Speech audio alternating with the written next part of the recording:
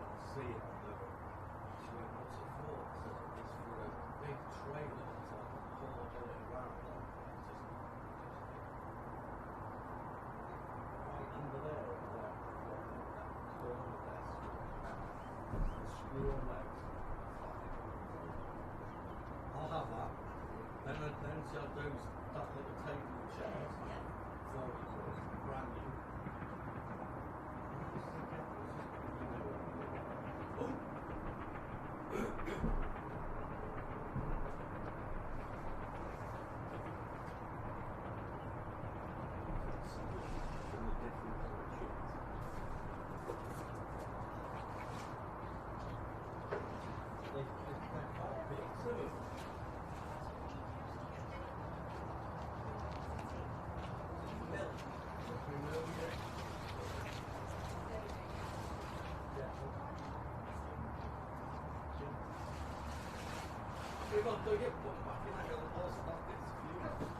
I was going to get them out, but look, we've got these.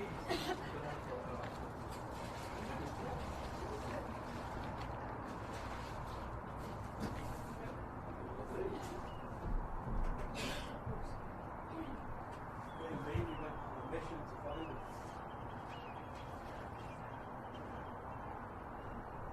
Right. It's good, isn't it? I remember that. That was my nana, isn't it? You know my nana? Pink.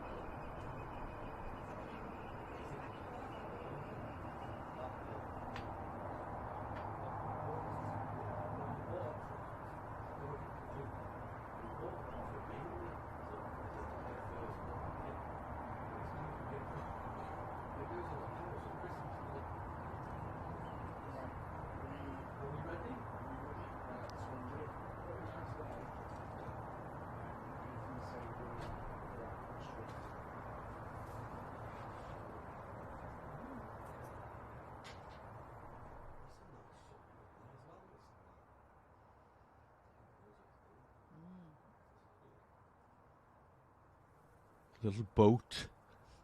Little boat.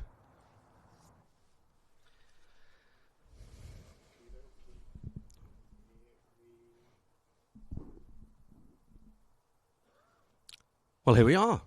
Good morning. Good morning. Becca Roberts, Becca Lloyd, my sister and most fantastic human, who is the proprietor, owner and runner of Cafe Dotty. And welcome everyone. This is our first interview today. Absolutely thrilled to have you here because you mean the world to me. And let's sort of start by unpicking your journey into Cafe Dotty. How did that come about? So as you know, I grew up in the village of Trevu, lived there all my life, and used to walk past those shops and dream of having one day. But there was a few opportunities along the way, and it just wasn't the right time. And yeah, I just believe in fate, and that it's brought me to there now at the right time for me. You know, I've had my own personal battle with mental health. Still suffer these days, you know, even to this day. We all do. Anxiety, depression. You know, I was suicidal at one point. But thanks to people like Conwy Mind, with the great help and great GP in Llanrwst, somehow I've managed to stay afloat and keep pushing forward. And it's not easy some days, but you just do it.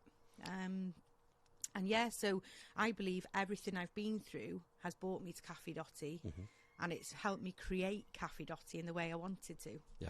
If that makes sense. Absolutely. Yeah. It was like seeing someone run with a torch. It was good. I mean, you know, everyone got involved, all the family rallied round you. I was kind of away a lot of it, and I do apologise. We have been there quite a bit since. Yes. But no, it's. I think that is testament to your zeal for life and the way that you can kind of just get that kind of feeling of what community is about. Yes. What otherness is about. You know, celebrating each and every person in that community, and I know that's a strong point about what you do and what the cafe stands for. Yeah, that was my ethos in my business plan. You know, it was all about the community for me. It was never about having a you know, famous business with making millions. I'm not all about money at all. I'm not materialistic in any way, shape or form. I'm all about people. I love people. I love people till I can't be around people, if that makes sense as well. Have to look after my own mental health there, whereby, you know, it's very sociable, my job. So 6 days a week I'm in that cafe and I'm chatting away, and I love life, you know. Now it's I love connection. So for me, connection creates community. And I think that's what we've created in Treview. We've created a village hub. You know, we've got amazing people in that village. You know, the likes of Madeline at the Butcher's, who's world famous for the pies and just being an all-round community being as well. And as you know, I started work for her at 13 years of age. That was my first job, and that's who I aspire to be like, you know, and just give back to people. Because for me, since opening the cafe doors, I've made lifelong friends. They're not my customers. I've adopted best friends and new mums and new grandmas and, you know, new granddads. Because as you know, my granddad and grandma aren't here. My poor Nine and Tide, not alive to see it. But I know they're watching over me. There's a little Robin Gork that comes every day for some crumbs after the scones are dropped, you know, and yeah, I know they'll be immensely proud of me for bringing something back to the village. I feel like it's getting back to the way it was when I grew up, you know, the old and the young together, and everybody just mucking in and having a great time. You know, we've had some fantastic times in the cafe already, and we aspire to continue to do that. You know, we've had the community Christmas lunch. We have monthly soup clubs becoming salad club this month because it's too hot for soup at the request of the customers. So yeah, it's just something beautiful.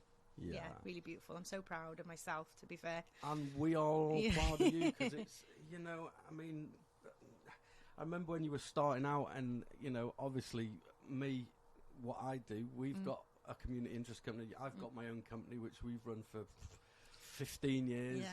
And we was going, look, you need to, it's the long haul, you know, after 7 years, if you're still going, you've got something. And it's so hard, particularly when you're working with your partner, life partner. And, you know, it's very, very difficult to find your own space and your own room. And I know you do things on your own and go off on little adventures and things like that. And, you know, a bit of wild swimming. Yeah, so that's key for me, I think, is the stillness away from people. So the cafe is all about, you know, putting on that show from 9:30 in the morning till 4 at night, which can be exhausting. You know, some days we don't get a toilet break. Some days we don't get anything to eat. We grab a quick coffee. So, yeah, for me, it's about utilising that day off or evenings when the weather's like this. Get out up to Gaerionnydd Lake and, you know, one of my favourite places, and either have a good walk or you know, just sit and chill and have a swim. For me, it's just with my brain, because it's constant. It never stops. With my anxiety, I'm always thinking, oh, what if this, what if that? You know, it's challenging. But when I step into that water and I walk in, a lot of people have said to me, how do you just walk into cold water? You don't stop, you don't shiver, you don't do this. You know, you see a lot of people screaming and shouting and going, you know, and I don't do that, because for me, it just washes over my body and it stops my brain for 2 seconds. And it's the most important 2 seconds of the week. So I try and do it weekly if I can. But as you know, family life and everything else gets in the way sometimes. But yeah. It's really important for me, the wild swimming. It's something along with breath work, you know, therapy. I've done a lot of work on myself. As you know, I don't drink alcohol anymore. That was a massive game changer for me. With my anxiety levels, especially. I just got to a point where I loved going out for a few drinks with the girls, but I'd have a week full of anxiety. 20-fold of my normal anxiety levels, you know. And I just thought, this isn't right, so I just quit the alcohol.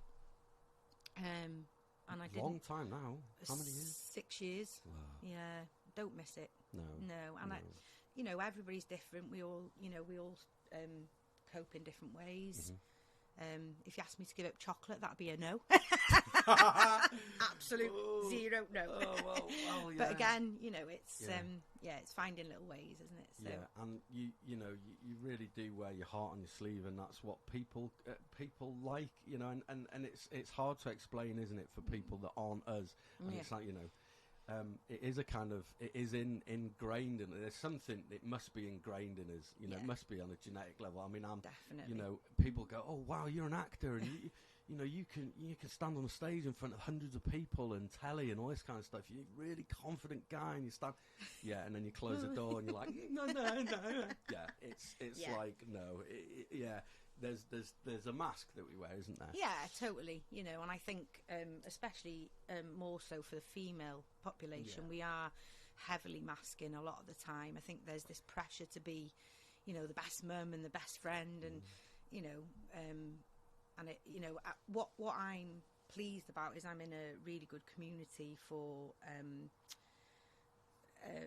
mental health online as well. So there's a group called NACOA who I heavily are involved with. So it's the National Association of Children of Alcoholics. We've had our own, you know, family sort of thing with that, and there's just a great community of people there that are from all walks of life. But what's beautiful is they all come together and they celebrate each other. And you know, we've done some great work where we've done like inner child work, and you know, it's just incredible where you can look back and go to little me and go, oh, come on now, it's all right. You know, and it was just beautiful. It was a beautiful type of therapy.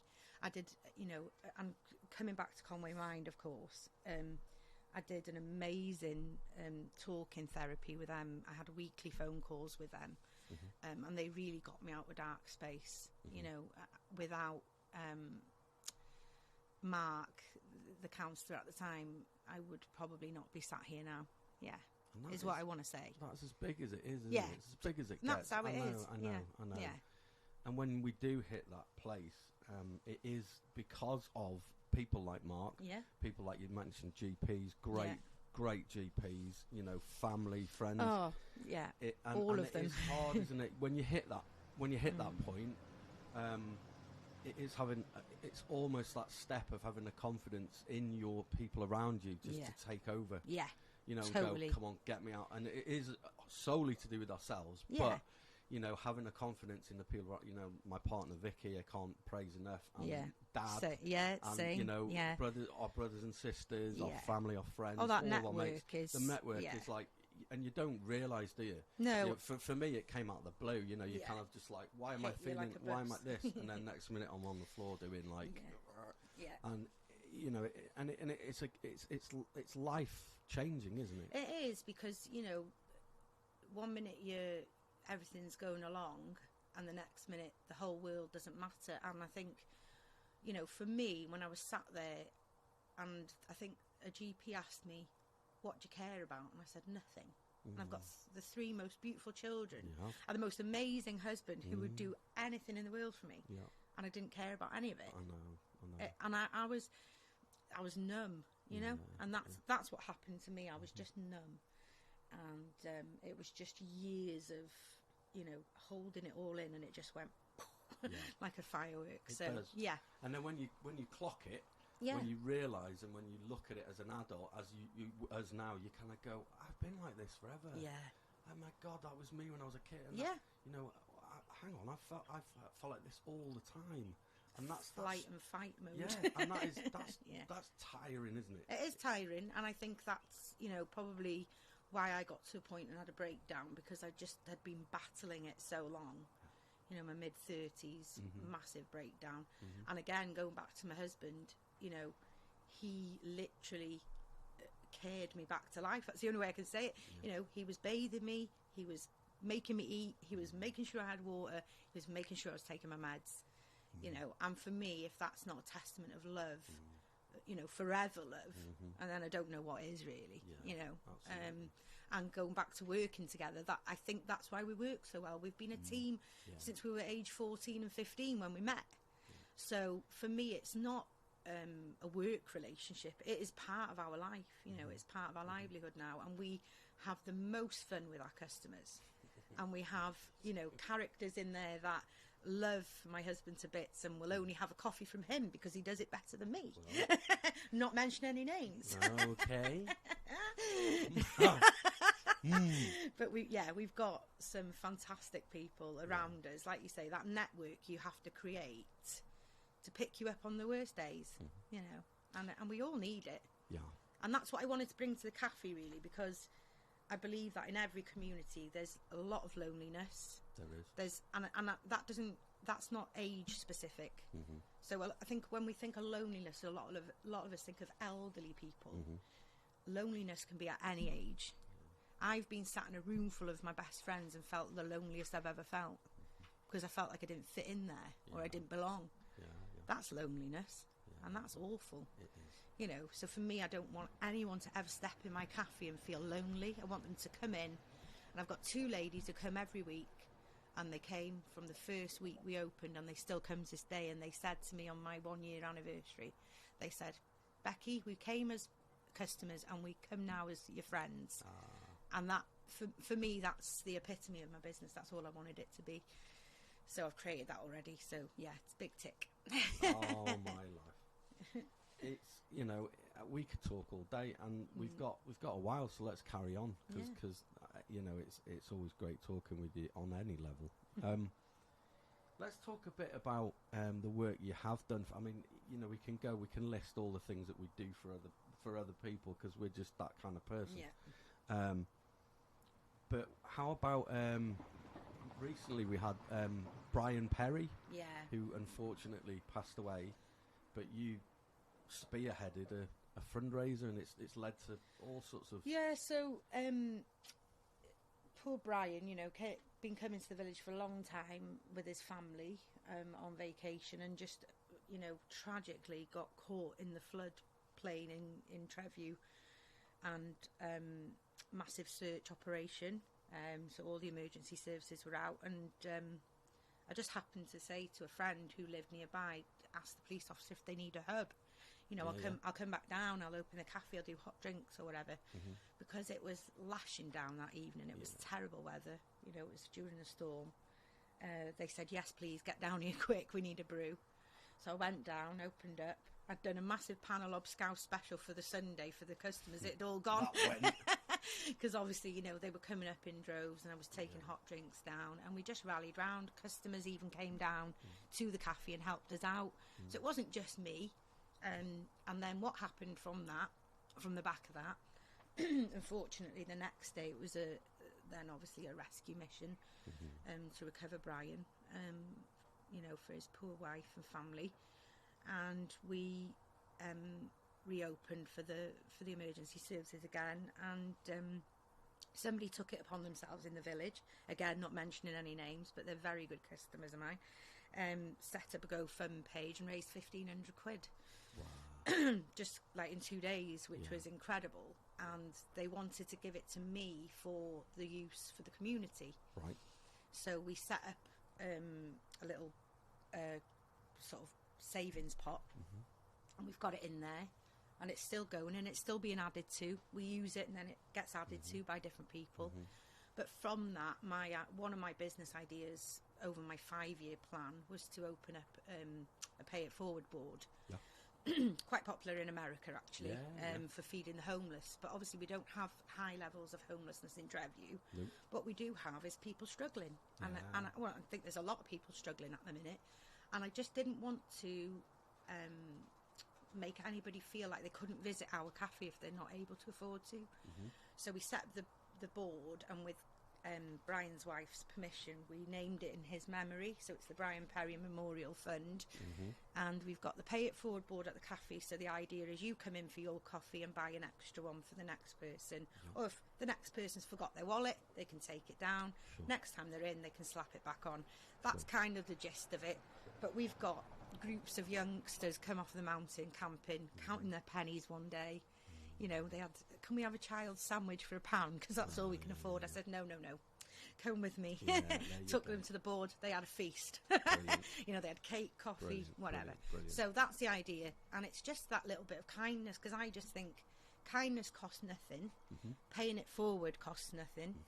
So, and that's just how I am. And if you know, people get me wrong quite often because people think I'm confident. People think I'm bolshy. People think I'm quite defensive and quite aggressive. I'm not. I'm passionate. That's what I am. Yeah. And if you've got me wrong, then just tough, you know. Because if you actually came to get to know me, I'm the most genuine, kind-hearted person you'll ever meet, and I would literally drop everything I'm doing for you. So I think, you know, again, a lot of it can be an act. You know, if I'm feeling a bit prickly, it could be a you know, defensive mechanism perhaps. But yeah, so the Brian Perry Fund is there, and what we do, so we have the Pay It Forward board, and then once a month, as I said, we have soup club or salad club. We may even have fish and chip club. We don't know yet. We're having constant changes of ideas. But the idea of that is last Wednesday of every month, we invite the community. There's no age limit to that. Anyone can come, and it's just a freebie. So they get a soup sandwich and a roll and a cup of tea. They get, you know, this month we're doing salad, so they're going to have salad, new potatoes, ploughman's salad they've asked for, ham and cheese, you know, all the chutneys. I said they can have some Lenjo's picklings. Oh my God. Lenjo's picklings, Dad's famous pickles, who we all get at Christmas. Yeah, Dad, bless him, he was 80. It was 81 now. Yeah, he is 81. Yeah. But every year we have Lenjo's pickles, and they've become world famous in our house. But they are the best pickles. They are. And again, that's another thing which makes us all happy and helps us share in each other's kind of little spheres of doom. Yeah. Because around Christmas, it's, you know, another dark time for people. Yeah. But we do have a great time, and yeah, you know, it's all about that, and that is absolutely incredible. Obviously, this all comes from a real kind of entrenched soul which you have, which is a real kind soul, and that's gone into lots of facets. Obviously, like myself, you've been a community councillor.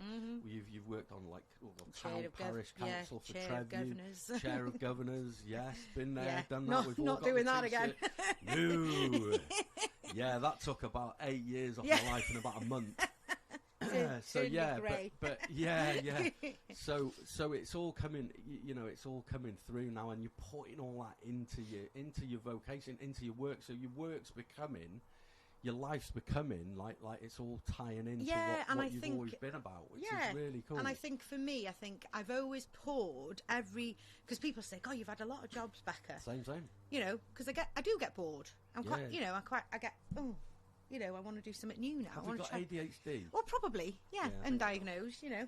But for me, I think they've all served their purpose. Yeah. You know, they've kept me afloat. They've paid the bills. Yeah. I've enjoyed some of them. I've hated some of them. Yep.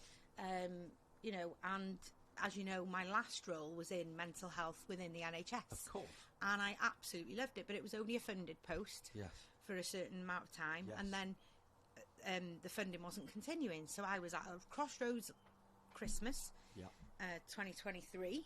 Yes. And I thought, oh, what am I going to do? And then the cafe lease came up. And I just went for it. Yeah, you did. Because and we were all like, this is going to be absolutely incredible. Yeah. And I hope she's going to be all right. Yeah. And you are. Yeah. Which is great, because of course you would be. But you know, and combine that skill, because you're a very good baker. You're a very good cake maker. Get that off 9 each land roast. You do get that off 9 each land roast. Yeah.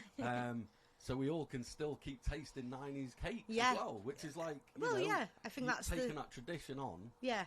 I think I've always loved to bake. As you know, I had my own cake company for a while, and whilst I enjoyed every minute of it, the big celebration cakes gave me the worst anxiety. Of course. Especially the wedding cakes. It's a show, isn't it? Yeah. You're putting a show on. And it was just making me more poorly, to be honest. So I just thought, you know, this is ridiculous. I'm not doing it anymore. Yeah. And now I just love the fact that people come in for, you know, my cake, my scones, all 9 recipes, you know, handwritten, her beautiful scribe off Auntie Tina, you know, and I love that. Another great cake. Yeah, very good. Christmas cake, Auntie Tina, this year, please. So I think I'm just carrying on that tradition in my own way, because I think Dad shared with me that years ago, Nine would have liked her own cake shop, but they could never afford it. So, and I never wanted a cake shop. That was not something I wanted. I wanted a space. Yeah. I wanted a community space. Yep. And what my job in the NHS taught me was, when we did a lot of work with the community young people, they said that their communities were missing a safe space to go to. Yeah. So I knew I needed to create that in the village, really. Yeah. And it's not really worked out for the youngsters, I think, because they're all, you know, they're on a different level now. They're on their phones, or they're, you know, they do, and they're all busy, you know. But I do hope in the future that maybe, you know, we could have like a late night pizza night, and they can just hang out at the cafe. Because for me growing up, we used to go to Can Roost and hang out at the cafe, you know, have a milkshake, go swimming, and it was just a cool thing to do. So I want to bring that to the village as well. But I think for me, the target audience I needed to reach, I've met. Yeah, you have. And you know, they're my family now, and I have to take care of them, and that's all I want to do. And I'm at my happiest when I'm taking care of people, if that makes sense. So but I also know I have to take care of me now as well. So it's finding that balance, isn't it, really? You're right. You do. We do spend so much time nurturing other people, and then all of a sudden you go, hang on, but what about me? So my new motto for life is work hard, rest harder. Because you heard it here first. Because for me, shutting off is hard. It is. You know, it takes me a few days to properly shut off. So yeah, just booked a 10-night Tenerife holiday. So I'm just literally going to lay in the sun with a book. And you like to travel? Oh, I love to travel. Yeah, we do like to travel. Brilliant. Yeah, we have been random. I know you've been. Yeah. You've been Albania, Sounds Thailand. ace. Yeah, it's all good. But again, I'm a you know, home bird. Yeah. Love home, and you know, nowhere's as good as home. At the end of the day, you go away, but you always come home to your roots, don't you? So and my roots are in Trevi, and I think, you know, the dream now from the business is to just make enough money to get back there to live. Really, I'd love to buy a property in Trevi and be back there for good. You know, because I just love it there. It's, you know, it's my life. You know, my Nine and Tide were up the road. I was so lucky. We had, you know, Cravnat and Geirionnydd Lake as our back garden. Yeah, it's a beautiful spot. People come from all over to travel there now, and we're just like, we just used to nip up and have a swim every day at some holidays, you know. So lucky. Yeah. Incredibly lucky. Well, we are lucky to have you back because you're an absolute inspiration. Get down to Dottie's Cafe in Trevi. You'll find more love than you can find anywhere else on the planet. And great coffee made by Becca. Not Arwell. Not Arwell. To be fair, no, he is a good barista. He is a good barista, to Give be him fair. that. He is good. He is good. Well, we've got some more people coming to speak to us any minute, so you might as well get back to the cafe. Yeah, You're but open now. Archie's at the stove. Yeah. Come on. Thank you so much for Thanks being for having here. me. And it's been, you know, it's just great to chat. Yeah. Just you know, we could just sit here forever, couldn't we? Sod the kids. Sod everyone else. We're here. Just have a day off. Well, look By at the it. sea. It's I know. Conwy. It's beautiful, Yeah. isn't it? I love Conwy. What a Really great pretty place. spot we've got here. We are spoiled, aren't we? Yeah, very spoiled. The oyster catchers cheaping away and everything. Well done. Speak to you soon. Yeah. And well, you've got Buddy later, haven't you? Yes. See? Yes. So yeah, Buddy's our son, not our dog. Yeah, we're having pizza night, I believe, Yay. with Vicky when she gets I'll be back. here. Yeah, so we'll be enjoying pizza When you without see you. Vicky later, she'll be doing a lot more of these, so I can get my head down. And come back up You'll be again. having sleep here. Yeah, well, that's always it's good, isn't it? Yeah. You like it? I love it. Do you like the asters? Yeah, I love that. Yeah. Really pretty. Well, you see, it's the it's the Mochtra way. Becca Bach, thank you very much. Diolch yn fawr iawn, and we'll see you Croeso. soon. Diolch. Cheers, Matt.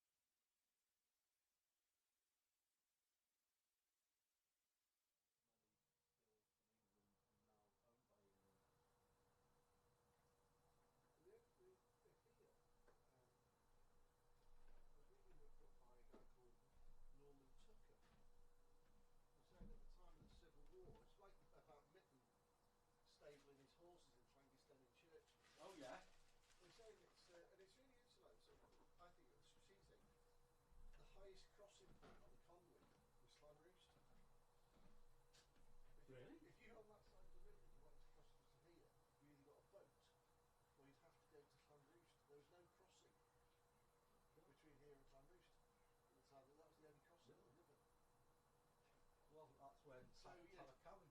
Travelling along the coast Yeah. was just like, well, it just didn't happen.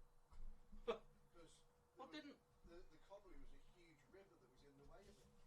Didn't, well, yeah, of course. Yeah, I remember reading it thinking like, yeah, that's quite profound really, isn't it? It's sort of, Yeah.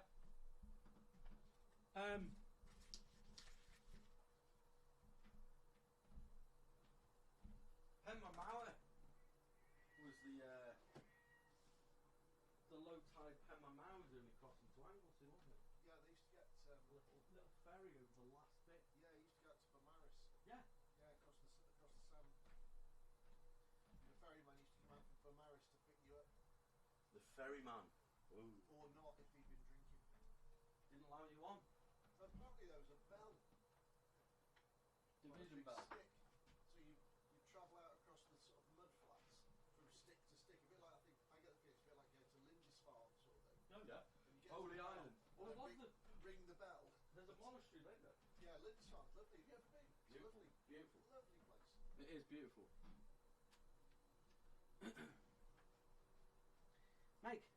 Mike Leary. I don't think there's going to be much in the way of rip-roaring sailing today. No, not really.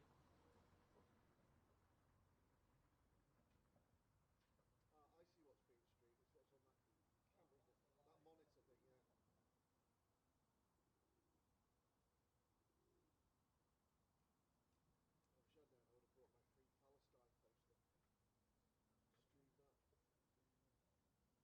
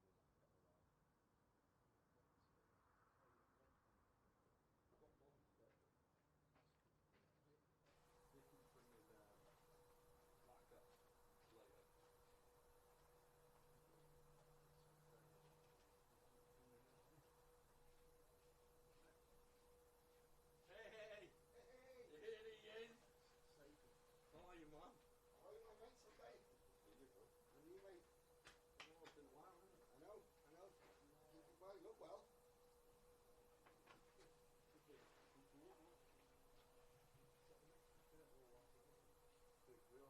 The live streaming. Good, good, good. It's all pointing that way. Yeah. Come in, come and have a sit down. We'll chat. So we've been at a state, I know. Wow. It's all free and easy. Here's the instant. Hey, look, they're all coming now. We've got celebs now. We've got everyone. Say that height, say that height. He's all right there, isn't he? Ah. Great. Yeah. How are you? Fancy, mate. Right, innit? Cozy, yeah. Have a day for it, innit? Lovely. It's going to be busy. Don't you shift my goals a little bit.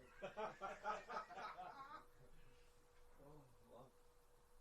On the motorbike after this. Oh, yeah. Have you brought it down?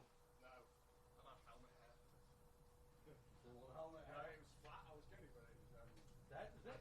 ridden it for 6 months. Oh, God. Left it on charge. I was going to say, I hope you give it a bit of a test then. Yeah, I'll take it nice and slow. And then about 50 outlaws on their Harleys from roaring through the bay. Really?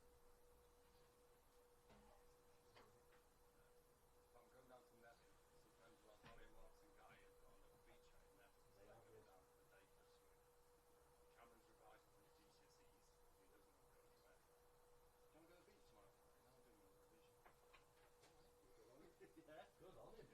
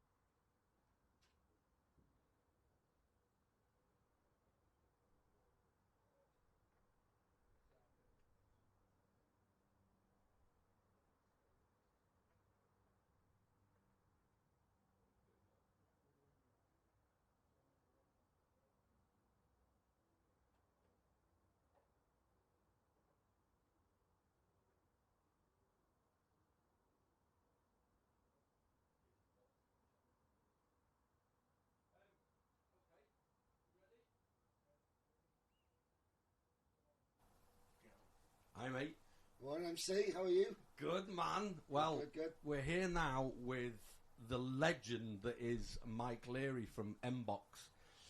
We go back a long way long time, in yeah. the boxing fraternity round here. We do. A bit of perspective.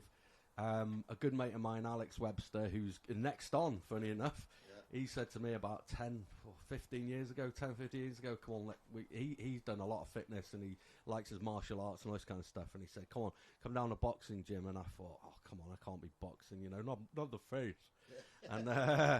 And I was, because what you think of as a boxing gym, you think, I'm going to get my head stoved in here. But completely opposite. Exactly. It's totally opposite. And before we start, I'd just like to say, I would recommend it to anyone. It is the best fitness you would ever do, mental and physical. And you've set up on your own now as well, and a resounding success in the area. Yeah, it's going well. MC. I decided just under a year and a half ago to part company with Different ABC. Who were part of my life from when I was 11 years of age, when I first walked into a boxing gym. Yeah. And exactly what you spoke of just then, the trepidation, the nerves of going in, seeing all these big fellas hitting the bags, and it is quite intimidating. It is. Once they know that you're serious about something, they welcome you in, and it's just one big family, and that's exactly Different ABC was that to me. Yeah. And so the 60 odd Welsh champions we created, both myself, Wesley, and all the other coaches. It was a fantastic time. But it came to a part of my life where, at the age of 55, that was hard to believe, I thought, let's give it a go. Let's give it a go. Let's do something in Llandudno. And so I went and had a word with Jane, the manager of T Hapus in Llandudno, and all went from there. We set it up, and your good lady's been a few times. She has, Ricky. She smashed it up. Yeah. Oh yeah, I know. I mean, again, you can. I can't stress enough for my physical well-being and my mental well-being.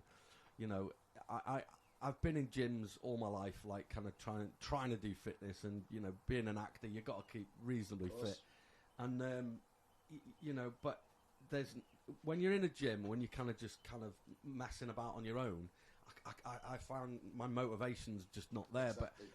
But having you as a trainer, and I'm not blowing smoke up you now, but it just gives you that kind of you're almost like the voice in your head, because you're so intense and you're so focused. You need that kind of reasoning and that kind of push, Exactly. which is what you do, and it's done in a way which isn't it isn't like, I don't know. It's a very specific technique, and of course you've trained a lot of people who've gone on to be very, very, very good boxers. Exactly. Point in question is, tonight we've got a massive. Huge. Jerome Warburton's going for a British title tonight. The bread maker. Is Is fighting for the middleweight title tonight in the Copper Box Arena in London, and we couldn't be.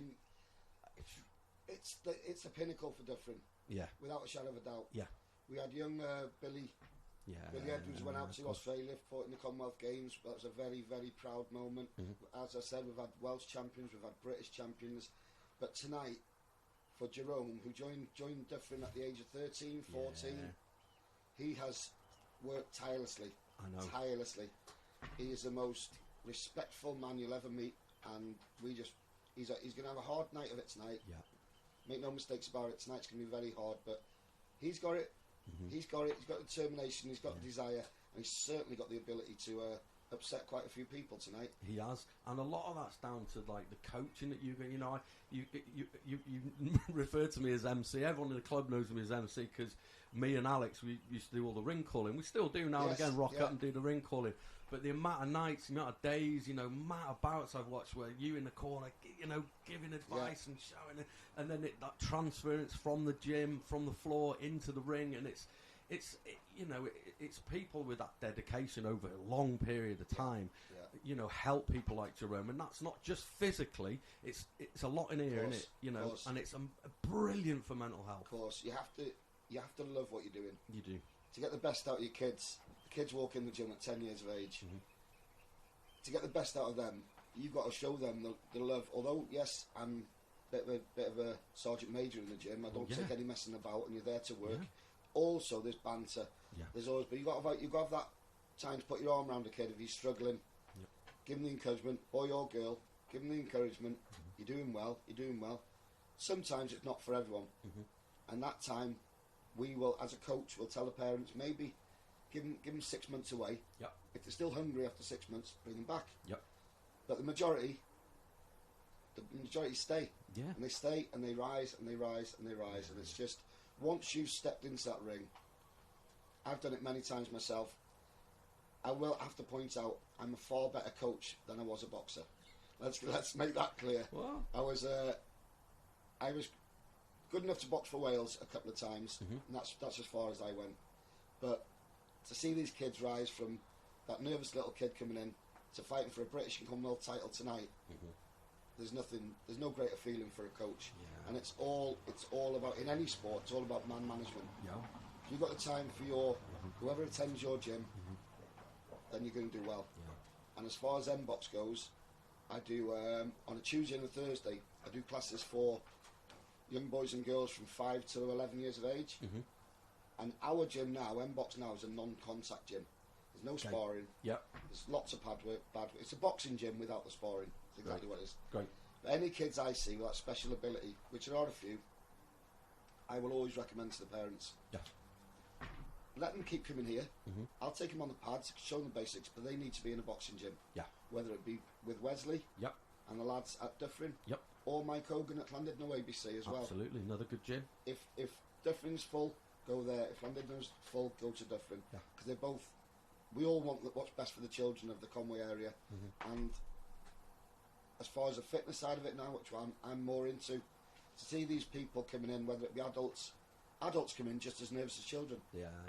But as soon as the other girls and lads welcome them, tell them they're doing well, point in the right direction, they're away, and they're part of the M-Box family then. And once you're in, that's it. And it is a big family.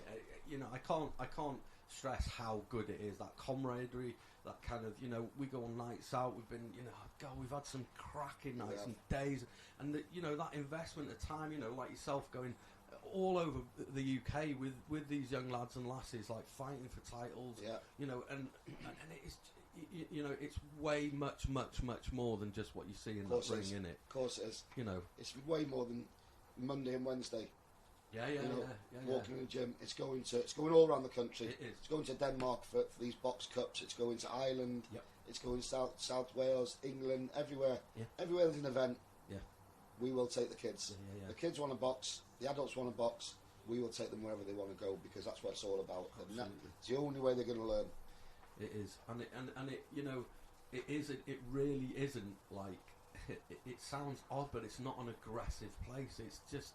It's the complete opposite to what you would think. It is. You know, and if anyone does get a bit, you know, they fancy themselves a bit big for their boots, you know, you just put them in with a bigger lad for a bit. They'll soon be humbled. They'll soon be humbled. And we've all done it. I think I put online the other day, remember when we were up above in Station Road above the bookies? Yes. And that tiny little ring up there, and I came in and I was like, what? And it was Alec. He went, go and have a spa. And I was like, I'd only been going about 2 months, and you know, oh god, all right, I'm going in the ring, and here we go. And Jerome, you know, he's 14 years old, and he cracked me, and I got split there, like this little guy, and I was like, back up, he's 14, I'm like 30, I can't hit him, he's a minor. But then once he's cracked you, you're like, oh my, and I couldn't hit him anyway because I couldn't even catch him. So you know what I mean? It's just one of them where, but you want them to do well, and you want to see these young people do well, and older people, you know, inspired by people in the 50s coming in, women, men, whoever coming in, and just fitness, getting it out, and it's so good for you. You know, I used to think of it as like you only need like 45 minutes, an hour. That hour of solid, like blowing out your arse. Yeah. And you go into that kind of space, don't you, where you are, and you see why are they counting? Why? And I used to think, why do we count stuff? And if you can be at that level of exertion, high-end exertion, but still keep your head. That's what it's about. It's what I got taught by yourself. Exactly. You know, I've got to think of my breathing. I've got to think, you know, I'm counting. How can I count? And I've got to know how many seconds are left. And that, it's all part of that thing where that's that gamesmanship, that sportsmanship. Exactly. It's Exactly. fascinating. There's a psychological Of course, thing. it's controlling your mind, Yeah. controlling your breathing, Yeah. and you pick yourself. Yeah. If you come on the pads with me, first time you come in, without trying to sound, I'm not trying to sound No. big head or anything. You may last one round on the pads. Oh. Within a month, you'll be doing 2-3 rounds on the pads. Yep. And that's what I will always tell you. Remember 3 weeks ago, I said, Mike, I've got to stop. Yeah.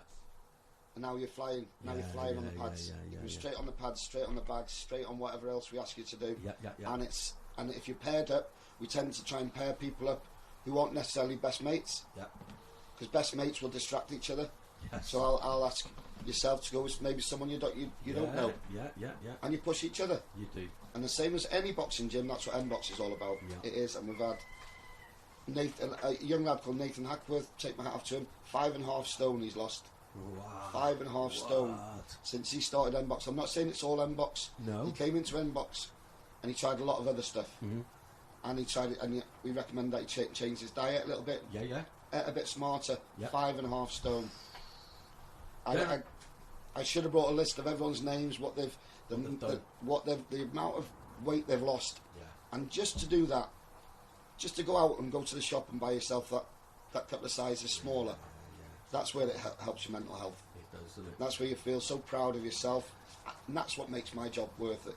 Worth it, because you're never going to be a millionaire doing what I do. Oh. But you don't do it for that. You don't. You don't do it. But you are a millionaire because you wouldn't change that. I wouldn't change it for anything. Okay, we might for £1 million, but, Yeah, but yeah. do you know what I mean? It is one. Again, we had my sister was here just earlier, and she's opened Dottie's cafe in Trevu, and we do talk about this kind of, cut from the same vein where you're doing it somehow for the greater good. That's what it's ingrained in you. Yeah. It's just, you don't know why you do it. You just go, well, I've got to help this person. And for me, again, I'll go back to the fact that boxing helped me so much, physically and mentally, helped me so much, and I still haven't found anything as good as it for fitness. It is just, it absolutely belts you. I've been throwing. I mean, it sounds grim, but a point of you're throwing up, you just don't know where you are, what you're doing. Yeah. But the next time, that conditioning and more and more and more, it's just like to drop weight, to feel good, to feel confident. It is. There's nothing better for me. Just like as you just said with the, it's knowing your limits. Yep. And listening to your coach. Yes. Listening to coach is vital, because I have new fellas coming in NBox. Yep. And they think they've got something to prove. And then I'll turn around and they're drinking half a litre of water. Yeah. I mean, trying to say, please don't drink that much. Tiny sips. And then 2 seconds later, they're heading for the door. Yeah. Because they can't hold that much water down and start again. You can't. That's one of the first things you learn. Yeah. And they'll learn it the hard way. They will learn it the hard way. We've all been there. We've all been there. We've all been Mike there. Leary barking at you while you're over the barking. Oh, there's an image. Yeah. No, absolutely. Where do we go from here? Is it sort of you're at Tea Happy? Yes. And you're happy there. I love it. You love it there, and it's a great facility. Exactly. It really is. Exactly. Have we got an investment in there? Have we got a bit more in there? I can't remember. Did they go an uplift recently, or at the moment they're looking for funding for it? We're always looking for funding for Tea Happy. They're desperate for a new roof, desperate for new gutter in. Okay. So we'll do some charity events, and hopefully get some money for them, because without Jane, myself and Jane spoke about this about 10 years ago. Yes, of course. She said, why don't you come to Llandudno and try something with the kids and everything. I stuck with Dyffryn. Then the way I worked it with Dyffryn was what I call my boys from the age of 10, they were all going off. Whether they're going in the army, on the turbines. And it came to a point where all my boys had flown the nest, if you know what I mean. Yeah, of course. And before I started thinking, I can't go another 20 years with this kid, and I thought I knew I had to do something on my own. So it was a huge amount of regret, because Wesley's like a brother to me, and Dyffryn's a club I love. It started in Llandudno, now it's in Colwyn Bay, and I absolutely love Dyffryn ABC, but I do. Ignore me. It's hard to ignore you. You're like 6'8". You're a big lad, yeah. And you're walking round. Having Are we having problems. technical issues? What is it? Something we can resolve? Yeah, I don't want to break your flow. Well, we're We're all all right. good, yeah. We're good. We can just chat away. What's happened? Has the mic dropped out? Yeah, but it's fixed now. Mike's mic. Push that other one out of the way. There you go. Good. Did we lose a lot of that then? No, we had it all. It was just really quiet. All right. Oh dear. That's fine. Mike, quiet. Yeah, I was going to say, yeah. Mike, quiet. What? I heard him. You all right? I was listening on this You're listening on that. over there, and I could hear that he was quiet. Oh, okay. I am a quiet guy, Al. Hello, yeah, I could still hear you. What- I'm still covering my ears. How is that? Is that a bit better? Yeah, it's fine. Okay. Well, there we go. We dropped out for a little bit there, but that's We're fine. back on track. Well, we're back on track. I've been given a list of things to ask you. Funny stories, inspiring moments. What's that about? Funny You got stories. Funny stories? I think if I can cut to the second part, the most inspiring is obviously Yeah. tonight. Yes, of course. Of course Tonight. it is. I'm here, yeah. We keep harking back to that, but it's the greatest thing that's ever happened to stuff from ABC. It is. And the most inspiring thing for me is to see a young 14-year-old lad sat on the stairs of the gym, Yeah. asking if he can come in. Yeah. We finally allow him in, and he goes on to do this. I know. So what can be more? What bigger reward can you get than watching Jerome tonight? And, let's not take away how much of an impact you've had on that, and to inspire more kids Course. to do the same. Exactly. You know. Exactly. If Jerome can do it, we can all do it. We can all do and, it. And Jerome would be the first person to say that. Yeah, he is. The most humble man you'll ever meet. He is. And He's a great lad. yeah, as far as funny stories go, there's too many to mention. Trust me. Before the watershed. Trust me, you're getting a 7-seater with Wesley Jones and drive to South Wales. Oh, I was like Leo Sayer before I joined different ABC. Wesley Jones is without doubt the worst driver you'll ever meet, but he will contest that without doubt. But we've had many a laugh, Yeah. many a hard time where we thought our boys have done well and they just haven't got the rub of the green, they haven't won. But same It's as always any, hard away, though, isn't it? same as any sport, Yeah, you got hard to take away. you got to take the knocks, Yeah. and you come back stronger. We'll be watching tonight, though. We will. Mr. the bread maker, which Bread we all maker. named down Warburton. I mean, come on. Yeah. He needs backing now. Yes, doesn't he? exactly, He exactly. needs to be there. He'll be there. You can see it. You can see it. Come on, Warburton. Come on, Mr. Warburton. Come on, Mr. Warburton. Support Jerome. Support Jerome. Exactly. Yeah, he's got the blooming name, man. Absolutely. What? I mean, what do we do now? Do we think about? Is it just Llandudno for yourself, or is it kind of? Do you see it as a franchise? No, not or is really. It just, no, no, just local. no, just local. I'll Yeah. stick to Llandudno and stick Yeah, with Tiapis. If somebody, I can honestly, hand on heart, say if someone says I've got a unit there, why don't you go and have that? I'd never leave Tiapis. No, yeah. 'Cause they've opened the doors for me, Yeah, sure. and they've looked after me and really treated me really well. And I can't thank them enough. So Brilliant. Well, that means we all need to get behind that. Then, Yes, don't we do. So if you're looking for fitness, if you're looking to improve your mental health, you're looking to just like get involved with a team of people, I cannot recommend boxing clubs enough. And Mike's the best around here. He's the best I've ever met. And I've trained in a lot of places, by the way. Yeah, I mean, thank you. I really have. When I'm on travels, when I'm going around doing, I toured as an actor for many moons of my life. And it gave me the confidence to go, right, okay, I'm going into, back alley gyms in like Leeds and Manchester and, London, like Lambeth Walk, all that lot, I've been in there, big gyms, big, like kind of like proper boxing gyms, good stables. And I've gone in there with me gloves, little fat Welsh why ginger not? lad, come Why on, not? here we go. Let's have it, and they've all open arms, everyone. It's like Exactly. a fraternity Of course it throughout is. Britain, Of course and it that's is. what's cool about it. It gives you that kind of license to go, yeah, I can train wherever, Exactly. and no one's gonna, No one's better. everyone's gonna help you. No matter what level you're at, Yeah, no one's better than the other person. absolutely. And that's what we instill into all our boys, whether they're boxed for Wales, whether they're boxed for Britain. If Joe Bloggs comes in, he's exactly the same. And all we want off you is what we've given you. You encourage that young kid Yep. to rise up and do what he can do, the best he can do it. And that's what every boxing gym does. It does. And that's certainly what M-Box does, because no matter what your shape, your size, no matter what you all come in, come through that door, because all it is about just getting yourself off that couch, come through the door, and I promise you, once you come through that door, spend an hour with everyone, you will come back. You will come back, and you won't regret it. And it is an amazing sport. It's amazing. I mean, you know, just to riff a little bit about the sport, because we've got loads of people coming now. It's brilliant. We've got loads of people we're going to talk to. But talk a little bit about the sport. I've been inspired, you know, like sitting at ringside, as we have for many, many bouts, you know, seen a lot. On an amateur, you know, so you're only looking at 3 rounds maximum. Yeah. But I mean, some of the competitions we've seen. I mean, some of those nights where you think you see someone and they're so on point, and they're so good, and they're untouchable. Exactly. And you're like, wow, and it is an art. You go, of course it is. You go, and it is an art form. Of course it is. It's beautiful. It's like ballet. It's like dancing. I mean, it sounds weird because it's a contact sport, but it is incredibly artistic. Of course it is. I've had chaps where they've come out, and what I always made a point of in Duffin is always, obviously, you know yourself, when the fight finishes, the opposing fighter will come over and shake myself and Wesley's hand and go back to his corner, and our boxer will do exactly the same. Absolutely.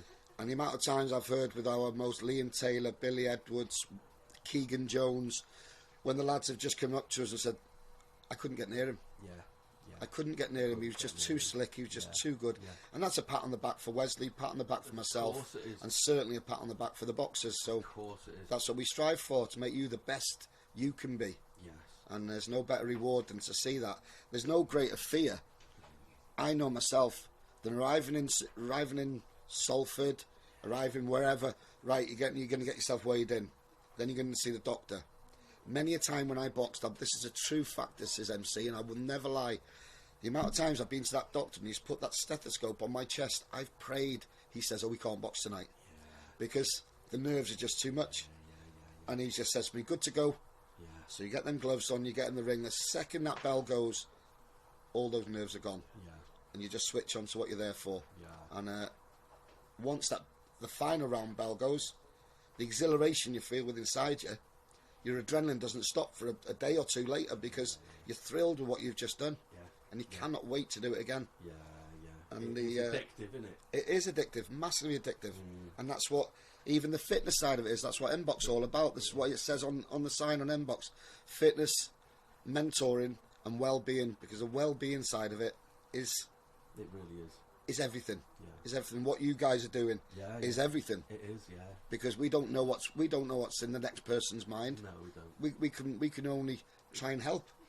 And what you guys are doing is absolutely phenomenal, if I may say. Well, it's all testament to us all doing the same thing. You know? Exactly, Mike, it's been an absolute pleasure speaking to you. Thank you so much, MC. Well, thank you for coming down, and get down to M-Box. It is a brilliant place.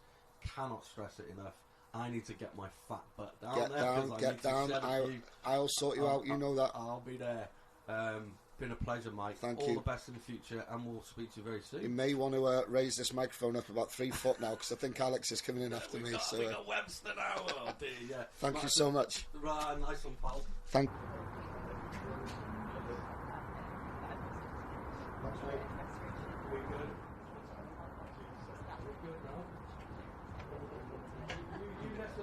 You been in makeup yet?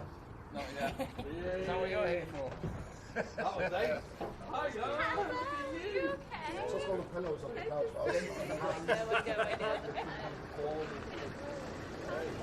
Good. Mike. Hi, Mike. Lovely to meet you. Alex, Abby, Tim. Hiya. Did you go alright? You can relax now. Yeah, he's ace. Got to live up to now. Yeah, I only noticed about it because I put the live stream on. It was just, it felt like it was on your mind. I've heard a lot about it. Fantastic. I mean, I could hear you. It wasn't like you couldn't hear what you were saying. It was just that your voice. The one, isn't it? Is the boss. Oh, typical when you stood out with chatting, not working. Stop doing it. Yeah. Thank you, sir. Cheers, mate. Thank you. Cheers, man. Hello.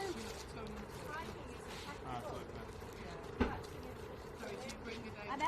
I'm like, what are you doing? It's supposed to be a live stream. You're on. Have a good mate. Enjoy the fight tonight, mate. I've been thinking of you. Let's hope he gets it. No, this is it. Hiya, thank you so much for coming. Yeah, you'll get it soon, the clip of yours bit, your bit. Yeah, we'll send them all through. Take care, mate. Take care. Where am I best? Shall I move my car? Obviously not from there. From there. Right, go. Where am I best? Where am I best? Shall I move the car? Go through the gate bit and park it there. Where's the gate bit? At the end. Yeah, give us the keys. It's such a traditional relationship. Stereotypical. I know. Well, My friends, and when I've adopted it, my friends like sort of like. It reminds Which me is too so, much of, like, what's her face? Theresa May Archetypal. It is. talking about bins. But No. when I don't want to do a job, I'll say to go. I just do it. If I can't reach it. about how it lasted till his diamond wedding anniversary. He didn't what, sorry? They were they were celebrating their diamond wedding anniversary. Technically, he agreed early on that small jobs from a wife, small problems from a wife, big problems from me. Yeah. Because she dealt with small problems I never. Yes, I saw that. That was yes. Yeah. Thank you very much. How are you, my dear? Yeah, yes, good. How is it? Thank you. Hi, Phil. Been here since early doors. Thank you. Have you even been on yet? No, not yet. You're looking very lovely. Are you going? I'm very hungover. No. What is a representation of the national trust here? I'm a little bit the same. Are you? Well, that's not a surprise for you. I'm just talking to happen. I could show you evidence. Invited out for a drink last night. I'm not drinking. I'm on air very early tomorrow morning. Some people have standards. Abby, that's how it should be done. Sorry. It's a typical standards. Shall I I? have no standards. Shall I talk to Alex while you've got just chill out? Yeah, I mean, I was yeah. Are you So- going to speak to Abby and Sim? Yes. Yeah, cool. When was the last? When did? Mike's just finished now. Great. Okay. So we're gonna have to like pace it up a bit because we're gonna have people. Whoever's at 9:30. It's all right. Steve, turn it up. It's okay. Okay. It's all good. That's the food. So. That Okay, I'll put that over here. Yeah. Come and have a look in. Come and have a look in. You've not been in this yet? Yes. Yeah. Do you want to have a quick?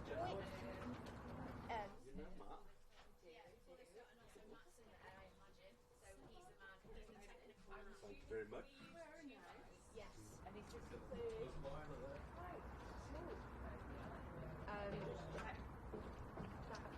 I don't know.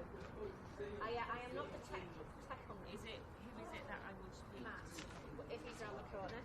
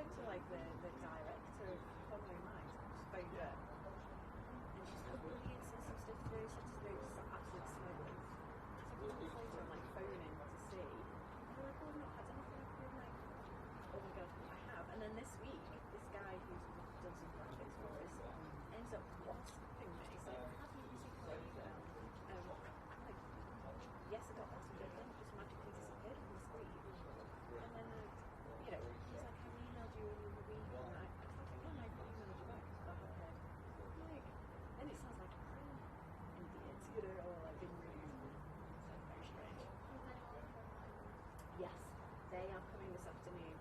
So they've got 2 spots this afternoon to talk about minds and stuff, and then there's bucket collectors this afternoon. Oh, nice. So yeah, it's really cool, isn't it? This is the thing about the show. When I was looking at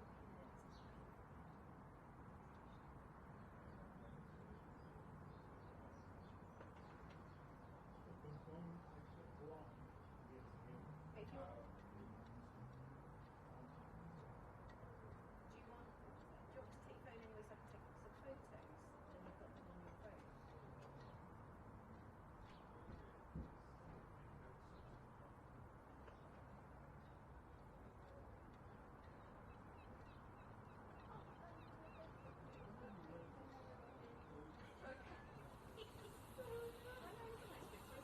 want to take your phone anyway so I can take some photos and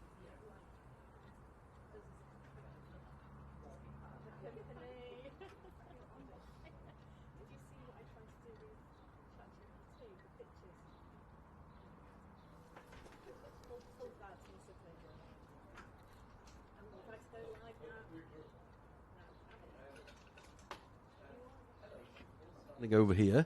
Would you mind just getting off the platform? Would you mind just getting off the platform? We've got a big wide shot that you're stood in. Thank you very much. So are we live on mics? We are live on mics, which is kind of fun. Where's Alex's thing? I must have an Alex's thing. Alex Webster, Scrub Life. I did. Mike's alive, but we're not in vision, which is good. Matt's just checking shots. We're here now, live with my best man. What? Oh, yeah. Right. Are we settled? Oh, the speeches. Are we good? Thank you, and welcome back. Here we are in the Pig Pod again on Conwy Quay in streaming for Mind. We've got another 12 hours, 58 minutes and 40 seconds. We've spoken to some ace people already this morning, but we're here now with the man himself, Mr. Alex Webster from Alex Webster World, the Alex Webster Restoration Emporium, etc. Good mates. Yeah, it's good to see Mike then as well. Great to see Mike, wasn't it? Yeah. Jerome, big night for him. Yeah, can't wait to watch that. It's going to be a good one. So we go back. We were in school together. I started working with you when I was about 14, 15 in your garage with your old, in the shed in the back of your man's house. Yeah. And we've worked together ever since, really, haven't we? Yeah. And we've done a lot of stuff. But we're here today because you've done an awful lot with other people with regards to the community. You're a trustee now at Youth Sheds. Yeah. And you're a kind of a person that kind of helps a lot of people. I think I'm just in the community, aren't I? I'm just a constant on the high street of Colwyn Bay. You are. So I get to know everybody. That's what it is. You're like a real life kind of, I don't know. You're like the care in the community that no one pays.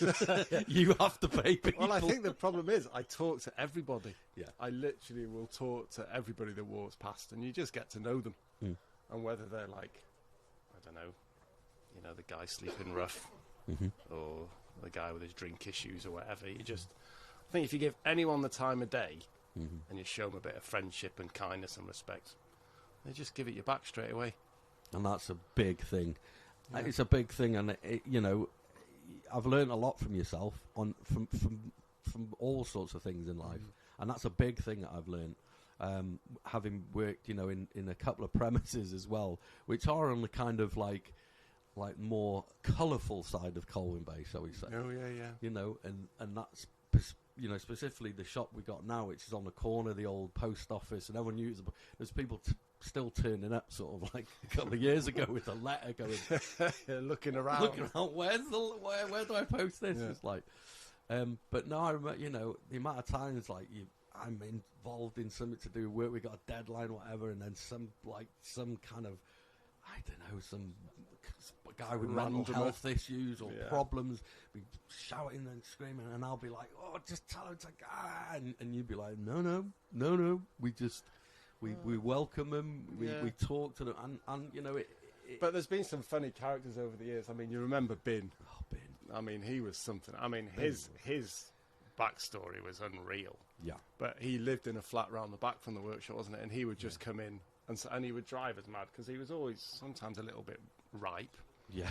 And it'd be difficult. But, I mean, ultimately, everybody sort of knew him as a bit of a tea leaf. And I remember him, I'd gone out of the workshop, wherever I wandered to the shop, whatever, left it open. He'd gone into the workshop, and then soon after that, a neighbour of mine who's a friend who was a police sergeant at the time, he's now quite senior, he'd seen him wander around just like, Bin's just been in your shop. I'm like, yeah, it's fine. No, you need to check what's missing. I'm like, there'll be nothing missing. He's like, he couldn't get his head around the fact that's, you know, even if there was £100 on the side, he would not have touched it. And that's it, isn't it? That's the key. It's to kind of welcome people with open arms and not kind of, you know, not judge people. And by doing that, by befriending everyone, we were safe. And you know, that's that, and that kind of, you've got that way with people of just being calm in a situation, just kind of dealing with situations, and that's you know, it's a testament to your business because you're so well respected now in the area. You're so well respected in the restoration, the antiques business. You know, it's a really good place to be. That helps. I love it though. I love like just going on calls and having a look around. I get to nose around some amazing houses. Even this week, I went to a house on Anglesey, and I got the call, and they were a family who had a huge prominent castle around here, and that was their old family ancestral home. Right. They then moved on to Anglesey, but I don't know if it was a great-great-grandfather or whoever it was down the line, had lost the family house in a bet. No. And out of spite, the guy who won the family house knocked the house down. No. So this lady has got all this beautiful land, and she's got stable. And when I say it was a big house, the stables have got their own clock tower, so you know it's serious. Okay. She's still got all the outbuildings and annexes and cottages and clock towers, which she's putting back together. But where the house stood is just a field. No way. Yeah. But I got to, you know, and that was just, you know, that happens to me fairly. I get to go to these places, and it's just fascinating. It is, isn't it? You know, I mean, it's so fascinating, you know, the amount of the variety. You know, and always that kind of open door policy, that variety of anyone can come in off the street. You know, we see so many kind of different types of people. Even if it's one guy just coming in going, I've snapped the chair on my leg, or it's someone like, as you say, coming from a stately home going, I need my west wing redoing. So it is that, isn't it? Yeah. All walks of life. Yeah, from all over the country as well, which is nice. It is. You were in Swindon recently. Yeah. I went to Swindon recently, and then London a lot. Yeah, London quite a lot. I like a little jolly out. Yeah. Been a lot around Peterborough way. So yeah. We got the bins too, didn't it? Yeah. Here they are. Here's the boys. Come and We have should a have a chat. chat. Come and have a chat. That's a hard job, isn't it? Yeah. But yeah, I mean, it's like when you were talking about just anybody coming in, the youth sheds, which is a youth charity based in Colwyn Bay, but is spread throughout North Wales. I didn't have a great amount to do with setting it up. No. But the way it came about was, there was a time when I was a bit fed up with the restoration, and I was looking at doing different jobs. Yeah. So I started to think about becoming a probation officer, and I had to sit on a 12-week course where you have to go through all these basic areas of it to see what would happen. Nothing came of it in the end, but I met a guy on the course called Scott, and he was just out of rehab with a chronic crack habit, living rough on the streets. You know, he was really at rock bottom. And then after having a dealer turn on him and give him a life-threatening beating, he decided to turn his life around. And he did that, and I met him on this course. He was living near my workshop, and he used to just pop in, have a chat, hang about. And then from that, he sort of... And to be honest, he told me this in the past, but I'd never really give it much weight, because I just see everything that's been done on Youth Sheds as his hard work, and what he's done is incredible with Youth Sheds. What they've achieved, what he's taken it from. And he sort of... You know, we were at one of our trustee meetings this week, and we went round the board, and everyone's introducing themselves, because some people have retired, some new members have come along. And there was people out that worked in the police with sex trafficking, and there was people there that worked in child protection for 20 years, people that worked in Welsh Government doing charity work for 20 years, and all quite serious. And it comes to me, and I'm like, well, I've been a trustee for about 3 or 4 years, and I know Scott. And they were like, no, it's 7 years. And then Scott said the story about how when he was hanging out in the workshop, that gave him the idea that this is a nice place for people to come and sort of meet. And so he decided where he went wrong as a kid, you know, things that affected him when he was younger, not having that sort of some form of structure to hold him on the straight and narrow, he would do something about that for the local kids in the area. And he just, what he's achieved and the scale of it and everything is like remarkable. And it goes to show, you know, you've got that homeless crack addict on the street who most people wouldn't give the thought that they could achieve anything. And you look at what he's done now, and he's changed dozens of kids' lives. You know, the kids that have got no structure or can't find a spot to fit in, Youth Sheds gives them that spot. And you know, we give them, if they've got jobs they want to do, so, you know, things they want to create, if they want to be creative, we give them the tools to do that, whether it's 3D printing or clothes printing or VR games, whatever it is they want to do. Scott facilitates that, and it's and he's built a right little army behind him helping us. It's incredible. And now based in Mothra. Yeah. So we know him very well, and you know, we've done a lot of, you know, we've worked side by side on many projects. Yeah. Well, he's in all the schools. He is, know. The kids that the schools are really struggling with. He's just got a knack of bringing them kids straight in line, bonding with them, they respect him, and then once they've got someone like Scott behind them that they know not only will be, you know, he'll help them, but also if they step out of line, he's going to call them out for it. They do just, And it's interesting that he got that kind of inspiration, you know, partly down to yourself and what your setup is. Because, I mean, not to kind of pick too deep into it, but, I mean, just knowing, you know, my life working at restoring and the wood that we've done over the years, that's definitely, you know, if it wasn't for that, I wouldn't have been able to create Pigtown. I wouldn't have been able to do what I do as an actor, because there are lean times, there are moments where you're down and you're not really kind of able to facilitate stuff in your own, you know, it's a very beautiful area in which we live, but it's really difficult to get work. Oh yeah, I mean, economically around here, it's not a wealthy area. No. And there's no great jobs where you're going to start pulling a bit. At the same time, the cost of living around here is a lot cheaper than the rest of the country. Well, it is, yeah. But I'd much rather live here with this beautiful landscape than anywhere else. Conwy Quay. But I know what you're saying. It's like you working on big projects where you can see, you know, the outcome of it is a very visual thing, whether it's restored or polishing something or stripping and polishing, whatever. We have a good laugh along the way. We do. We don't take it all too seriously, and it's you know, it's that sort of creative side of it which definitely helps people. But again, we've both spent a lot of time doing that restoration, but we've also spent a lot of time in sort of show business. Yeah, we have. You know, your theatre and film career. Yeah. And I've done, you know, some telly programmes. Yeah. And if there's one industry that's not good for your mental health, it's show business. It's this. Yeah, it really isn't. Oh, it's such a funny thing, because the rewards are always dangled in front of you, and they could be amazing. Yeah. But what you have to do in return and what you give up for that is just, it's not really worth it. And you're always left second guessing what's coming next. Yeah. You can never believe what anyone tells you. Yeah. You know, they tell you you're good when you're rubbish. They tell you you're good when you're good. It's just it's a funny world to be in. It is. It really is. And but just to come back to the wood, having been through that, you know, and still being in it as you know, as someone that's trained as an actor and in that career and all of the above, to have that kind of backdrop of being able to go, right, I'm broke, I'm out of work, pick up the phone, you're there, come in.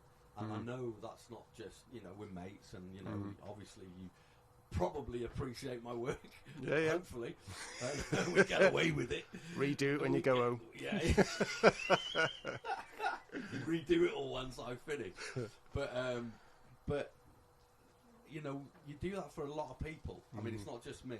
You know, we're all, you know, we've met a lot of good people come through the workshop. We've met a lot of good mates. And, you know, lifelong mates now, and people that have been in school with us, and locals, and people that have moved into the area, and that can't be overlooked. You know, I think there is, you know, we joke, oh, it's care in the community, but there is, you know, when you are, you know, in need of work, or you need not just the financial reward, but the actual just that ability to do stuff. I know, like, a lot of us come through the workshop.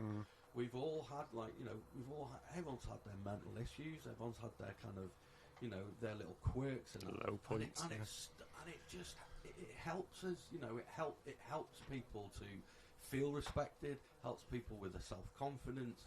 You know, you're seeing that project through, aren't you? Yeah. And seeing you being, like, kind of, like, going, no, it's cool, it's fine, you know, it's I guess we've been lucky. A lot of people. Yeah, we've been lucky that I've always been so busy. Yeah. But then But no one else is doing it. You've got the skill. Yeah. No one else. Skills are I there. mean, there are people in the country, but we're few and far between. I mean, literally a handful of us. But I've seen it change, especially recently. I've noticed a big change where I could always have as many people as I liking because the work was as much as we could. You know, we booked up for months in advance, and there were dealers knocking on the door wanting their furniture doing. Whereas the dealers have just stopped altogether. With the price of antiques plummeting, no dealers come to me for furniture anymore to be restored, that used to be 80-90% of my business. Now it's switched more to people with sentimental pieces of furniture, and I'm lucky that I'm in some big estates which will have never-ending work. Yeah, of course. Because you built that. Yeah, Built that. Built the reputation. It's sort of one knocks onto the other, and the important thing is never leave anyone unhappy. It's just. How do you deal with it? Because you're really good at. Okay, some moments I you never don't. stop working. Yeah, but some moments you don't deal with it. You know, we've been in situations where I remember I had to pull out of quite a nice house in Norfolk where we'd smashed a good sort of 4 or 5 of these mirrors, and we've got a very good relationship with Clifton Glass, and we got them replaced quite quickly. They were very good with us. But I remember just pulling you out of the house and you lobbing a hammer into the middle of the field. Yeah. I mean, it was crisis. Oh yeah, And I can be hot-headed. We do that, but you then you just kind of level out. What do you do? Just kind of, you know, the bike. Yeah, ride the a bike. fitness. Go boxing. Go boxing. Yeah, boxing's a great one. Have a beer. Have a beer. Yeah. Yeah. So yeah, it's just I don't know. It's like anything. If you do it for too long without a break, it starts to drive you mad. And what can often happen in business for anyone with a small business will tell you commit to a job where you're waiting for. You've put so much of your time and money in. Your money starts to run out. You're pushing for the finish line, and when things start going wrong at the very brink of it, that's when it's when you just lose your mind. Yeah, I know. And sometimes, you know, you can be thinking, I must get it finished today, I must get the money in as soon as possible, and then something goes wrong. 2 weeks down the line, you're no closer, but you're in a different frame of mind because you thought, sod it, it's not going to happen, I'll just do it at my own pace. And then you deal with the job differently, you get a different result on the job, but it's just pressure builds on you all the time, and sometimes, especially stress. I've always said it's like stress is a very slow thing to build. I mean, we all get in moods and get cross, but stress, proper stress, it builds and builds and builds to a point. And even whatever's causing you that stress, once it's gone and dealt with, it doesn't stop. It takes a long time then to filter back out, and then you know, if it takes 2 weeks to build up, it's going to take you a good week to calm down, and it's like to be at the right frame of mind, and it's being able to read that, and that just comes from experience. Like the states I would get wound up in early in my working career compared to now are very different. But even just a week or two ago, you know, I'm delivering a job a long way away, not quite happy with it, thinking this is not good enough, and in the end I just turned around. Yeah. So it's like, Well, there's standards, and you keep them, Mm-hmm. and you know, you know, I can't describe how important your work is, just on a level of, you know, personally, you know, you see me there. You were there when I was hitting bottom. You were there when, you know, things were not good, and it's having that confidence as a person to see that and go, look, you need help, mate. Yeah. And you know, I know you've done it with several people, and it's important that we speak. yeah. You know? And also, I think workshop sense of humour Yeah, can really balance help, you. because, you know, you can say to someone, "Oh, you're all right. Do you need? You know, we're going to go and have you looked at because you're not right." Yeah, At the same time, you can say a lot in humour, yeah, you can. and we have had some brutal jokes, and they still go on. You know, They do. and you know, a friend of ours recently has had a really bad injury where, you know, he could have been, well, he was basically paralysed for a good few weeks, and it's took him a long time to sort of get walking, but we don't let up on the humour. And I think, and you know, in the pub in Old Colwyn, that small village mentality, he has been ripped for things he can't do that he used to be able to do, and they know he'll get back there. But I think what that does, it shows you that they're not treating you any different. Yeah, You know, if everyone's sort of a bit soft, and yeah, you know, when you've got a friend there that can just give it you, yeah. you know, because he was a very good climber. I send him pictures now of people panicking on climbs, like, this is you now. You know, it's like, it's just, but it's because we know he'll get back to it. But it's like, And to see him there, I mean, again, and this is like the kind of what I was talking about. You know, he can't just walk into a job. He can't just go. You know, No. his skills are like free rope climbing. You know, like Yeah. amazing climber, and then just to be completely wiped out in an injury.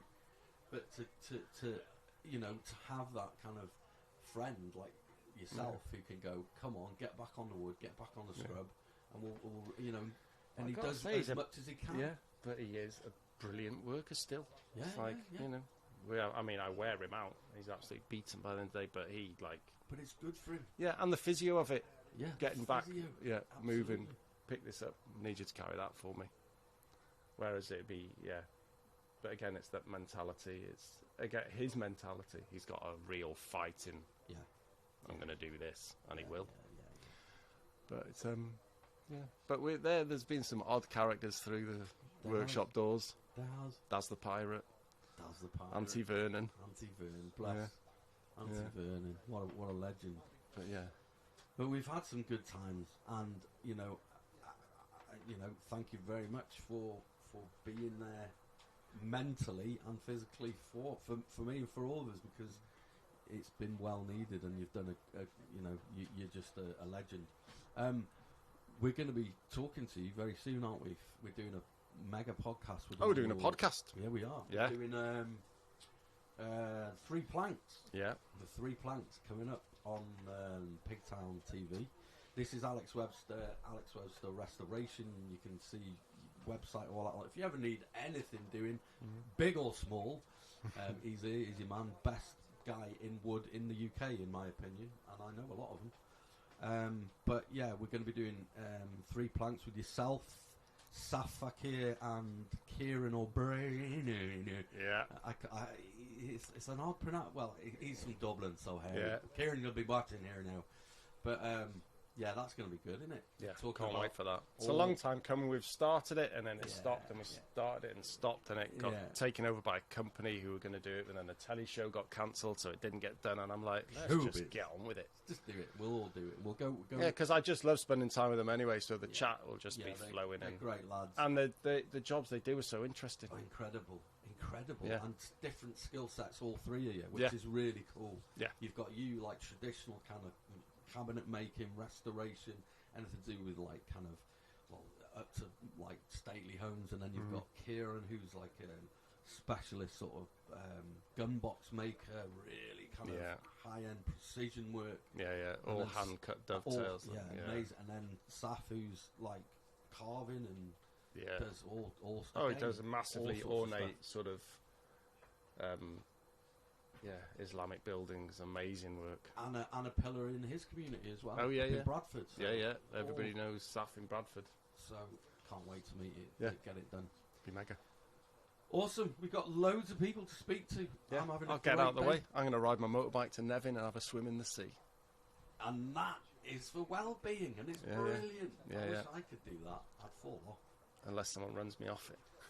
We've got another biker coming in now. Unless someone runs me off it. Thanks, mate. We'll see you soon. Yeah, good to see you. Have a good one. Good luck today. Cheers, mate. Bye. Bye.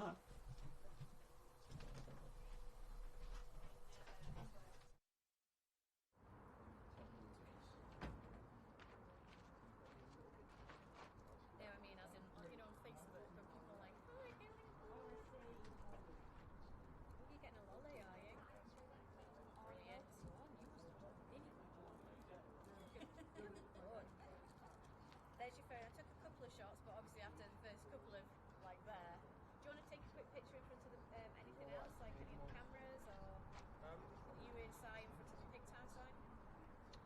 Yeah. With your lolly.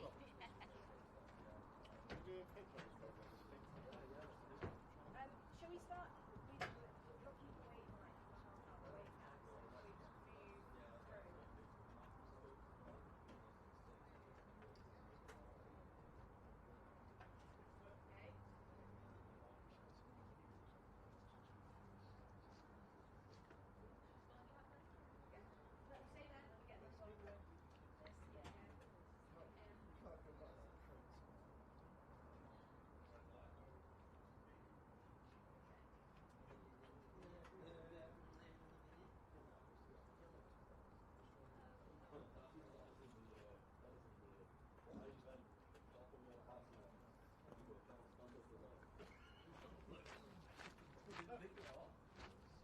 We can go straight on. Sure. Yeah. Well done, mate. Matt's in his little booth. He's like me under the stairs. Thank you so That much, was Alex. awesome. Brilliant. That was awesome. We got a bit deep to start. Good though. Who's next? Snow? Well, you know. Are you alright for a little while? Yeah, I'm not. Do you want to come? And then, also the best I'm in Elwood working group, the Valley Galley. Oh, yeah. What Celtic Morgan? Morgan's playing. Yes, of course, that's why. He was going to be here this morning and he was like, I got sound check, I just cannot. Come on in. Are you going to speak to Sim now and then Abby? Yeah. Okay. I need a reading. John, is it open yet? Oh, I'll be open. Where are you parked? Outside Bangor.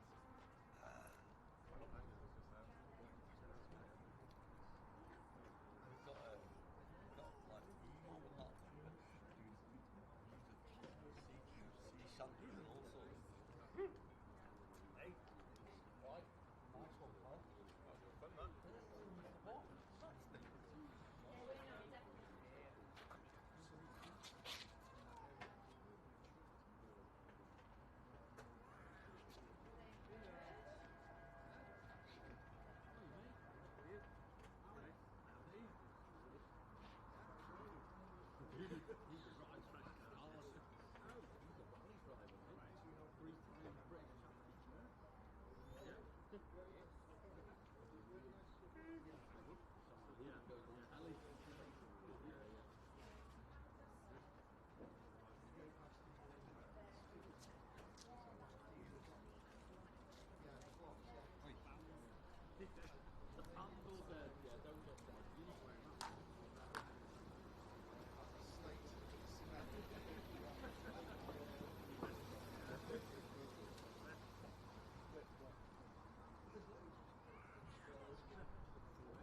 See you later, mate. Nice one. I'll come and see you this week. Can you hear? Swindon on Tuesday. Yeah. The rest of the week.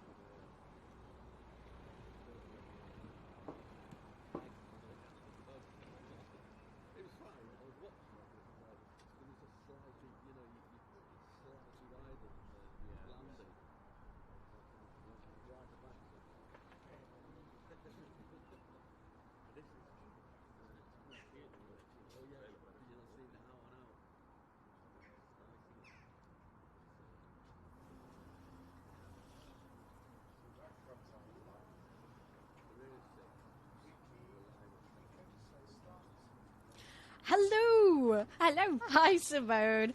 We have Simone Baldwin here with us today. Welcome to our lovely cosy pod. Thank you. Isn't it amazing? I know it's kind of like Welsh, kind of could be in the Country. woods, country. Yeah, I'll take all of that. It's kind of like coziness in the woods somewhere, isn't it? Thank you so much for coming to see us this morning. Oh, thank you for having me. So, before we dive into it, can you tell us a little bit about yourself? Your background. I'm Simone Baldwin. I am a mum. I was a teacher for a lot of years, primary school teacher. I have lived in Wales for about 14 years. I'm originally from Lincolnshire. I'm a musical theatre fan. And Not just a fan. I mean, you get on that stage, don't you? You go for it. I do, yes. Whenever anyone will let me, yes, I do. Take her back, hold her back. So you've actually been doing something recently, haven't you? You were on the stage. I was in Steel Magnolias recently in Theatre Colwyn. Excellent. And you've been a teacher. You've loved the theatre. There's been loads of things that you've done, and you're multi-talented. Let me just say, you are. Like, there's just like, whenever I need any help with most things, Simone is the person that I go to. But with all of that kind of stuff, to add to that kind of catalogue of amazing skills, you've also written a book. I have, yes. Not planned, but yes. They say everyone's got a book in them, haven't they? Don't they? But I have. In 2022, I wrote a book called Mummy Has a Lump. Okay, so what prompted you to write the book? Well, in 2017, I was diagnosed with a brain tumour, vestibular schwannoma, which was a bit of a bolt out of the blue, as often these things are. And our youngest son was 6 at the time. So it was, as I mentioned, it was a bit of a shock. So then we have, as with so many people when they have a big diagnosis like this, the first consideration actually was not about myself. It was about, what do I tell the family? What am I going to tell the kids, my son? Do I tell him? And making sure I got that right was very, very important. As we mentioned, I am a teacher, and I like to think I can explain things to kids pretty well. But this was very new territory and very intimidating, very scary. We decided initially we weren't going to say anything until I knew a little bit more myself, to make sure I got it right and make sure I had the right answers to the inevitable questions that were going to come, and make sure I had the right sort of language to explain it appropriately to a 6-year-old. I am not very good at hiding things from my family. I leak emotions in my face, as my work colleagues will tell you. So I knew, acting, darling. Yes. So I knew that hiding things completely weren't right. But you obviously want to, you also want to shield your kids. So making Yeah. sure I got that balance right was very important. I had fantastic support from the Brain Tumour Support Charity, and I think that's important for my own emotional well-being. I reached out to them first of all to look for books, as I know you are avid readers. There's a lot of support in books, a lot of for my own well-being. Information for me is key. I look to books. There's lots of resources for kids on all sorts of topics, from supporting your kids through divorce, through loss, through all sorts of topics. But there was very, very little available for me, for my situation. And I was really I felt quite let down, actually. My support worker had nothing to offer me. That's so strange, isn't it? It's so strange that, you're not the only person that this happens to. Yeah. And we live in a world now which cares so much and thinks so much about nurture and how emotional well-being for the whole family and all these kind of, terrible situations. And yet it gets to the point where you think, right, okay, there will be something for me to help, and actually there's nothing. Yeah, nothing. So there is a really good resource specifically for breast cancer, Right. but that's not relevant. It mentions breast cancer. Well, I can't explain that to a 6-year-old. I don't have that, and it's in my head. It's in my brain. It's just not relevant. Yeah.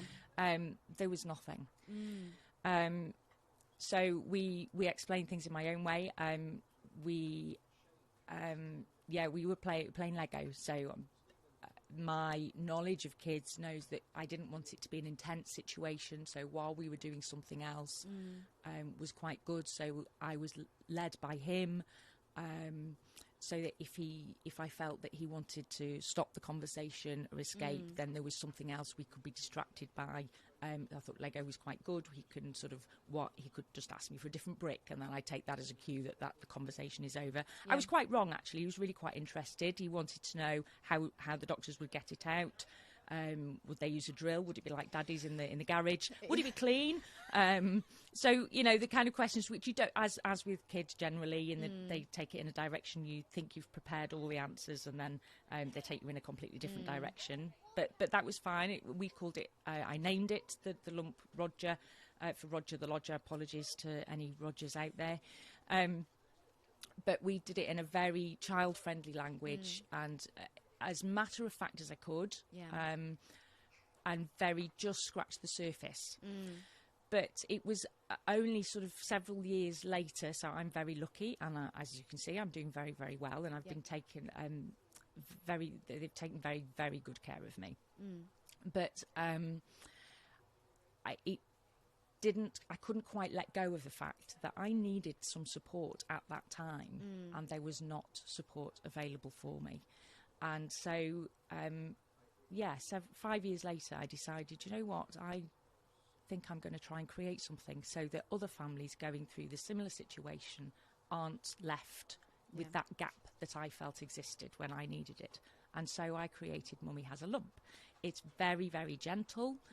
It doesn't claim to have all the answers, and it's just a conversation starter that's broad enough for a very wide range of situations and experiences for the families that want to use something like I did. Yeah, and I mean, it's just like beautifully crafted, because having read it myself, it's kind of, it's not that kind of, it could very easily get into like the weeds of, then this happens and then this happens, or the kind of, I don't know, like the technical stuff that maybe would be more appropriate, like to know about if you're going in for a surgery or something. You'd have a pamphlet to explain that. This was like the emotional side of it, and kind of, as you say, like really gentle and kind of calming and sort of like nurturing without getting into the depths of it all. Yeah, everybody's experiences are so very different. Every family's so very different. So you can't cater for all of those situations and all of those experiences. So the idea is I try to create that nurturing hug, that idea of a family sitting together on a sofa, in a clutch, in a hug, in a book. And it's just to very gently tap that opening to a conversation, and then the family can choose how deep they want to go into that conversation, how much information they may choose or not choose to give at that time as they feel is appropriate. That's not my decision to make. This book is literally just to help begin that very, how on earth do you begin that conversation? That's the hardest moment, and I've been there. I know it is. Yeah. And that's all this book helps to guide you through. And the fact that you're thinking about that, I just find it so, like, maybe brave, really, that you go through something like that. And when you're going through so much, like, turmoil yourself of having had a diagnosis where you don't know what's going to happen, and, you know, you have your own fears, and then you're having to kind of figure out how you're going to tell a child and make it okay, because, like, you might not feel okay, like, you might not feel like you know what's going to happen, or that you can emotionally kind of put that to one side, and yet you have to do that with your son and find a way of telling him, and that is so brave. And I think to sort of like think about that, and then it, you know, I can't believe it was 5 years actually, because it seemed so close together. Actually, I was, you know, after all that you've been through, to then go back and think, actually, I think I can do this book and come up with something that's so beautiful and is, as you say, like such a starting point for people that takes away some of that stuff that you had to go through in terms of, how do I say that? When's the right time? What do I say? What happens if I get upset? Like, I don't want to do that. I want to, you know, hold it together because I don't want to scare them. You know, and I think this book, that's why I think this book is so brilliant, is that it gives you the words and the sort of scaffolding to kind of do that. And then, yes, as you say, like, something can move on from there, or it could be that you read the book several times for the child to kind of start to understand it, and maybe that is as far as they need to go at that point, and it just gives you something to say without thinking, oh my gosh, if I open my mouth I'm going to cry, or I'm going to, you know, I'm not going to say the right thing. And it's brilliant. Tell us a little bit about the writing process, because, you know, it is a poem, so it's not just like, and then this happens and then that, you know, it's also a beautifully crafted piece of work. So tell us about that. Thank you. Yeah, it was hard. It was hard on two counts, actually. One, I don't see myself as a writer, naturally. But it was tough to go back to that time of what I felt I wanted. And at that time when it was so raw. So just emotionally for me, it was quite tough. But also to think of the right words that would be appropriate for other parents. Yeah. Obviously I can sort of speak for myself and what I wanted, but I'm sort of trying to think of the right words that would be appropriate for other people. And that was quite hard to get that balance right. It felt like quite a responsibility, and I know sort of putting the book out there I felt quite vulnerable actually at the time as well. But I hope, and the feedback I've had from other parents is that it is sort of gentle enough. But I also think it's also quite important to teach children that it's okay sometimes if we don't know all the answers, and it's okay to say, yeah, I am quite vulnerable too as well, but we're going to just do our very, very best and hope for the best, and it's okay to feel a little bit scared sometimes. In fact, that's words in the poem, and that's okay, and we can talk about it. And I think that's very important. Yeah, and which is great, because I think when we were growing up, it was like, stop crying. There's no, you know, pull yourself together. You know, don't show emotion.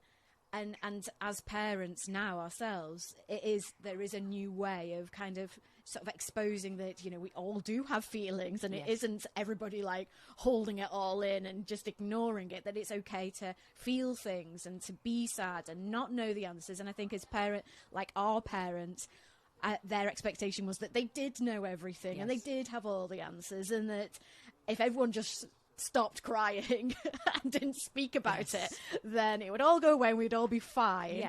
You know, but that isn't how we want to do things now. So it's kind of we're trying to teach ourselves as we go along as parents to do that, because it's so sort of like built in that it's quite hard to sort of change things, isn't it?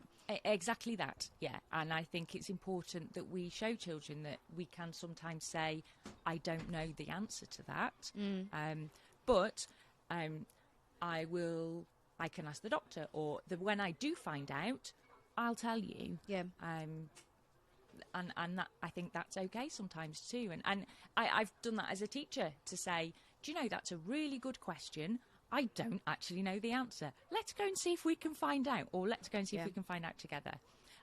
The illustrations in the book are also, I think, very, very important. And they also, the most amazing illustrator, so Caroline Eames Hughes, have done them in watercolour, and they're very, very gentle.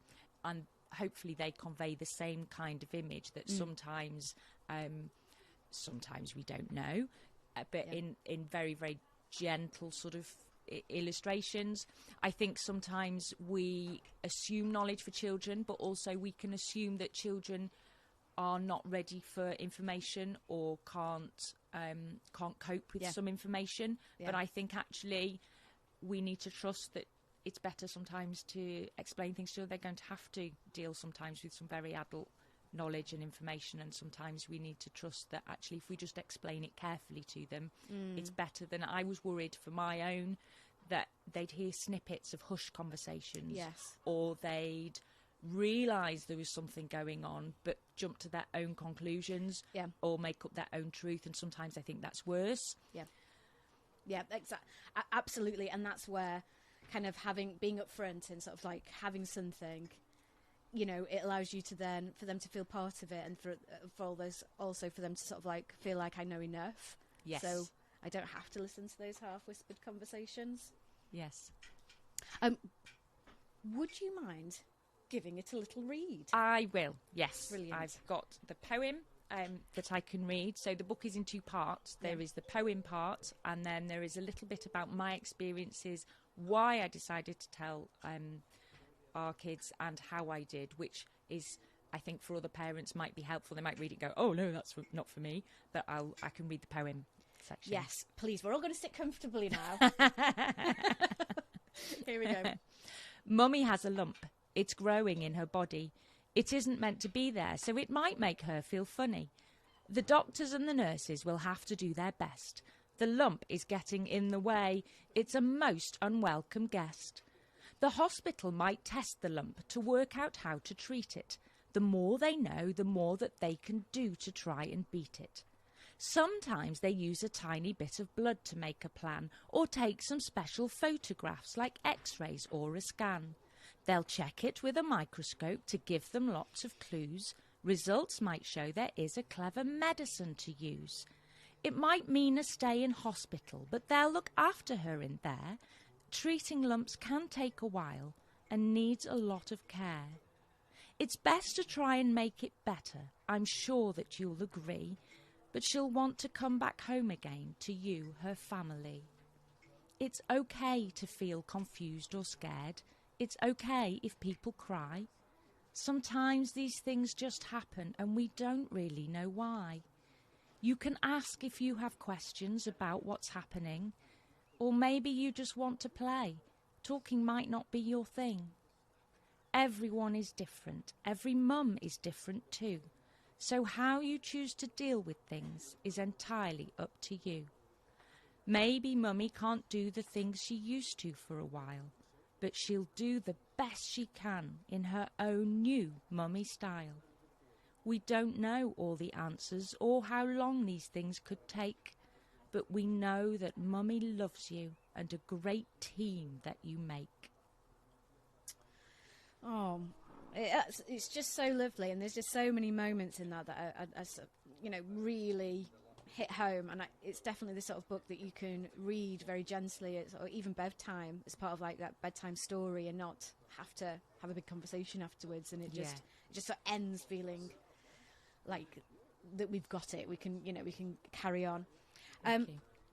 Not only have you got it in English, that it's also been translated into other languages. So what other languages can we get the book in? Yeah, so it is available in Welsh. So I am a Welsh learner, so I can speak reasonably. I mean, Welsh. you can speak Welsh. But, you're good. But writing poetry in Welsh is Yeah. a whole different ball game. Yeah. So I was extremely fortunate in that Rhys Iorwerth very kindly helped me adapt it into Welsh. So what was very important to us was that the sentiment remained the same, and that it's maintained rhyme and rhythm of a poem. But obviously translating it word for word would lose the rhyme and rhythm. So it's not translated word for word, it's adapted into Welsh. So it is still a beautifully written Welsh poem with the same sentiment. And then he's translated the section at the back for adults into Welsh. So my Gan Mam Lump. So that's available in the Welsh bookshops. Brilliant. Locally to order in. And it's also now available in Spanish, which somebody else, my sister-in-law is a Spanish speaker, so thank you, Catherine. And then there is a friend whose partner is going through a difficult time, asked for a Daddy Has a Lump version. So because it's so sort of general and gentle, it's not just for brain tumours. So there is a Daddy Has a Lump version. So we've been fundraising. It is available. The book is available in all of the Conwy libraries to borrow. Fantastic. And it's also available in all of the local hospitals and the hospital libraries and the Macmillan centres. So people can borrow it for free. And the poem is available on my website, read out by my son when he was smaller. So people don't have to buy it to get hold of it and use it. Yeah, but you can buy buy it. You can buy it, absolutely. Where you can you buy it from? You can buy it on any online bookstore. So Any all, good books. all the any good bookstore online. It is available in Conwy bookstore. Great. Here. But yeah, online on any of the well-known bookstores online. I don't know. Not to be mentioned by per name, but we know who they are. Brilliant. Thank you so much for coming along to see us today. Thank you Simone. for I having really me. appreciate it. It's a brilliant book. Thank you. Take care. Thank you very much.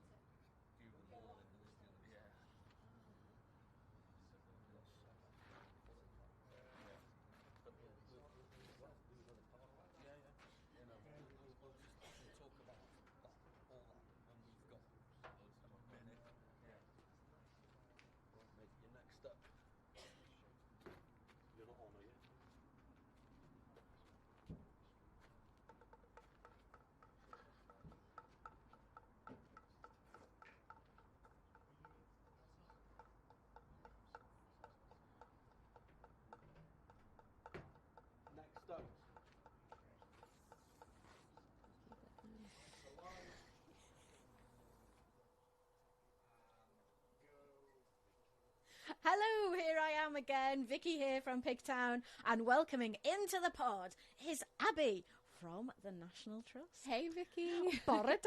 Bore da. Well, here we are, and I feel like, you know, this is a kind of place that the National Trust would like to be, you know. I envision the National Trust in such a place with our lovely foliage. If only our ranger base was like this. Isn't it? Well, we need more of like a woman's touch in there, I think. So we need more women rangers. Yes. How did you get into being a ranger? Well, very much by accident. It wasn't something that I planned. But being local to the area, I grew up being around the mountains. I'm just on the foothills of the Carneddau. And yeah, I'm just so fortunate to have my dad who always took me out fishing and just sort of being out in nature. So it's something that I guess I always took for granted, but then through my work as a ranger and seeing how transformative it is for people to experience being outside in nature and in natural spaces, it's something that's really important to me, to give those opportunities to people.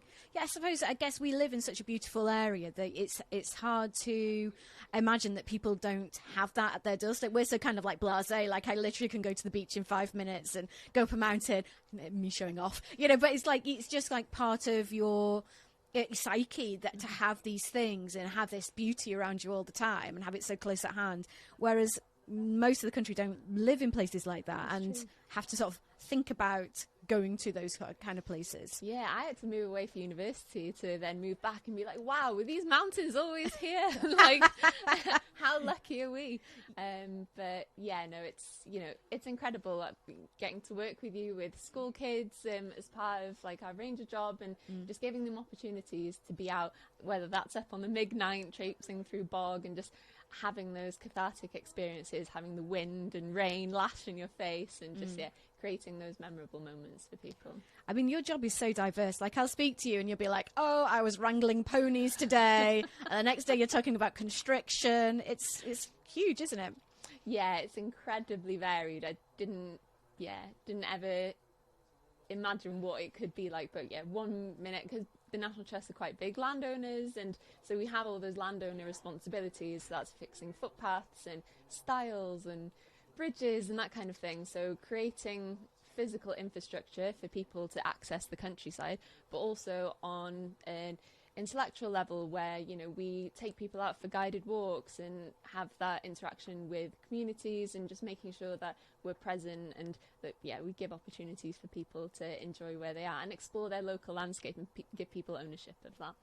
And that's so important, isn't it? Because I think sometimes, you know, you look at, I don't know, big National Trust, and that's like stately homes, paying to get into a garden, and they are beautiful. I mean, it is worth the money. But there's a lot of like, you know, that kind of idea of what the National Trust is, which is for everyone. What's the phrase? For everyone, forever. Yes, I'm so glad. You put me on the spot. I know, I suddenly realised that. I know, I suddenly realised. Go, say what it is. Ready. Oh, thank you, brain. Yeah. But I mean, like, yeah, so you've got like the national, you know, got beautiful properties around here. I mean, we have got National Trust membership and have done for like the whole time that I've lived here, which is a long time now. But you know, we've got that, and that's maybe what people imagine that the trust is. But it's so much more than that. There's this whole other side that you're part of. Yeah, I mean, for me, especially in the past few years, having experience working as a ranger pre-COVID and post-COVID, seeing people discover Eryri for many people the first time, from some of the bigger cities or even people locally going up to Cymydwell for the first time, for example, and just being able to witness how grateful people were when the mountain so-called reopened, and just seeing how much it meant to people. And, you know, what more could a ranger want to see people be in awe of the landscape that they're in, and no words needing to be said, but just, you know, sitting by Conwy and just taking in the incredible Gladera mountains and just, having that feeling of awe and, just what that can do for your mental health is, But I think in a way, I mean, it was a terrible thing that happened with COVID, but in a way it was a moment when we all realize the things that we really valued, like the arts. Like, we were all trapped in our homes with just the telly for company, you know, listening to music, being able to, I don't know, pick up a pencil and just draw something just for fun. And then not being able to access outdoor spaces, you suddenly realize what you're missing. Definitely. And it was at a moment to kind of, as you say, when the mountains opened again, the borders lifted, and people were able to sort of move around and really appreciate that. Definitely. And it was just the lucky few, I guess, that amongst us that could just walk up a country lane as part of our hours mandated walk or whatever. You know, that isn't everybody's life. So to have that, I mean, it'd be interesting for you. This is me putting you on the spot again. Go, Abby. Right? So when you mentioned before, like, people coming in and they're coming up to our area and like to the lanes that are really popular, like, you know, and we've got so many, you know, so many ways of accessing, like, where can we go on, say, you know, Instagram. You can like find a million people posting about things in the area, and that makes certain places like really popular, maybe over popular. So you go and you maybe don't have like the experience you were hoping for because you went on a bit like Bank Holiday Monday and you're fighting to get to the top, you know. But tell me like quietly, just amongst us, don't tell anyone. Like, tell me another place, a couple more places that you think are lovely that maybe don't get the love that. Ooh, well, I think if we're sticking to North Eryri, like the Carneddau Mountains, they hold a very close place in my heart. Privileged to work on there and grew up in their shadow as well. So any of those ranges, like, that's what I love most about the Carneddau and Glyderau Mountains, is that if you're lucky enough not to go on a bank holiday, you can feel like those mountains are yours for a short space of time. And I think that's what's so magical about the vastness and scale of the Carneddau Mountains, is that you can feel like you're utterly alone there and so insignificant, but you get to share that time with the mountains for a short space of time. And as well, it's an amazing place to be able to increase your confidence walking in the mountains, because there are, you know, smaller mountains. If you have a look at Abergwyngregin and some of the smaller foothills of the Carneddau, to increase your confidence, because I was a very nervous mountain walker when I first started as a ranger. I didn't have all of the fancy gear, and I felt like I was sort of in above my head, and I didn't really know how to read a map, and I was nervous to go for a walk on my own just in case I got caught out in weather or something. And so being able to share that with people who perhaps are less confident to go out walking in the mountains, and teach people, you know, what should you carry in your bag? How can you feel capable and within your limits of what you can do? So for me, that's been one of the most rewarding things, is feeling capable and doing something challenging, but you can know within your limits, and the sense of achievement as well from a big day out on the mountains is something else. And that's it, keep it steady and build up, isn't it? You know, people are always getting caught on big mountains with no water, like wearing flip-flops, you know, wearing a t-shirt because it's beautiful here, but at the top it's absolutely freezing and raining, and that kind of knowing how to pack appropriately and taking it step by step so you don't suddenly jump. Because then it's not an easy thing to do. These mountains are big, aren't they? It's not, you know, an easy afternoon's jaunt. It is kind of, those things are really big. But just to get out into nature, use some of the paths. You're making a new path at the moment, aren't you? We are, yes, in Cwmpen Machnol, and we're restoring a path in Dyffryn Mymbyd, which has many bridges that we're restoring. So Dyffryn Mymbyd, so the name Mymbyd means the word mumbling, because there are so many little nants and streams. So there's many bridges restore in that area. But it's a beautiful, beautiful area. If you want to see the Wyddfa Massive, it's gorgeous, a beautiful place. And that's kind of like a bit more an easier time of it, isn't it? That's an easy walk. It is, yes. That is a lowland walk. Right.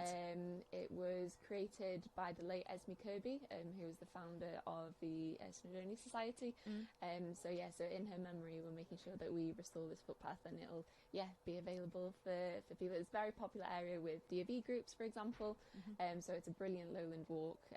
There's not much height gain there, but the views are incredible. And if we wanted to go on walks like that, has the Trust got any links on their page to sort of like starter walks? Yeah, so the Trust and the National Park as well have some brilliant walks on their website, and they've rated them in terms of accessibility as well. Right. So yeah, check both websites, and you'll be able to find a walk that suits you. Fabulous. If I wasn't here today podcasting, I'd be going off on the mountains. Thank you so much for coming today, Thank Abby, you, and Vicky. representing the Trust. Oh, thank you. Really It's appreciate it's it. an absolute pleasure to work with Big Town as well. It's amazing. Thank you. Take care. Thank you. Bye. Bye-bye.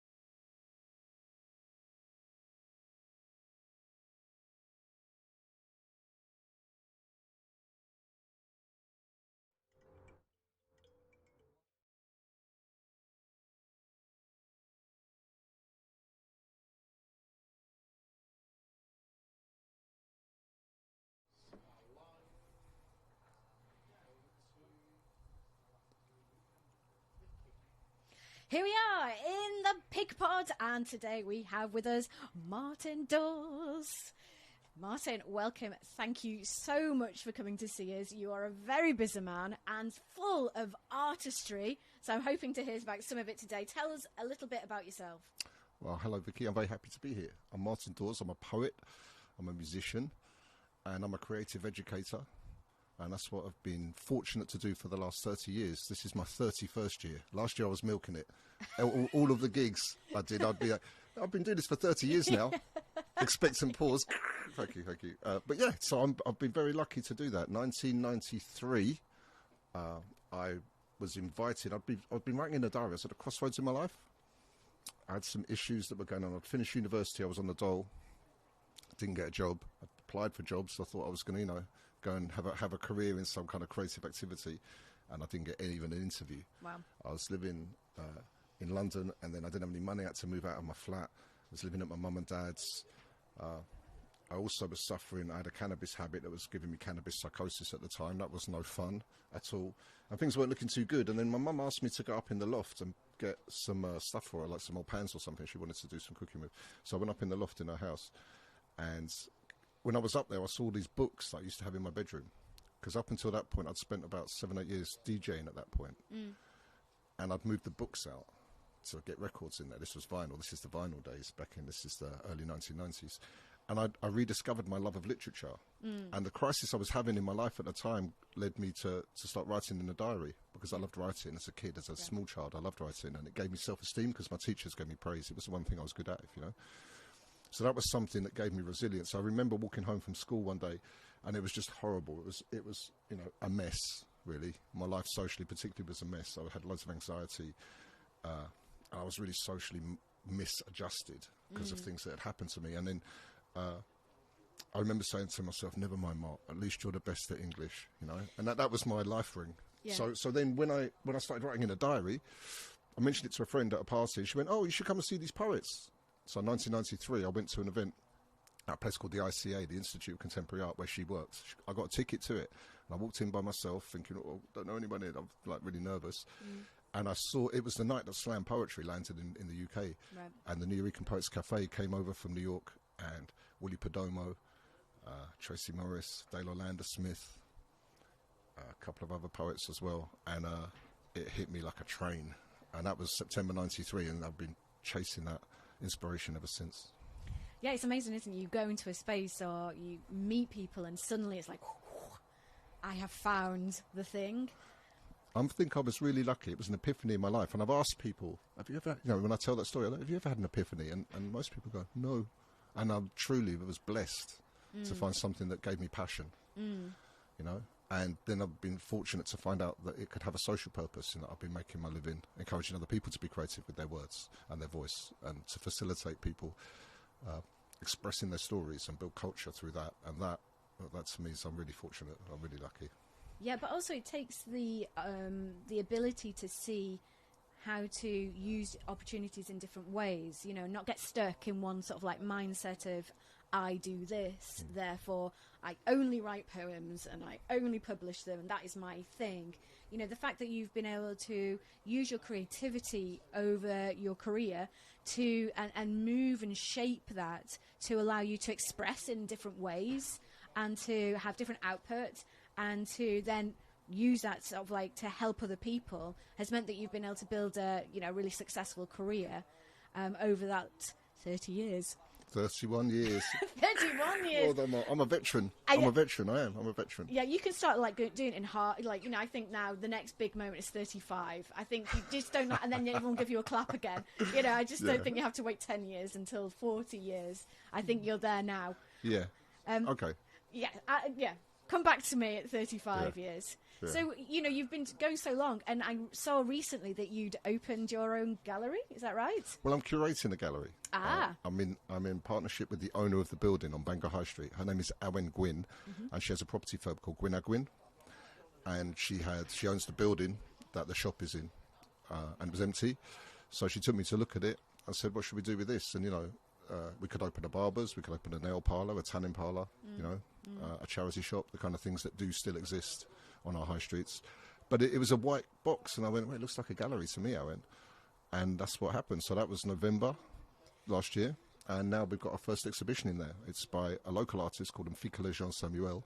It's a really fantastic artist. It's like so powerfully vibrant. And we brought a massive ray of light onto Bangor High Street, which is really quite a depressed place. Yeah. There's a lot of empty shops, and there's quite a lot of social decay happening on Bangor High Street.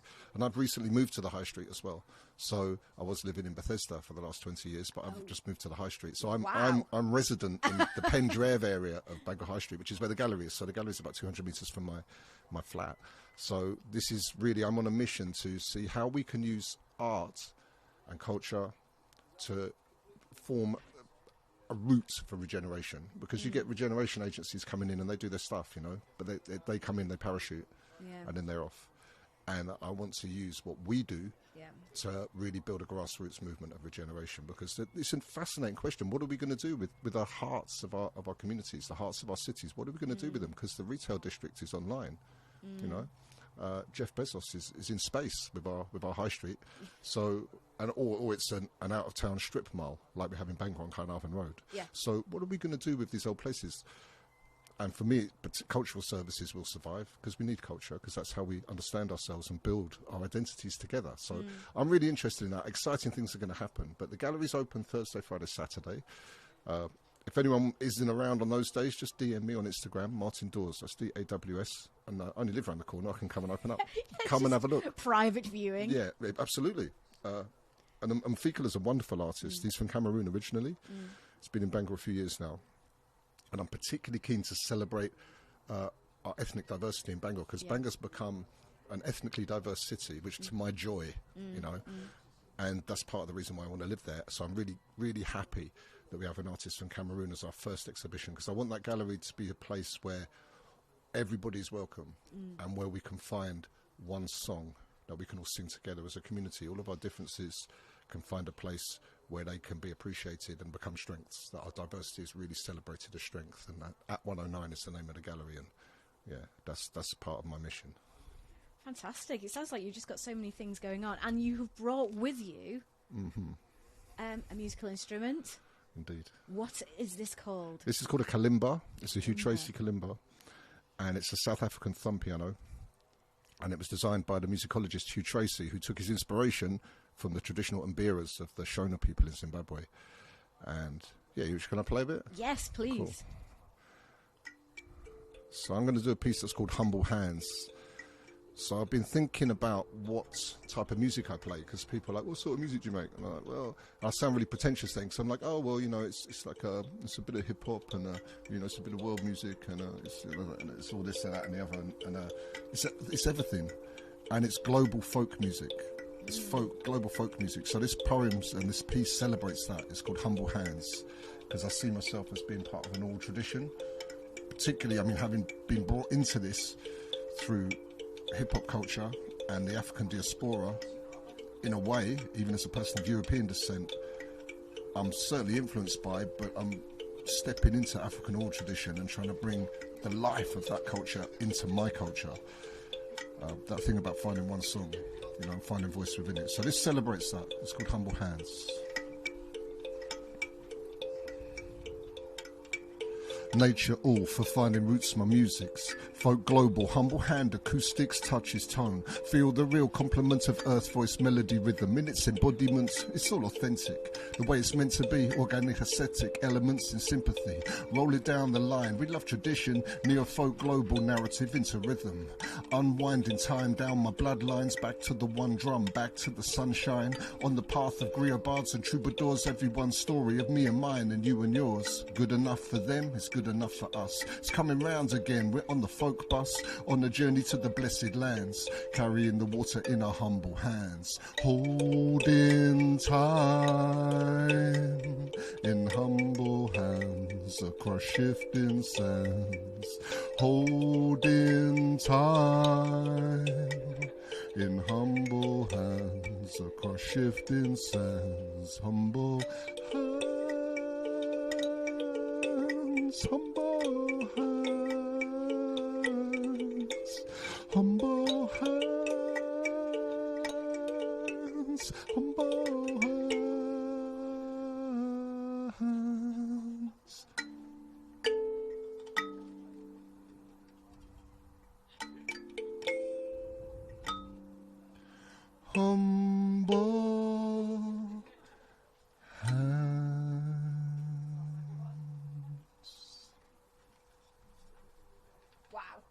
amazing. It was such a beautiful piece. I just love I just loved all of that. That was amazing. Thank you, Vicky. It's a pleasure to share it.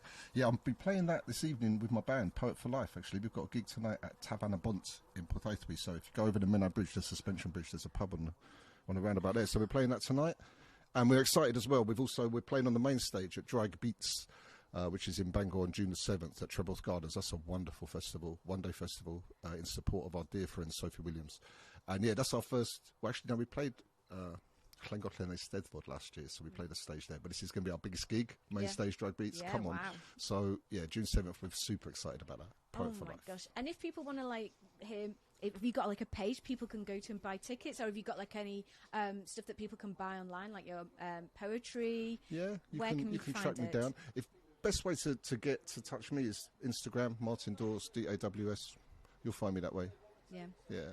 Oh, it has been such a pleasure. I love that music. Oh, the vibes, amazing. Thank you so much for coming down today, Marta. I really appreciate your time. It's been fantastic to meet you again. It's my pleasure, Vicky. Thank you. Bye-bye. Cheers. Take care.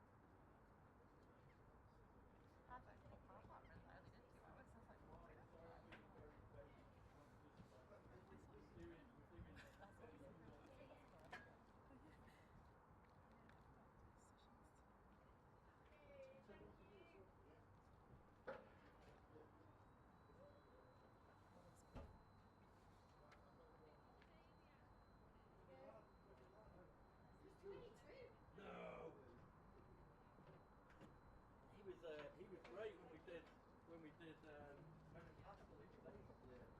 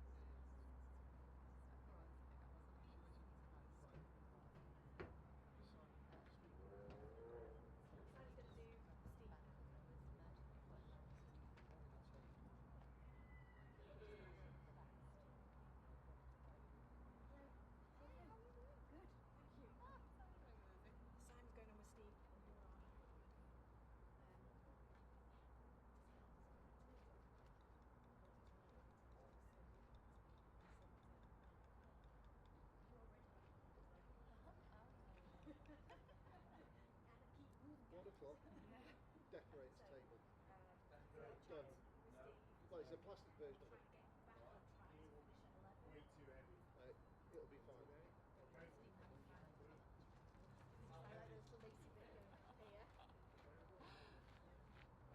Well, Amanda's going to bring the table. If you want it, you can have it, and if you don't want it, we'll take it away.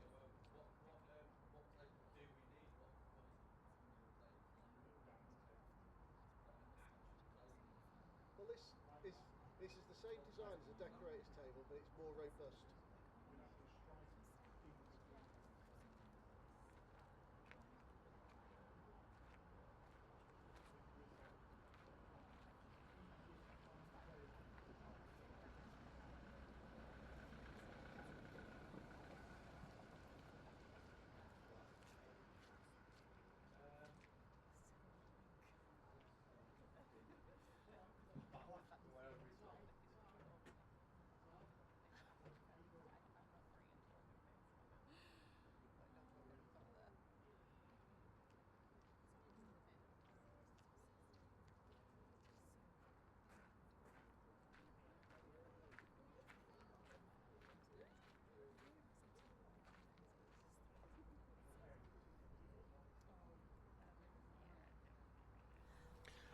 Here we go.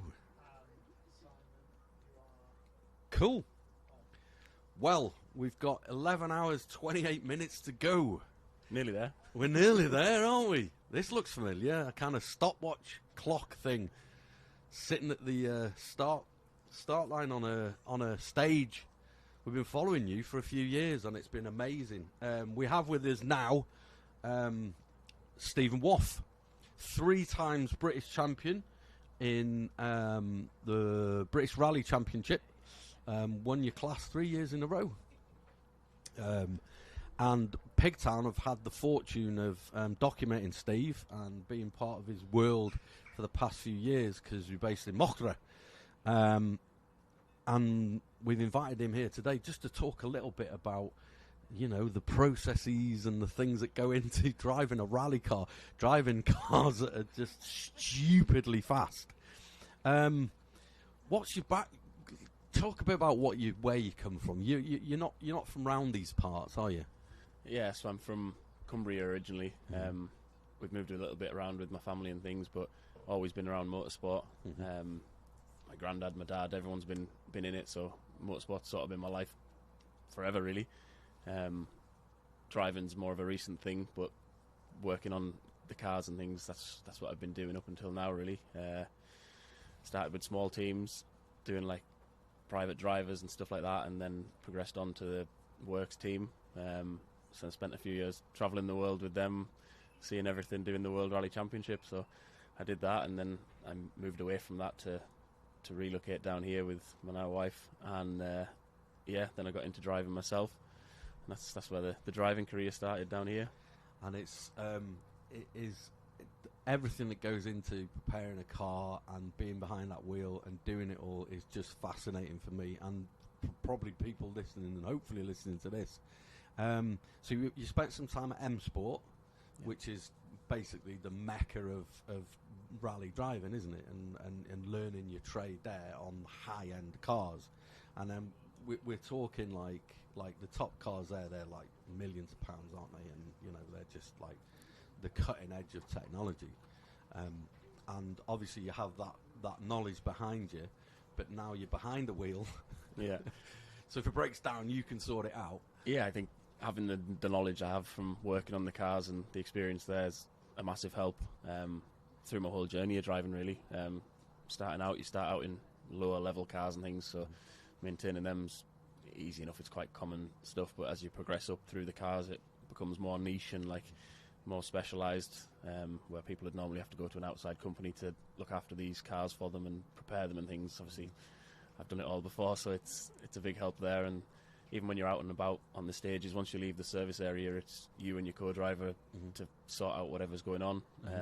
So having my knowledge and my co-driver's savvy as well, so we're quite a team once we go out and about. Cool. You've been your kind of your pilot with you at the moment, Carl Williamson, cracking lot of experience. Yeah. Obviously, Mr. Broadbent with you as well. He was, cracking co-pilots.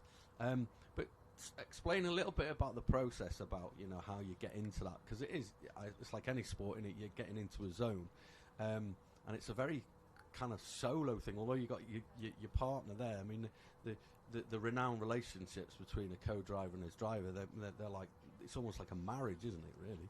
Yeah, I mean, you have to be very at one with your co-driver, and again, like I say, the more you progress, the more important a good co-driver is, and having trust in them, because you don't know what's coming. You're solely reliant on what they're telling you, and the further your career you go, the faster you're coming into these corners, and the more committed you need to be. So if you've got any doubt in what he's telling you, you lose time all the way through. So no, it's really important to have a strong connection with them, and it's good. We get on really well. Have a good bond in and out of the car as well, so it makes it all a lot easier, really. Yeah.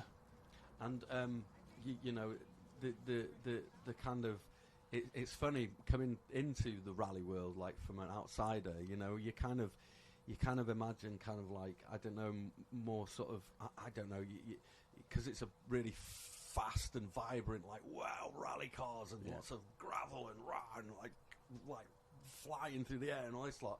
But actually, it's the complete opposite in the car, isn't it? You know, and you guys are so like, you go like zen down. Yeah, it's like incredible kind of like juxtaposition between this like noise and blah blah, but in that zone, in that seat, you know, is there any process that you go through before each stage where you know, I know you have some kind of little rituals and that. I think, before every stage or even before a rally, it's just trying to focus, and in the build up to a rally there's a lot of outside noise and lots of stuff going on, lots to prepare, and it can be quite hectic.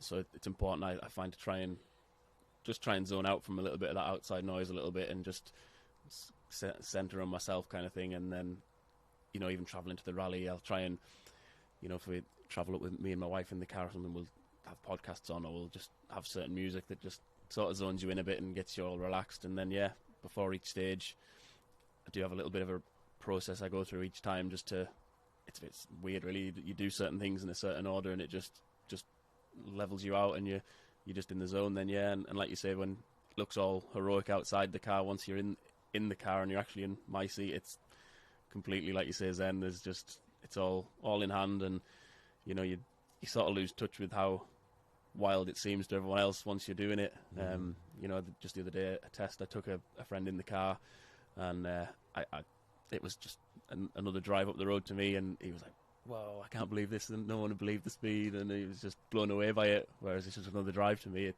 You really, you just become at one with it, really, and it just flows for you. Oh, that's brilliant. I mean, that is a kind of, you know, we all look for that in life, I suppose, that kind of escape. You know, we all talk about, I was here with Mike before talking about M-Box, talk about boxing and that, when you're in that kind of place and it's just flowing. It's the same, like, we all have these moments, you know, like as an actor, people call it about in the moment, or where you're almost step outside yourself and you're kind of looking at it all for, you know, you're, and you find it in sport, you find it in, is that addictive? I think definitely addictive, the rallying and adrenaline is definitely addictive. You know, if you're not in a car for a period of time, you find yourself craving getting back in. It's, I don't know what you could compare it to, really, from my point of view. It is just an adrenaline high, just doing what you've, especially for me, something I've always dreamt of doing, or always idolised these people. That probably adds an extra added caveat to it for me, that I'm living my dream, really. It's amazing. It's amazing to see as well, because, you know, and so many challenges and so many life challenges, which we won't go into because it's, you know, there's so much stuff going on in your life. But, you know, that ability to bring it every time and step up every time. And, you know, I've been with you at most of these rallies over the few years, and just that ability to just go, okay, and have, you're humble, you're kind of passionate about it, but you're just like, we'll get on with it, we'll do it. And like, me and Matt's here, and, you know, Matt our producer, director here as well, who's a massive Formula 1 fan as well, so he's kind of come over the water a little bit towards the rally side of it. And it's just incredible to see this kind of bringing it time and again, and that whole, and it is a team effort as well. You know, it's a huge team effort. You know, you're the guy that pressed the loud button, but but that whole, you know, a lot of your family's involved. You know, the Waff family is like a lot of tradition there, and you know your uncle, your cousins, your wife, your father-in-law, Gary Whitney, amazing like mentor. But it's an inspiration to see that, like they keep bringing it, and that must be hard mentally to kind of keep that going when you've got all that. Yeah, definitely. Like, you know, there's a lot of strength in that. To put a rallying program together, Yeah. There's so many aspects of it that are, they are stressful, and there's a lot of pressure on, you know, financially doing it. It's not a cheap hobby to have or career to take. You know, just tying everything in. There's always issues that need sorting. They always come at the worst time. It's a stressful environment to be in. So to cope with that, it takes work. You've got to really work on it. And it is a massive team effort. And you know, if it wasn't for the team, it just wouldn't be possible, really. But you've seen that. You've come through that. You've come through the tools. You've seen. You've grown up with it.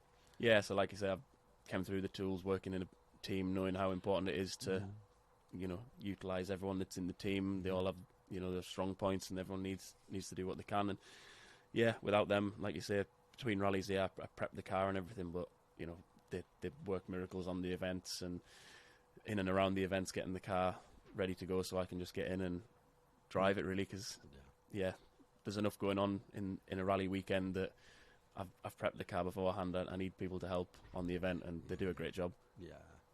An R5 now, next one up. Yeah, another jump forward. Getting bigger. It's funny. It's like every time I turn up to the garage, it's like the cars have been working out. It's like, there's a new one and it's bigger. They've been bulking. It's been bulking up. It's been on the it's been on the gear or something. It's like, what's going on? Yeah. And you know, competitive again this year. BRC again. Yeah, we've missed the first couple of rounds, but you drop a round in the championship scores anyway, so it's not the end of the world. No. And again, this year's more for seat time, really, just to get the experience. Absolutely. We knew this year was going to be a kind of a adjustment year for a lot of reasons, you know, on and off the stages. So back at it, you know, getting in that seat time with a high performance car. Yeah.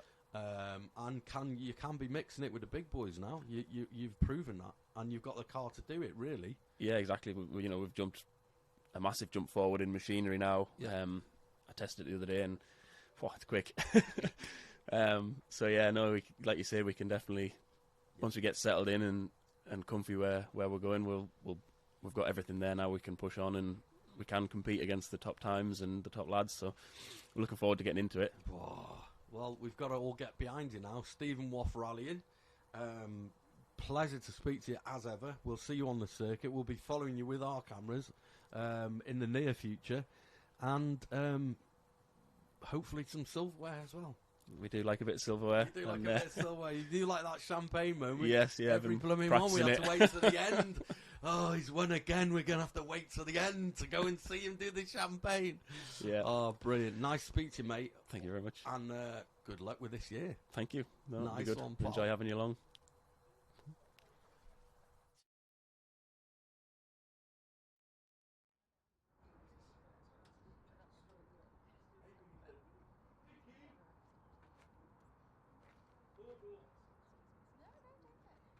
Do I need on yours or should I just do it on mine? Right.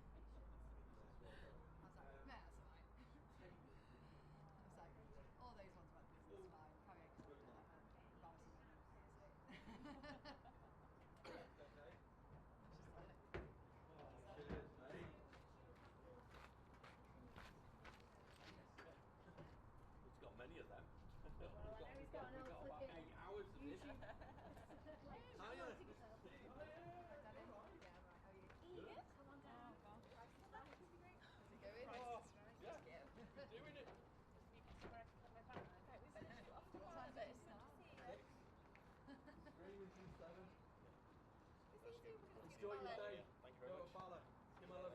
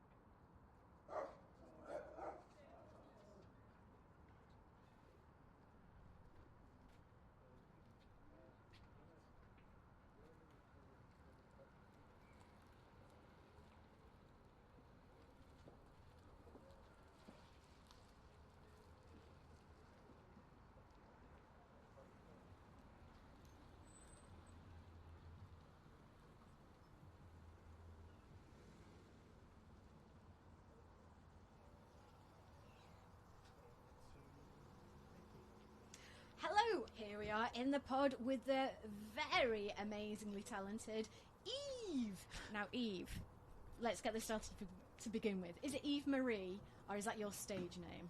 Eve Marie is very much my stage name, yes. Can I call you Eve? You can call me Eve. Great. Oh, it's fantastic to have you here. Now, first of all, not only are you hugely talented in many things, but I think very specifically you're talented in something, and I didn't really know about it until recently. So tell me a little bit about yourself and what you're so amazing at. Well, what am I so amazing at? Do I need to remind you? Come on. Oh, no, you're very kind. Thank you. So, as you now know, I'm a singer. I'm classically trained. I'm doing a lot of opera. I do other styles as well, so crossover and everything as well, but opera is kind of my main direction at the moment. I'm classically trained. I'm studying at the moment with Operus as part of their Young Artist Programme, and I'm doing a lot of different productions. So tell us a bit about your background, because when you say opera, that isn't something you just decide to do one day. This is kind of like something really specific. You have to have done a lot of training in the past. And I'm kind of feeling like, to be an opera singer, you have to have certain something about you that allows your body to do that. Well, it's many, many years of training. Now, I started at a very, very young age. Mm-hmm. I actually started in musical theatre first. So I started when I was about 8 years old in the Antwerp Stadsschouwburg, because I'm originally from Belgium, as part of Les Miserables. I was the Little Cassette for over a year there. Wow. And from there, I auditioned to be part of the Vlaamse Opera, which is the National Flemish Opera. And I was toured with them for quite a few productions. So from a very young age, I pretty much grew up in the opera house. And it kind of feels like home, you know, to be on that stage, to be part of these productions, to be working with these people. So from a very, very young age, I was kind of in that world. And I just developed a complete passion and love for it. It became part of me. And yeah, I just can't live without it. I had a few years where, due to personal reasons, I had to take some time off. But actually thinking about it, I think that was probably good for me. After I went to Chetham's and School of Music and studied there, I took some time out, and it really gave me some time to grow and develop as a person and have some life experience. And now I think that makes me a better artist because I have that life experience. Because I don't know if you know, but especially in opera, roles are very dramatic. It's all very dramatic. There's always some kind of love triangle, and always somebody dies. Yep. So it's very, very dramatic. And to have that life experience, to be able to put that emotion into it, I think when you're younger, you try your best to put everything into that character. But now I can really put that emotion into it. Now I understand the characters more. I can put my all into it. So talk a little bit about, you said you were kind of having a regular life. You had your training. Yeah. And like every artist that has ever existed, they have to have a job while they're looking for work. So you had a regular life, regular job.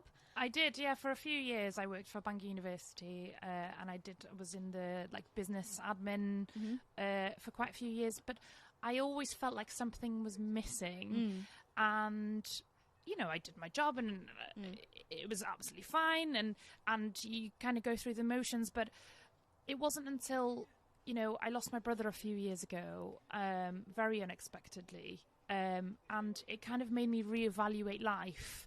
And go, actually, life's too short, and I need to follow my passion. And if I don't do it now, it's never going to happen. So a few years ago, I really started studying again, and started building my business as two separate businesses, really. One as I sing for weddings and events and everything like that, which is quite separate to the opera side of it, and one I'm still developing as an opera singer as well, and being part of the productions. Especially, I've done quite a few with North Wales Opera now, I'm going to Holland in June for 3 weeks, so I'm very excited about that. Really amazing. You've just worked so hard on your career. I've watched your trajectory, you know, and I can see how you've really worked to sort of build that up, and it's amazing that you're getting the opportunity to do that. Thank you. Yeah, no, it's been a lot of hard work and a lot of juggling, you know, spinning a lot of plates all the time, but do you know what? I love it so much, and I feel like that passion and that drive is what keeps me going every day, you know, and what keeps me focused on the path that I'm trying to achieve, you know. And it's all about enjoying the journey as well, because you know we might have a destination in mind, but if we're solely focused on that destination, then we are not then we're not enjoying the experience. And I think that's all part of it. If, you know, we all have those moments where, you know, especially when you get handed a role, it's the best thing in the world. But then the realization comes that now you have to do all the study of the score. It's kind of like the high of, yay, I got it. Oh. Exactly that. What do I do now? That. Yes, exactly that. And then, you know, to be honest, you spend some time crying in the score because there's just so much work to do, because there's so much more involved. You know, it takes a good 6 months to get a role into your body, because you have to, not only do you have to research the time period, you have to research what the kind of social status was at that time. You have to translate the whole score, because you have to, it's usually in a different language, whether it's Italian, German, French, you know, it could be any, or even Czech, you know, it could be, but you need to understand what you're saying, because if you have those interactions on stage and you don't know what the other person's saying, how can you then put the correct emotion into that? How can you put your own interpretation into that? You know, and it's difficult, and the music is generally quite complicated as well. There's a lot of vocal technique involved.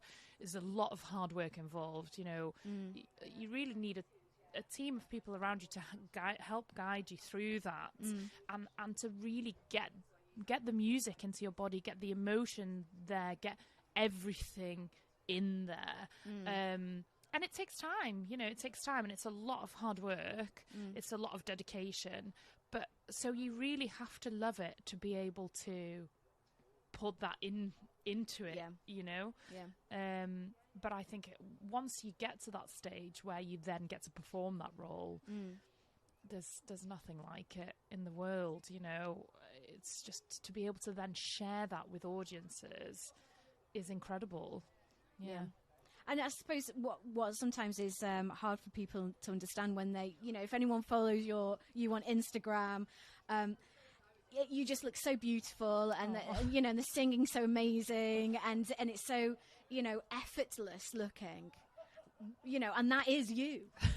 But also there is that time that, you know, all those things that we don't get to see on, you know, on social media, that maybe we think, oh, you know, it's easy, or they have this lovely life that just things happen to them just like by accident, and you just happen to fall into Bodmin Garden in a beautiful dress, and someone just happened to be there to catch you singing.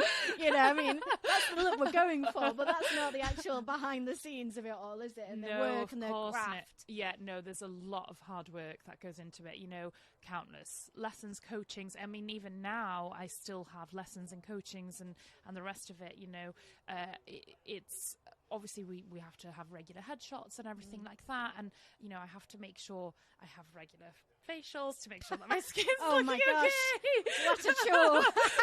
But you know, it's all part of it, because at the end of the day, you know, I am my business and I am the front of my business. So, you know, I'm quite a perfectionist as well, to the point where I have quite a large dress collection. Let's talk about the dress collection. Well, I like to, especially for concerts and things, I like to really think about what I'm wearing for each concert, or if I'm doing a charity concert, or whether it's in a cathedral, or whether it's for a wedding, or whether it's, you know, wherever it is, it's wearing something that will match the occasion, that signifies my brand, but also, you know, is appropriate. And I think that's quite important, because I think we live in quite an aesthetic world these days, where everybody likes the way things look, and they want things to look nice for their pictures, for their, you know, and it all kind of matches in with each other, you know, and it's all part of it. I think is to really think about every single detail to do with that, and whatever I can do to help make their vision come true is what I like to put in. But I mean, you are your own person and your own company, so you know there must be times when it gets quite tough because, well, you can tell me, but I imagine that having to, as you say, think about what you're projecting, what you're doing, what people think, how is it aesthetically pleasing, how's it going to catch people's eye so that they then listen to your music, and then also booking the gigs and learning the songs and you know, dealing with life. That's a lot of stuff. That's like 15 people's job, and you're doing all of those jobs. So, like, what do you do when it gets like too much? Yeah, so it can be overwhelming because, you know, we have to do all the marketing, we have to deal with the clients themselves, we have to deal with so many, and networking is a huge part of this job. You know, networking is one of the most important parts of this job, and it can be a lot, and you know, especially social media has been a huge learning curve for me because, you know, a few years ago I didn't even have social media, so that's a huge part of any freelancer or any business's life these days. So yeah, it's been a huge learning curve, but I think just trying to manage everything and trying to say to yourself, you know, I'm doing what I can, I'm trying to put in what I can, and I just try and do my best, and that's all I can do, and you know, telling myself that is enough. You know, doing my best is enough because I can't. I'm only me, and I can only do what I can do. But being such a perfectionist and being so fantastic anyway, I mean, your best is kind of up here, isn't it? Which is like a hard mountain to climb because it's so fabulous. I think it's difficult because I don't see myself like that. You know, I see myself as, you know, I'm very much still improving, and I'm very and I see myself as, you know, I'm always learning. I'm always improving. I don't, you know, I set the bar very high on myself, and I am very, you know, I'm very hard on myself because I am a perfectionist, and I think a lot of us in this industry are, and I think that can sometimes be our downfall. But at the same time, you kind of have to set a high standard to do this so that you can deliver the high standard that everybody expects of you. You know. But I guess just for people in their own lives, the joy of singing, the joy of listening to music, you don't have to like put pressure on yourself to like be Eve Marie soprano. You can just enjoy the music. Of course. And and I'd encourage anyone to sing because at the end of the day, it's great for mental health. It's great for anyone if you can sing in the shower. Great, do it. You know, I'm not at all. This is not a career for everyone because you know, with the fantastic highs also comes a lot of stress. You know, a lot of stress, and you have to be quite resilient. You have to deal with a lot of no's, you have to deal with a lot of rejection, you have to deal, you know, but also the stress of managing everything, the stress of everything, and fitting the time in to still continue learning everything, learning new repertoire, learning new roles, learning, you know, and the constantly evolving market as well. The industry is constantly changing, constantly evolving. You know, so you have to be quite adaptable and you have to be quite resilient. So I think I certainly wouldn't recommend it for everyone, but I would definitely recommend everyone to sing because whether you can sing well or not, it doesn't matter. Just sing for your enjoyment. You know, not everybody has to be a professional. But if you enjoy it, absolutely do it because it releases endorphins. It's really great for you. Yeah. And even if you're not a professional, you can still go for those facials and, you know, treat yourself like the opera singer. Self-care is very important. Self-care. This is for my self-care because one day, you know, I'm going to sing in the shower tomorrow, so I need to look my best for that moment.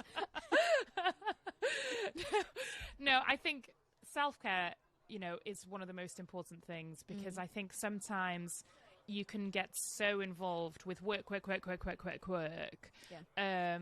that it's important to sometimes take a step back and say, okay, I need to do this for me, and just reset everything a little bit. And everyone can do that, and everyone needs to do that. I think we live in a society now where, you know, especially with social media, we're constantly chasing this perfect life. We're constantly chasing this, oh, I must do more because they are doing more. I must do more. But it's actually stop, you know. Let's take time out for ourselves. Let's make sure we have that self-care, because then we are able to put in 100%. If we burn ourselves out, which, you know, I'm one that just keeps going, go. But it can be difficult, because then you get to the point where your body just says, no, it's not going to happen. We can't carry on like this. So actually, if you regularly take a little bit of time out to just reset and just to be mindful. You know, I love going for walks. We've got a beautiful scenery here in Conwy, for example, but there's plenty of places around in Wales and otherwise where you can just go for a little walk, be mindful, reset your mind, and just take a few minutes to just try and switch off. And while you're switching off, you can listen to your new single. Yes. Is that right? You can be walking along the front and listening to your new song. Tell us what it's called. It's called La Vie en Rose, and it is a new take on the Edith Piaf version. And you can find it on Spotify, you can find it on all of the musical, Apple Music, everywhere, all of the musical channels. There will soon be a music video to go along with it as well, which I'm very excited to share with everyone. You'll find the details of all of that on my social media when it will be shared. What's your social media handle? It's Eve Marie Soprano for both Facebook, Instagram, TikTok, everywhere, YouTube. She's everywhere. Everywhere. Yes, and on my website, www.evmariesoprano.com. And yes, I mean, the video, I'm so excited about it. It was filmed in the beautiful Markwill Hall just outside Wrexham. We've had some fantastic suppliers that have helped, that have done hair, makeup. We've had some beautiful dresses that I'm wearing in the video from Cameo Brides Llandudno. Fabulous. And it's just gorgeous, and I can't wait to share it with you all. Amazing. Well, while we're looking out for that, we can actually listen to the song, and I believe it got to #1. It did. When it first came out, it went straight to the iTunes classical charts, to the top, and I couldn't believe it, to be honest, because I didn't even know. I didn't know how to check. It wasn't until someone sent me, you know, have you seen this? Wow. And I was like, oh! No, I couldn't. I was absolutely over the moon, and I'm so grateful to everybody who's been downloading it and streaming it, and it's been just great. I've been really, really appreciative of all of the support I've received for it. Yeah. Well, and it's still there, so you yes, can go and get it. Yeah. Make it #1 again. Is that like a hashtag? Make it #1 again. Again. I have to tidy that up a bit, maybe. But yeah, why not? I mean, it is a beautiful record. We've had it playing in the car. Thank you. So, and you also are available for wedding singing. That's right. And concerts. Yeah. Yes. So we can book you for that. Yes. Yeah. You can DM me on my socials, or you can fill out a booking form on my website as well. Oh, yeah. Brilliant. Thank you so much for coming to see us today. We really appreciate your time. Take care. See you.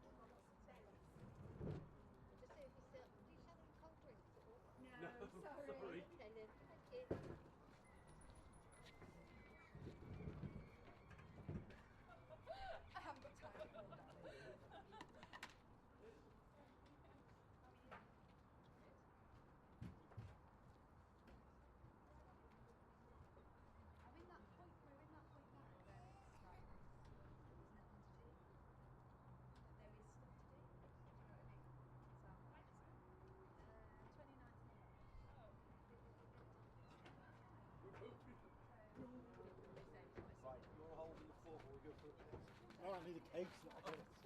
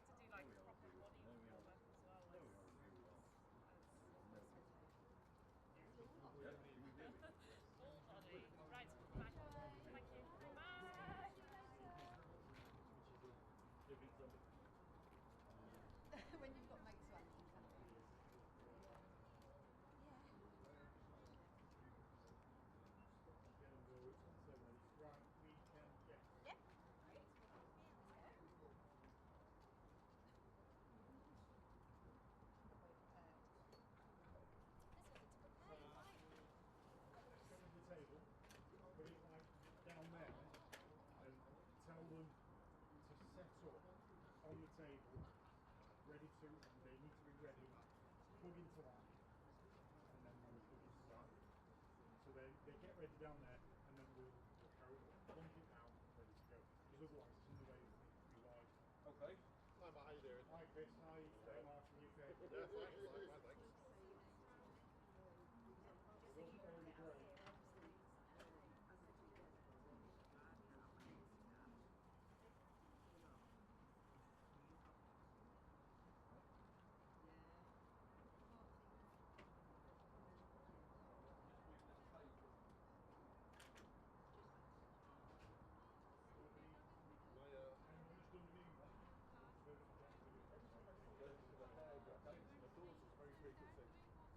I get a load of them as well. It's so funny, it's like, it's just nodes.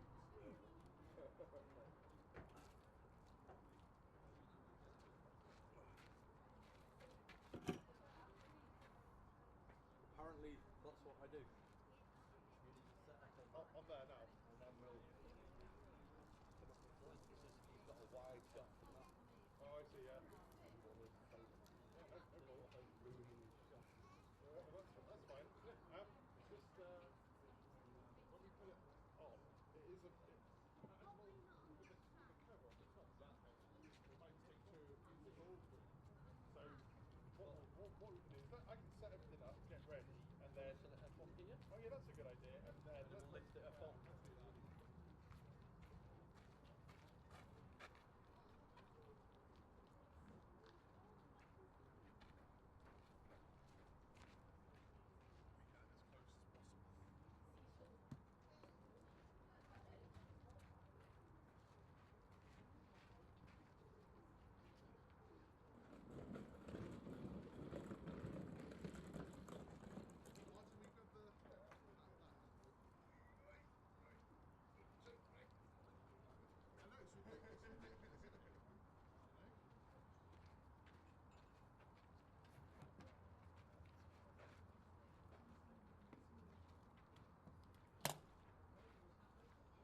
Take the case off, it's going to become half as heavy, yeah. Welcome, Emma from Squidges and Squats. Welcome to our lovely pod. It's lovely. I keep introducing everyone to our foliage, like, hi, look at us. Thank you for spending the time with us today. No worries, you're more than welcome. So as I mentioned, you're Squidges and Squats, which is very memorable business name. But people might not know what that is. Tell us a little bit about yourself. Okay, so I'm Emma. I am a mum of 2 boys, and I've been running Squidges and Squats for nearly 7 years now. Wow, that long? Yeah, Gosh. I couldn't believe it. It was 7 years ago that I started the business, so this summer. And what were you doing before that? Because you say 7 years, and that feels like a long time. Yeah. But you had a whole life before that. So what were you doing before then? So kind of career background is really different. So I started off, when I graduated, I started off as a hydrologist, which is to do with flooding. It's the easiest thing to say. So I did that for quite a few years, and then I realised that it wasn't for me anymore at all, and I'm much more a people person. Mm-hmm. And I actually got a job at British Cycling. Wow. So I worked in women's development. It's a programme called Breeze, and that was all about getting women into cycling. So I started that, and I did that for a couple of years, and then I moved on to Swim England, so another national governing body of sport. And that was participation, so that was in pathways and getting people from, when they're tiny swimming up to racing, getting women into swimming, pregnant women into swimming, which was a programme that I worked on, and lots of different areas of reaching hard to reach areas. And then when I got pregnant with my first little one, I decided to set up Squidges and Squats. So that's what a time to start a new business. You're pregnant. Yeah. You think, I know what I'll do is I'll just make things really hard for myself and set up my own business. What was that sort of like? What was the reason that you chose to do it then? Yeah, so the thought process started when I was pregnant because there wasn't anything around. So there wasn't anything that would support pregnant women. So I was still going to my same class that I'd been doing and just learning about what you can do within pregnancy and what you can't do. And I'm a very much coach who is all about what you can do. Right. And it just felt there was a lot of negativity about when you're pregnant, you need to rest, you need to do this. So it was a thought process. It then came to fruition when I was I think my little one must have been like 9 months old when I started the business itself. And I jumped 2 feet in, I left my job, went straight in with it, because I think that's the best way when you're self-employed, because if you dabble a little bit, it doesn't quite work. And but the main reason that it did actually start is because of my own mental health. Right. So I struggled a lot with my firstborn, and I had a really hard birth with him. So I had some PTSD after that with him, and postnatal depression, and it didn't kind of come out until kind of the 14-month check, and they kind of probed me a little bit there, and then I went, whoa, this is what's been happening, and they were like, whoa, okay, we need to get you some help. And so I started it while that was still happening, because I knew that exercise was the thing that got me out of my dark days. It was the thing now I was like, I couldn't think of the next thing to do, but I knew that if I went for a walk, or I tried to go for a run with the buggy, or I did some weights, or I went to a class that I was comfortable with or without my little one, because he used to come along as well, that it would make me feel better, or that was the thing that I looked forward to that day. So it was, and I just realised there was nothing for mums at all in the area that felt safe, that felt relaxed, and that they could just bring their little one and not feel judged, and just do the exercise that was right for them. And that's where Squidges and Squats was born, because I didn't want other women going through what I went through. I wanted to be able to support them and have a space where they knew they would be supportive, but also could look after their physical and mental health in one go. And what's really special about what you do is that you say the little ones can come along. Yeah. And having children myself, I too have been to classes You where have, yes. little ones can come along, not Yes. yours though, and it's like literally stick the baby there, ignore them. I know they're crawling around and crying, but if you could just do whatever the class is, that's little ones coming along. Yeah. Or the other way, where it's little ones coming along, but you're not being pushed. Yeah. As you yourself, because the class is for you. It's not Yes. like a music class for babies. It's the class is for Exactly. you, but you're not being pushed because somehow the baby is there, and you're, I know, wafting a parachute over them like that's a good Yeah. exercise for you. And this is so. What I think is really unique about what your classes are is that you incorporate the babies into the exercises. Even, you know, I've seen pictures of the babies like sat on women's hips as they do hip raises and use that weight of the baby. So a lot of the time what I do is I make sure mums feel comfortable, and they know that they can do whatever they want to do for baby within that class. They're not going to be told off for not doing the exercise. There is a structure. It is there. It's all postnatal specific. It's all designed to help women get stronger after they've had their baby, with pelvic floor and core specialist exercise, but also the fitness. So there is a pathway through Squidges and Squats. But when mums come and they might appear and their baby cries the whole session and they get nothing done, and I'm always like, you got out the house, like you got here. And then sometimes I'll look after the baby as well, or we have a big mat in the middle and they're all in the middle there. But if you have to stop, there's no kind of, no, you're not reprimanded for it. You know, we try and fit everything in. So I'm always kind of moving the class to make sure that if mums are having to feed or change, that we have a little break then. And then we carry on. So it's really, really a relaxed environment where you feel really supported, and that there's no pressure, rather than, no, just kind of ignore them, keep going. It's like if your baby's crying and you need to look after them, you do that. But also, if your baby only wants to be held, here's a different exercise that you can do to ensure that you're still getting a workout, and that everyone leaves that place feeling way better than when they came in. Yeah. And you mentioned a pathway. What is it? When can you actually start coming to a class? Okay, so pregnancy, it's when you feel ready. So a lot of things say, 12 weeks, you know, wait until that first scan. But actually, you might be feeling great. I know the majority of women feel absolutely awful in those first 12 weeks, and you're keeping it quiet as well for many different reasons. A lot of women do.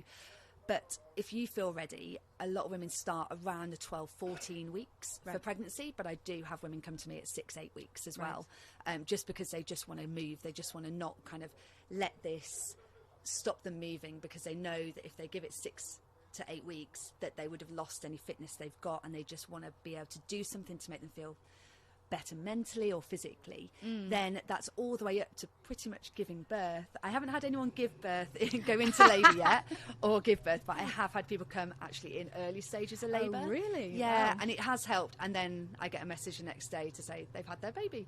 Wow. So I have a few things that I'll put in if they are at that point, and obviously it's a very delicate time, so it's down to each person. Some people may want to stop before then or way before then, but if you're feeling good and you still want to carry on, then you can. And then it's dependent on your birth. So it's all dependent on the birth, that if you've had a really uncomplicated, very straightforward birth and you're ready to start moving at 6 weeks, then this is the perfect space for you. If you've had a little bit more complications, then we have a chat and we work out when the best time for you to start. If it was a C-section, if you had forceps, if there was any intervention or any complications afterwards, then we have that one-to-one chat with a call or messages to make sure that you are ready. Because you'll go to your GP check between 6 and 8 weeks and they'll say, great, you're good, off you go. And actually, you might not be. And they haven't done it necessarily because it's not their job to do that more in-depth chat to find out what's going on. So most women kind of start around between 12 and 16 weeks, because obviously it's not just the physical things after having a baby. You might want to get out the house at 6 weeks, but you get there and you go, oh, my brain's not functioning the same way.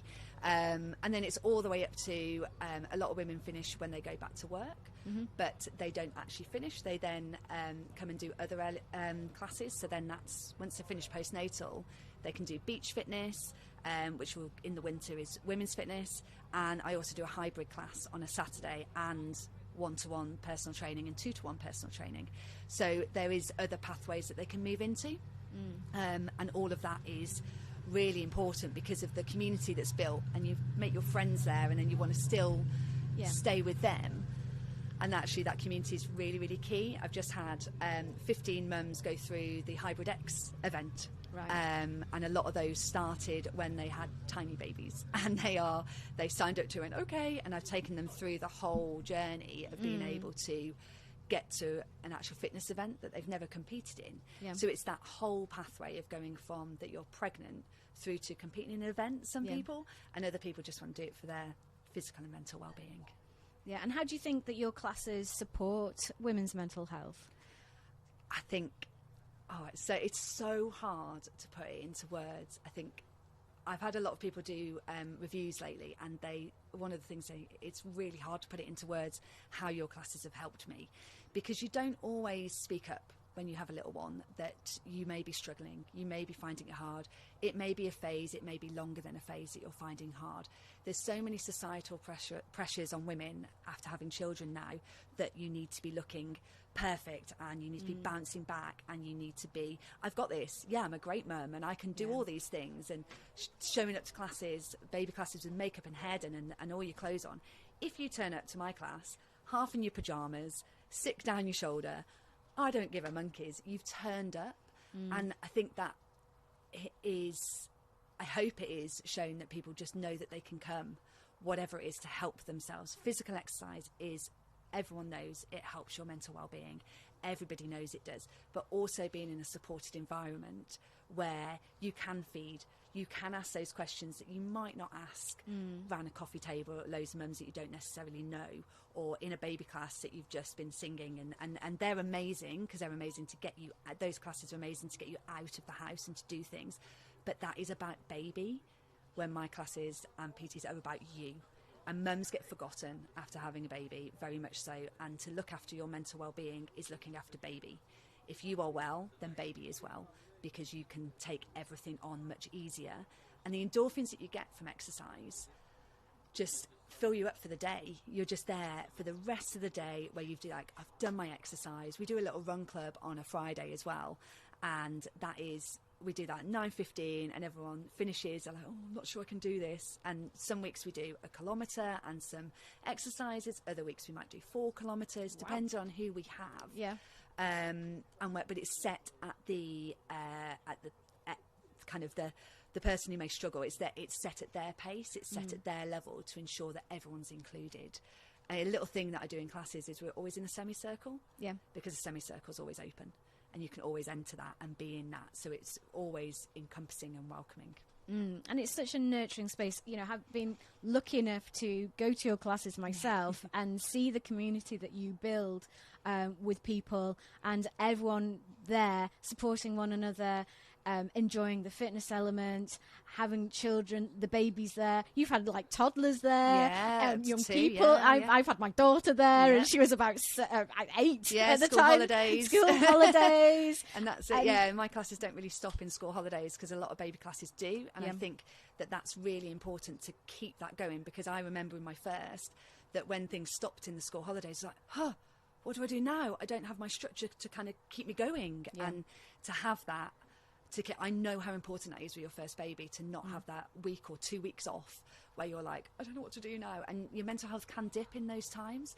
And so to have a nurturing environment that means that you can ask that mum about, is this normal? So should baby be doing this? Or ask me, should I be feeling like this? And I can refer you to a pelvic health physio, or no, you need to go back to your GP, or kind of that space where you maybe keep that under wraps for longer and it become more of an issue.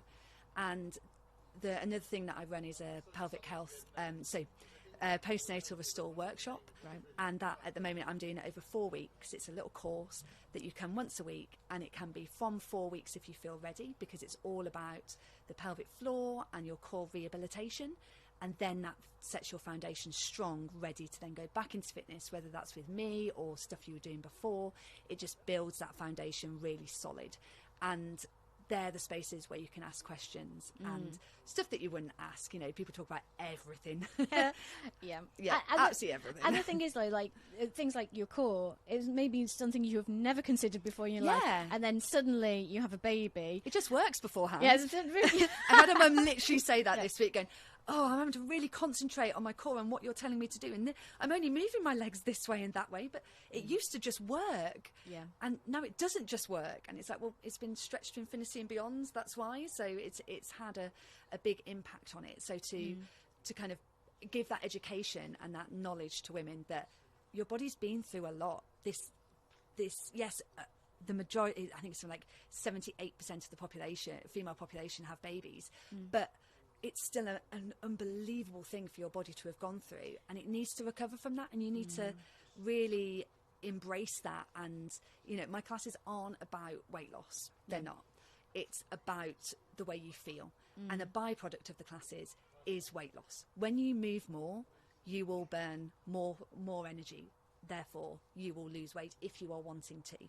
And actually pushing that way, where you're actually looking at other elements of your life as well.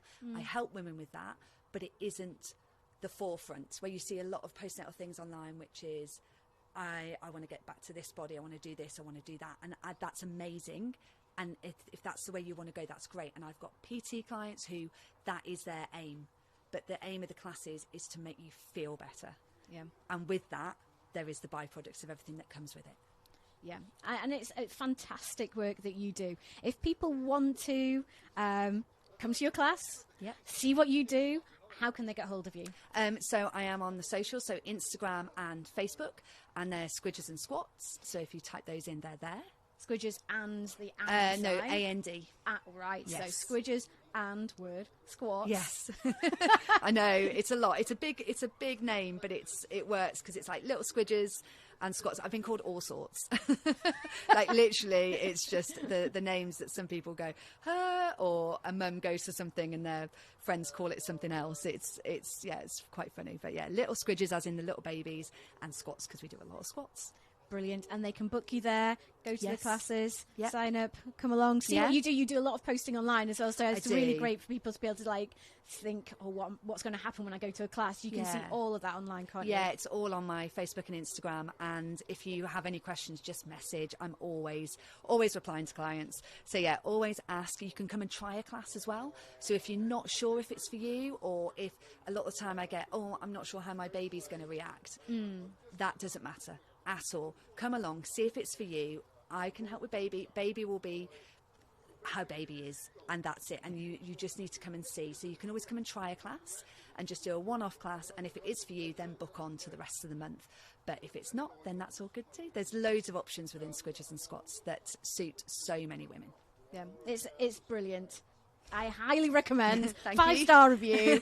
Well done. Thank you so much for coming to see us You're today, more than Emma. welcome. Take care. Thank you very much.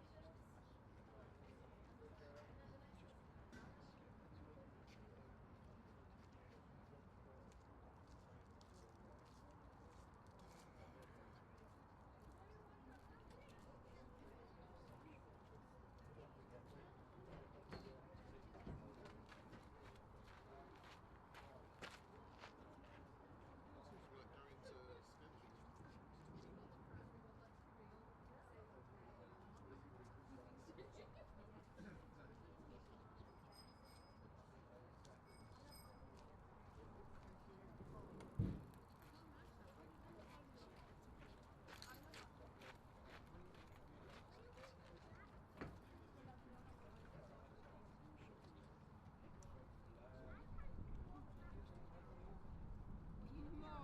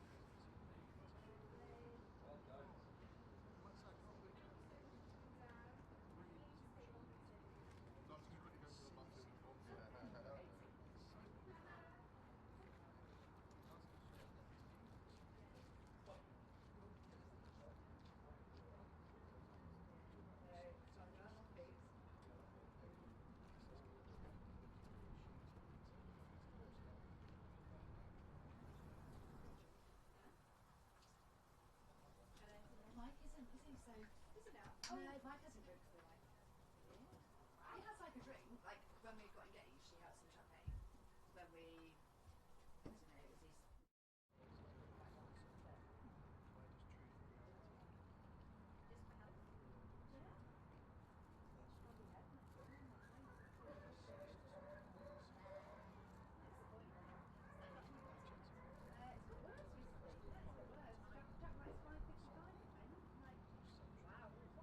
That's very specific.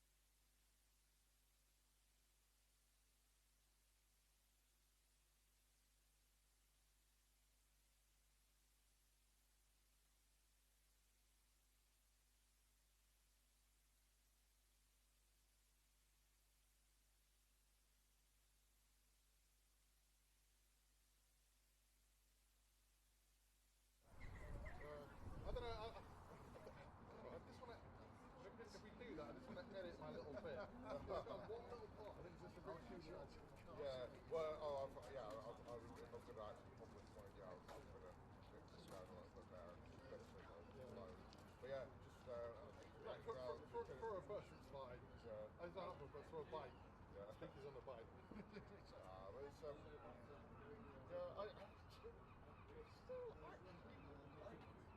still don't quite understand what that was all about.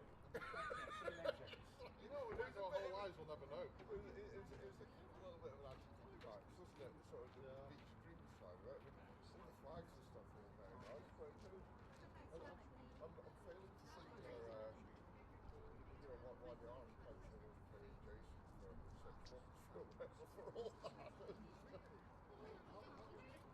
I don't know, but why it's what is Jason? A DJ like it was in a radio station or something.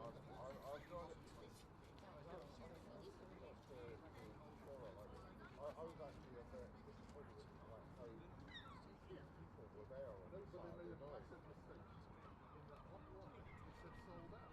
Yeah. You went to go get the ticket. Sold out. Yeah. They should have said, Pete said it was sold. Yeah. But it, yeah, it was. It was that, but also I think it was like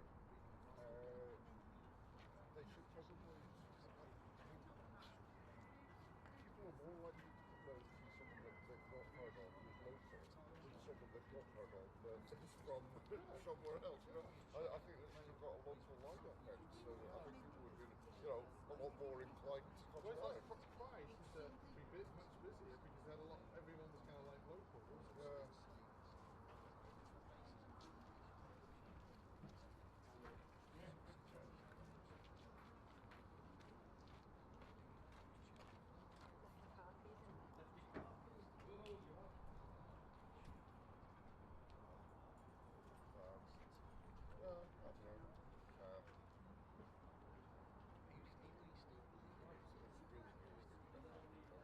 And the thing is, but hopefully they'll learn from it for next year and they'll get to do it again. And that's what you I'm going to put my...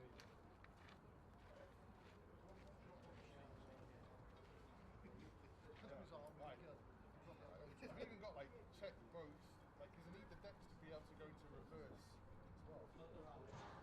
Yeah, I've got some T-minus 5 checklist as well. Yeah. I've got written out. So, you know, check all the filters are in the right place, check the mixers in the right place.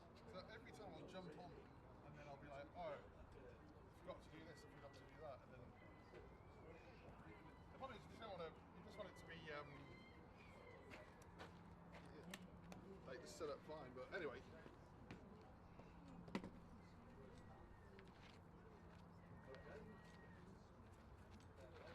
The nice thing is, at least, you can just burn everything up to 2 discs. And that's it, I don't need anything else.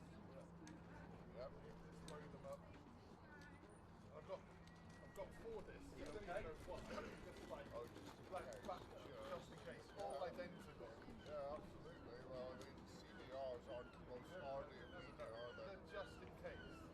How old are the CDRs that you're going to want to? Like the first one on top had a lot of dust on it. And that being in a sealed thing for ages, really still, yeah.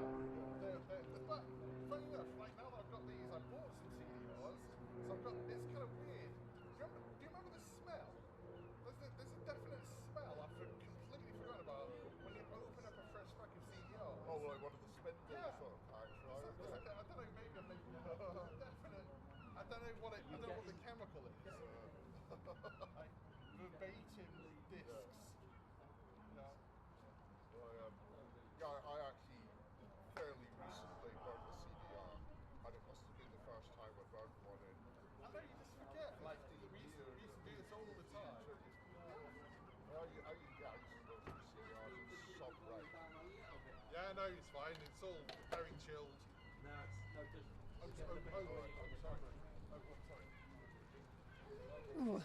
And welcome Alana to the Pig Pod. Good afternoon, Alana. How are you? I'm very well, thank you. How are you doing? Good, thank you. You are here from the Blighty Boosh. Yes, Blighty Boot Kombucha. Brilliant. And I'm so pleased that you've come today to talk about the benefits of kombucha and to talk about your journey, because you're not just a kombucha person. You are, in fact, an artist? Yes, I trained as a visual artist. I am a visual artist, I would say. And I like to joke with my husband that the Bloody Boot Kombucha is actually just a performance piece. In, a few years, I'll reveal it all as just a great, strange performance on gut health and fermented tea. Yeah. I could see that working like years later. Guess what, guys? It was just one big art piece. Exactly. Thank you, Arts Council Wales, for the funding for this 15-year project. Oh, wow. So how did you... I mean, you're an artist. You're a well-known artist. You are prolific. You've got loads of fabulous work. You've got that going on. So what made you go, guess what? I think I'd like to make some kombucha as well. Well, actually, I guess the impetus for that would have been my husband, Mark.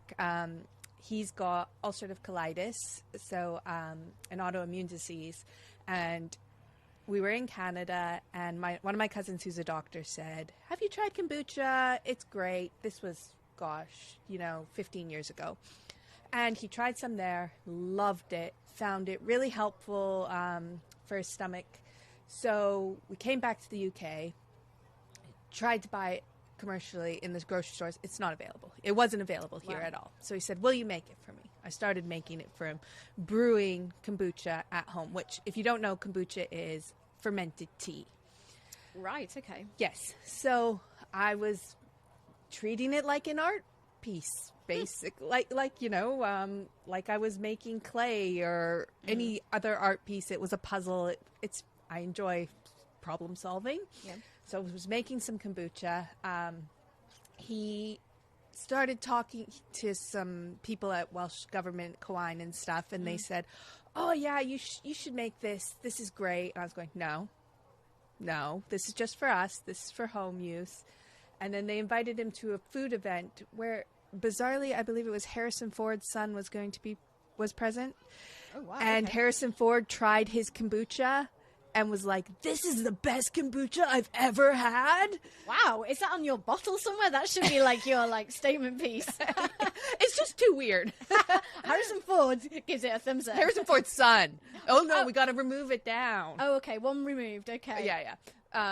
So next thing I know, Mark has a commercial unit rented. Oh, wow, okay. And he's like, we're making kombucha. And I was like, we are? Oh, wow. Are we now? And yes, it became quickly apparent if I didn't get involved, it was going to be a disaster. So the professional had to turn up. Yeah. And yeah, I think that was 2008. So 7 years later now, we've got loads of staff and things are going pretty well. We won Artisan Business of the Year for Wales. Wow, congratulations. Yeah. We've won Great Taste Awards, so our ginger was actually ranked as the top tasting kombucha on a blind taste testing in the world. In the world? Out of, I think it was something like 12,500 products. It was ranked in the top 50 tasting food products in the entire world. Wow, that's amazing, isn't it? Yeah, and literally that was me going, a bit of this, a bit of that. Wow. Bam! Oh my gosh. I mean, that is so amazing that, that you were able to do that, and must have a bit of a sort of, I don't know, really amazing taste buds to kind of sort that out, to get just the right. Yeah. Well, I feel like it's I call it kitchen alchemy. It's the closest I'm going to get to science. It's very art-based though as well, isn't it? Yeah. If you go back to that artistry of kind of mixing the different elements together and getting it just right. There is a really artistic. It is. That is part of it. They call that don't they, tacit knowledge? Knowledge you can only have by doing something. Right. And people are like, how do you know when that's ready? I'm like, it's not just the taste. It's the smell. And there's when I open the bottle, there's a particular sound I'm looking for. And I'm like, and it all just aligns. And you made the artwork on the front, didn't you? Yeah. So I worked with a friend, Ellie Strigner, who did some illustrations, and then I kind of take what she does and put it together. I love bouncing off someone else like that. It's really great. And how do you, that is a lot of stuff that you've got going on, because it's not like you've stopped being an artist. You are an artist, and you do this. So there must be times when you're thinking, this is getting really, there's a lot of pressure now. How do you sort of kind of let that go or kind of deal with that? Pilates. Pilates. Really? Okay. What Yeah. is it about Pilates that works for you? I suppose it's just that you've got to bring it back to your own body. Mhm. Yeah, you've got to let everything, and you just like sit there and concentrate on like isolating core muscle groups really slowly. So yeah, I try to do like Pilates like 4-5 times a week, and yoga. Wow. Yeah. So you like really zen, like cool, or is that just like that moment and then you get to... No, basically in that moment, and then I'm insane the rest of the time.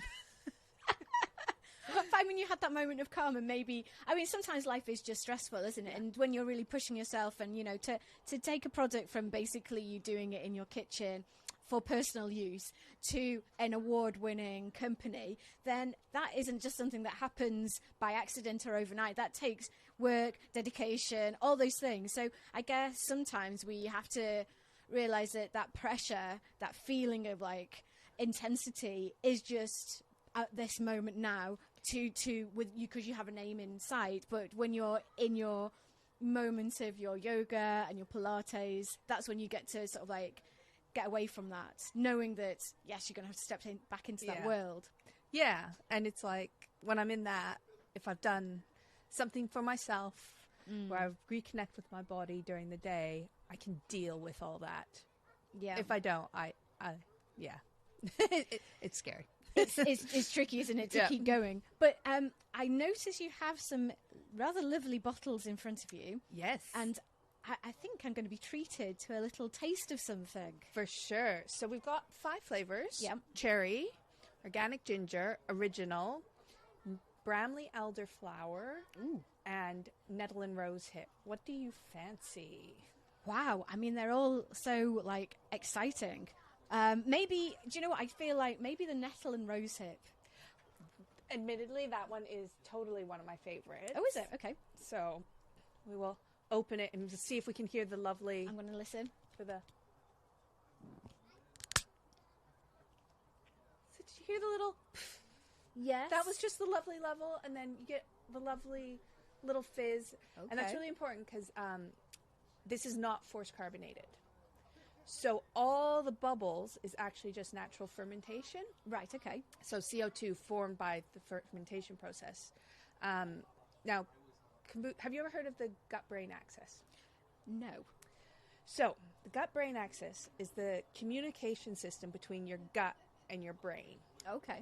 And a lot of people feel like they feel better having kombucha. And it's not just because, let's be honest, when you've been to the loo, you feel better for the whole day. But there's more to it than that. Okay. You know? I mean, are you telling me that this is going to assist my gut to do the thing it needs to do? Yes, it is. Okay. Yes, it helps with probiotics and postbiotics, which is like glucuronic acids, short-chain fatty acids, amino acids, and those help to keep things moving through tickety-boo. Okay. Another catchphrase. That should be on the bottom. But more than that, Yep. there's also something called the gut-brain axis. Okay. Which is the physical connection between your gut and your brain, which is like the vagus nerve is an example of that. Okay. But there's also like a chemical connection, which is your neurotransmitters. So one example is like serotonin is produced in the gut, which involves bowel function, nausea, appetite, but mood, learning, memory, sleep, all of that, serotonin, it's made in your stomach. Oh, right, okay. So, and then also like gut microbes, they provide short chain fatty acids and metabolic acids like amino acids, and those create chemicals which affect your brain. Okay. So it's not just like, oh yeah, I feel good because I'm not backed up. It's like, no, there's chemicals and things in your stomach that affect your brain chemistry. Right. So fermented foods, lactic bacteria, have been shown to actually alter your brain activity. Oh, wow. Okay, so I'm drinking this, and do people like, is it kind of the thing that would be like, oh, I take my daily kombucha, or is this kind of like, how often do you feel you need to do it to feel a benefit? I mean, everybody's different, so it totally depends on the person. Like Mark, drinks a couple bottles a day. Oh my gosh! Yeah, he's hardcore. He is. I'm a water drinker. I drink, Yep. a bit. Oh, I should give you some. I'm just sitting here like waving it in Oh, front of yeah. you. Tempting me. Okay. Ooh. Okay, so as you were pouring then, I saw a little something slip into my cup. You got the SCOBY. Okay. So that is the symbiotic culture of bacteria and yeast. Okay. Think of it as like the oyster of The the oyster. kombucha. Oh, lovely. It's like Okay. so it's like a dense mass of like bacteria and yeast that grows in the bottle. Wow. It's kind of like a little fizzy sherbet. It's Oh. totally drinkable. Some people are disgusted by it. Some people like. Which will I be? I'm kind of intrigued to see. I know. What I know. are you? I don't know. Let's give it a taste anyway.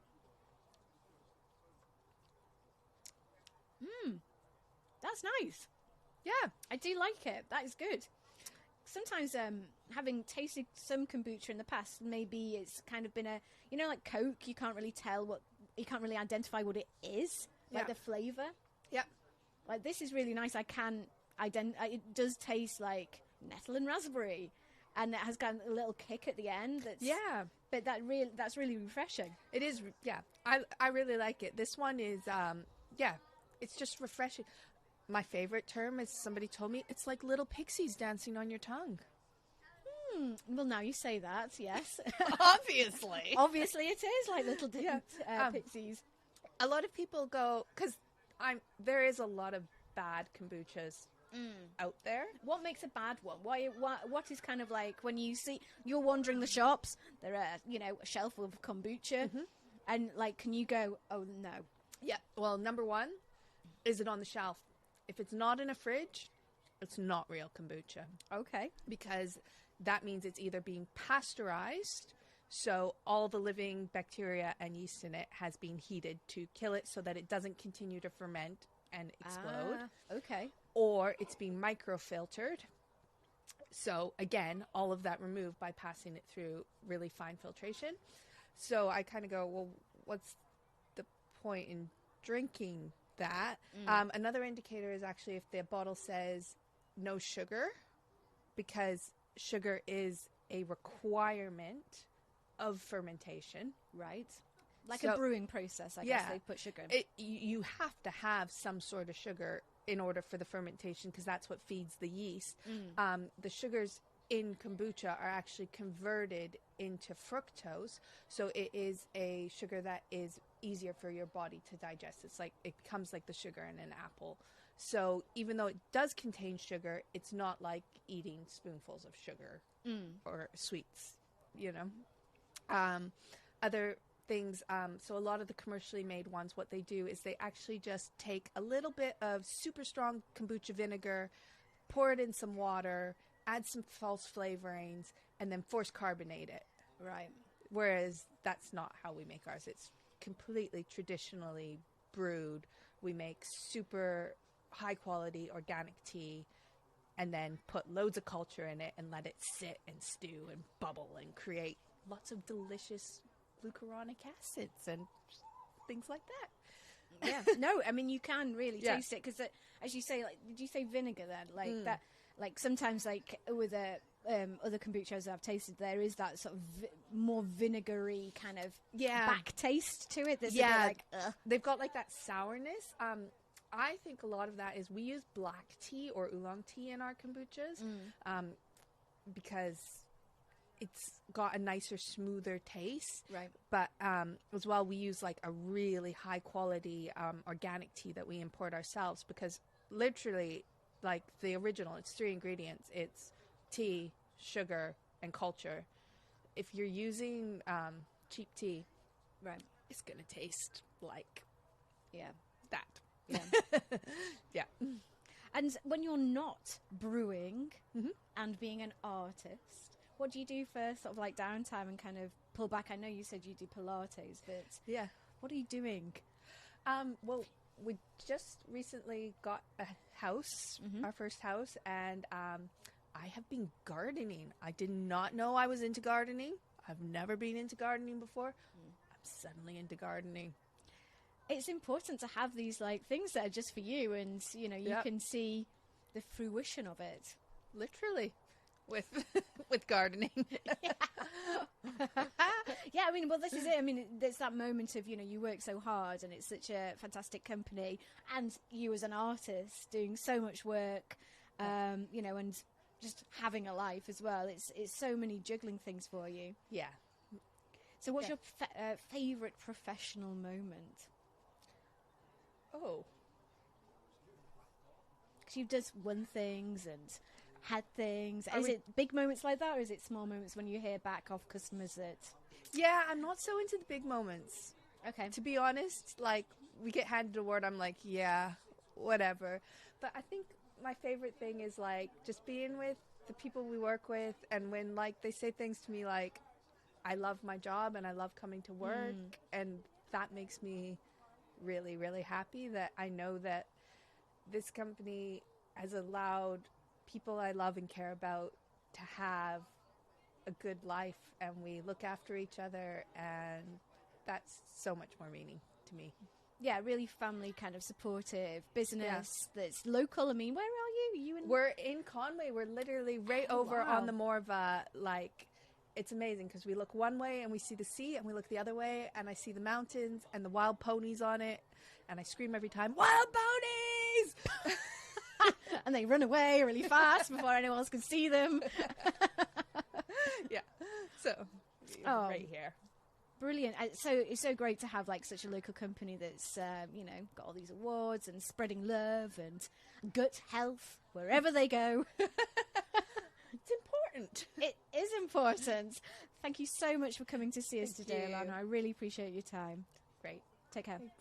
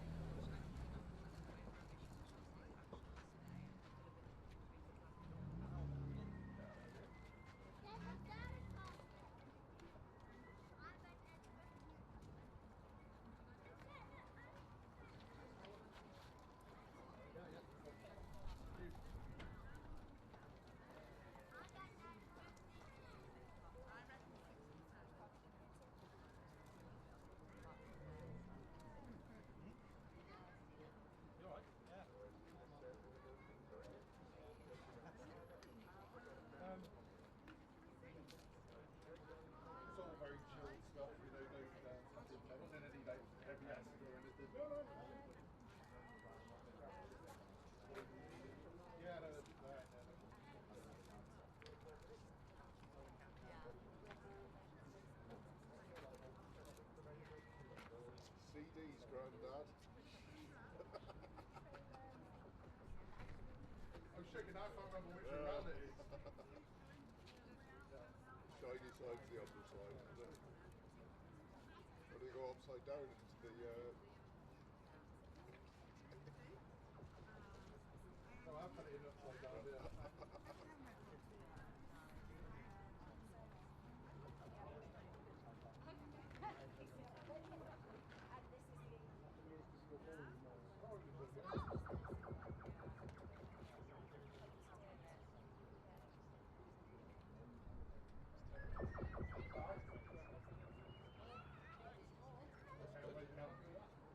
Yeah, I don't know, it's just going on and on. Yeah, that's good. It can go up if you want. Depends on how much the mic. Ooh, that's nice.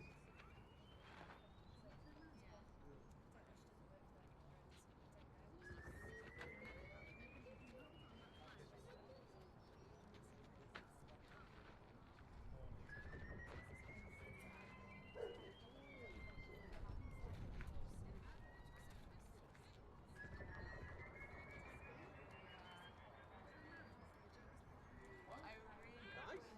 Let's just see we're all set with Matthias. And you can start set.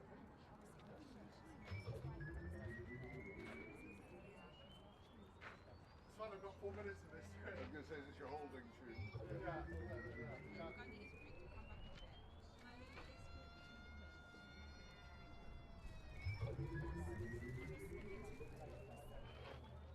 So what did you do this on? Sorry? What did you do this on? What did you say to the This one? Oh, no. I did when you... Oh, when I made it was the, my electride. Right. And I'm like, I was just like messing around with it. And I just like put loads of them on like top of each other. Right. So like, just like slow like... They don't just use the delays in the electrode. It just sounds, it's like a bit of filler just to like start. And then to end the set, I'm going to do the same, but in reverse. Like,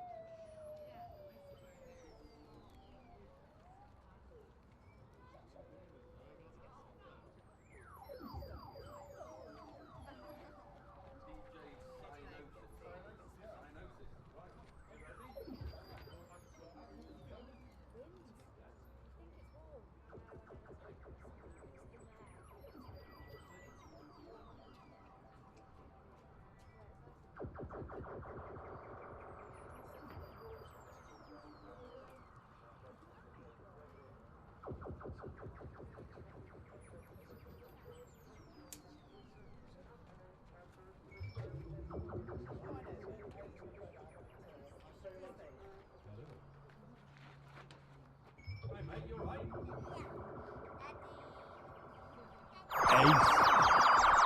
Ladies and gentlemen,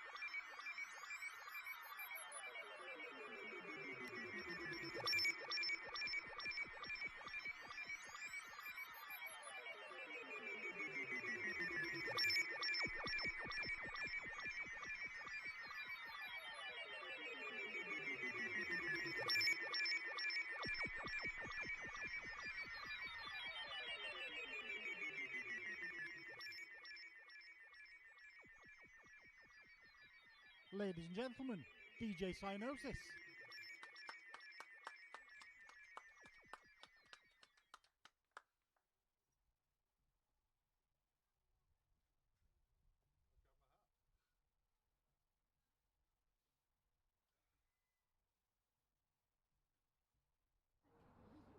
Like this, is that okay?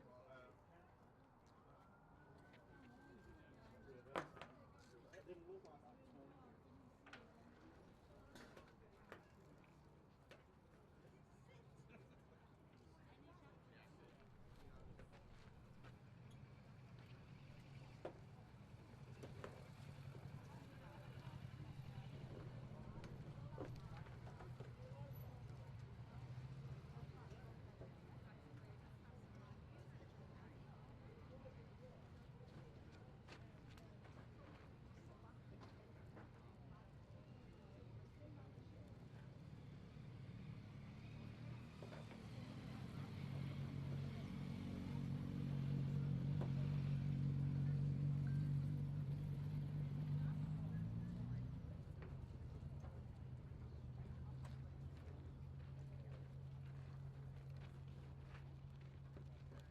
This stuff here. That's really warm. Yeah, it's pretty dodgy, yeah.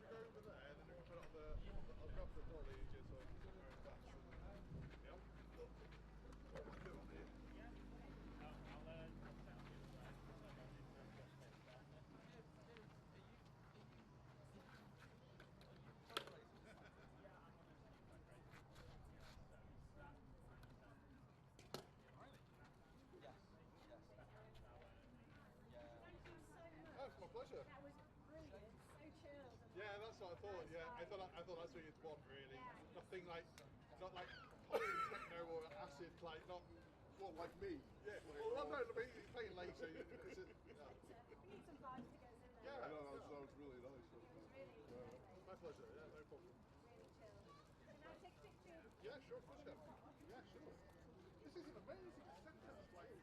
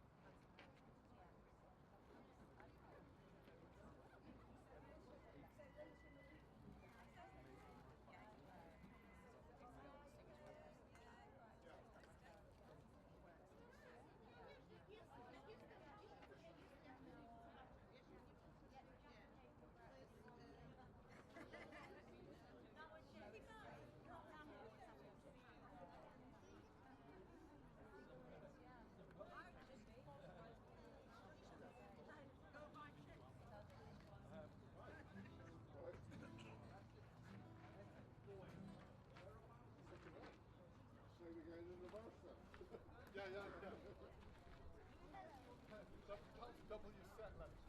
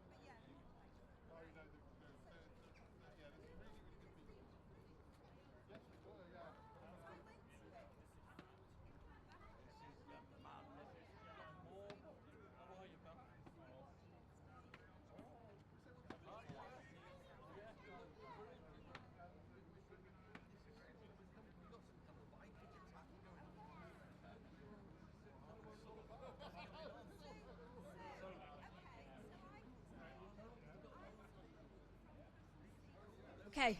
Oh, welcome everybody. Eleanor here from Puzzle Junction. Thank you so much for giving me my time. What am I talking about? Giving me your time. No worries at all. This You have it. Can you tell we've been up a long time and we've been doing it many hours? There's a little clue there. Anyway, where am I? So, Eleanor, you're here today to talk about what you do. So tell me, you do many things. Yes. Yes, Puzzle Junction is an experience design company. We specialise in immersive events and experiences with theatrical and technical elements, digital elements, should I say, instead of technical. And that's what we specialise in. Really, we specialise a lot in family and child-orientated experience design. There are some projects that have been more for the adult market, but overall, we're sort of heading down that route towards designing experiences for families and for children. Now, what is your background to make you get into this in the first place? Well, I was an actor, so I was very involved in the theatre, and as a young actor found it really tough. So I was based in London, found it really tough. So I started writing my own work, started producing and directing my own work. So I slowly acquired those skill sets alongside working as an event manager for an agency. So I had one foot very much in the arts world and one foot very much in the sort of commercial marketing event orientated world.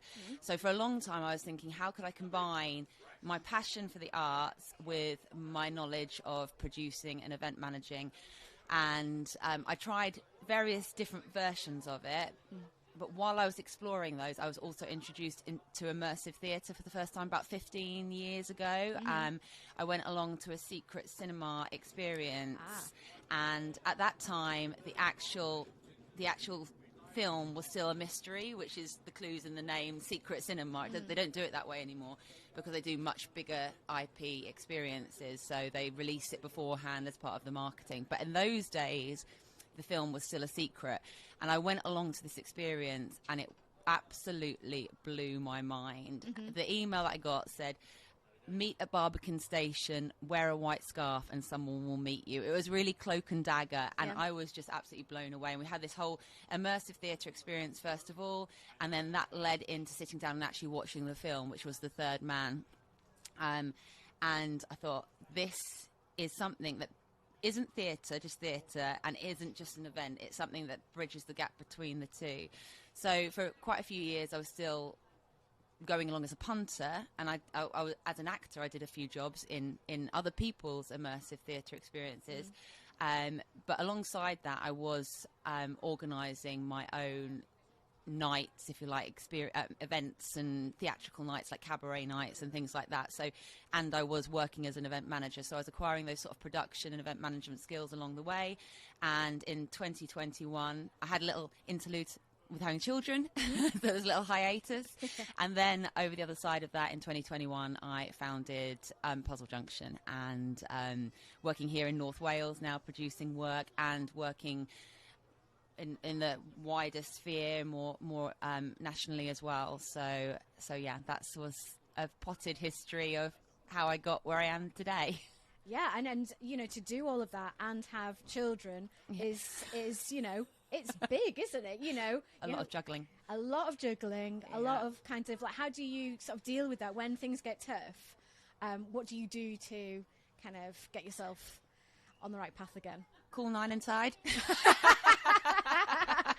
Help. Yeah, it does get a little bit stressful. There's certain pinch points, definitely, that get a little bit stressful. And but my kids are actually, because I am designing experiences a lot around kids and how they think, actually, they're quite a vital part of some of my planning. So often I'll test ideas with them, get their opinion, get their feedback, because they're very blunt. And that's one thing I'd say about creating work like this. It needs to be tested and tested and tested again, constantly tested. If you go to even large scale immersive experiences, you go and see it in the first year, and then you go and see it again in the third year, because they run long term. It's not like a theatre run in a theatre and then it moves on. It can run for years and years. You'll almost go to a completely different experience 3 years on, because there's so much human psychology involved. There's so much trial and error, so much testing. It's never perfect. It's always an ongoing development, an ongoing sort of testing of things. Because there's a great book that I read about immersive theatre, and the guy who wrote the book, he said, and I can't remember the name of the book, and I can't remember the name of the author, so I apologise, but it was really interesting, the book, because they did this, I think it was Midsummer Night's Dream. And they had the audience come in, and it was open space just with a plinth in the middle where the actor stood. And the people all just stood around the outside. Right. And they thought, well, this is not what we want. We want them to integrate into the space. So how do we do that? They started breaking up the space with just chairs in the space. And then they started to come around and crowd around the chairs. So it's so interesting. It's not just about delivering a story in a different way. It's also because you're giving people agency in a space, and within that narrative, often as a protagonist in that experience, it's about knowing how people will react to what you've created, and you can only do that from testing it and testing it and testing it again. So my kids often come in really useful. So the activity that we're going to do in a minute, I've tested on my kids first of all. So actually they're really handy a lot of the time. But often they're like, oh, do we have to test it again as well? But actually they're really handy with the work that I'm creating a lot of the time. But sometimes it does become a little bit stressful, balancing both. And what do you do then? Do you have like a little self-care routine, or do you like enjoy doing something for yourself? Like, do you go to any classes or activities you do? Well, I have done in the past, but if I'm honest, the work that I do is almost like my hobby as well, because I love doing it. So just getting a bit of space sometimes, you know, when they're at school or when they're elsewhere, then I'll put some time aside to do that, or clear up the house. Because I know that sounds awful, and it doesn't sound like something that's relaxing at all. But actually, it's like, oh, I've achieved that. I'm sort of someone that I think gets more out of, if I achieve something, I feel like more calm of mind. So if I'm ticking those things off the to-do list, and there's more ticks than there are non-ticks on the to-do list, I feel calmer of mind. If it gets really too much, it's a hot bubbly bath. She's in the bath again. It must be bad. Oh, I mean, everyone gets like that sometimes, don't they? And it's important to sort of recognise that and take that moment. And even sort of like simple tasks, like as you say, like cleaning doesn't sound particularly exciting, but like just to have that sort of thing where you can get away from the idea and maybe just be in the moment of like, you know, working on something else, whatever that might be, whether it's scrubbing something or, you know, having a nice bath. It's just taking you out of that moment and giving your brain time to relax. And sometimes I don't know if you find this, that like you've got an idea, like you say, you're testing things out and problems and stuff, that you're just actually taking your mind away from it, and you know, just allows your brain to like relax, and then the ideas flow better because you're not grinding it out and trying to really kind of contort your brain all the time. It doesn't. It's a muscle, isn't it? And sitting sedentary as well, it is not always useful for creative mind flow. So exactly what you're saying, going for a walk. So going for a walk or going for a little jog or something like that allows my brain to unstick. So and allows me to sort of think of solutions a little in an easier way. So actually, that's it. Just talking about it made me think. Actually, that's what I do a lot, is go for a walk and just get some fresh air and relax that bit of my mind that's, as you say, all scrunched up and tense. And I think the thing is about the what you do is you offer opportunities for families, friends to have that unwind moment, and at the same time have like a challenge. You know, because like we know kids don't necessarily like just going for a walk. Like that's not kind of like their most fun thing to do, even though, you know, they enjoy it when they get there, don't they? But tell us a little bit about Finding Alice. So Finding Alice is a seaside Alice in Wonderland adventure, basically. It's a hunt around Llandudno, and it's for family. It can also be for adult groups. It's not necessarily just for families, but those are sort of things that I'm exploring at the moment, whether or not it would be more useful to have a standard version of it and a family-specific version of it. Because actually, I think a true family experience is when both the adult and the child not only get something out of it, but helps them communicate together. So we have like the age-old family experience of the panto, which works on two levels, but it doesn't bring them together. It almost separates them with the two different sort of levels of humour and smut sometimes. But I think it's quite nice when the children have some information that the adults don't, but maybe the children have to impart knowledge or information to their adults, and so that they feel like they're leading it. But then sometimes there's questions or riddles that only the adult can answer, and then they help each other. So it's trying to find that balance. It's quite a complicated way of thinking to make that happen. But Finding Alice is there's obviously a connection between Llandudno and Alice in Wonderland, so it's pioneering a new experience around that connection. So Alice has gone missing. She's been invited by the Mad Hatter back to his to her unbirthday party at his tea party, and she has never arrived. And alongside this, something strange is happening in Wonderland. And has Alice got caught up in that strangeness, where the boundaries between Overland and Wonderland are disintegrating? So teams of investigators have to go on this adventure, speak to different Wonderland creatures, and get some information from them to find out where Alice is and save her and save Wonderland alongside that. So and we've got 11 participating businesses in the town, so teams have to go into these businesses and actually interact with the staff. Right. Where they, so it's not all digital and it's not all real world. There's sort of a mix of the two. So they're guided by their devices, but they interact with businesses and they receive things like wax-sealed letters from the Mad Hatter or protection from the Queen of Hearts because no one wants their head chopped off on a fun day out in Llandudno. And yeah, it's a fun adventure and a scavenger hunt around the town.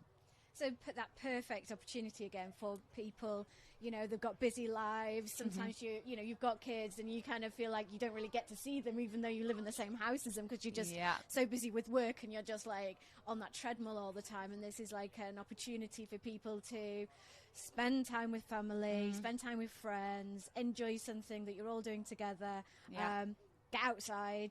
Yes. See lovely Llandudno, meet some business, and I love the idea of them getting things from the actual physical props. Yeah, that's really nice, isn't it? To have that and to share that with other people, and at the end of the day, you feel like tick my boxes. You know, spend time with family. I've had a lovely time. Bit of problem solving. Exactly. Yeah, and you know, moved around and maybe spotted some of the things you'd like to do later, and that's really takes great. you a little bit off the beaten track as well to some places that you wouldn't necessarily go on a first visit to Llandudno. So it's great for tourists, but also for locals who might want to see the town in a different way. Fabulous. Now that is very exciting, but I'm also very excited that you have stuff in front of you that you're going to do a little demonstration with. Yes. So this is related to another project that's in development called the School of Planet Powers for Extraordinary Children. So this is an environmental immersive theatre show for kids. It's still in development, so it's not up and running yet. But a major part of it is that kids that come along to it find their planet powers. Right. So I am going to ask you, Vicky, some questions, and we're going to see what your planet power is. Okay. This is like one of those character things online. Which planet are you? Okay, Here we go. So you've got some marbles. So Vicky's got some marbles in front of her, and she's got 3 boxes here. So repurposed boxes, plastic boxes, ice cream boxes, and things like that. So being as eco-friendly as we can here. So what do you usually do with food scraps like peels and coffee grounds? Let me just show you here. So each box has got a letter on it, A, B, C, and D. So when the one that you choose, you put the marble in. All right, okay. So, A, compost them or feed them to worms or put in food waste. B, try to reuse them, like making broth for later. C, avoid waste by planning meals carefully. D, look for products with compostable or no packaging. Or E, something else, which is this one here. Ooh, I mean, can I choose any one, or can I stick them into more than one? Choose one. Okay. Well, I'll do the thing that hey, right. Okay, so Vicky chose A, which is compost them, feed them to worms, or put them in food waste. Yes. 2, how do you deal with old clothes or toys? A, if they're natural materials, I might compost or repurpose them in the garden. B, sell, swap, or donate them. Someone else can use them. C, try to buy fewer clothes and more. So this is really difficult to say the sentence. Try to buy fewer clothes that are low quality and more that are high quality items that last, so therefore less clothes in total. D, support brands that are sustainable, fair trade or second-hand, or E, something else. Ooh, I'll go B. Okay. 3, what do you think about when you are going clothes shopping? A, can I make this at home myself from scraps? I always think that. B, could I reuse something I already have? C, can I buy from a company that manufactures in the UK? D, can I buy second-hand or from an ethical company? E, something else. I'll go D. Okay. 4, when you're finishing using something or it is broken, what do you do? A, check if it is compostable or recyclable. B, find someone else who can use it or repurpose it. C, get it fixed. D, recycle what I can and avoid buying that type again, or E, something else? I'll go B. 5. What's your home energy style? A, you go for a company that pledges to use renewable energy. B, I use second-hand appliances. C, I switch off lights, unplug devices and use energy-efficient tools. D, I buy less overall and prioritise items that are made sustainably. C. Right. 6. Okay, what's your eco superpower? A, turning waste into soil. B, giving old stuff a second life. C, saving electricity like a boss. Or D, making mindful, planet-friendly purchases. B. Okay. That's the last question. Right, okay. So let's have a look. Which one's got the most marbles in? So A has got 1. B has got 3. C has got 1. And D has got 1. Okay. So your planet power is, drum roll please, you are a waste warrior. Come on! So that's a really makeshift version of it, but there's something personal for that and a quiz related to it. Brilliant. Waste warrior. I mean, Yes, you need to get a badge. I like do. that. I do. That would be. What are the other ones that I could have been? You could have been a composting champion. Yeah. You could have been an energy saver. Mm. You could have been a conscious consumer. Oof. I mean, those are all good badges. Yeah, you know. absolutely. Well, I mean, these, and obviously you could have many, many more different options, but this is sort of like a little version, just to give you an example of the planet powers from School of Planet Powers for Extraordinary Children. Fabulous. And what would you be if you were E? Rubbish. Start again. Yeah, Plastic Pete. Plastic Pete. Oh, that villain. Must try harder. Must try harder. Yeah. Yes, that villainous character. Yeah, exactly. The baddie of the piece. Yeah, so that's your next sort of like Yeah, project. it's in the works, shall we say? So just we've all got a certain capacity, Yes. and at the moment the focus is on Finding Alice, but that is the next in-house project that we'll be looking at getting off the ground in a slightly different way, because it's more theatrical based rather than it's a different sort of project altogether. So it needs a space really for that, rather than a townscape which we're using for Finding Alice. Amazing. I mean, you're doing so much. You work so hard. You're creating brilliant things that people want to interact with. And as I say, the arts is so important to people's well-being and mental health, isn't it? And Yeah. and giving people an outlet and fun and enjoyment and a message and things Yeah. to think about. So it's all the good stuff. Yeah, I think anything that gets people out and about as well, and Yes. off screens and off that sort of, I think though being in and not interacting with the world around you is one key issue when it comes to mental health. So anything that can motivate people enough to get out and interact in whichever way it is, and these specific experiences that I work on is all about interaction in some way or another. Yeah, no, you're doing a brilliant job. Thank you so much for coming to visit us today. Thank you, Vicky. Thanks for having me. No, it's been excellent. Thank you. Take care. Thank you.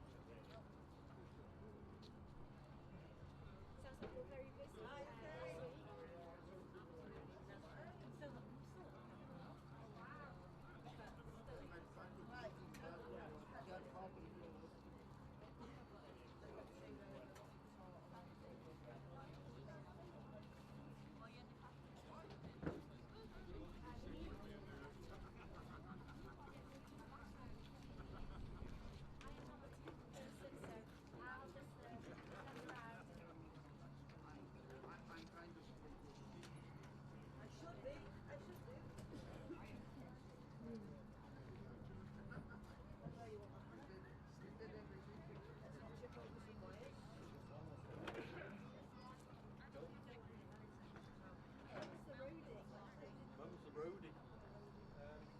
Which mic do you want to favour, Matt?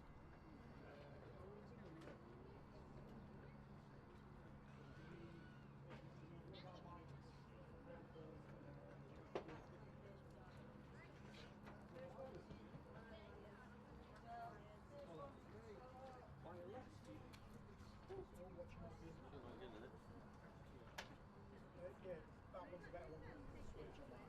This one's better one.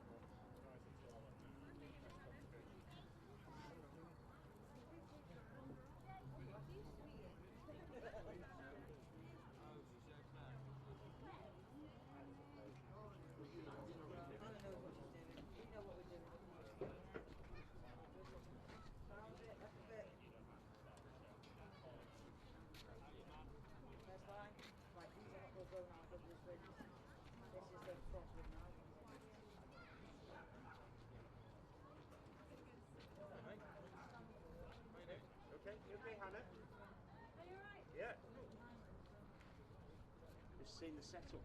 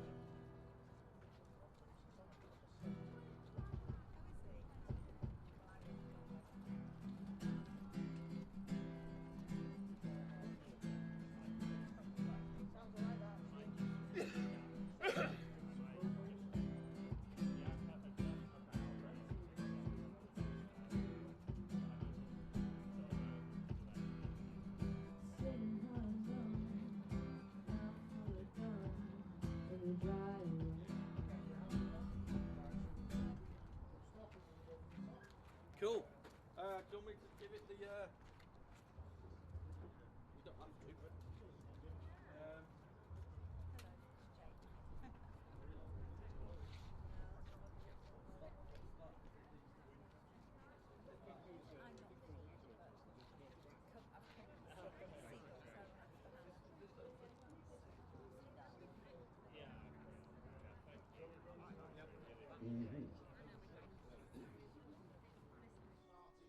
Hannah Poppy.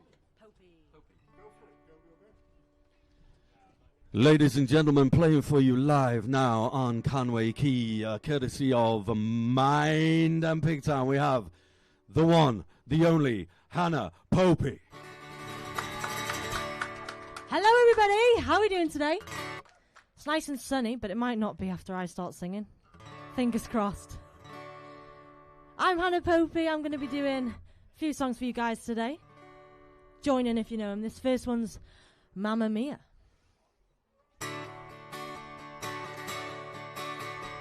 I've been cheated by you since I don't know when. So I've made up my mind, it must come to an end. Look at me now, will I ever learn? I don't know how, but I suddenly lose control. There's a fire within my soul. Just one look and I can hear a bell ring.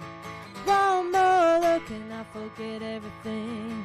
Whoa, Mamma Mia, here I go again. My, how can I resist Mamma mia, does it show again? My, just how much I missed you. Yes, I've been broken hearted, blue since the day we parted. Oh, why did I ever let you go? Mamma mia, now I really know. My, I could never let you go. I've been angry and sad about the things that you do. I can't count all the times that I told you we're through. And when you go, when you slam the door, I think you know that I won't be away too long. You know that I'm not that strong. Come on, everybody, sing with me. Just one look and I can hear a bell ring. One more look and I forget everything. Whoa, mamma mia, here I go again. My, how can I resist you? Mamma mia, does it show again? My, just how much I missed you. Yes, I've been broken hearted, blue since the day we parted. Why did I ever let you go? Mamma mia, now I really know. My, I could never let you go.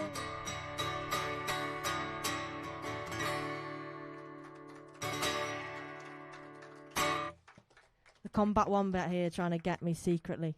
I see you. Got me.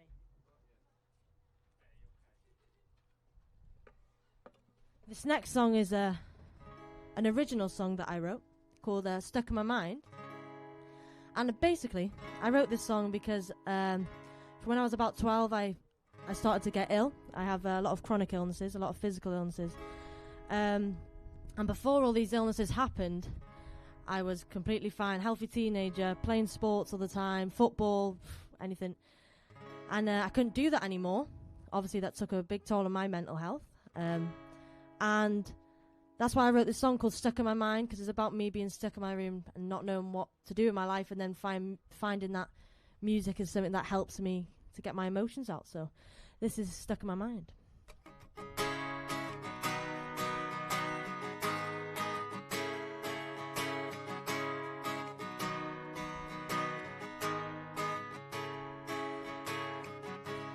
I'm just sitting in my room,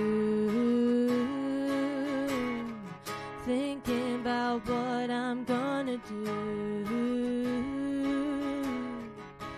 dreaming things that ain't gonna come true.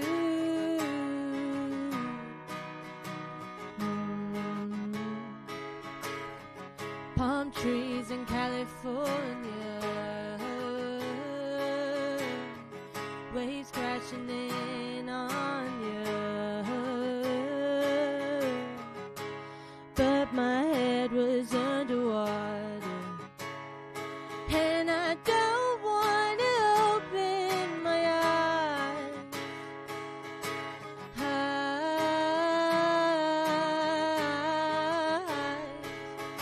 Stuck in my mind, got nowhere to hide, wish the thoughts would go, but I'm easily blind.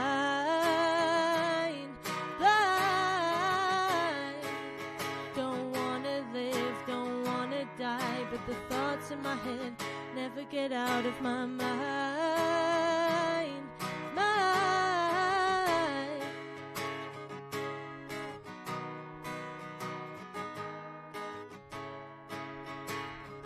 Living, dreaming in my mind, bright light shining to my eyes, dreaming things that ain't gonna come true.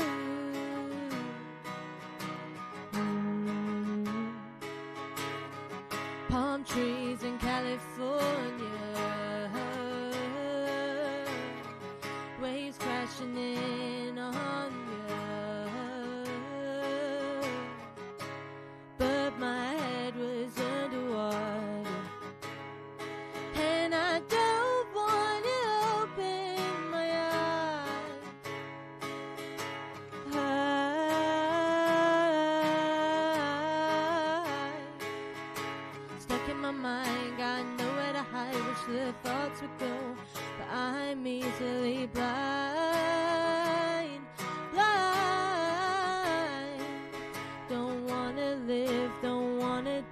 but the thoughts in my head never get out of my mind.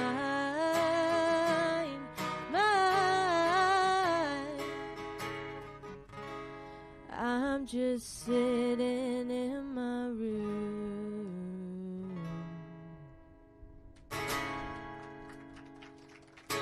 Thank you.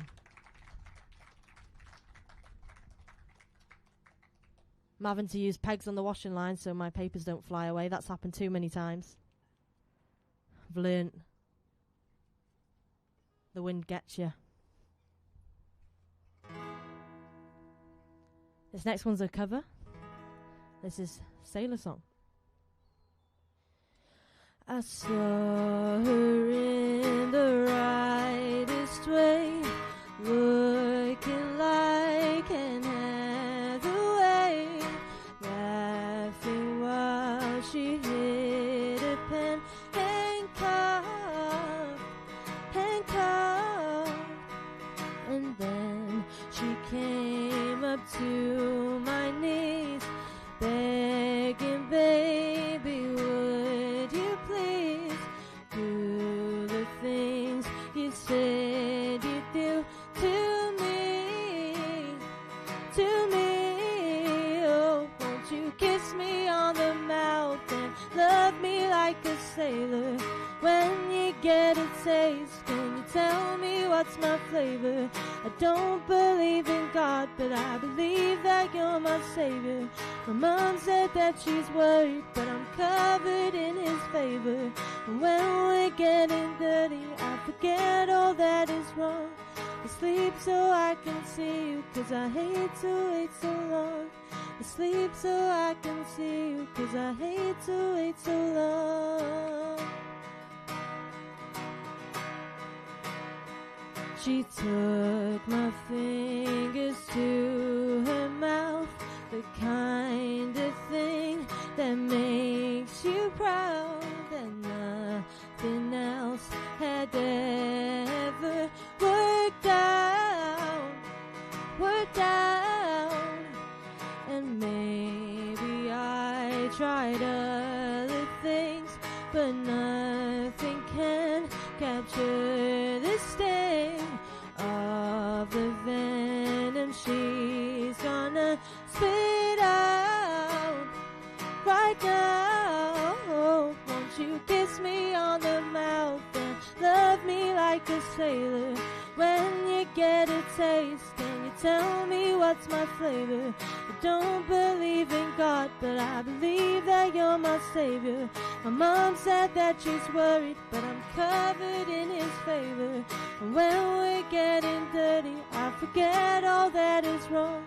I sleep so I can see you, 'cause I hate to wait so long. I sleep so I can see you, 'cause I hate to wait so long.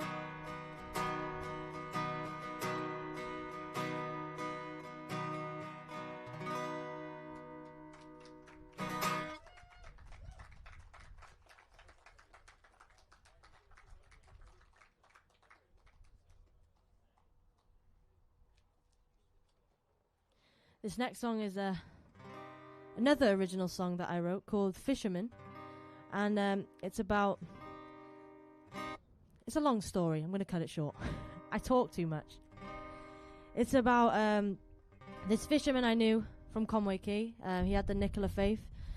Unfortunately, the ship went down and he's not with us anymore, but he told me that don't let your illnesses get you down, and you know, carry on doing what you want to do. It was very inspiring. And here I am now. And this is Fisherman.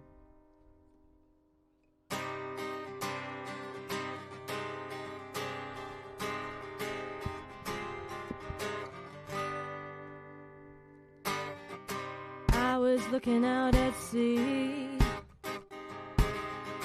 All I saw was you and me. I was struggling to breathe. Saw the waves crash beneath me. You were sat right next to me. Turns out you were imaginary. I don't know what to say. I'm just trying to breathe my pain away. The fisherman said to me, don't worry, your pain will fade away. The fisherman said to me, don't worry, your pain will fade away. Then the sky went from blue to black, and then I felt the lightning strike my brain.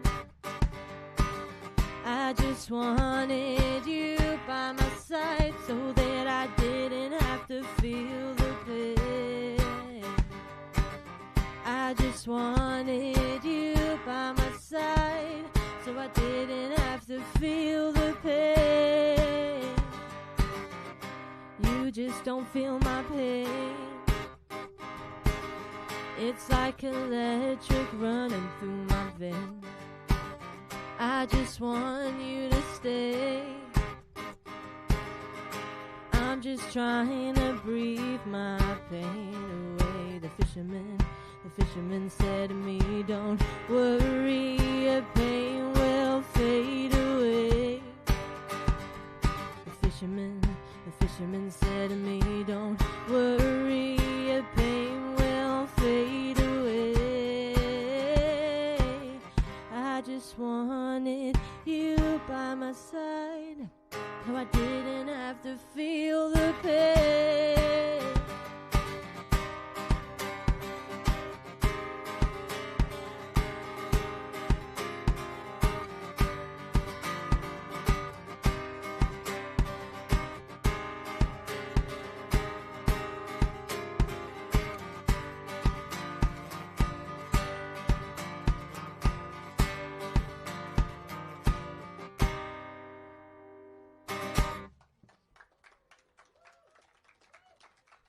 Thank you. You can listen to any of my original music on any music platform. Just type in Hannah Popey, Popey, and I should be there somewhere.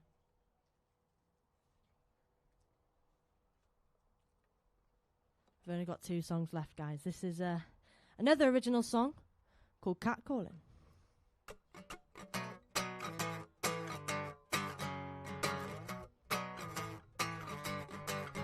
There once was a woman, her name was Elaine. She walked down the street looking bright as day. She turns around and to a shock she sees, she said, who's that cat calling me? She said, who? She said, who? Who's that cat calling me?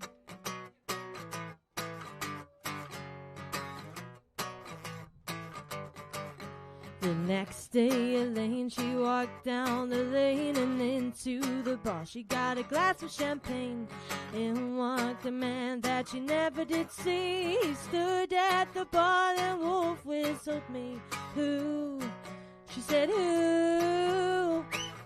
Who's that cat calling me? She said, who? She said, who? She said, who? She said, who? She said, who? She said, who? She said, who? Yeah, who's that cat calling me?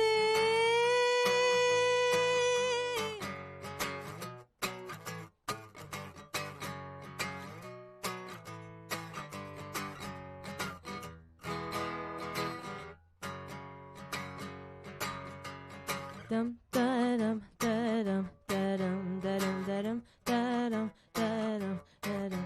I will make a scene, yeah, I will make a scene, yeah. Make a scene if you can't call me. Said I'll make a scene, yeah, I will make a scene, yeah.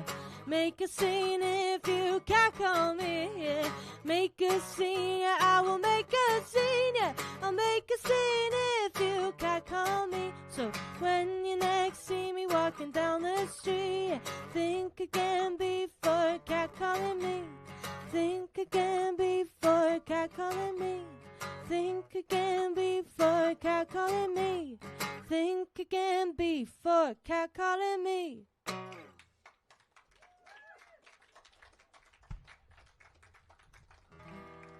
Okay, guys, this is the last song of my set. I'll be back on with the Conwy Sea Dogs over there. There we go. This is Black Horse and a Cherry Tree. Clap along, guys. Come on.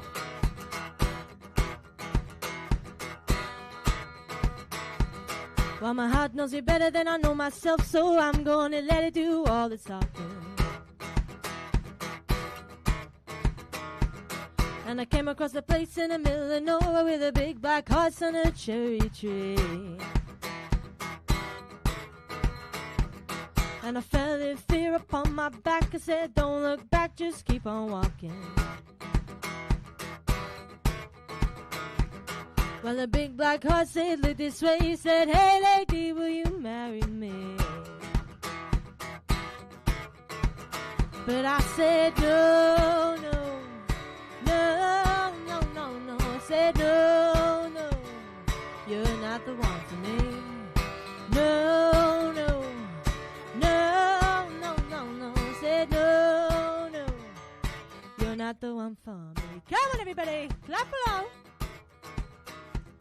I'm a hard had a problem in the early hours, so I stopped it dead for a beat or two.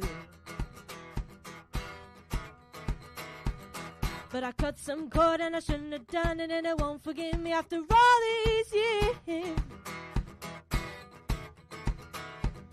So I sent her to a place in the middle of nowhere with a big black horse and a cherry tree. Now I won't come back 'cause it's so, so happy, and now I got a hole for the world to see, yeah.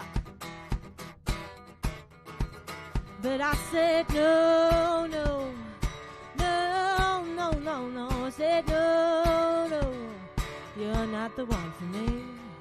No, no, no, no, no, no. I said no, no, you're not the one for me. Come on, everybody. And I said, no, no, no, no. Come on, everyone. No, no, no. Muttley, one bar. No, no. You're not the one for me. No, no, no. No, no, no. No, no. You're not the one for me. Big black horse and a cherry tree. I can't quite get there 'cause my heart is taking me. Big black horse and a cherry tree.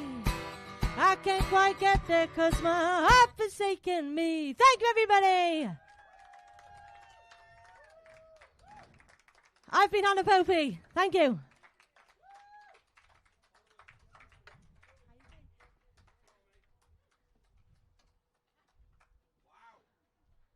Awesome! Well done! Yow! Windy Mike. You tried. Well done, Matt. Right. What's next? Are you playing with your mind? Right. Well done. Yow. I'll get a couple of chairs out and stuff. Or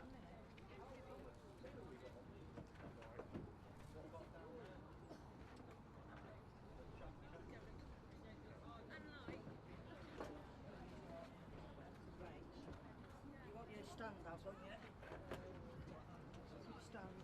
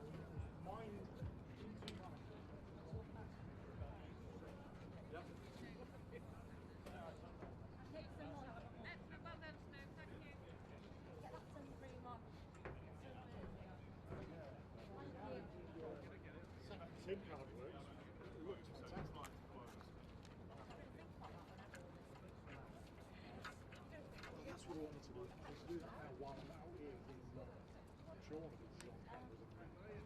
Sam, yes. I'm alright. What do you need, mate? Well, I got your order.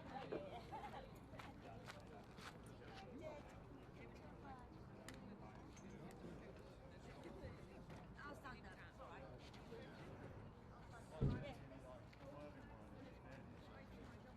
Okay. Oh,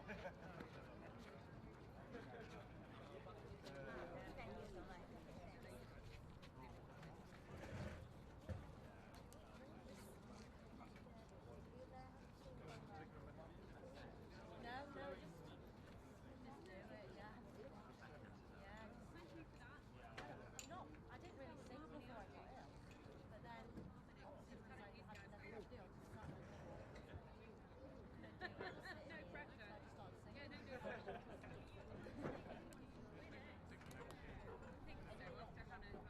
I will make a CD.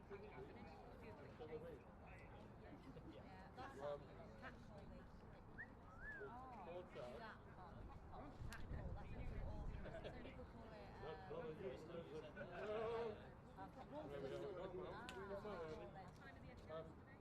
yeah, I wrote that quite a while ago now.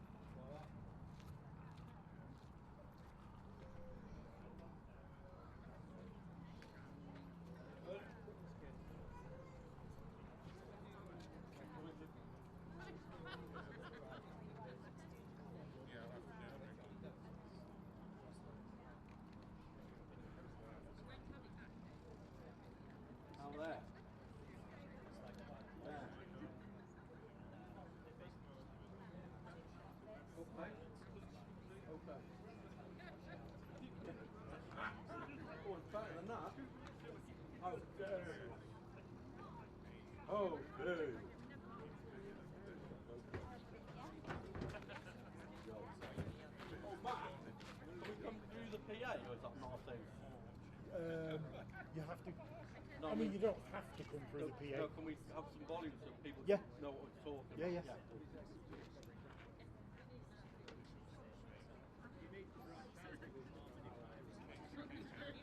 Oh, there's somebody getting changed by all that's good. I've been working behind my back. Hannah's getting changed.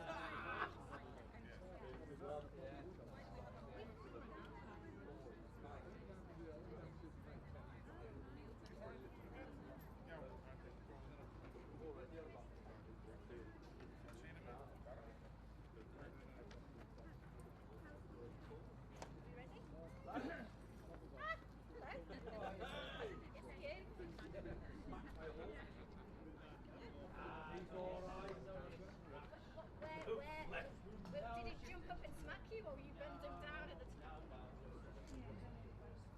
Yeah. Was it a hoof or his head?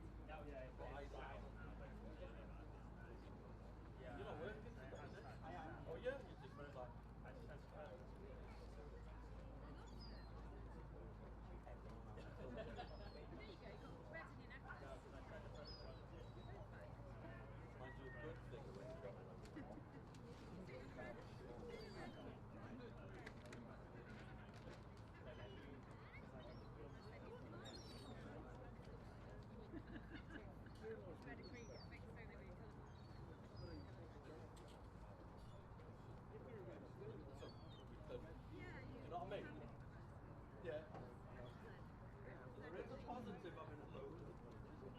But maybe not the council. Great rest of the day. See you later, mate. Right. Mr. Man, Mr. Matt's happy. Hey. 2 and 2? Yeah. See, Yeah. Discussion. But I was going to say, let's have one ginger. It's not going to happen, is it? Yeah, we're all on the ginger sauce. Hello. Bit more, maybe? No. Maybe. Oh, what a lovely... Hello. You okay?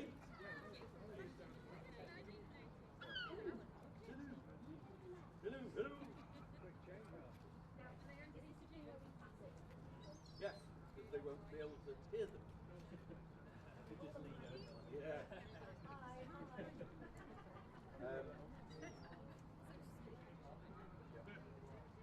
Cool.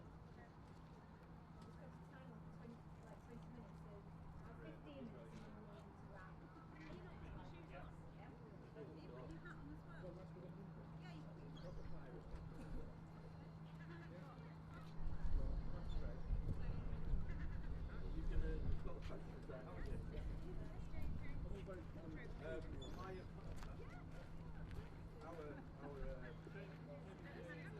I'll go into that. What's that? Straight back on and then we'll split, yeah? Wait till Mr. Man goes back. You ready? Off we go. Good afternoon, everyone. Is it afternoon yet? Yes. It is afternoon. How many hours in? We've got 8 hours and 10 minutes to go. We've been here for 7 hours. And we have the fortune now of sitting here with Conwy Mind representatives that have come here today to support the event, and we're supporting them. They're supporting us. And we've got some amazing singers lined up for us. We've got have people over the past 7 hours coming in and chatting to us on the live stream. It's all wonderful, and the sun's shining, and we couldn't be in a better place, really. We've all got our sun cream on because we've worked out that most of the people on this side are, of the fairer skin. And, we're keeping in the shade. So, yeah, it's all good. Wrexham fan, nice to see it. Who we got here, Vic? So we have Mind. I'm going to let them introduce themselves, really. Yeah. But, so here we go. I'm going to pass the mic. Thank you very much. So I'm Paul. I've worked at Conwy Mind for 6 months or so. I'm running a new project in the community, which plug already. We'll speak about later. Cool. Half three, I think. 3:30. But yeah, delighted to be here and start off with a thank you for arranging all this and everything you've done. It's been fab. Brilliant, thank you. Absolute pleasure. And you are, sir? I'm Kieran, so one of the new fundraising officers at Conwy Mind. I am only 8 weeks in. A baby. Yeah, it does feel longer than that because, we've all settled in really well. But yeah, so just very grateful for what you're doing today and just happy to be able to be a part of it. So yeah, thank you. Fantastic. We're kicking off now with a little bit of a panel discussion. Yeah. Because there's so much to talk about, and we thought this was a great platform to speak about mental health and have a little discussion between ourselves about what we might think that is, and maybe get people to think about what it means to them as well. So, question one. When you hear the term mental health, what comes to mind? From me, when I think of mental health, I think of my own journey and how I have developed as a person from a young person. And we were discussing this just before. It was only in sort of my mid-30s, sort of about 2015, where I snapped. And it was places like Mind and places like yourself and my family and my friends that actually helped me on my journey to get where I am now. And I think the more I've talked about it to people and the more I've discussed it with colleagues and friends and people, in my community, mental health is it used to be like, oh, that's a bit odd, that's a bit weird. And now it's just like a more of an interesting thing than something that's a bit taboo. Yeah, I guess when you say the word mental health, it kind of feels like it's a new sort of thing to talk about. Over time we've kind of become more aware that it's okay to talk and it's okay to sort of like show emotions and be aware of them. But I think it still feels quite new, and sometimes we're still sort of like playing with when we can say, I'm dealing with my mental health, I'm thinking about my mental health, this is to do with my mental health. Sometimes it gets chucked around quite easily on social media, and maybe it seems to be in that way quite sort of like throwaway and kind of casual. But behind that is like a really important thing that we should be thinking about more deeply. But I think we're still in the process of doing that. Absolutely. Well, and what's your take on it? Well, what you said there about social media, I think it's a funny one, isn't it? Because, and I think you were talking about it as well, it's definitely become more normal. So, like, normalising is a word that you hear a lot when people talk about mental health now. And I think that's great that it is becoming more normalised, that people are able to speak about their own mental health more, that there's more support structures in place for mental health. But it can be like a fine thing to balance, because sometimes on social media it's almost like a trend or trendy, and it can maybe dilute the severity of actual mental health issues. But then on the flip side, you're like, well, mental health isn't only a negative phrase. Like, looking after your mental health means I've had 2 years of feeling very good. I run 3 times a week because I know that helps. And, here's my positive mental health story. So I think, how to sum up all that? I think the fact that it's becoming more normalised is fantastic. And you can get into the weeds of are certain versions of that good, are certain versions of that bad. But I think just the fact that it is more normalised, so more people feel confident to speak about their own mental health and learn how to support others. Yeah. I think that's the main thing, isn't it? Absolutely. You know, and just to come and kind of add to that and echo it, you know, the more normalised it is, and you don't realise, I suppose, like we're all sat here, and I'm sure, you know, I don't know you very well at all. We've just met today earlier, which was wonderful. But the more we speak about mental health, the more we open up that possibility of what that might be. You know, I've spoken to people in all walks of life. That, you know, we've got a creative writer here, you know, actor. I'm not sure your background, probably similar. You know, we're all. You know, I know doctors, nurses, policemen, fire officers, lawyers. You know, and people my age, particularly men. You know, we're kind of far more open than we were back in the day, I suppose. And it's about bringing that younger generation on, isn't it? And going, it is okay to deal with this. It is okay, and normalise it. But as you say, you know, doing it in the correct way and getting the right help at the right time. And that's what Mind is very good at. So, Kieran, why do you think people still struggle to talk openly about mental health? Sorry, bring it a bit closer. So from my own experience, I guess it's fear of judgment is a big one. It's kind of the people you're most likely to go to speak about these things are going to be family and friends. And I guess it's kind of like, well, if I was to tell my fiance that this is how I feel, will she look at me differently? Will she, you know, even though none of that's true, that's kind of how I felt with it. And then probably like the negative side of kind of what Paul was saying earlier, but like with the broader sense of it. So it is just seen as a negative kind of a word, isn't it? You know, or phrase, if you're suffering with mental health, even though it's a daily thing for everyone, you know, it's a bad thing. It's just seen as a bad sign. So opening up and saying, well, I'm actually struggling is a big, like, kind of sign of weakness, I guess, in some people's eyes. But from personal experience, until you do open up, you might not realize that, like, a lot of that fear is just internalized. And it's like, as soon as you kind of externalize it, you realize there's a lot more support out there than you think. You know, but yeah, I suppose, again, from my personal experience, I opened up to someone about going for a test for ADHD, and they were just like, oh, for God's sake, everyone's got that these days. So instantly was shut down. So I just kind of bottled it up after that.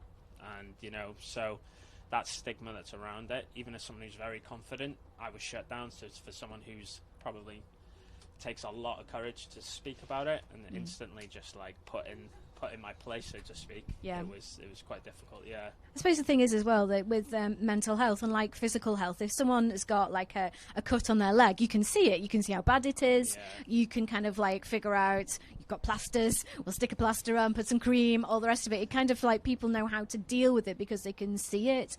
But when it's, you know, inside someone's mind, that's how they feel, it's very hard to sort of like describe what that is, how it's hurting you, what it means to you, what it's stopping you from doing, and for people to be able to recognise that and kind of give you the support. So because they can't necessarily go, here's a plaster, they kind of like dismiss it.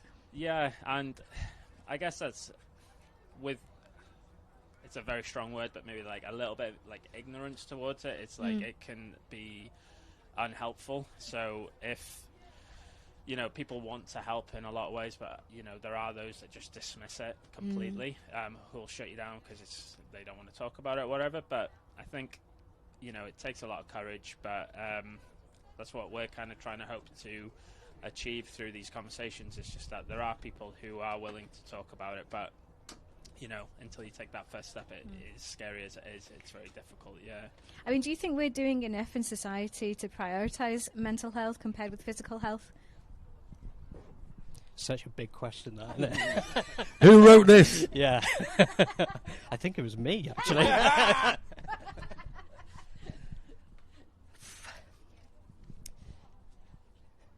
I think the answer probably has to be no, because if the answer was yes, we wouldn't need to be sat here doing this. You know, we're not having a discussion on physical health, are we? No, we're not. Well, there is a discussion about physical health that we won't get into now, but you know, the structures have long been in place in the UK for people to receive help for their physical health. Those same structures, although getting a lot better, aren't really there. So, yeah, the simple answer would be no. I don't think, as a society, we're doing enough, but I'd say there's a hell of a lot of good movement in the right direction as the years go by, and particularly in the past couple of years, I think. You're absolutely right. And it is like, you know, the need for us to be sat here talking about this, there is a need, and society is moving forward, but then you have, you know, we have organisations like Mind, and you can think like, you know, do we need a Green Party because of you know, do we need Greenpeace? Do we need, you know, all of these charities that constantly constantly kind of raise the banner and say this needs it? Unfortunately, the powers that be aren't dealing with it, as we know, and it falls to people's kindness, volunteers, people like here today supporting this and giving to this charity, which actually helps the people and the non-represented in the structure of like the NHS and the establishment.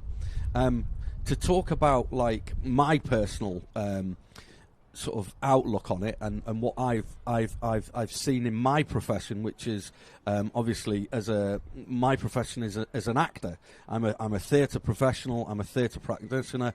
I've worked in high-end theatre globally, and I've definitely seen a step change in the past, even in the past sort of 5 years. When you're doing high-end theatre and when you're doing really sort of emotive stuff, which theatre is, generally the crux used to be chat about it in the pub, have a few pints, forget about it, internalise it, go home, cry, and worry about everything. Whereas now we get far more professional help. You know, I was doing a fantastic show down in Old Vic, in Bristol a couple of years ago with an amazing writer-director, Giles Terrera, who's a great mate of mine, and we had an absolutely brilliant drama therapist as part of the team. Now, 10 years ago, 15 years ago, you know, when I started out in my career 20 years ago, you'd never have that. That wouldn't be it. But no, you're dealing with such high-end emotions and things that are triggering things within you, that to have that person in the room, to have Sam there, she's incredible dramaturg and drama therapist, just to have that sounding board at the end of the day or for an hour at the end of the week really made a difference. And that's, I suppose, from my point of professional review, having that in the room, seeing that is a brilliant step forward. And I would hope that that we can see that in more professions. So, I mean, like, as an actor, you know, as you say, the old school way of doing things was have a few drinks, have a really late night, smoke some fags, go to bed, do it all again in the morning and forget about it. We don't do that as much anymore. I think actors are pretty like... Water, bottles of water. Lots of water, what are you doing? What's going on? But, I mean, now, you know, we try and do things for our mental health, don't we? I know that during lockdown, I never run since I was at school. Really hated running at school, but I took it up during lockdown as a way of helping with my mental health, because it felt like it was a time where I had control over what I did. It was just about me. I could forget about things. I could literally run away. You know, and you came back though. Keeps coming back, guys. I came back. You know, so we came back. But it felt like it was something I could work on. You know, I am still never going to win a race, but I feel like I've got goals, I've got ambitions that I do just personally for me. I'm not somebody that's posting their times and pictures of Strava all over the internet, but I have things that I'm trying to work on, and just having something that I'm in control of really helps. And as someone who works in a profession which is all about, you know, it being the best, I am actually very bad at running, but it's imperfect, and it allows me to do something that I know I don't have to be the best at. You know, it's just something that's fun and it's for me. And it'd be great to hear, what do you do, Kieran? What do you do to help your mental health? So kind of that segues very nicely in. Yeah, a lot of just fitness activities, basically. Yeah, hiking. Going back to COVID, as much as we try and put that behind us, it did change a lot of people's lives in a lot of ways. For me, hiking became a huge part of it once we first came out of the restrictions. There's something quite cathartic, I want to say quite cathartic, very cathartic, about just being stood on the highest point of Wales and just kind of looking down. Kind of helps you to kind of, you know, just really know how you feel. Joining the gym, because the question prior to that, I've got some strong opinions on. So, you know, I feel like the two could come hand in hand and could be prioritised together better by the whole government. But, you know, that's a rabbit hole we won't go down. But yeah, basically the gym, any sort of fitness. Again, I hate running, so, you know, I don't do that as much as that's like the go-to one. But yeah, anything sort of just like keeps me active. And then, yeah, just makes me feel a lot better. You know, everything it does, it just makes it a bit easier, if that makes sense, yeah. For me, I was just thinking as you were all talking, like, sometimes I don't know what to do to help my mental health. So I know, kind of similar, I do run, I am conscious about speaking to my partner or my family or whoever it might be when I'm like, just had a crap day in work, or I can, you know, you can just smell the stress coming on a bit stronger. But there are some days where I'm just like, I just feel rubbish today, and it feels like if I just go for a run, it almost doesn't justify like the level of feeling that I've got, that just a run can fix it, if you know what I mean. So sometimes I'm just find myself tempted to be like, I'm just feeling not good, and I don't really know what the solution is. And so, you know what, I am just going to sit in and watch the telly and kind of just feel a bit crap and just feel those emotions a little bit. And it's funny, that can help sometimes, I think. Because I know you weren't explicitly saying this, but I think we can have a tendency, particularly with the social media stuff that we mentioned earlier, to just go, well, what's the quick fix? What do the influencers do? Oh, I should go for a run, or I should do this, or have a conversation. And not all things work for all people. So it can be more detrimental if people are like, well, I'm following this advice and I'm still not feeling better and I'm still feeling worse. And actually, all I do want to do is kind of just sit and mope around a little bit. So I want to be clear, I'm not suggesting that a way to look after your mental health is sitting and moping around, but it's a broader point that it's kind of whatever works for you. And if that looks completely different to what your friends do, if it's, I just need quiet and not speaking to anybody, I can't think of anything worse than having to have a conversation about how I feel, that's fine, that's okay. If you're the opposite and you're like, I just need to offload to whoever will listen to me, that's also fine, and that's okay. There's no like right or wrong way of dealing with it. And going on to what we can do locally, I mean, Conwy Mind is such an amazing charity, and there are people there to help. So if you're feeling, like you say, like down, you're low, you just need to speak to someone and maybe get some new suggestions of how you can move forward. How are we going to do that? How does Conwy Mind help? So, I mean, there's lots of different services that we provide. So there's one-to-one, face-to-face services that are on offer for people. We're trying to make our services as accessible as possible. So when I say face-to-face, that can be phone call, video call, or literally in person.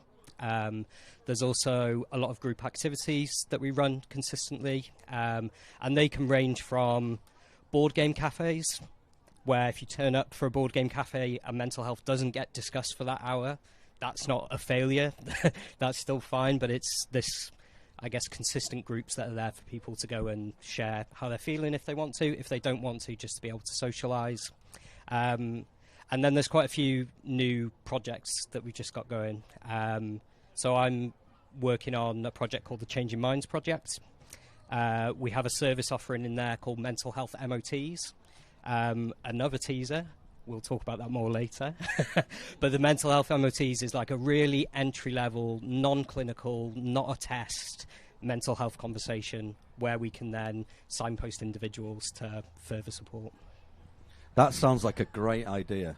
I mean, I only came across this recently because obviously, in preparation for today, you know, we were asked, "Have you heard about the have we heard about the MOT, the mental health MOT?" And I was like, "That is a great idea." I mean, you know, we do it for our cars, we do it for our bikes, we do it for our washing machines, but we forget about us. Stealing all your lines for later on.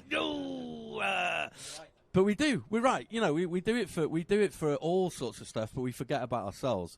We're gonna go into an MOT later on, aren't we? Yeah, but I think just before we wrap up now, it'd be really interesting to just nail down how people can support Conwy Mind, because I think that what I didn't realise this is that you mostly have big charities that are the UK-wide charity, yep. and you raise money for that, but that money doesn't necessarily trickle down to the day-to-day services that are offered within each county, and it's really important that people donate to their local version of the charity, Conwy Mind in this instance, yes. and you'll get the money. And what does that service mean when you donate to Conwy Mind? What are they getting, or what are you supporting? So basically what Paul was saying, like, it allows us to run all of those services. Without these sort of events that we're like very reliant on, we wouldn't be able to. As a team, in the fundraising team, we've got the staple events that we run each year. So the big one we've got coming next month, June 8th in Colwyn Bay, is the Seal Splash, which is going to be like a cold water dip, but it's more of like a wellness day now. So we're going to have like Indian head massage, yoga, some stuff for the kids, all that sort of stuff, raffle. It's going to be a big day event, but you know, all of that money then goes back into providing these services, you know. So without you guys, without what we're doing, without everyone in our community, we just wouldn't be able to provide it. So that distinction between Mind, which are amazing as well, but we just need people to realise that as much as we have the branding, we're not Mind, National Mind, we are Conwy Mind. So making sure that money comes back to us so it stays within our community is vitally important. So excellent. Thank you. Well, that about wraps it up for now. We'll be back, as you say, with a little teaser coming soon. We are, and we're going to move on to some more music because we've got some very interesting people. We've got and the guy on a Harley. Look at that! Give us a wave or something. No. Or he's going to just test his brakes in front of everyone. But anyway, we'll be back very soon with Conwy Sea Dogs. We will with Thank Conwy you. Sea Dogs in a minute. Thank you.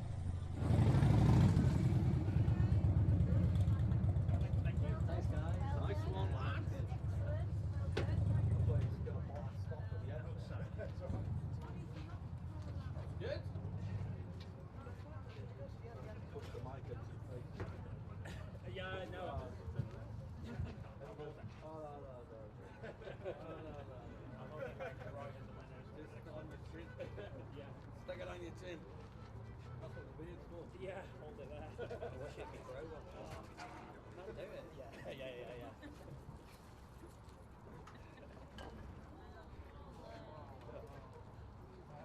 Oh, another spill. Oh, never mind. Thanks, Vicky. You have your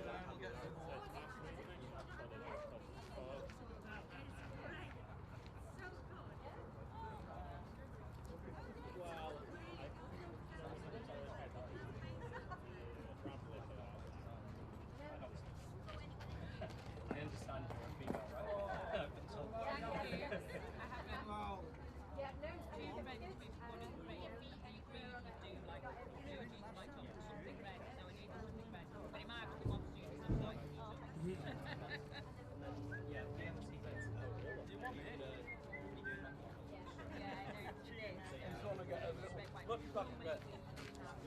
Very close. We're starting to get rancid in the sun here. Oh dear.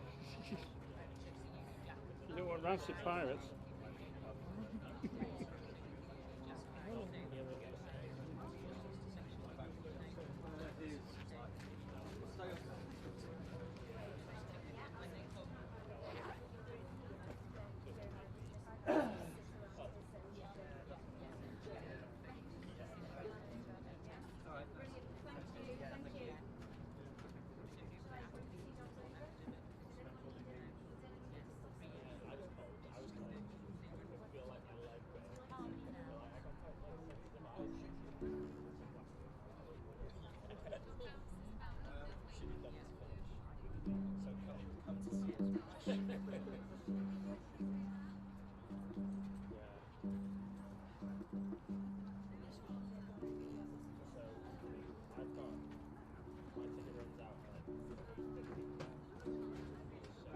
Pull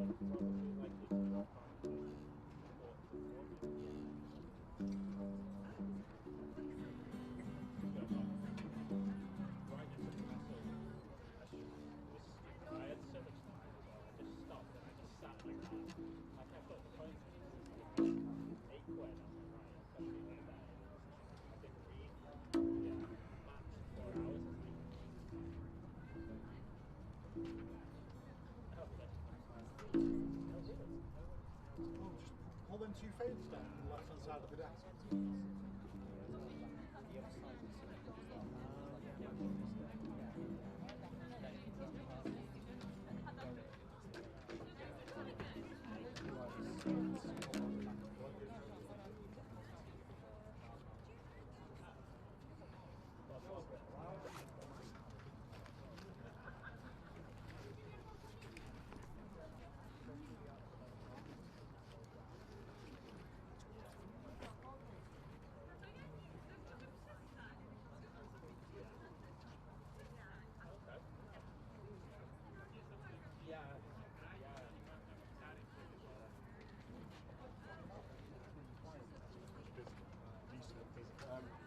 Pirates want to get on.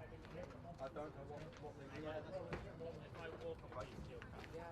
Go and get him. I know, as soon as you go, I'll be like, what's this? We've got some headset mics that we need to Headset mics? Oh shit. Do you want to just use these? Oh, right, okay. Well, before we go back on. Headset mics.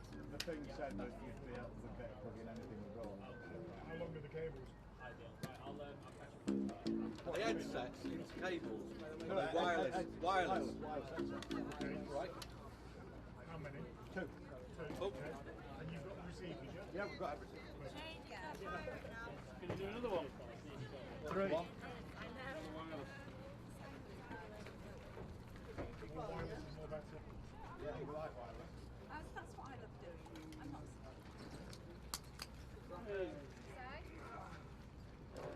Where's the Yeah. I've only got a mic. Just check. There's no songs off playing the guitar. Oh, you got one of them? No, I've got a stand in a mic. Do you want to use one of ours? You can do, yeah. You can get it, can you? Yeah. You want to? Just tell me where you want me. Okay. I want to face in with. Where do you want to go?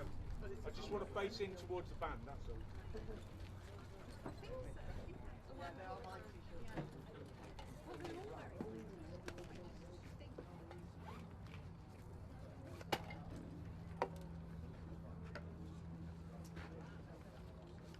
is it?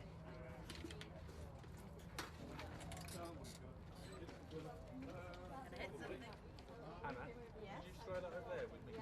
Did you miss? Do you need anything from it? Two. Just take these ones.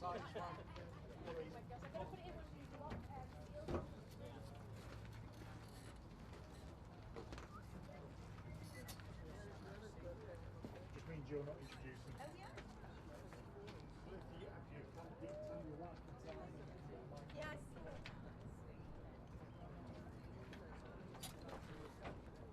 Anna, could you pop that with them as well? I'm using them all.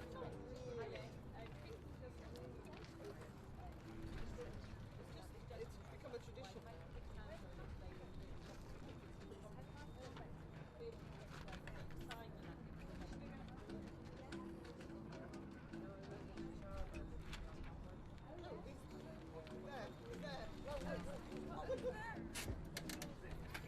Right there.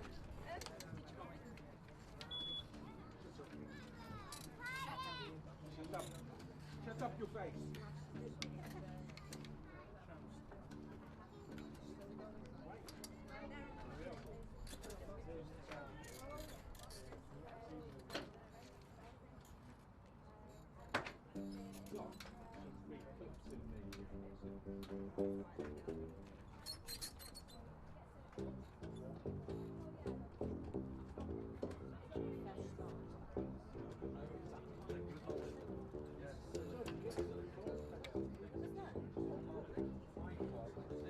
Why are you doing it down here or up there?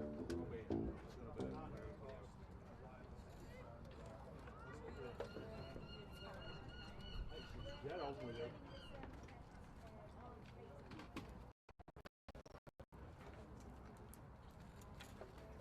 Okay.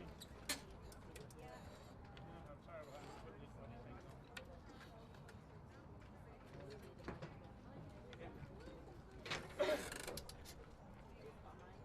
Yeah, we watched them. What, reach that down?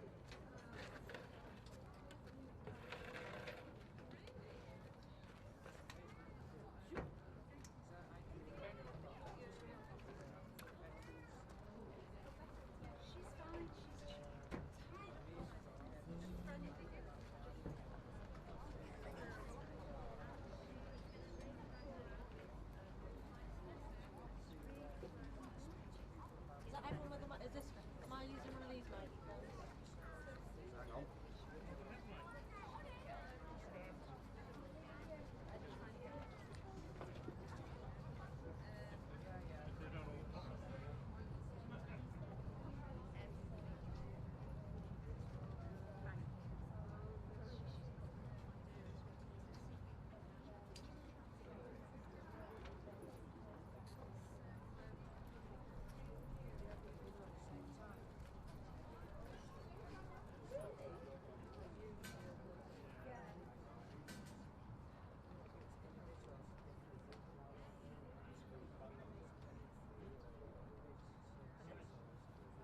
Right.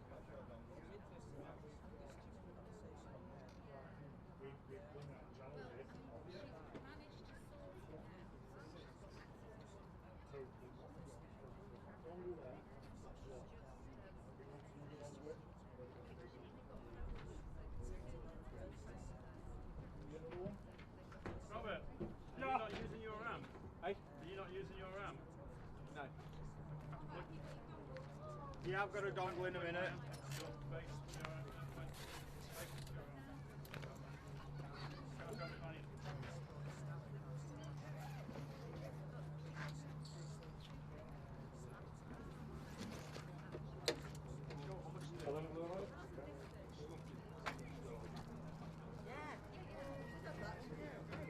Hello? Can you hear me? Can you hear me? A bit. Does it really doesn't matter? I don't know where that's I think we should all come down here. Everyone should be able to hear. To our captain. To the captain. Yeah, so we'll get us all round here. We've got 3 cameras on you.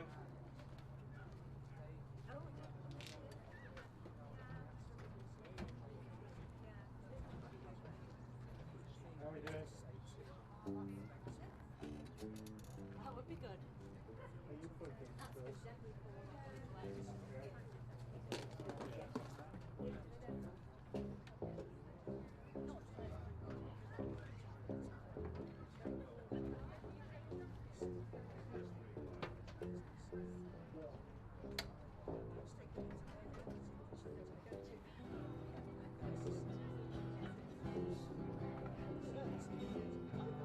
Are you actively not wanting to play the guitar?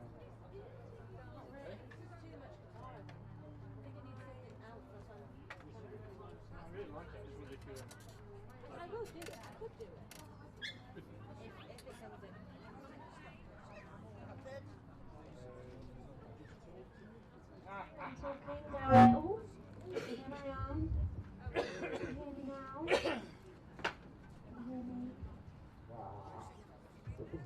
I can hear you.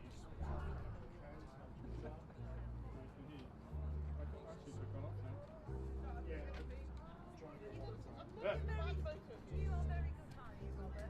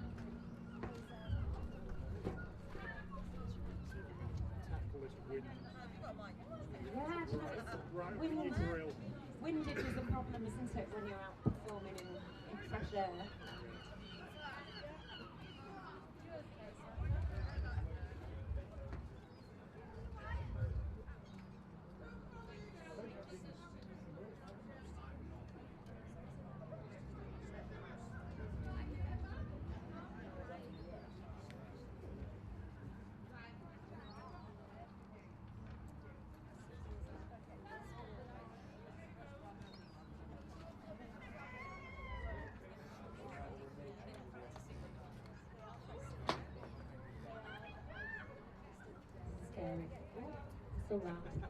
Still scary. Noise, haha, there we go. 1, 2, 1, 2, 2, 2, 2, 2. Yeah, ooh.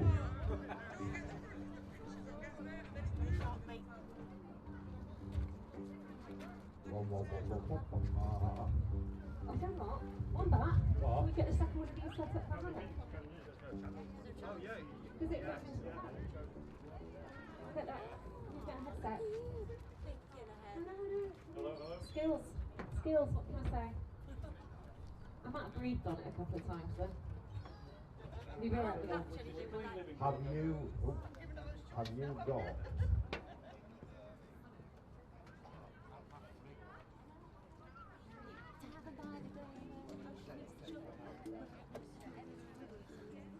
Plenty of pictures, you. Plenty of pictures. I will. I'm not sure you're going to like it, but I will.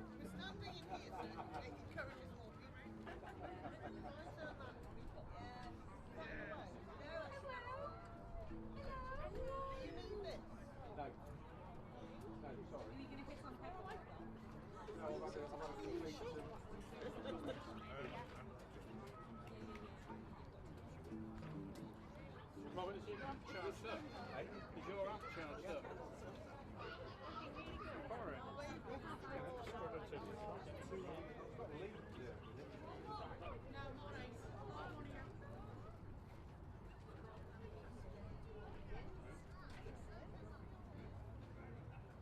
So we'll need to look at Bonnie's base to see what we're doing now. Pardon?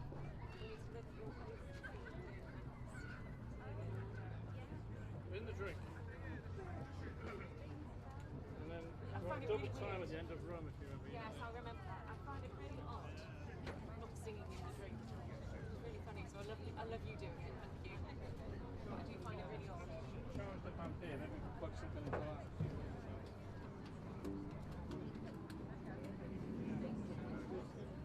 I also, when I'm not singing it, I find it very hard not to sing a harmony. So if you don't mind, I really end up doing that. You know me, I do.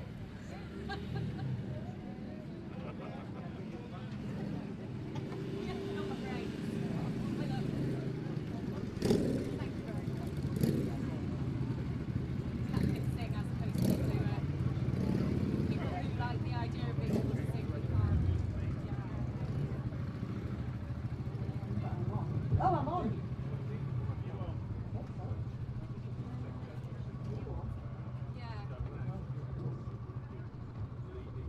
Oh, I'm back. Hello, everybody. Bass guitar's not back yet. No. Bubble Dog's not on. Hello. I'm not back on. No. How you doing, Hannah Pookie, with your... I'm not Hannah Pookie. Sorry, Pookie the Pirate Lass. Hannah Pookie the Pirate Lass. Hannah Pookie the Pirate Lass.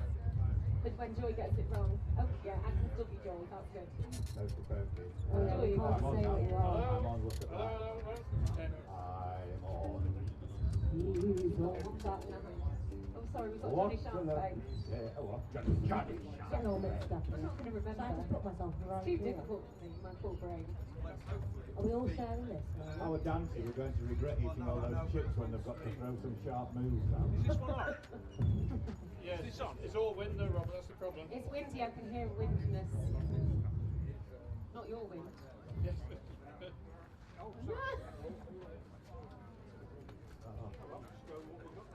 Got no thing with my bass though. I've got no bass either. You've got no bass either, that's fine. I can hear yours. Can you? Yeah.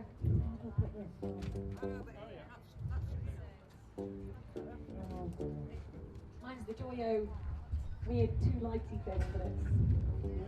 You be careful with your So- sticky feet. Yeah, I'm not used to having a Stay sticky there, thing. stay around there. You're going to hear a great band now, so don't move on. Any minute Gather now. round, people. Gather round and enjoy the Conwy Sea Dogs. Come on. Ooh, that's loud. Woo, woo. That'll be Black Rose. That'll be Bubble Dog. Black Rose is... Ladies and gentlemen! What? We have the Conwy Cedar! Huzzah! Okay, we are the Conwy Cedar. We've only got 20 minutes for some boring reason, I don't know what it is. So get ready to sing along and jump. If you don't sing and you don't dance, put some money in a bucket. Those are your choices.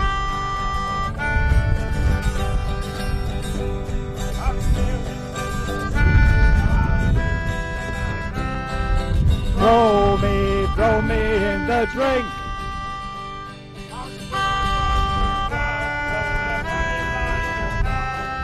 Throw me in the drink.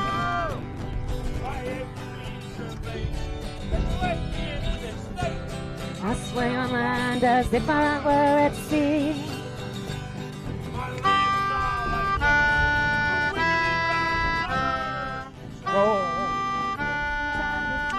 Yobbit. Rum diddy rum diddy rum diddy rum diddy rum diddy rum diddy rum. Throw me in the drink. In the drink. Rum diddy rum diddy rum diddy rum diddy rum diddy rum diddy rum. Throw me in the drink.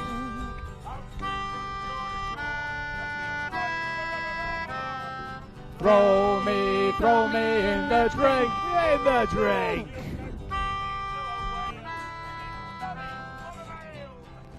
Throw me in the drink. From Sicily, maybe at the throw me in the drink. In the drink. It's on the better swell. Throw me in the big ring. Join in! Rum diddy rum diddy rum diddy rum diddy rum diddy rum diddy rum. Throw me in the drink, in the drink. Rum diddy rum diddy rum diddy rum diddy rum diddy rum diddy rum. Throw me in the drink. Dipping the shells, there's no sense in splitting hairs. Just turn my plunder into rum. Into rum.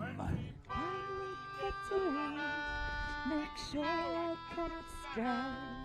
I'll drink my way to get. You ready? Rum diddy rum diddy rum diddy rum diddy rum diddy rum diddy rum. Throw me in the drink. In the drink. Rum diddy rum diddy rum diddy rum diddy rum diddy rum diddy rum. Throw me in the drink. Rum diddy rum diddy rum diddy rum diddy rum diddy rum diddy rum. Throw me in the drink. In the drink. Rum diddy rum diddy rum diddy rum diddy rum diddy rum diddy rum. Throw me in the drink. Yay! Thank you! Okay, we're going to do a shanty now. If you don't know it by the first verse already, you'll know it by the second, unless you're old, and then you're in the third verse, okay? Join in, okay? Well, down be of good cheer, for Great Orm's head is drawing near. So, thump your beds and stow your gear. Oh, sing till the work is done. Woo! Jamboree whip, jamboree up, pigtail sailor hanging on behind. Jamboree whip, jamboree, we'll sing till the work is done. And when we reach that Conwy Quay, the pretty little maids, they'll all come to see with their petticoats raised up above their knee. Oh, sing till the work is done. Woo! Jamboree whip, jamboree up, pigtail sailor hanging on behind. Jamboree whip, jamboree, oh, sing till the work is done. And now I'm safe and on the shore. I don't give a damn how the winds do roar. I drop the anchor, go to sea no more. Oh, sing till the work is done. Woo! Jamboree whip, jamboree up, pigtail sailor hanging on behind. Jamboree whip, jamboree, oh, sing till the work is done. Jamboree whip, Jamboree, a pigtailed sailor hanging on behind. Jamboree whip, jamboree, oh, sing till the work is done. Right, I didn't see me singing or dancing, so you've got to put money in the box. There's a song called Rum. In a tavern by the bay where the ocean meets the shore, tankards clink and glasses graze, the rum is starting to pour. The barrels deep below where the treasure lies entwined, comes a drink bold and true, a pirate's favourite kind. Rum, rum, a sailor's golden bliss, from Caribbean waters in every pirate's kiss. Raise your tankards high, let the spirit overcome, but there's nothing quite like a little tot of rum. In the dead of night when the stars illuminate, a flask is passed from hand to hand, no heed to hesitate. It warms the heart, it steals the soul, a captain's prized delight, as tales of conquest start to flow from his drunken might. Rum, rum, a sailor's golden bliss, from Caribbean waters in every pirate's kiss. Raise your tankards high, let the spirit overcome, but there's nothing quite like a little tot of rum. Some seek gold and some seek fame, but rum's our truest treasure. It's in our veins, it's in our tales, a taste beyond all measure. When at last our sails grow tired, the journey's nearly done, we'll raise a final toast to battles lost and won. Let the waves sing lullabies, our voices start to hum, about the joys in life but from a little tot of rum. I said rum, rum, a sailor's golden bliss, from Caribbean waters in every pirate's kiss. Raise your tankards high, let the spirit overcome, but there's nothing quite like a little tot of rum. So fill your tankard, sing along, let joyful moments hum. For life's a better voyage with a little tot of rum, rum, a sailor's golden bliss, Caribbean waters in every pirate's kiss.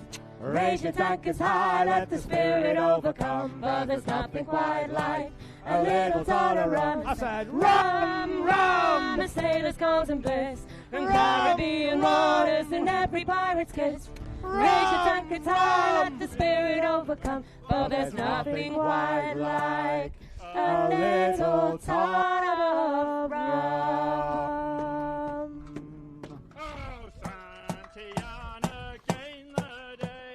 Way Santiana, when General Taylor ran away along the plains of Mexico.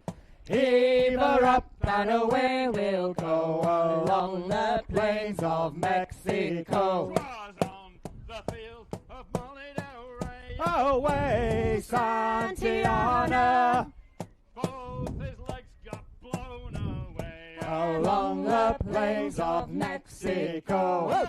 Heave her up and away we'll go, away Santiana.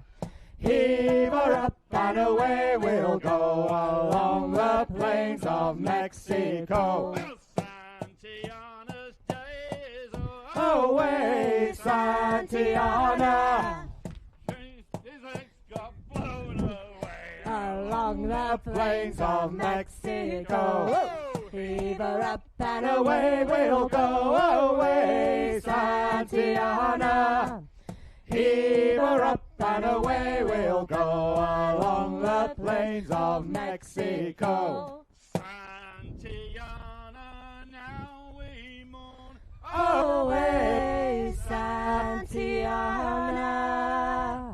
We left him buried off Cape Horn, far from the plains of Mexico.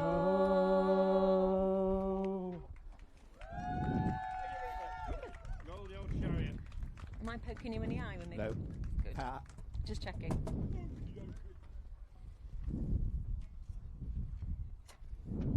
Don't keep walking past. You've got to stay here for this.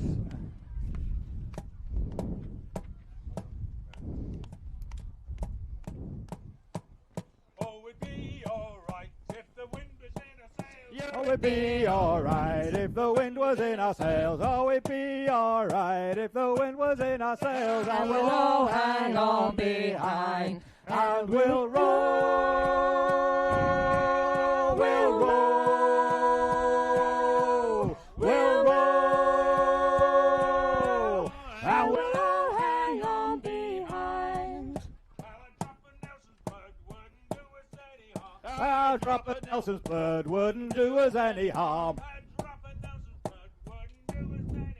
And we'll all hang on behind, and we'll roll,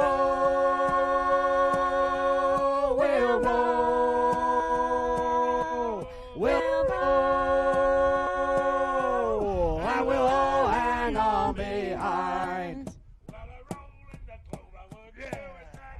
A roll in the clover wouldn't do us any harm. And we'll all hang on behind, and we'll roll, we'll roll, we'll roll, and we'll all hang on behind. A glass of cold beer wouldn't do us any harm. And we'll all hang on behind, and we'll roll, we'll roll, we'll roll, and we'll all hang on behind. Oh, it'd be alright when the skipper's in his grave. Oh, it'd be alright when the skipper's in his grave. And we'll all hang on behind, and we'll roll, we'll roll, we'll roll, and we'll all hang on behind, and we'll roll, we'll roll, we'll roll, and we'll all hang on behind.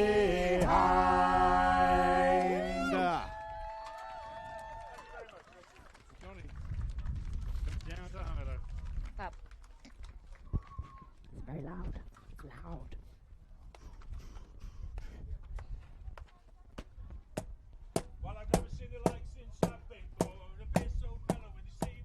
When Johnny comes down to high-low, poor old man. Oh, wake her, oh, shake her, oh, wake that girl with a blue dress on. When Johnny comes down to high-low, poor old man. When Johnny comes down to high-low, poor old man. Oh, wake her, oh, shake her, oh, wake that girl with a blue dress on. When Johnny comes down to high-low, poor old man. When Johnny comes down to high-low, poor old man. Oh, wake her, oh, shake her, oh, wake that girl with a blue dress on. When Johnny comes down to high-low, poor old man. When Johnny comes down to high-low, poor old man. Oh, wake her, oh, shake her, oh, wake that girl with a blue dress on. When Johnny comes down to high-low, poor old man. Hey!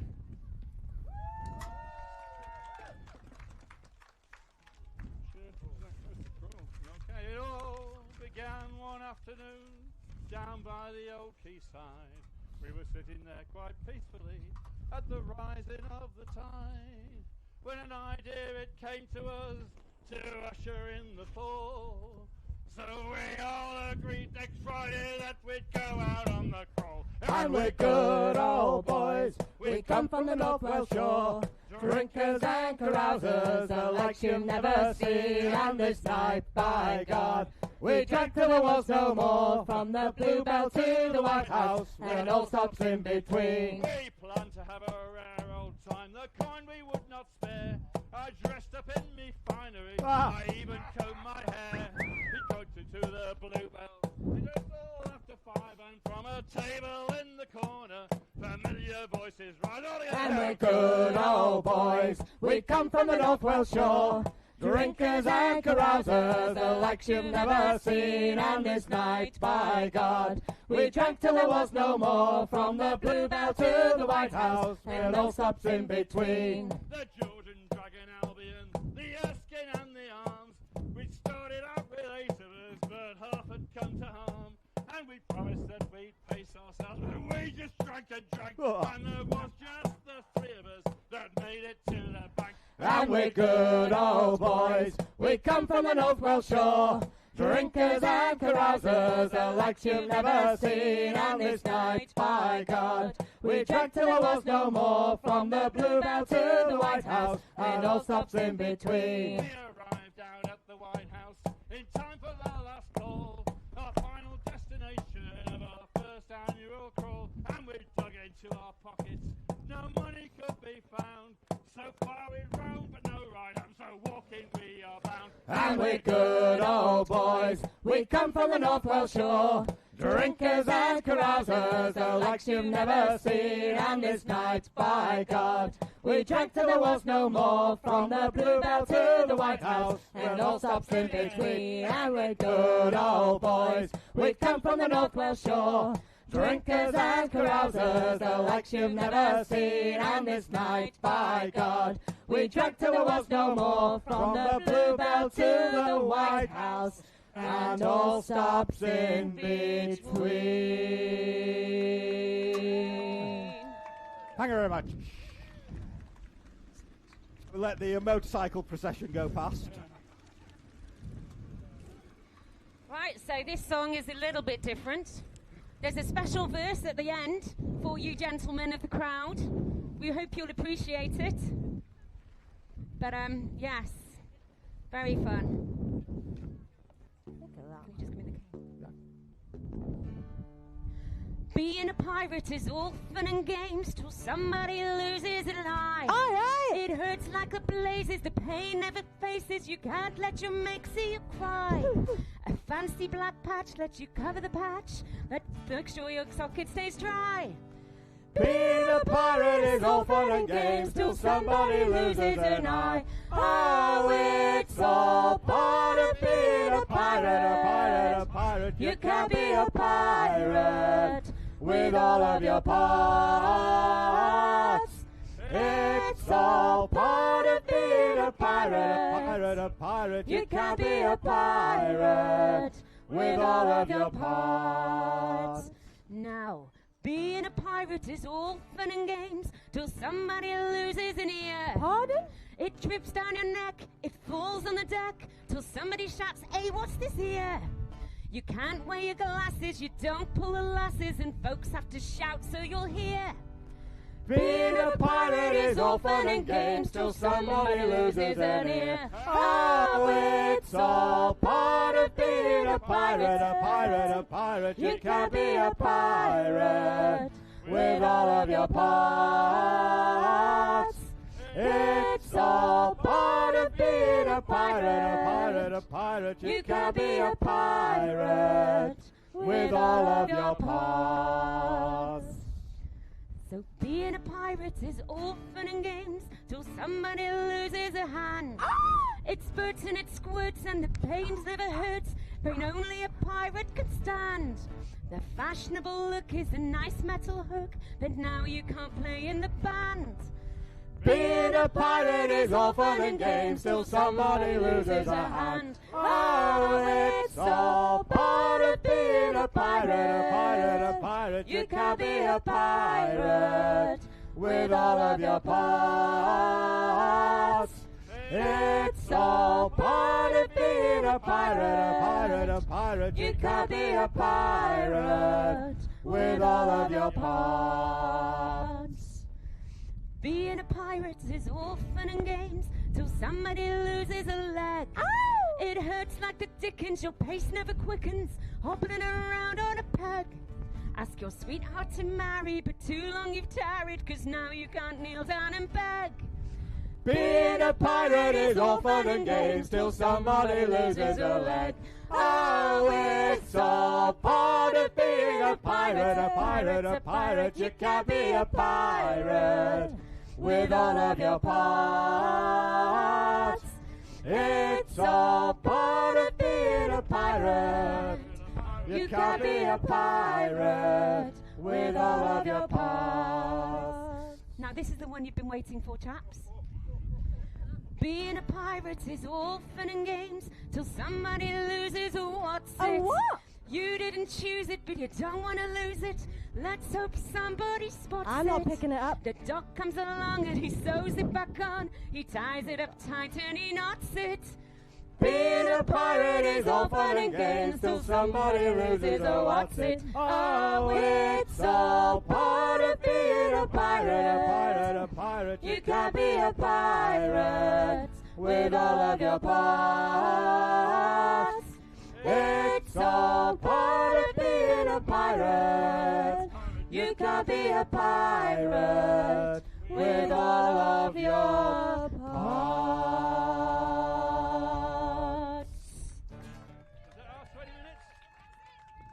That's it, thank you. We are the Conwy Sea Dogs. Watch this space. Thank you. Thank you very much. Yes! Well done. Cheers for allowing out. That was amazing. That's really a few weeks practice, isn't it? Well done.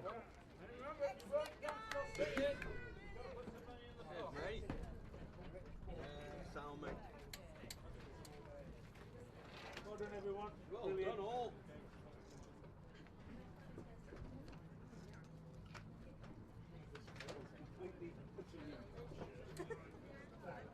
Just glad they couldn't hear the guitar, the bass, that's all I'm going to say.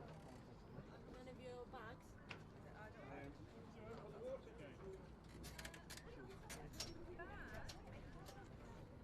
I think I've had it since then.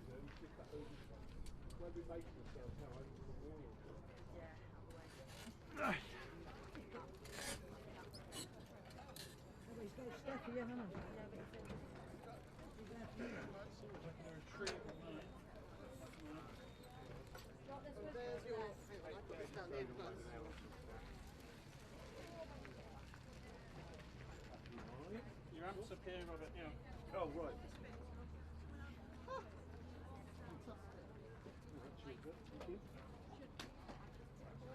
Did you use your own cable? Did you? Did you use your own cable? I didn't use the cable. We didn't use the torn film. Oh, of course you used the motor. Very good. Yes, very. Yeah, really sounded good. I tried to get a video of each one. Yeah. Yeah. What's the other one of these? What? What's the other one of these? Oh, it's in my bag.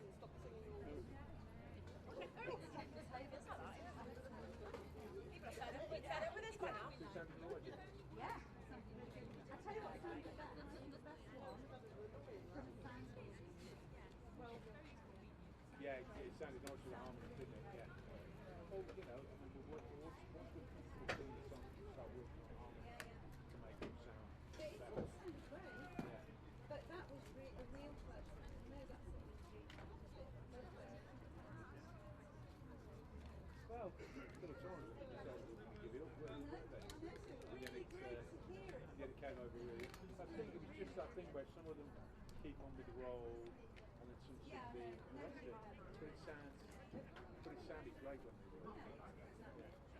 Really, really. Like the missus. Are you going? Oh, yes. I need that yellow box. This? Yeah. So you're getting into it, Robert? Hey, Are you getting into it? Pardon? You are in, yeah? Good lad. Oh, we'll have to come out.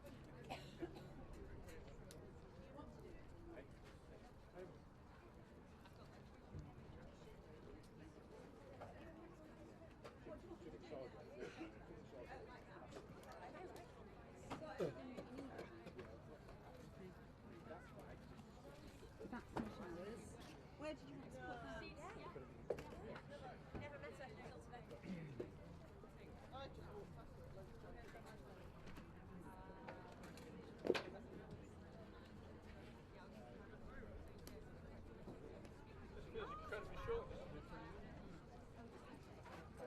This one?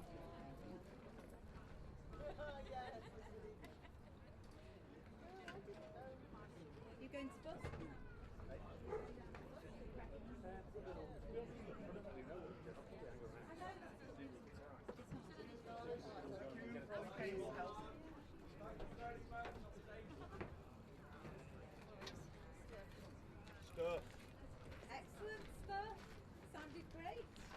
sound alright. I went AWOL at one point. You did, I heard that, but that's okay. Signal, wasn't it? No, I went AWOL. You couldn't hear what you're doing though, that's the problem. That's That's- your bag. that's my bag. Couldn't hear yourself, that was the problem. No. Thought you might want to Yeah, say. because we're off to the side. No, I've never understood why they use monitors before. Now we do. Thank you. Right, who wants coffee? I'll have a coffee, please, Bubble Dog. What do you want to do, Matthew? Do you want a coffee? Where's my bag? I don't want to come fuel coffee. I won't have yours. I've got the water. It's, well, Nice one today. Brilliant. Really, really impressive. How was that for a first gig then, Bobbly? Yeah, I'm well happy with that. You happy with that? Well happy. Yeah, it all sounded good. I couldn't hear it. No, it's really difficult. Couldn't hear anything at all. Right, Jane, do you want coffee? Bonnie? Oh, I'm sorry. No, thanks. No coffee. Yeah, thank you. do you want some shoes on or what?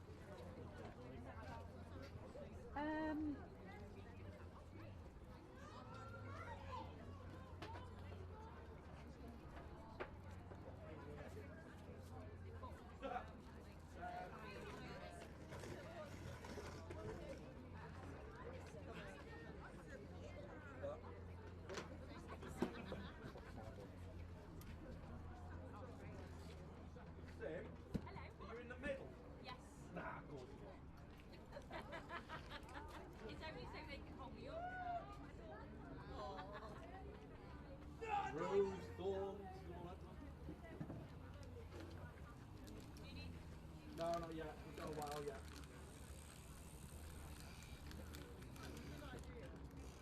Huh? We do have a moan again.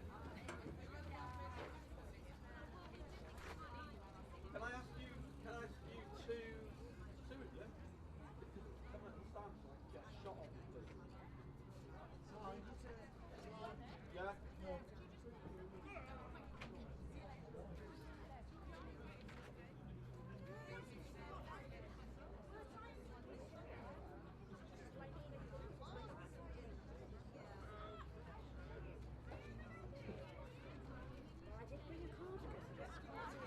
It's blue, so I did that.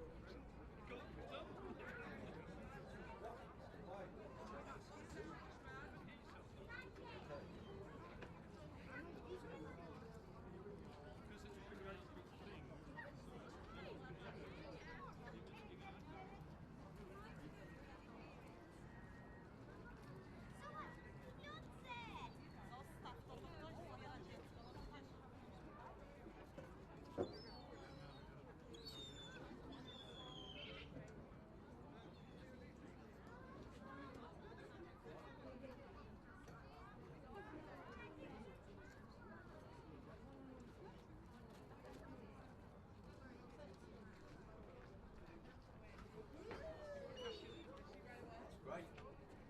Yeah, I'll sort it out. Sure. No issue. Cool, thank you. You're broken. You're not broken, but I'll see you in a bit. Yeah. I've got a cable. He does very well. Got to, not then. Look, Debbie, we're at the age now where we can do what we want.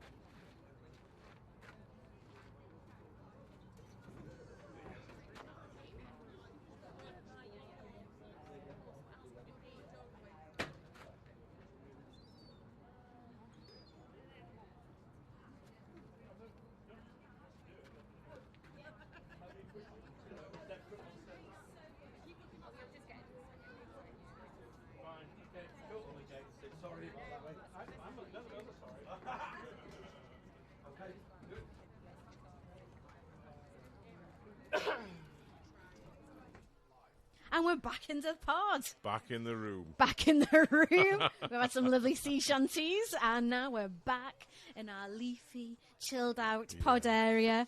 And I'm here this afternoon with Mr. Barry. Barry, I am so pleased that you could make it today. Thank you so much for coming. Thanks for the invitation. I've never done anything like this before, so we'll just enjoy the ride. Yes, let's enjoy the ride. And you were sat watching the music as well, and you're a musician. Yes. Yeah, it was great. And the sun beaming down. I don't get much time these days just to sit and listen to music and close my eyes, which is what I was doing when you were trying to talk to me. And the sunnies, the glasses were on. You were like, Barry, oh. I wasn't sleeping. Yeah. Oh, dear. No, it was great. It was really nice. Bit of fun, and people were listening.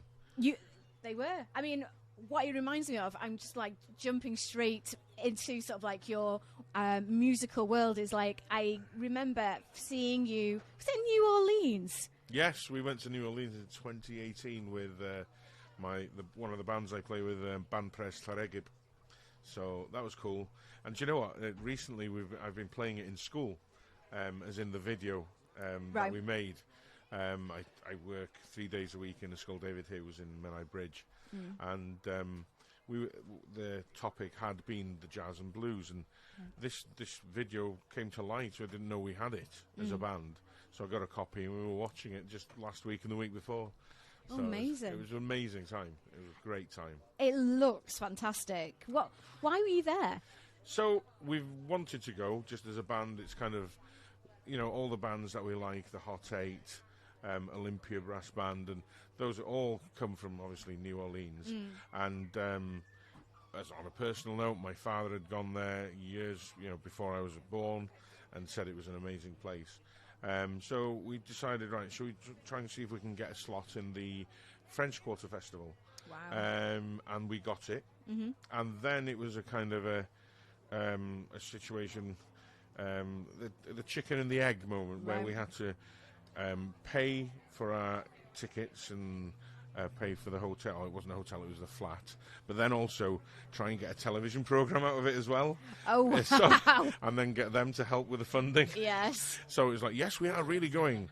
Are you? And we're like, yes, are you going to pay us? So it was, we paid, and then they helped us eventually with the funding as well. So it was a great experience. I say if we're going to go again, we'd go for 2 weeks. Yeah. Have 1 week filming, because we got half a day. Get the violin out, half a day of no filming, and then the rest was just full on. Oh, we're doing this now, we're doing that. You know yourself. Yeah. What filming's like. So we'd definitely have 1 week of filming and then a week of just chill. But it was a very special time, and we went to one of the big projects there, Roots of Music it's called, where it's an after-school programme for children, to stop the children being on the streets, basically. Yeah. Crime, gun crime, drugs,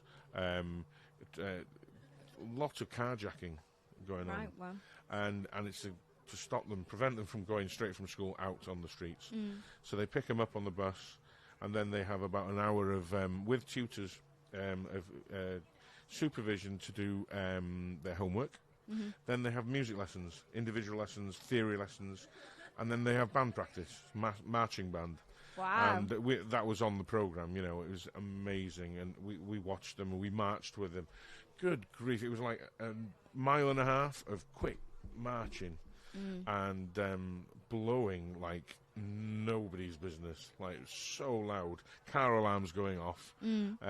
But what was great, the whole community were there cheering them on, and they do this 4 days a week, right? What, every week? Yes, every week. Oh my! 4 days a week, unless it's really bad weather. They Get just the water and the trumpet. Hitting the snare, But then they go back, and then they get some food, and then they get home about 7. And then they're shattered, so that it prevents them. Derek Tabb was the musical director, and it was his kind of inspiration. He started it. But it was an amazing way of showing how we can use music to kind of shape people's lives, really, and to help them, So that was amazing, yeah.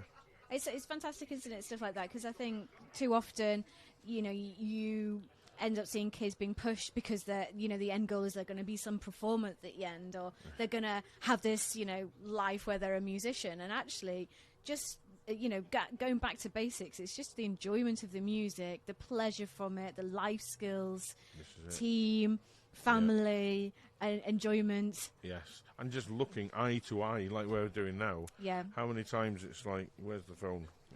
Down like this. Yeah. And they're just talking to each other.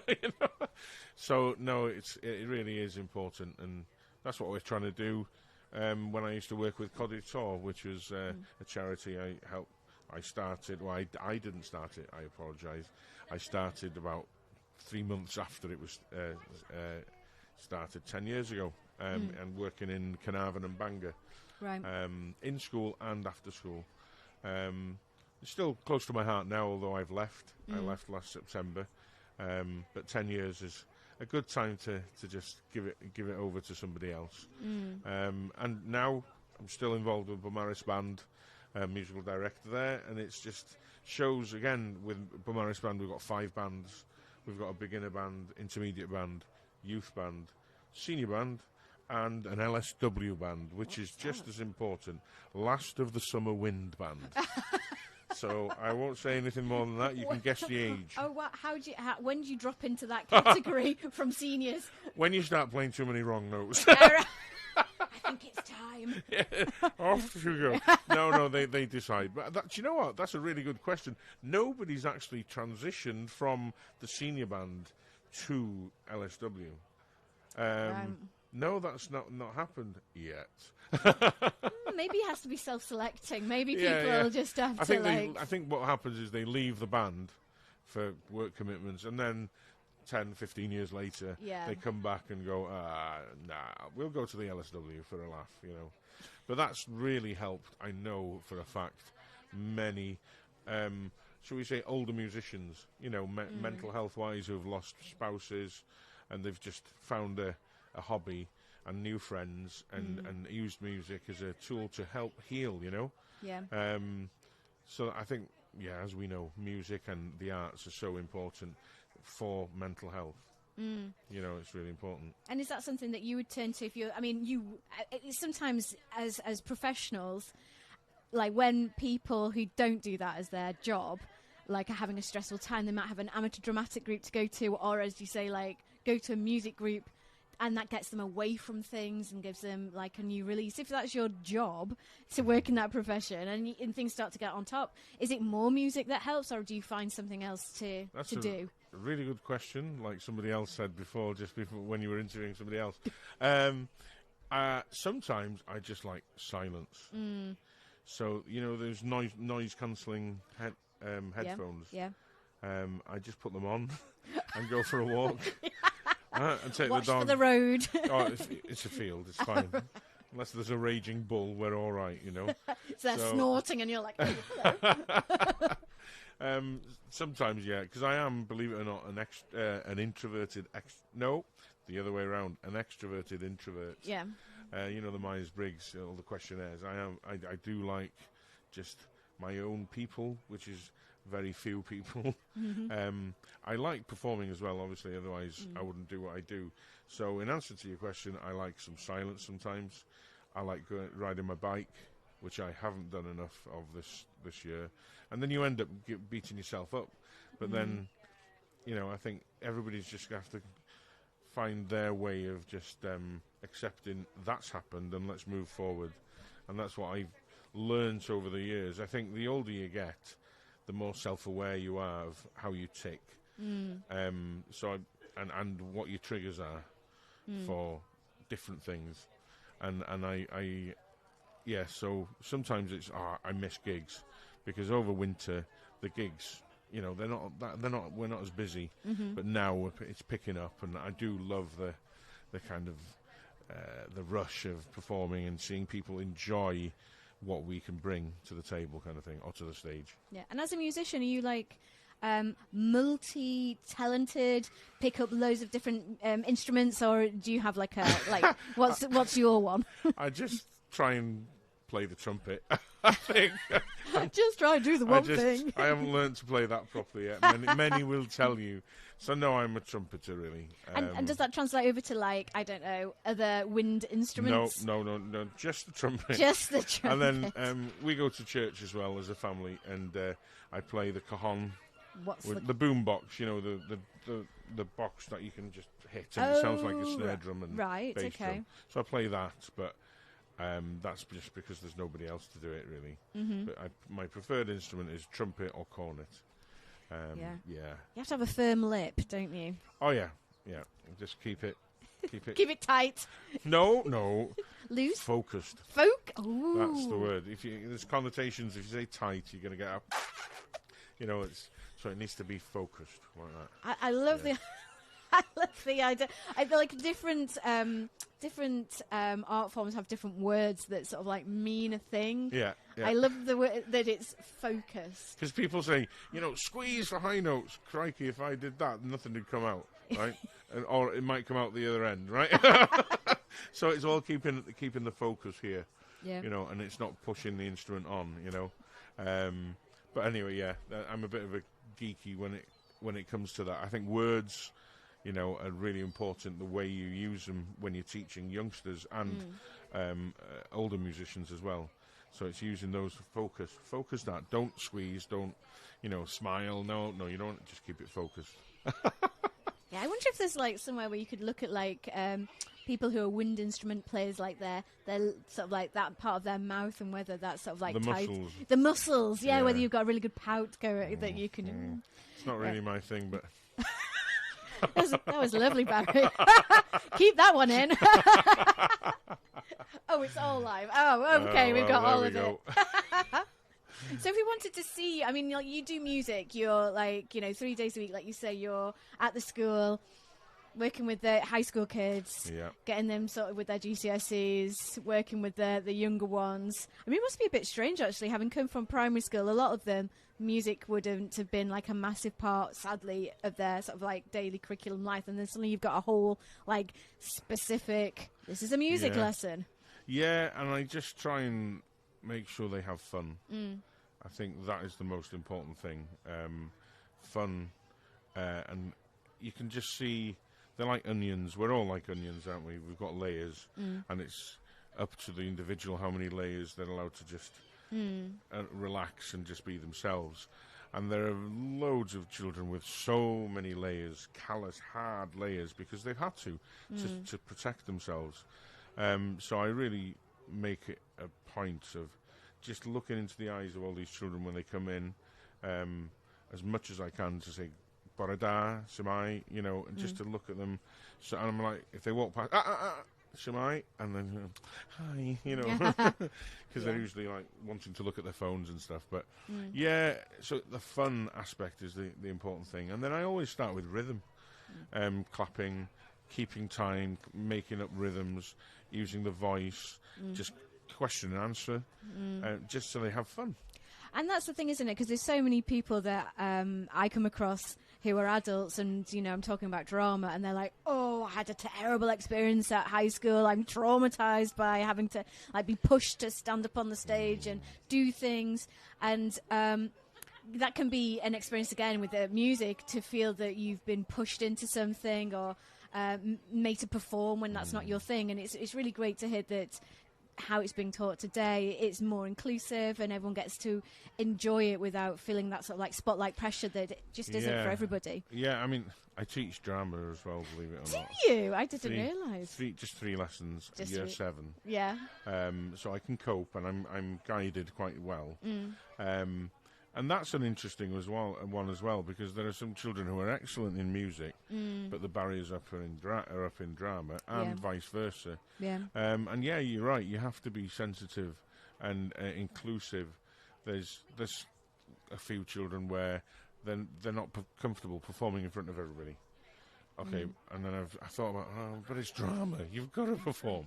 And then I realised, actually, you can perform, but I tell you what we'll do is record you guys in the other room with nobody watching, and we don't even have to watch it in front of the class, And then that was it then. The barrier was down, happy with that. Mm. And I thought, okay, that's fine, because it's baby steps, isn't it? Yeah. Maybe next time they'll do it with one group watching. And it's, if you can build the confidence of a child and they feel proud of what they've got, Yeah. they can do anything, can't they? Yeah. And I think that's what some people in important jobs don't realise, that music and the arts are so important for life skills, as you mentioned before, but for mental health as well, because there's such a lack of funding in the I can't even say it, put my teeth back in, mental health sector. Yeah. Hence why you're fundraising today. Yeah. And I've learnt a lot over the last few years. My wife has just qualified to be a counsellor. Oh, right, great. Yeah, she started during lockdown, and now she's qualified and got a job. Wow. Schools counsellor. Brilliant. Part-time. So, yeah, just hearing what she's learnt has also helped me. Not that I'm an expert at all, but yeah, it's made me ponder. It's so brilliant having you here today. If we wanted to, like, see some of your brass band in action, where are we going to find you? Okay, well, which brass band? My brass band that I conduct as musical director, Beaumaris Brass Band. Yeah. There's a festival concert. There's a Beaumaris Festival on the next week. Ooh. And we are playing on Friday evening in Beaumaris Leisure Centre. Oh, fantastic. How do people get tickets? Oh, I'm sure if you look at type Beaumaris Music Festival, Beaumaris Brass Band, they will be there. If you look at the Beaumaris Brass Band social media, that will be highlighted there as well. And we start at 7 o'clock. Lovely, thank you. And band press, what there are? Band press Llanegib. Oh, my word. Oh, we're playing in the National Eisteddfod. Yes. Hey. So that'll be cool. In my SPE and during the week. The closer it comes to the Eisteddfod, we keep getting texts and emails and stuff. Oh, can you play at this and then that? So it will be about during the week, because it's quite local to us all. So, yeah. Oh, what else are we doing? We're going to Canada. Gosh, get you. Very nice. When Yes, you going? it's North American Welsh Music Festival, end of August. So Oh, lovely. Yeah, Ottawa. So that'll be cool. Amazing. That's really cool. Yeah, it is. So it'd be great if we can get a programme out of that as well, wouldn't it? Yeah. Anyone listening, SLC. Producers, hello. Hello. Well, hey, why not? I'd like to go to Ottawa. Let's all go together. Come on. But one thing I wanted to say as well, I think, when was it? Before lockdown. Yeah, this was about 2017. 2015, I lost my mother. And Mum was a big part of my life. And it was like, boom. Lost Dad, and he was a good age, right? He was 90-odd. Wow. Mum was in her 70s, and it was just like, okay, so I'm an only child. This is me now, so what's this mean? So I went through some mental health, stormy weather, should we say? And it was a time to ponder, and I thought, right, do you know what? I am going to get a tattoo, right? And because I saw it on social media, the semicolon. So I had that there, and I was stopped when we were in New Orleans. We were going in. I was wearing a T-shirt. One of the big doormen, massive guy, says, "Hey," I was like, "Whoa, I've done nothing." I'm with you, brother.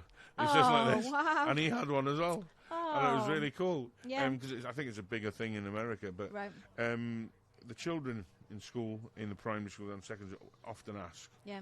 And I just explain to them, it's all right not to be all right. It's about having a mental health, a good mental health, and a healthy mental health, And if you're not feeling well or feeling right, speak to somebody. And so I use that. And my other one is a crotchet rest. Oh. And that means quite a few things, because every year for the last 10 years I've been going as one of the international teachers to Sweden.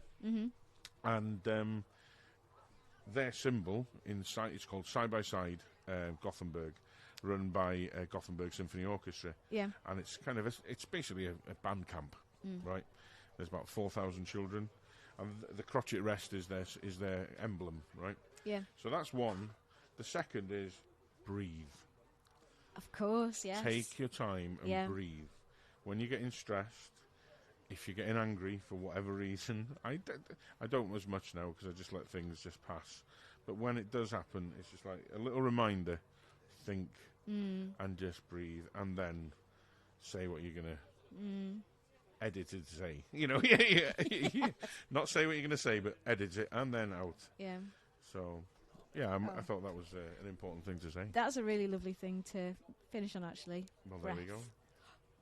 Thank you so much, Barry. Thank you. Cheers. Take care.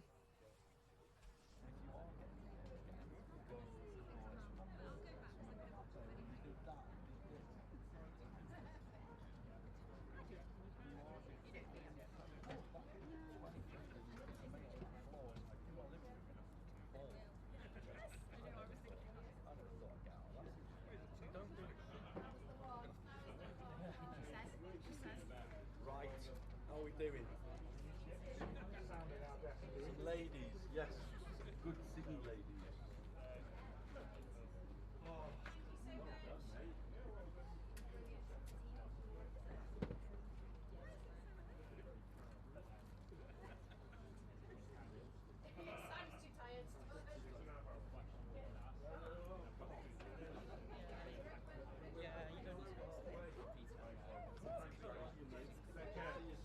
See you now. Ta-da.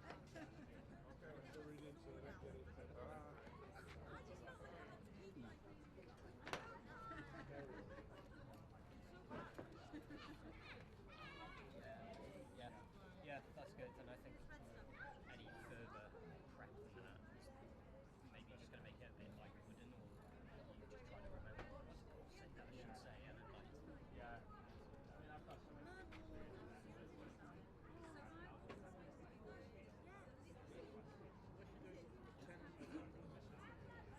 and even though there's 3 sessions that you can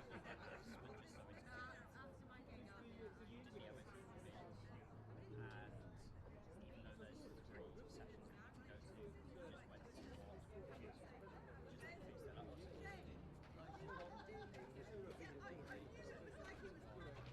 just fix that up.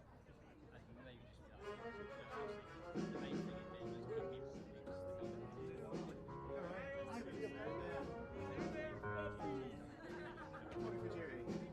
Reporting for duty. Yeah, just have a chill on the bench. Well,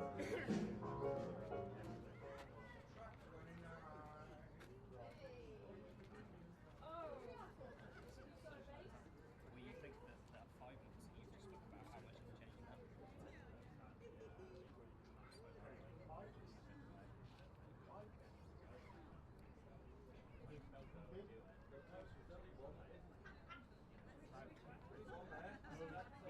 There's 2 that aren't. 2 that aren't. One by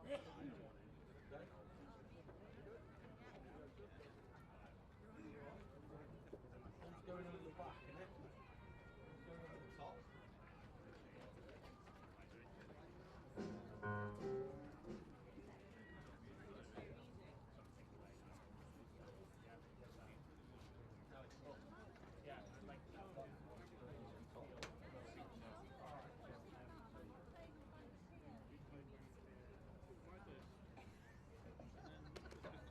sounds a bit.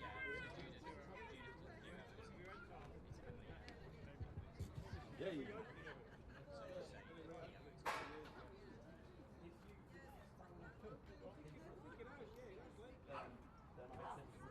Get a nice shot of you.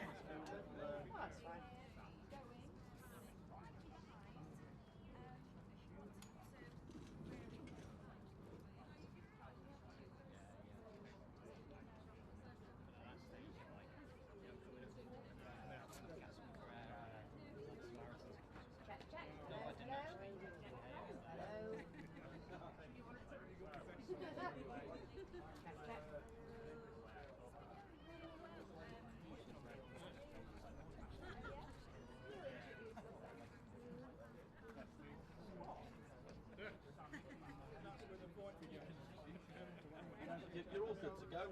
Just when you're good to go, Matt will give you good to go.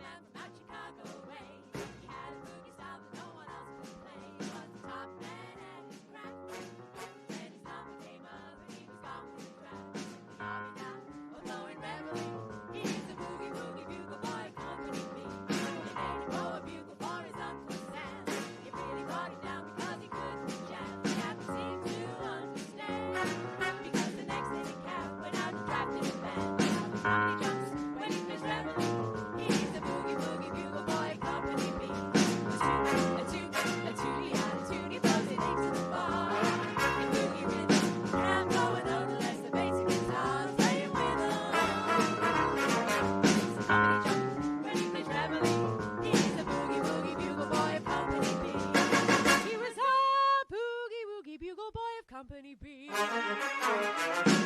when he plays boogie woogie rhythm, he's busy as a buzzbee. When he makes the company jump eight to the bar, he's the boogie woogie bugle boy of Company B. Toot-toot-toot-tilly-yada, tilly-yada, toot-toot, he blows it eight to the bar. And blowing out unless the bass and guitar playing with him. Ah, the company jumps when he plays reveille. He's the boogie woogie bugle boy of Company B.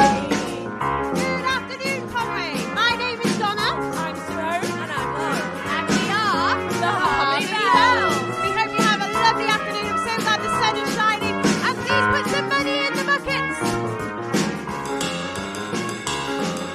He puts the boys to sleep with boogie every night, and wakes them up the same way in the early rise. And the hands and stamp their feet, because they know how he plays. So someone this will be. He breaks it up when he's been traveling. He's a boogie woogie bugle boy of Company B.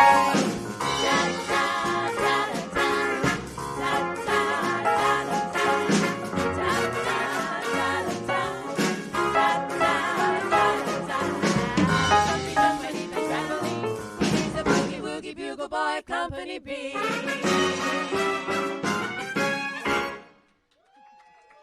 Thank you.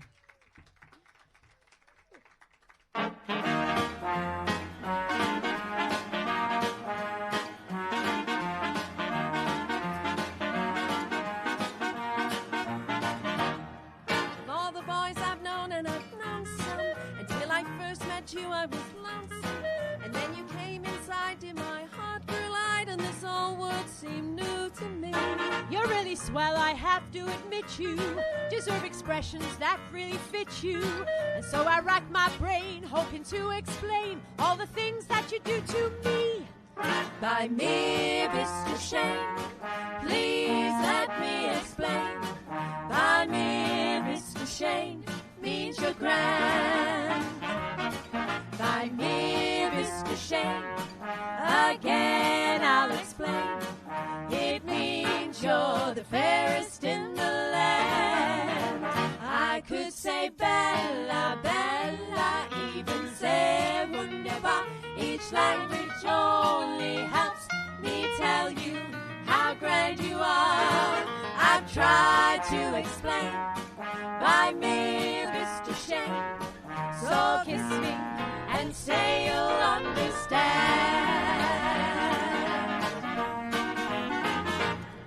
By me, Mr. Shane, you've heard it all before, but let me try to explain.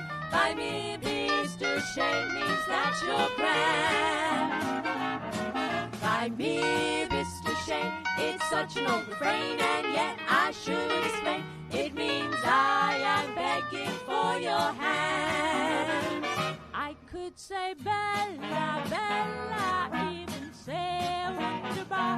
Each language only helps me tell you how grand you are. Really, really, really, really, really, really. I could say Bella, Bella, even say wunderbar. Each language only helps me tell you how grand you are. I've tried to explain by me, Mr. Shane. So kiss me and say that you will understand.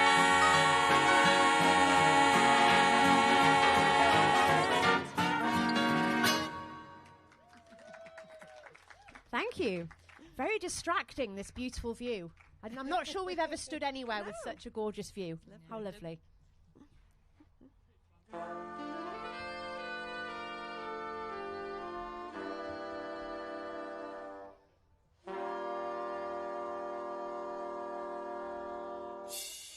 Days may be sunny with never a sigh. Don't need what money can buy. Birds in the trees sing their day full of song. Why shouldn't we sing? Now tell me, why shouldn't we sing? I'm saying, why shouldn't we sing along? I got rhythm, I've got music, I've got my man. who could ask for anything more? I got daisies in green pastures, I got my man. who could ask for anything more? Home and trouble, I don't mind him, you won't find him round my door. I got starlight, I've got sweet dreams, I've got my man. who could ask for anything more? Sim's got rhythm, Lord's got music, Dog's got her man. give me that great old hunk of trash, who could ask for anything more? Home and trouble, I don't mind him, you won't find him round my door. I got starlight, I've got sweet dreams, I've got my man. who could ask for anything more? Drums!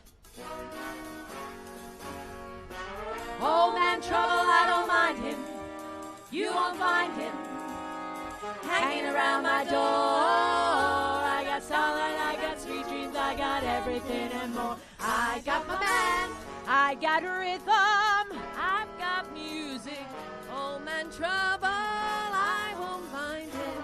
I ask for anything more? Who could ask for anything more? Thank you.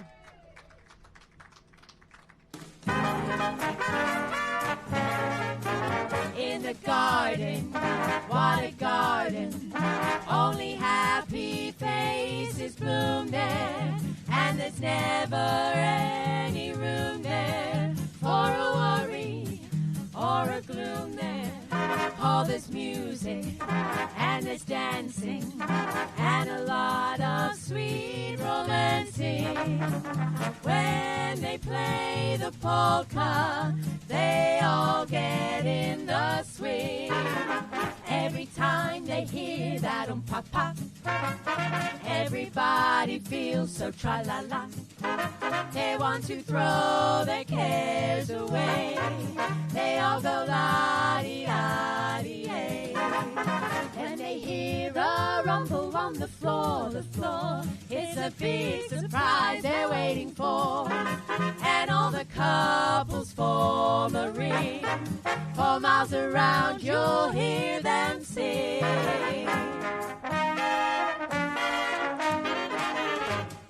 Roll out the barrel, we'll have a barrel of fun. Roll out the barrel, we've got the blues on the run. Sing boom tararro, sing out a song of good cheer. Now's the time to roll the barrel for the gangs all hit. When they hear the rumble on the floor, it's a big surprise that they're waiting for. And all the couples, they form a ring. For miles around, you'll hear them sing. Sing doo-da, sing da-da. Come on, let's see you boogie. Yeah, that's it. They got it.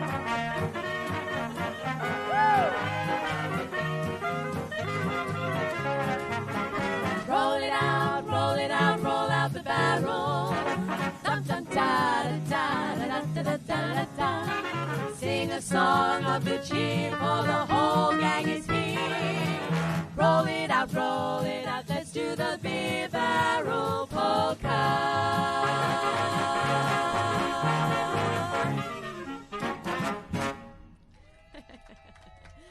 Thank you.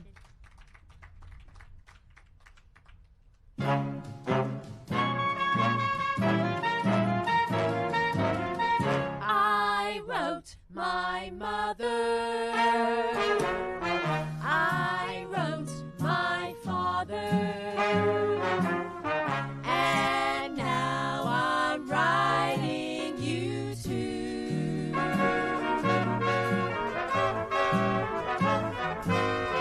I'm sure of mother. I'm sure of father. And now I wanna be sure, very, very sure of you. Don't sit under the apple tree with anyone else but me. Anyone else but me. Anyone else but me. No, no, no. Don't sit under the apple tree with anyone else but me. Till I come marching home. Don't go walking down Lover's Lane with anyone else but me. Anyone else but me.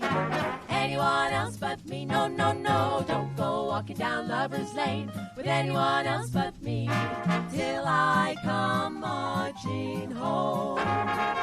I just got word from the girl who heard from the girl next door to me. The boy she met just loves to pet, and he fits you to a T. So don't sit under the apple tree with anyone else but me. Till I come marching home.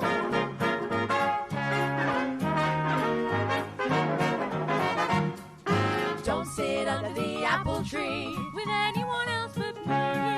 With anyone else but her. No, no, no, not a single soul but me. No, no, no, don't you sit under the apple tree with anyone else but me. Not until you see me, not until you see me marching home, home, home, home, sweet home. Don't go walking down Lover's Lane with anyone else but me, with anyone else but her.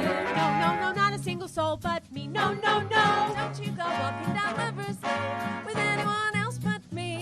Not until you see me, not until you see me marching home, home, home, home, sweet home. Just wait till I come marching home.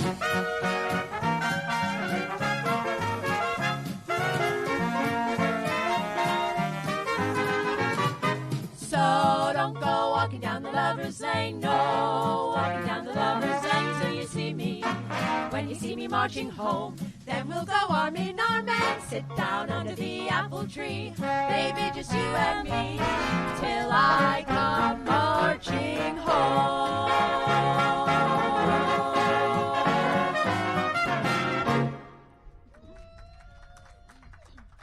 Thank you. Got one more for you.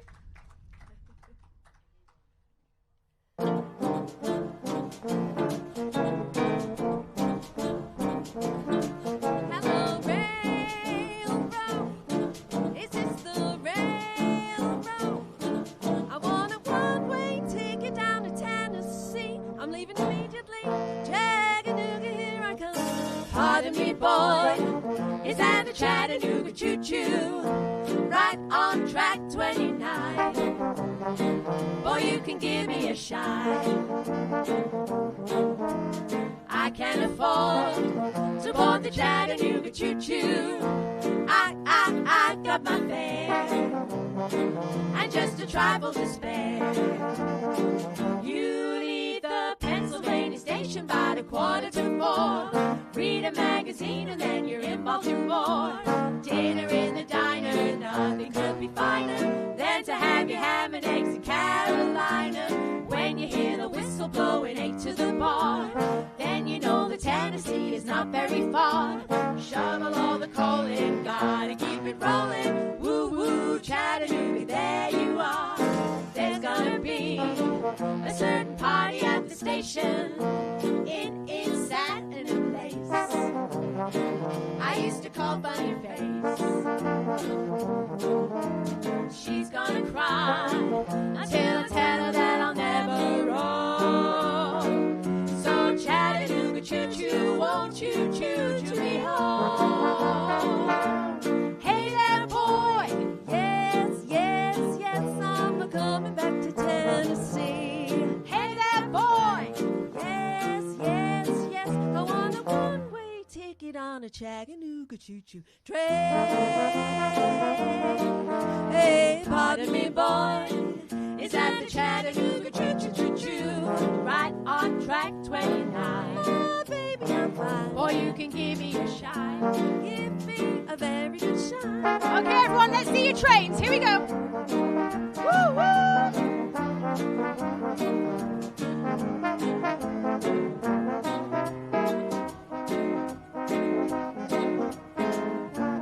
There's gonna be a certain party at the station, all dressed up in satin and lace. Oh, what a fun face. I used to call Bunny Face. I used to call her just a funny face.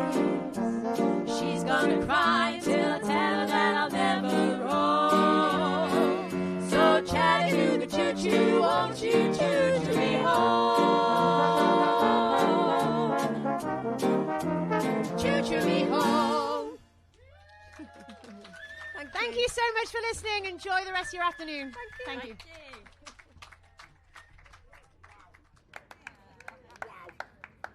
Da iawn. Well, that was ace. That was ace. Oh.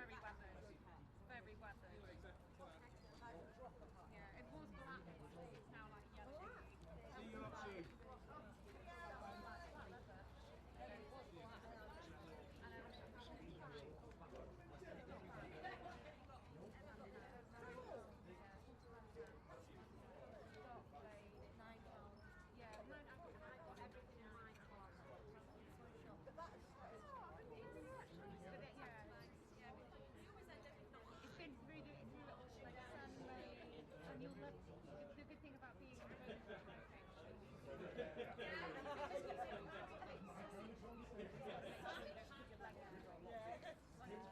UK, it rains. So you on a Tuesday? Do you work at the college?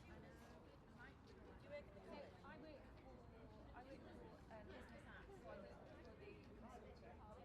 So I work for the consultant. If you did, so for example, if you were working in an office and you did a business administration, where you just sit while you're doing work, like you would be teaching us. They do social media and digital skills for business. Project management. They're doing social classes. Yeah, so Donna does. She's and she does the social media and everything there, but she also does it for them for their Conwy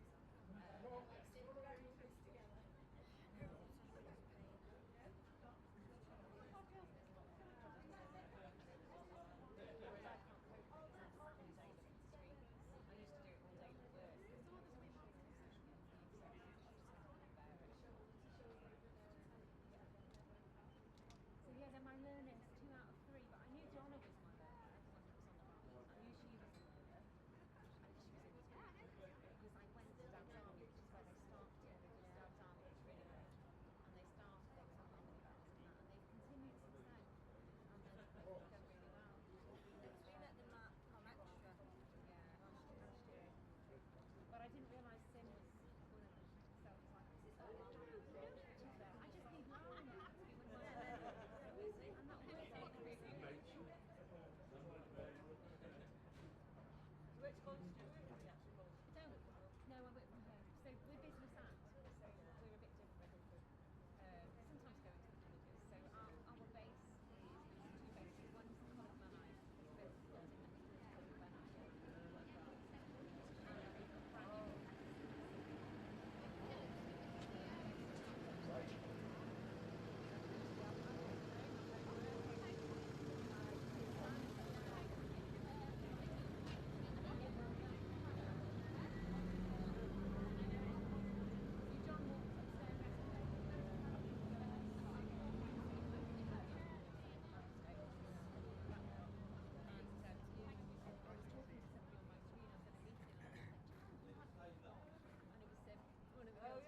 Because she was there last day. It was my last meeting there. Anyway, you're going to get one. Yeah, let's go. Before your candy goes tonight. Yeah, you tell me. Get a swashbuckling and Make out alive. Get swashbuckling. see you later.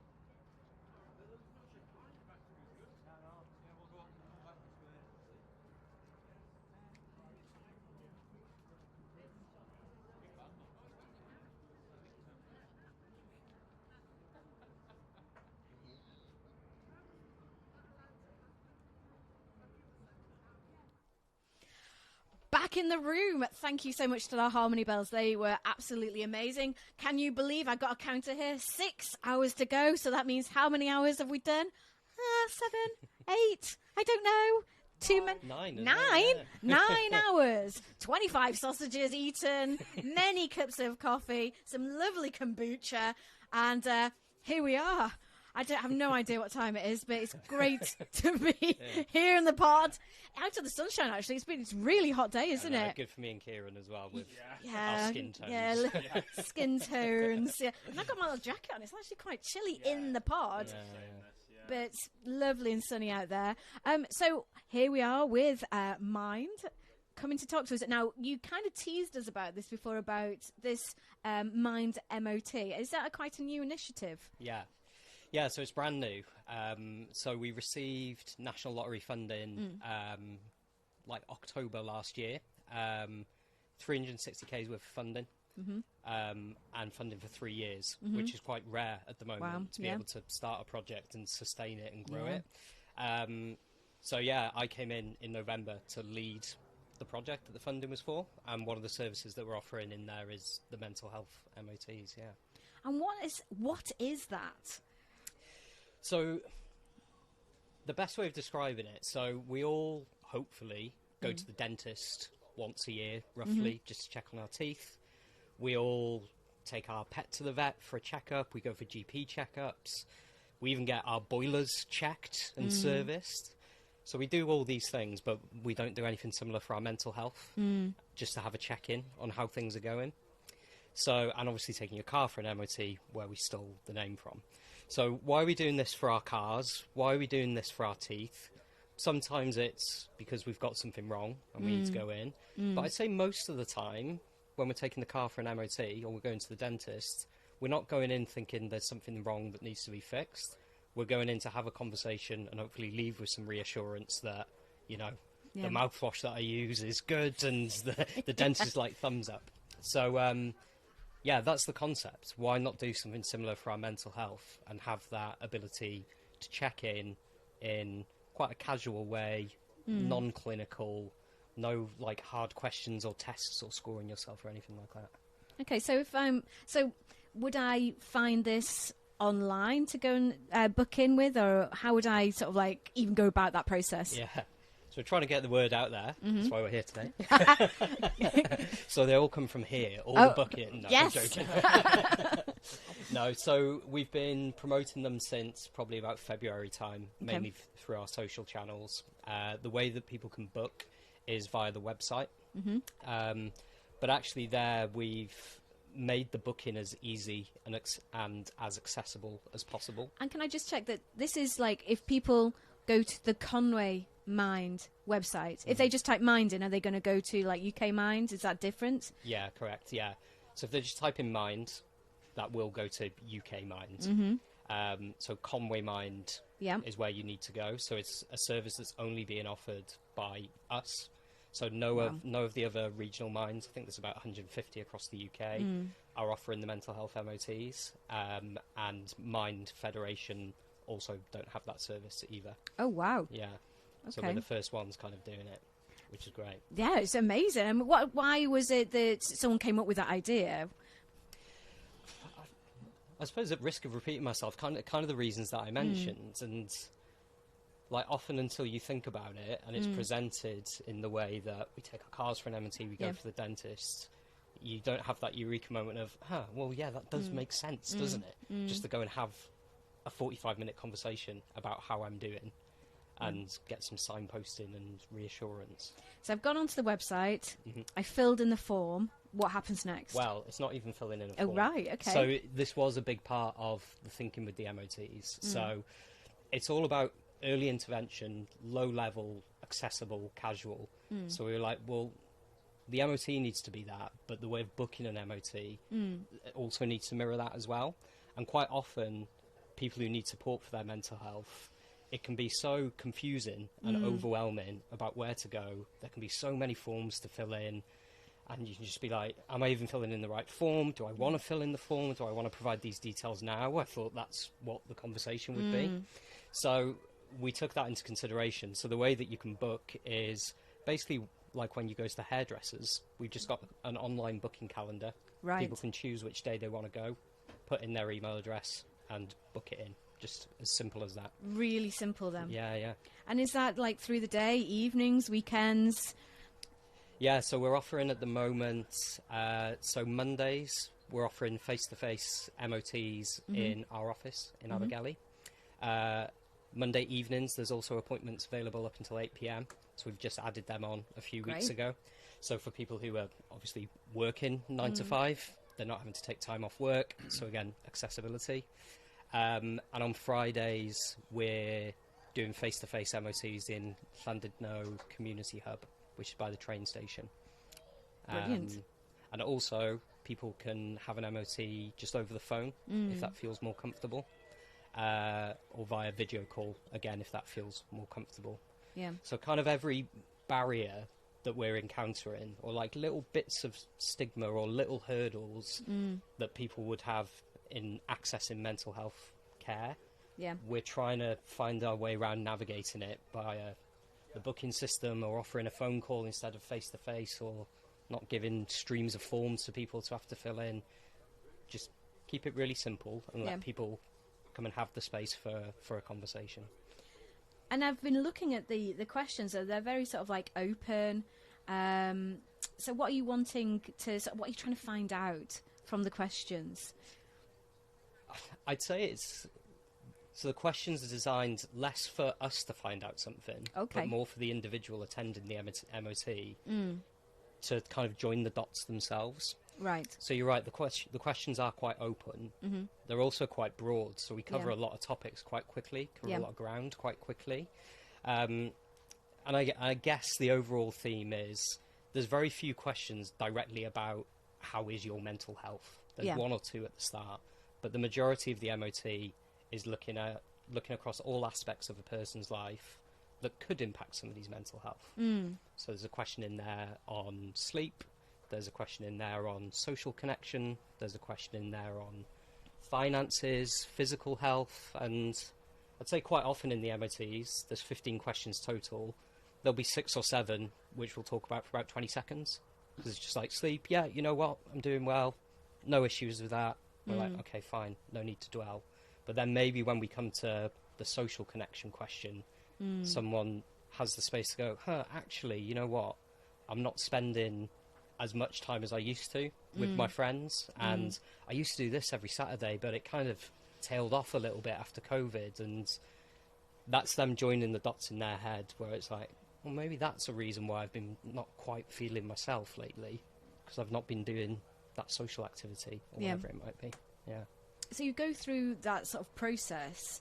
And say, for instance, like you said, like if you go to the dentist, it's not like you have to have work done every time you go. Sometimes it's just like, yay, well done, keep brushing, kind of thing. We might adopt that as a little phrase at the end.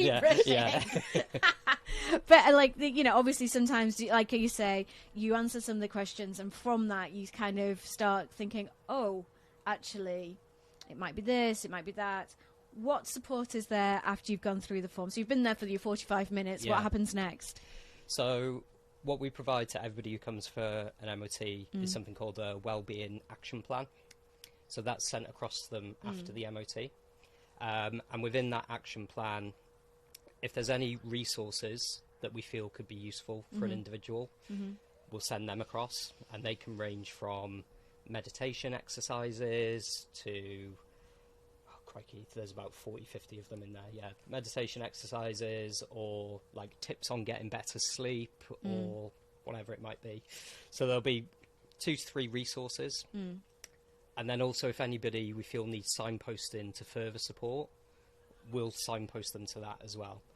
So if somebody comes and it's not a keep brushing style conversation and they are perhaps struggling, then we're able to say, well, this is the direction that you need to go. Perhaps it's counselling, perhaps it's a group session, perhaps it's Mums Matter, which is another service that we offer, and we can signpost individuals to it in that wellbeing action plan.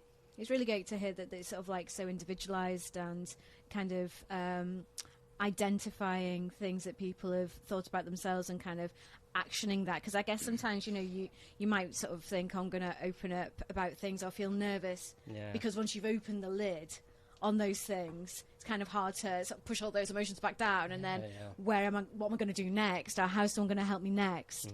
And as we know, like, services are really stretched now, and sometimes you hear of people waiting a really long time to access a service, so it's really positive to hear that you can go and have something that's low level, talk about things and then quite quickly be pushed onto different services, offered different opportunities, and that can range from, as you say, like kind of like gentle, kind of like try meditation, try sleep pattern stuff, up to professional assistance if that's required. Yeah, that's right. Yeah, so from that spectrum of self-help resources to actually a full-time intervention from a counsellor or a psychologist.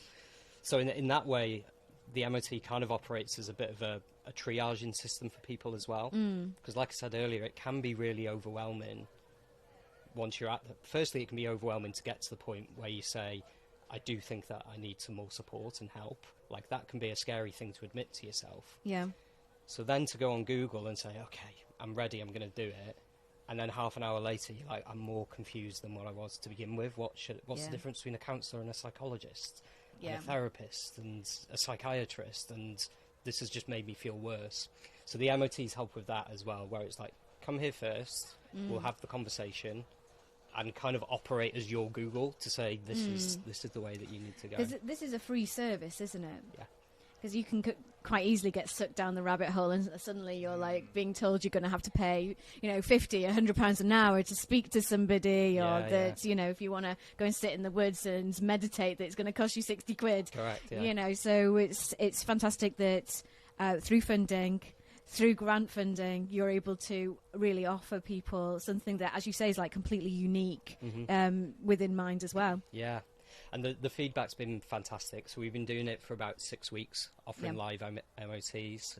We've seen, so of all the bookings that we've offered, nearly 90% of bookings have been taken up already, which is really good. And around a similar, or just under, I think it's 85% of people who have come for an MOT have never accessed the service from Conwy Mind before.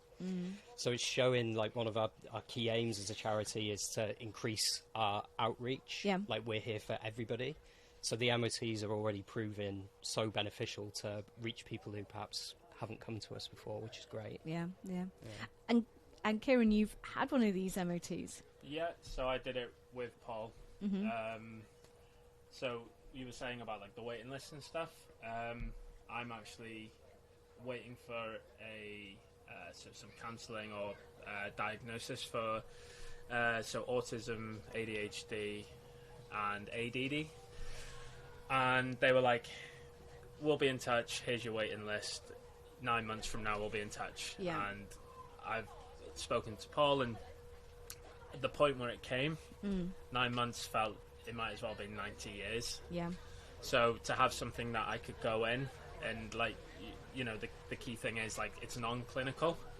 So it was a space where I felt comfortable to, like, open up. And you were saying about once the emotions come out, how do you put them back in? I just think, like, for me personally, it's like maybe they came out and now I'm like, do you know what? I'm not ashamed of this. Yeah. I actually feel empowered now to be able to say, no, I am on a waiting list. I did need help, or I do need help.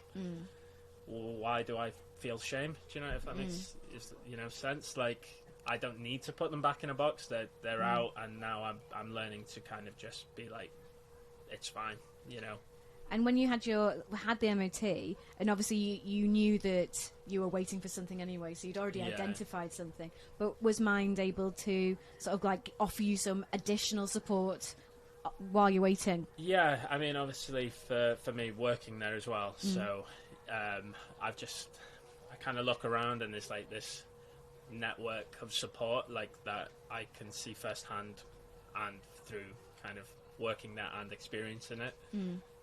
How it works, but like I've only worked for Mind 8 weeks. Right. I feel so comfortable around Paul. It's like I've told him something just before that I hadn't told anyone, and like the services that they provide are so vital, and like so you've got all the additional support, and there are you could go into something else, but for me, even from just the one, I was kind of like you were saying about putting the dots together. Mine was very much that. It was like I used to sit at home and think, why am I depressed? Like, what is wrong? I've got a beautiful fiancée who I'm getting married to. I've got so many friends. I enjoy life, but there's something missing. Mm. And over time that just grew and grew, and then until you can put those dots together, it can be overwhelming. But now I get the key word is just empowered to kind of move forward on my own now. And I know for others it might take longer. For me, I was just lucky enough that, do you know what, like you were saying earlier about, for one person it'll be fine, for another it won't work, like in straight away or whatever. So for me, I was just being lucky enough to feel confident enough to go, actually, this is fine now, thanks to the, just talking. Yeah, it sounds like early intervention as well. You know, that it's sort of like choosing to speak to somebody and getting that opportunity. As you say, like that 9-month wait felt like 90 years. Yeah. So to be able to, while you're feeling like that, to go and speak to someone straight away and have that next step. And I guess this could be is an early sort of place for people to start. That's exactly what it is. And again, it's like a key part or key outcome we want from the project, that we're improving that first point of access and early intervention services for people with their mental health. And it's also worth noting that, I'm throwing out the percentages here, about 75% of people who have had an MOT so far just came for the one session, but we can offer up to 2 additional sessions, so 3 in total as well. So where we do have those individuals who do need to be signposted somewhere else where perhaps there's a waiting list, it's not like, okay, good luck on the waiting list. They can then come back for a second session, reflect on some of the resources that we've shared with them. Like Kieran said, maybe some of them don't work. That sleep thing you gave me is rubbish. And we're like, okay, well, that's fine. Maybe try this one. And then the option is there to come for a third session as well. So although it's early intervention, it's not just one kind of snapshot 45-minute chat. There's some sustained support there as well. So nurturing. So it's just brilliant to hear that Conwy Mind are, really helping people locally to have better mental health and to sort of help themselves while they're waiting for other things. It's fantastic. It's such a brilliant charity, and we're really proud to be supporting you guys today. Yeah, and thank you so much for supporting us as well. A couple of final things to add. Yes. Because otherwise I'll get beaten up if I don't mention them. Only 2 things. So firstly, another area that we focus on in the MOTs is people's strengths as well. Okay. So it's not all about spotting problems, joining the dots, providing resources. Like you said, with the questions, they're so wide-ranging. Like we do get quite a quick understanding of who these individuals are. And everybody's showing so many strengths in those conversations. And so often, in similar conversations, there is just a focus on how do we fix the things that are wrong. Yeah. So whilst we do a little bit of that, we also highlight people's strengths as well. And then the final thing, they're fully open to anybody. So the youngest person we've had come for an MOT so far was, I think, 19. The oldest person was 72. And both of them benefited from it. We're hoping to have young people's MOTs in the future as well. So again, it's just sticking to that theme of, like, what little barriers are there? How do we make it just as accessible as possible for all people to come and have an early intervention conversation? Yeah, well, I think it's brilliant. Thank you so much for your time thank today. you. Thank you. Thank you. Perfect, thank you very much. For that final bit at the end. Felt the eyes. And actually, my mother died. Yeah, imagine. This is the point I want to tell you about it. I'd have just stood up and walked out. Yeah, I'd be like, all right, I'm gone. No, that was great. Well done. No, thank you. I think that's going to look great all clipped up as well. So you I just think got so that too. bit, and people can see talking about it. Yeah, because that's what we want to be able to do from coming to stuff like this. And also what you mentioned in your email yesterday, like, it's all well and good having a sexy looking poster, but hearing just 2 or 3 minutes of this kind of conversation for somebody who's like, oh, do I go, do I not, what is it really? That's better than any poster you can come up with, isn't it? Yeah, and actually seeing the real people, sort of, that's what people connect with now, isn't it? Is personalities, and to feel like, oh, these are the people I'm going to get to speak to, and they seem like nice people, and they, so that makes me want to do it rather than shiny kind of person on the, that they don't really get any connection with. No, and that's, the amount of conversations we've just had today as well it's been amazing, so we really appreciate all of this, so thank you very much. No problem. Yeah, Brill. We're ploughing on, we've got music now. Yeah, amazing, right. Also, Vicky, probably not a full conversation for today, but you know what you said about kind of getting a script to do a version of an MOT. It'd be great if we could do that with you guys. Just like I say, not a conversation today. I know because you've got so much else going on. But if that's something that you're able to support us with, like with just the camera equipment and stuff, because at the moment any videos we're doing, we're just kind of hacking them together ourselves on our phone, so it doesn't look that great or that polished. We can do Yeah. No worries. But yeah, as I say, not a full conversation for today. But if I get in touch next week, Yeah, definitely. How long? We've got like We got the kids. I'll just grab my. Are you guys off now, or are you staying a bit longer? probably off now. I think. Yeah. I mean, I can stay a bit longer if there's any. No, that's anything fine. else you want me to join or do. No, that's fine. I'll give you one of these that I gave to Simon as well. Brilliant, thank you. It's just if you scan that, basically just update your own good deed and hand it off to someone else. Oh, brilliant. So little initiative, we're moving on now. No, I mean your good deed is a massive good deed. Yeah, what do you mean good deed? Thank you. So we'll keep the buckets and everything, and then I'll speak to Beth Ann about coming and collecting them and what happens with the count and all that kind of paper. Yeah, I mean, we'll sort that out. So the lady that I spoke to, Suzanne, she was like, that seems a bit bizarre. We've never had to do like a local press article. Really? Like we try and get some local press on that, but we've never been told you have to. Yeah, hi. Yeah, I mean, I've spoken to licensing a bit, obviously to arrange a spend. Borgin Really nice. So Monster. I'll be keen to know what sugar-free, I think. you know He's got me the one. official line is for Mike, but maybe I'll like be round. also for the back and things. It's just there for like has this been here a really long time? Because it seems quite outdated anyway. That it's a local newspaper. Yes. I wonder when the last time was that they looked at that bit of the. When I was reading afterwards, I was like, oh, this is a faff. Like it could be like I raised 20 quid, kind of from Daily Post and tell them about it. Newsworthy Or we could moments. just set up our own little local publication and just put it in there. That's like right, one yeah. story. Our other sister company is the Big Town News. Oh, there you go. Serious. Yeah, We're but starting. But if they were Honestly. actually being the letter, it was like a, like circulated paper even. I was like, surely if I just put it on our social medias, that would be enough. But it's specifically about how much was in the tub. Sugar. So even though They're on your. It's on your desk. like £200 before today, so it's like, but All it's who 20 quid raised on the front, yay! Yeah. It's. I mean,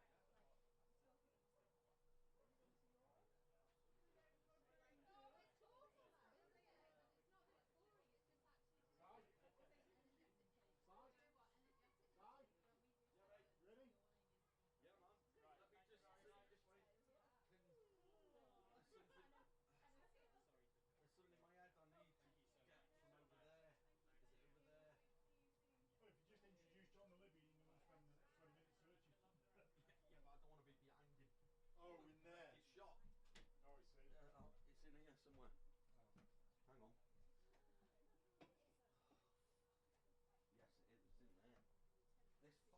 It's in there. This fucking camera here is doing my head in. It's the only place it can be. I know. Right, hang on. 2 ticks. 2 shakes of a lamb. 2 shakes of a lamb. Knack.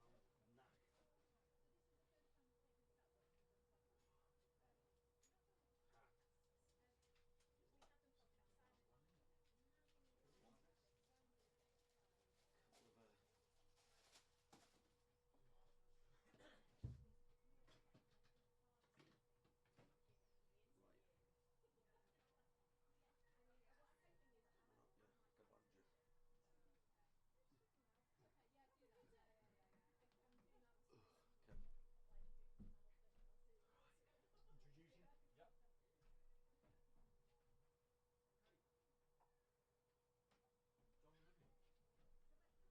Yep.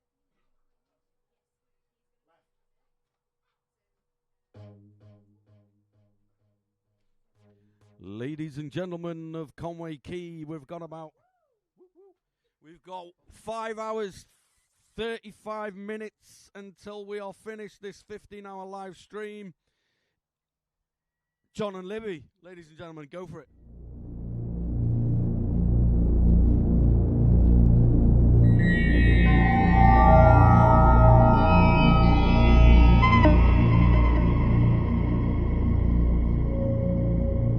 Hello, I'm Libby, and this is John. This is called toxic fulfillment.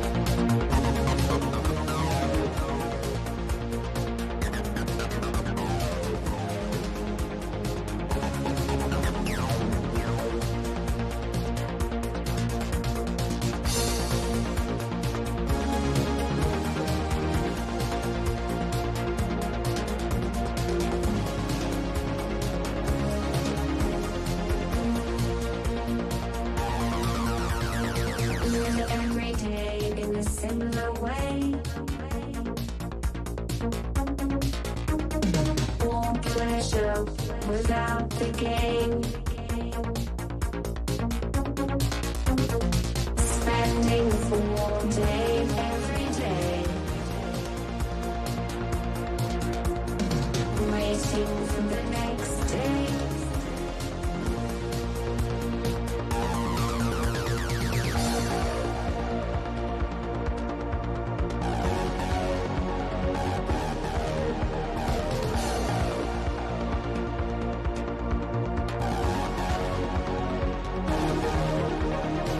Nothing to do, nowhere to be.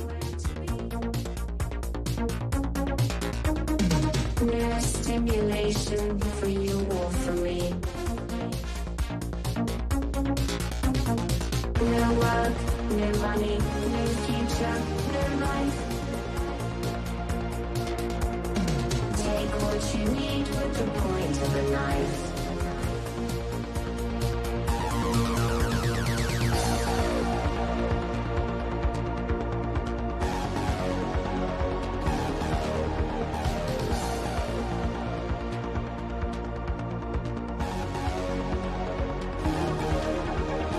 This is the future, free from work.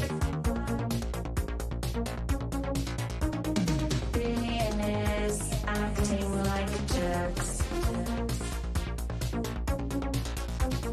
Fulfilling our needs with nothing but pain. Watching us starve from the safety of space.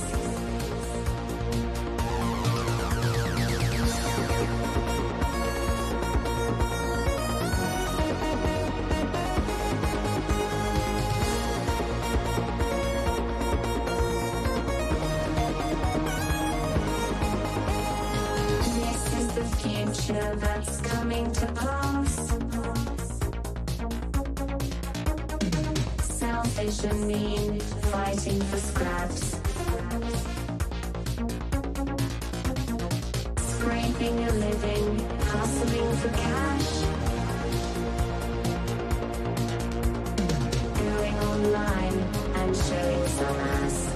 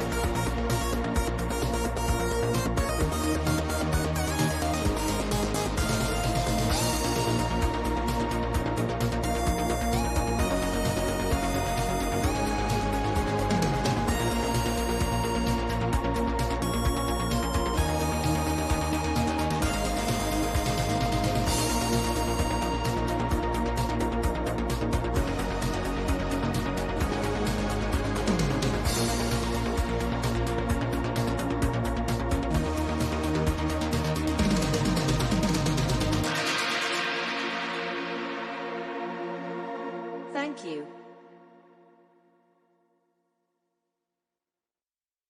This is called Nothing to Fear.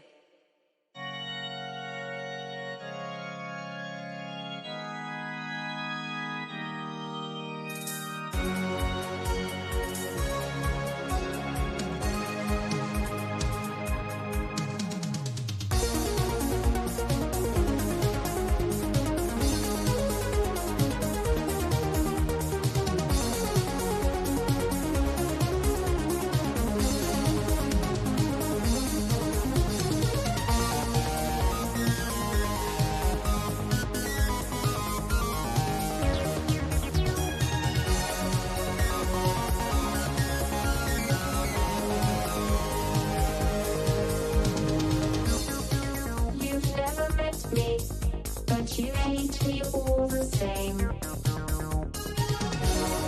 Things are going wrong for you, and I'm the one you blame.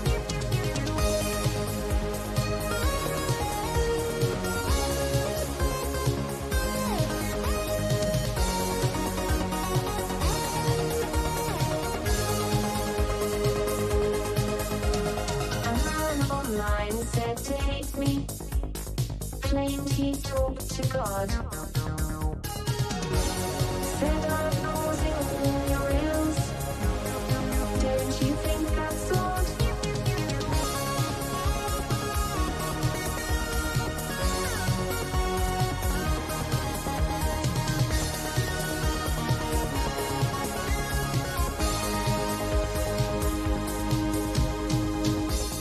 If you'd ever met me, you'd know there's nothing to fear. But try to harm me just one time, and I'll have to make things clear.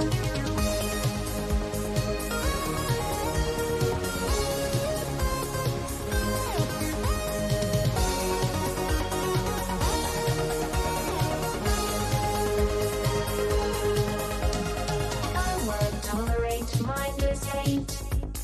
We need to get that straight.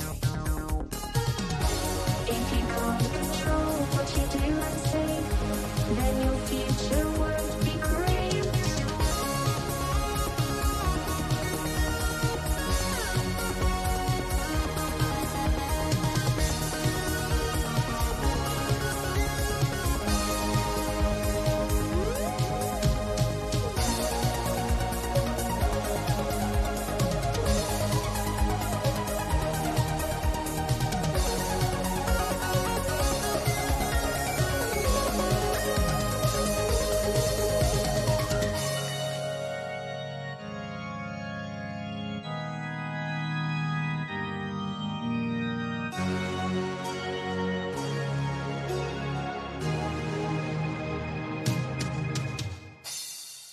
Thank you. This one's an old favorite. It's called Monday Can Wait.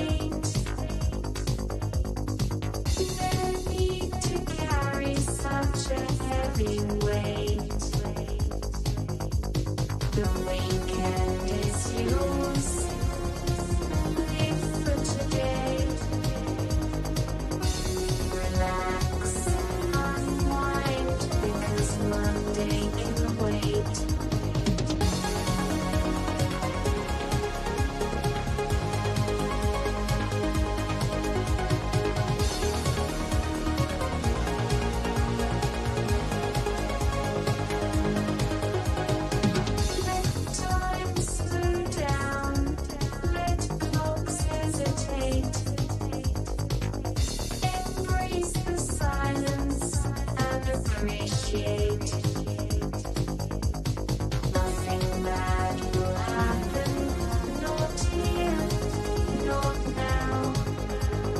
Switch off, think back, Monday can wait.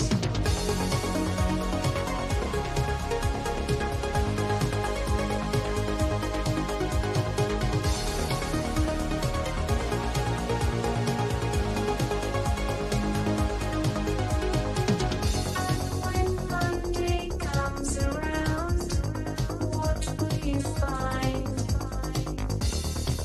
A day like any other, no intent in mind.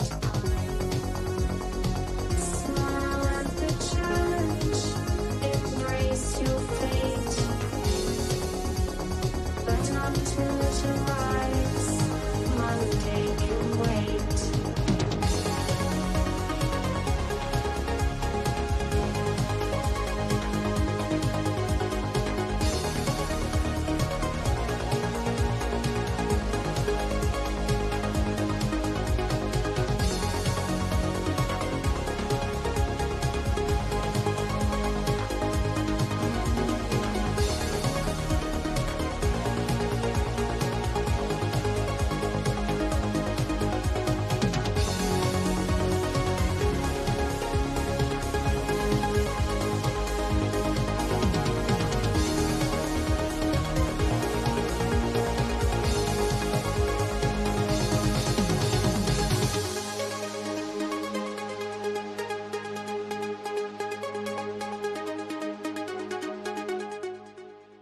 Thank you. This is our new single. It's called Bullet Hole for a Soul.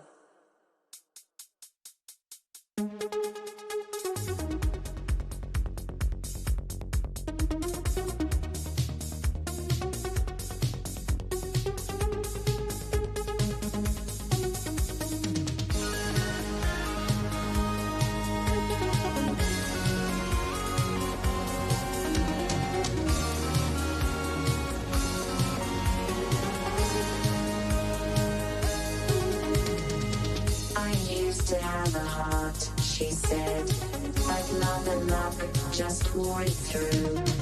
A bullet hole now takes its place, a cleaner shot than most can do.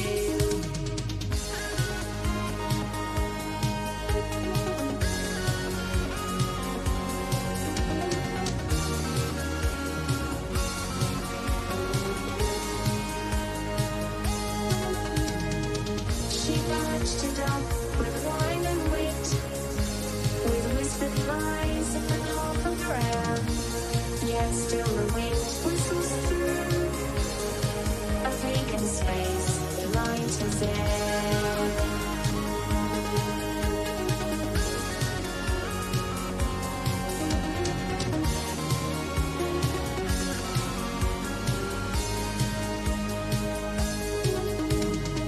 She danced with hope, she died with grief, but neither stayed to pay the bill. So she made her way all alone, with a bullet hole for a soul.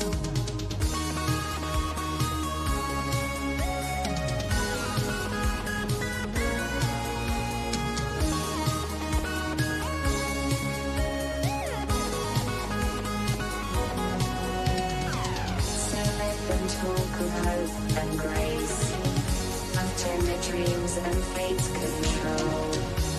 She'll raise a glass and nod along, with a bullet hole for a soul. They preach of fate and grand designs, of love that lasts, faith that stays. But every now is made within, she's felt the fire that takes the page.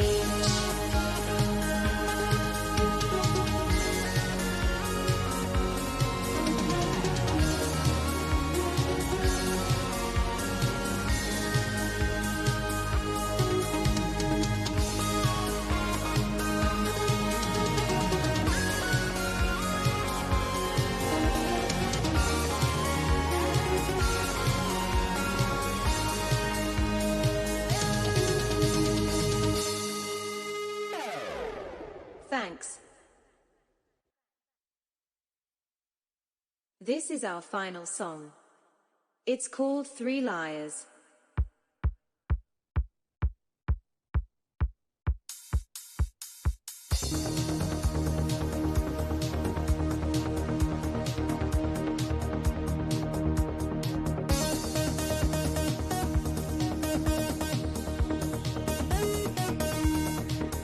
Meet the man with the plan, and chat with the chat.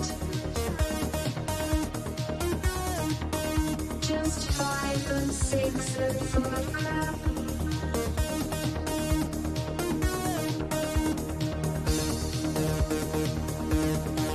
The politician plans so bold that the visions he has will never unfold.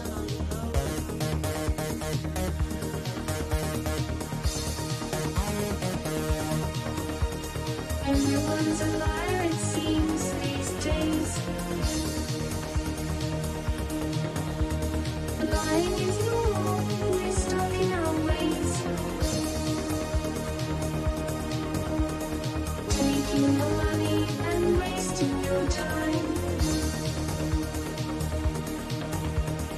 Honesty and truth are becoming a crime.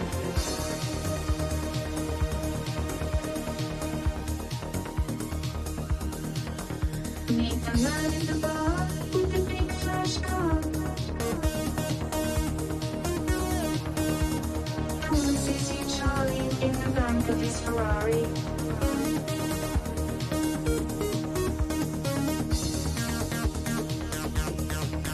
He'll promise the world with riches to come. But the car's of HV and he lives with his mum.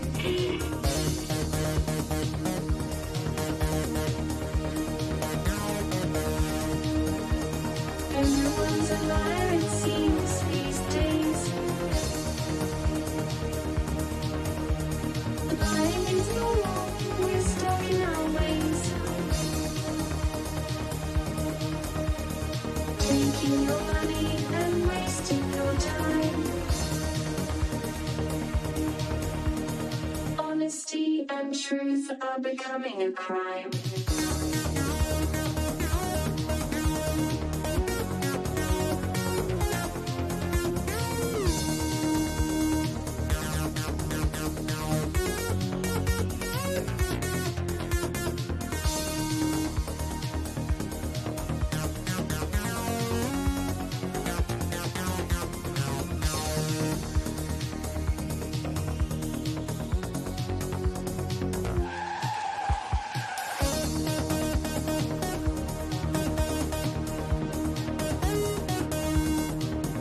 Meet the man on the phone who calls you a town.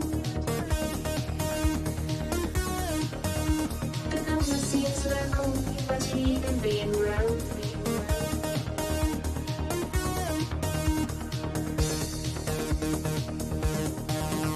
Something is wrong with your current account. Give him your details and he'll take large amounts.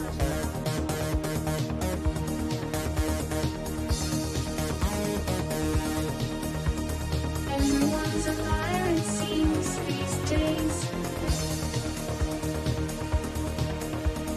Lying is normal, we're stuck in our ways. Taking your money and wasting your time. Honesty and truth are becoming a crime. Sing it with me. Everyone's a liar, it seems, these days. Lying is normal, we're stuck in our ways. Taking your money and wasting your time.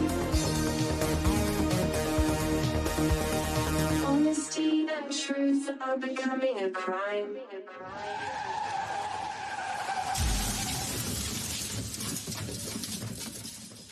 Thank you. We've been John and Libby. Thanks for listening.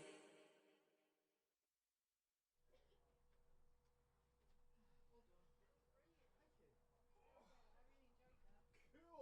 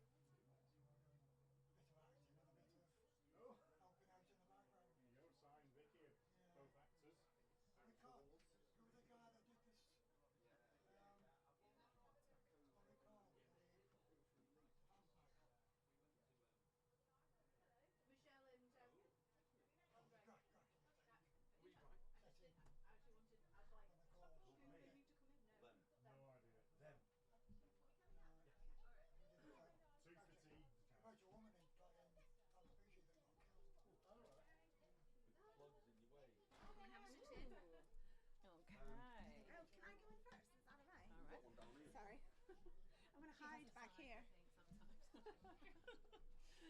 Oh. Right. I feel like this table is very. Is this a Mind mascot? Oh, cute. Well, they're doing Seal Splash, like an event. Oh. I just thought it's like. It needs to be down there. If you put that table up, he'll come up here and prep. Put it up down there. I'll put it up down there. I don't know what it is. Ah, right. Yeah, I feel like the table's a bit far away. Okay. Because really, what you need is the mic, The mic, rather than. okay. Okay, then, and then this one, just manhandle it. It just wants to be about here. A bit closer, just keep pulling. That's it. Hello? That'll be fine. Is that one alright? No, I feel like yours is very far away and mine is very close. Is this one at like a... Maybe we should have swapped. Hello. I'm feeling intimidated. My doesn't look quite. My voice is getting already loud enough. First one. Well, I've done one before, haven't I? Oh, sorry, my first, I've not done hers. one. She's like, I'm a oh, pro. Okay, are we ready, Vicky? Yep, I'll just take a swig of my kombucha. Gin. Yeah. Was that freely donated by the kombucha business? we had a taste test and I got to keep a bottle. Ooh. It was very nice. Is it in a bottle, not a tin, not a can? Oh yeah, bottle. Yeah, that's good. Sometimes they're really nice, and then sometimes I'm like, oh, What? the kombucha. Oh, kombucha. This is really good stuff. Oh, I like it. Yeah. What's the company called? Mighty Boosh. Blighty Boosh. Blighty Boosh. Are they just like a local? Well, they're local. They've won like 3-star. Blighty Boosh. Blighty Boosh. Blighty Boosh. That's very fancy. Blighty Boosh. Yeah. They've won like yes. Sorry. Right. Stay focused. Come on. 2, 1. Welcome to Michelle and Andre. Hello. Hi, Vicky. Hi. Hi. They're from the Freedom Project. Is that right? Inner the Freedom. Inner Freedom Project. Come on. Because we create that inner freedom from within. It comes from within and it goes out and gives you that feeling. Wow. Actually, that reminds me. One of your pictures is like. It is, and that's our logo. It is because that's what we deliver every time. Mm-hmm. It is that feeling of freedom when you've released off. She's gonna hit me. Sorry.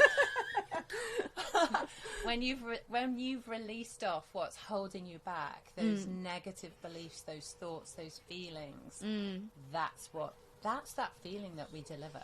So. Wow. And you're quite a new company, is that right? Yeah. Well, we've been friends for a few years. So I think about a year ago, we formed the Inner Freedom Project because the timing just felt right. Divine timing. Divine timing, yeah. So we take people from maybe they're feeling low, maybe they, have lots of stuff going on and they're just feeling pulled down, or like we like to say in the shadows, or they've got a lot of shizzle, and try to help them go to feeling more free, lighter, happier, emotionally, mentally, physically, and spiritually. So that's what we do, and we use a variety of different modalities, and we call it our toolbox to help them get there. Yeah. Wow, it feels like there's lots of different ways that people can access your service. Tell me about, there's a really sort of core one, which is the human design. Is that right? Sure. Yes, we do human design. So I have actually, am I allowed to say it's yours? Yes. Yes, I have your human design here. So human design is one of the sort of tools, I guess you could call, that we use, and we call it the lining of the cake tin, because obviously there's different things you can do to make yourself feel better, happier, freer, all those things. So with human design, it's basically like a self-development tool that we use to help people understand themselves. It's kind of on the same wavelengths as sort of those personality tests like the Myers-Briggs and that type of thing, except this the human design is more that it stays. Your design doesn't change, it's your design. It's based on It's kind of a variety of different spiritual teachings, but also quantum physics. There's a Western astrology, the I Ching, the Kabbalah, the chakras, and it's based on the time, date, and location of your birth, which is really fascinating. I absolutely love it. It is quite layered. So for today, I've just done your very sort of foundational aspects, because we feel it's quite important that people actually understand the foundations, really feel into it and embody it, and make sure it resonates with them. And then you can go in further to find out more about yourself. But yes, I've done yours if you want to know a little bit. Yeah. So what do you know about so Vicky? this is Vicky. I did show Simon this earlier. I was like, this is your wife. Me, Vicky. She look good. Yeah, so this is you, Vicky. I'll give you this one, okay? Because you can have a look at that one. You can keep all this afterwards as well. Thank you. So in human design, it's basically, it's often referred to as the science of the aura, because we all have this magnetic field around us, or science of differentiation, because there are 5 energy types. So you have a manifestor, a generator, manifesting generator, projector, and reflector. And to be honest, it would take like this interview and everybody else's for me to go through it all. So I'm going to very, very, very quickly kind of crash course through it. So I am a projector, Andre's a manifesting generator, and you are a generator. So basically it's just different types of energy, different types of auras. So a manifestor would be the type of people that would start things off. They are the ones that kind of are the trailblazers in society, the ones that sort of get the inspirations and start things. So if you think about a car, they'd be like your ignition. The generators, which is yourself, and Andre, who's a manifesting generator, you're like the workforce of the world, that life force energy. Okay, you're here to build, to do those types of, to do the workhorses. I know, aren't you lucky? Wait till you find out what I am, and then you'll be like, oh my gosh. Is it okay if I interject as well, because it's just dropped in, that actually this is why you're so good at what you're doing today, because this is a You've got the energy, hour, and a generator. So gets her head just goes on with it. So, the difference between you two is basically, because Andre's got a bit of manifesting and a bit of generator, she can start stuff and pivot. She doesn't have to finish everything. Andre is, and it is very true to Andre. This way, that way. She'll make these plans, and then like 10 minutes later she'll be on to something else, and I'm still on the plans. But it's wonderful. But Andre, Andre, you're sort of, Andre's the fastest kind of energy. You are the one that will keep going. You've got the most energy. So a generator type, when they're lit up, because it's all about being in alignment, being lit up, you will have the energy to go non-stop. Okay, and then you've got what I am, and I'm a projector. You're going to love this. So projectors are more the guides, the directors, they're sort of the delegators. We call them the high-flying birds. They're very intuitive, but they're not meant to be here to work like a workhorse. We're really meant to work. Say that to you when you ask her to do something. But it works really This well. is why she partners with me. So I partner with Andre. I get us all organised, and I sort of, in the very nicest way, say we're going to do X, Y, and Z, and Andre, off she goes with all her beautiful energy, because your auras are very enveloping. They're very magnetic. People want to be around you because you've got this beautiful life force energy. Okay, so a projector is, they're meant to take more rests, not work the 12, to 15-hour day. So this would absolutely exhaust me if it was me. But like, Andre, it's your turn. Yeah. And then you have your last ones, which are your reflectors. So the projectors would be sort of the mirrors in your car analogy, and the projectors, would be the steering wheel. Your reflector, would be like the mirrors. They're sort of the ones that project back to us what they see. They're sort of the ones that, in a good way, are the ones that sort of show us. They kind of are, they're like the mirrors, the reflectors, the critics. They reflect back to us, don't they, what they see in us. And they're very much associated with the moon, because we all are affected by the moon. Many people not realise it or feel it, but their energy is very much with the moon energy. So that's kind of, in a nutshell, you are a generator. So you have a sacral authority. So you are aligned to make decisions with your gut. Right. So you are basically a hell yes or a hell no type of person. So you will physically feel if you want to do something or not. So it's not necessarily we're all conditioned to think about things. but actually we're not all meant in the theory to think about things. You're meant to actually physically feel that gut feeling of, do I want to do this, yes or no? And tuning into what that feels like for you. That could be butterflies, it could be a feeling of sickness, it could be a rumble, it could just be that knowing that in that gut. And I guess that in alignment would be like when you know what you want to say, which might be no to something, but you feel like conditioned to say yes. And that's where you can kind of feel a bit like, oh, why am I feeling like this? It's because I'm being pulled, like society tells me that I should say yes to something, but I don't want to do it. So that takes you out of alignment. And when you're in alignment, as and I'm just going to talk about your design specifically. When you're in alignment, you're going to feel really satisfied, okay? But when you're out of alignment, because you're being pulled to do things you don't want to do, you're going to feel real frustration, and that's your not self theme. Because if you think about it, we all come into this world, if you think about like a crystal ball, we all come into this world as this beautiful, clear crystal ball, and then we have our experiences, we have our family expectations, the way our parents were parented, you know, our societal, you know, all the, we call them dirty overcoats, and it's all this conditioning. Now, some of it's good because it keeps us safe, and, you know, it helps us in society and with relationships, and, you know, we do live in systems, and we have to, you know, we have them. We have a school system, we have different things. But some of them keep us stuck, and they keep us out of alignment, and they stop us flourishing, basically. So, so you are a generator. You've got life force energy. Your sacral in the chakra system, one of the energy centers, is defined. So you have that life force energy when you're lit up. So if you're not lit up, you're going to feel like a couch potato. You don't want to do anything. You're going to feel like you don't have any energy. So when you say yes to things you actually mean no, you're going to get frustrated, and you're not going to have the energy to do it. It's basically in a nutshell. You are the type, so your strategy is sort of how you're sort of meant to move through life, and how maybe opportunities might come to you. So you are here to respond. So basically, you know, you saw an opportunity to help Mind Conwy, and you've responded to that by setting up this 20, or not 20 hour, 15 hour. It's enough. It's quite enough. 15, you know, this 15-hour charity event, and you know, you're here to respond to things. So you're not here to start stuff.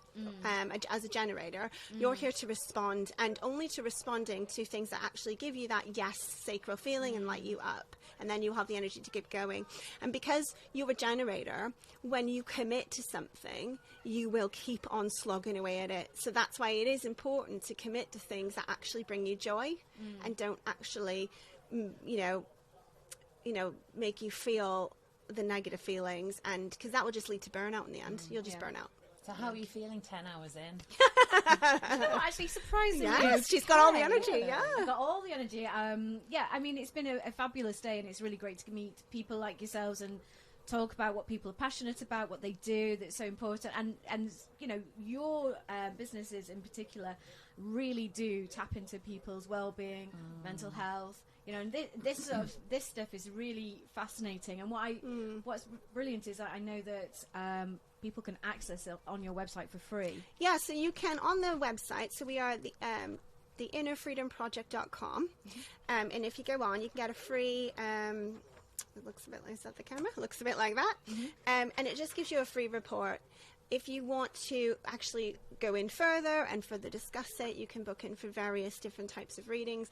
We, like I said before, we'll do a foundation reading, probably tell you to go back, really feel into it, and then we'll dive a little bit deeper. I mean, I've only probably told you about 2% of the actual wonderful, you know, bits of who you are in a way, but that's how you would describe it. But what it does is it helps us with other things that we do. So we kind of look at somebody's energy type and maybe where they might be empowered, disempowered, you know, what their personality characteristics are, because we didn't go over that, but you've got different profiles, so I can tell you after this what yours are, because they actually really sound like you. So we can go over that, and then what we'll say is it's all about embodiment, because, you know, you could go and get all the information, but you actually have to embody it. And then so we will use other things that we do, which Andre will talk about in a minute, like breath work and different things to actually help people embody, and really, because it is all about connecting in with your body.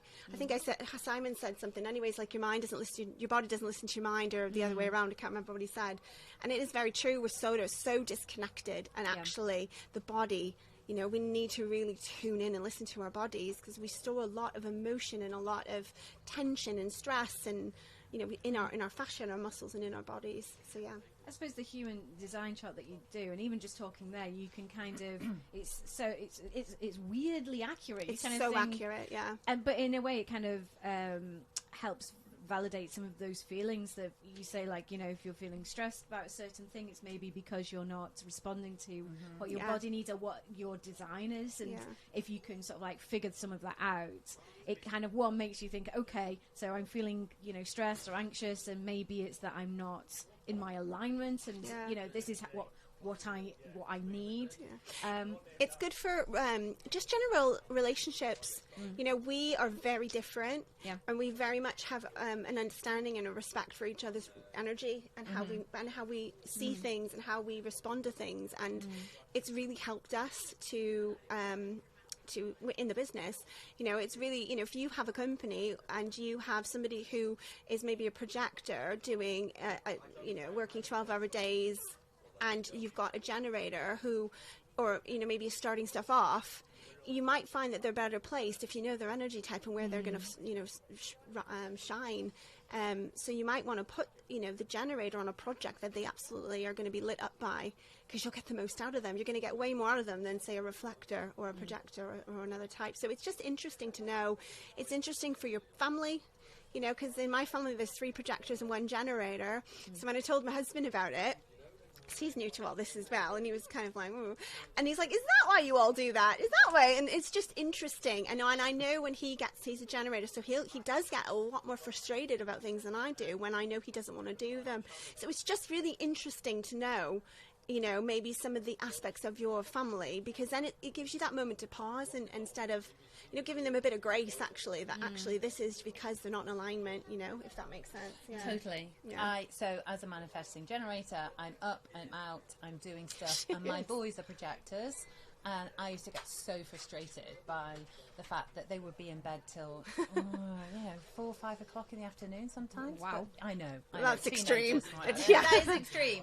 But it is that thing of, why aren't you up? Why aren't you doing anything? And then the thing with human design is it allows you, bless you, it allows you to have compassion for people. That when you understand someone else's design, it's like, okay, so I get that, because that's your energy type, that's the way you are, that's your profile, and it allows us to be super frank and super straightforward with each other, because we understand and we have compassion for that's your profile, that's your design, and that's the environment you like to work in. We both like to work in different environments, and so it's about finding that right environment. So that's why it works for businesses, but it also works for families, children, friendships. you know, for understanding your children. Yeah, it's just incredible. And so, you know, if everybody in the world, here we go, guys, if everybody in the world could understand human design, I think we'd have peace. That's a big statement. That's just putting it out there. Anybody, inner I think freedom. we'd have peace. Yeah. So, or at least help us along the way. Yeah. So now we've cured world, you know, strife over a cup of tea. Yeah. So, like, if I wanted to, you know, I'm feeling stressed. I'm feeling a little bit anxious. I'm looking for a way to do something about that. I don't know what to do. And I hear about you guys. What is it that you can offer? So we offer one-to-one services. So we do, we have a technique called belief coding, and that is about rewiring the mind. So it will take you from those negative thoughts, those feelings that keep you stuck back, and bring you into that lightness, that brightness, that calm. So it really does. You know, it's been proven scientifically, you know, when they do the CAPS and the neuroscience and they all kind of light up and everything. And it just shows that the brain is just an incredible thing, that when you're rewiring, when you're reframing events that have happened to you in the past, we tap into that subconscious and we rewrite it, and we imprint in the long-term memory new beliefs, new feelings. People just like that just click into it, and it's amazing. So we do that one-to-one. We also do it as group work as well. But the thing that we're really enjoying, and the thing that people are engaging with at the minute, is breath work, because I think it's a little more heard of, it's a little more known. And so we do these breathwork sessions, and we use something called conscious connected breathwork. So conscious connected breathwork uses the mouth. It's in through the mouth, out through the mouth. And it takes you take your breath down into your belly. So everything about it isn't what we're normally doing, because normally we're breathing through the nose and we breathe into our chest. Yeah. You know, it's like, you know, our shoulder is up here, we have a lot of tension. And so by using the breath, taking the breath through the mouth into the belly, we're taking in more oxygen, we're taking in more air, and we're taking it down into the belly area, and we're thinking about it, because we have to think about it. Sometimes if we're nasally breathing, we can switch off and then we can fall asleep and we're drifting. So always in through the mouth, down into the belly, out through the mouth. We're bringing in more air, and the oxygen will chase out all the toxins and bring it up and out. Yeah. Taking it down into the belly it'll access the sacral area, so things like self-worth, anxiety, fear, it's all kept in this region. You know, if you think about it, when you're crying, you know, you sort of, it comes from there. When you're anxious, the butterflies are there. Fear is kept in the kidneys, in general, very in general. But, you know, so all of this area, if we're bringing it down, if we're focusing on it, and the body, because we're in through the mouth, out through the mouth, in this constant flow, it's like, it's just, if you imagine like a water wheel or something, it keeps going, the energy keeps flowing, and then the body just goes, oh, okay, I know what I'm doing now. We've tapped into the subconscious, and these emotions just release off, just releasing off, and then it just flows. So it is just, it's magical to watch. It's you know, when we do these sessions, we'll ask people beforehand, what is it that you're feeling around a certain theme, and how would you like to feel? And by the end of it, once we've talked them through, once we've breathed through, releasing off all the shizzle that we call it, all of that stuff that we carry around on our back, and bring in the lightness, bring in the love, bring in the joy, bring in the acceptance, and they're left in this beautiful place of peace, of calm. It's just it's just an incredible thing to witness. Yeah. And it's not only amazing for your emotional well-being, you know, because like Andre touched on a little bit, you know, we store a lot in our fascia and our muscles we're not aware of. But it's really good for your physical well-being. So, you know, by doing that type of breathing, you're tapping into your parasympathetic nervous system, your rest and restore system, you're lowering your cortisol levels. So it's really good with anybody who is feeling stressed and tense and carrying that. You know, when you're stressed, you feel it in your jaw, your shoulders. So your body physically is responding to it, and it's allowing your vagus nerve system and your parasympathetic nervous system to kick in, say, okay, we can chill out, you know, hormones chill out, have those lovely hormones come in, just a very, you know, briefly, sleep well. Sleep. It helps with sleep, clarity, and heart rates. It's just an amazing tool, and it's a tool everybody has. We all have to breathe. So it's just being conscious of the breathing, really, isn't it? But it's something that we're really passionate about, and it is one of our. And are you doing these, like, are they weekly sessions? Is it, you know, how can people access this? So we do weekly sessions. We do them in the mornings on a Wednesday in Harden, and then we do them a Wednesday evening at King's School in Chester. And then we'll do various pop-ups elsewhere, but just connecting on our social media, which is the Inner Freedom Project. On our website as well, we have an events page, and we also will be putting them up on Eventbrite. So we've got next Wednesday evenings up on Eventbrite at King's School. So breathe before bedtime. Yeah, that's what we do. We set you up so that you are, you know, you're breathing, you're settled. The class finishes just sort of about 9:15. So if you just kind of stay in that mindset and just don't talk to anyone, leave and go home and sleep. You know, and we have really good feedback. People sleeping all the way through.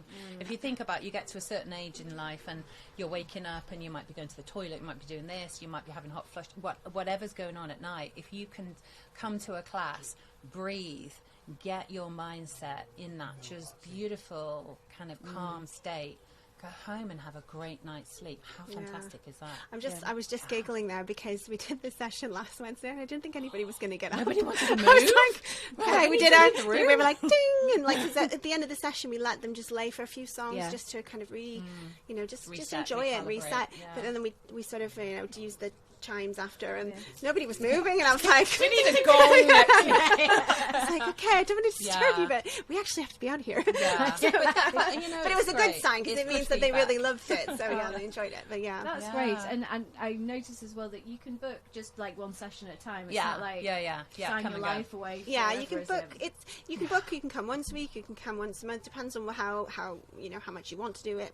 If you can fit it in your schedule. But you can do it. Yeah, and that we are hoping as well that we're really open to working with groups. So if you've got a group, maybe it's your employees, maybe it's a business or friends group of working with groups of people to do it. Because we do group, we can do individual and group breathwork classes, and and the group energy when you do group healing, there's something about group energy. It's really it's like the really collective energy. powerful. Yeah, it's magical.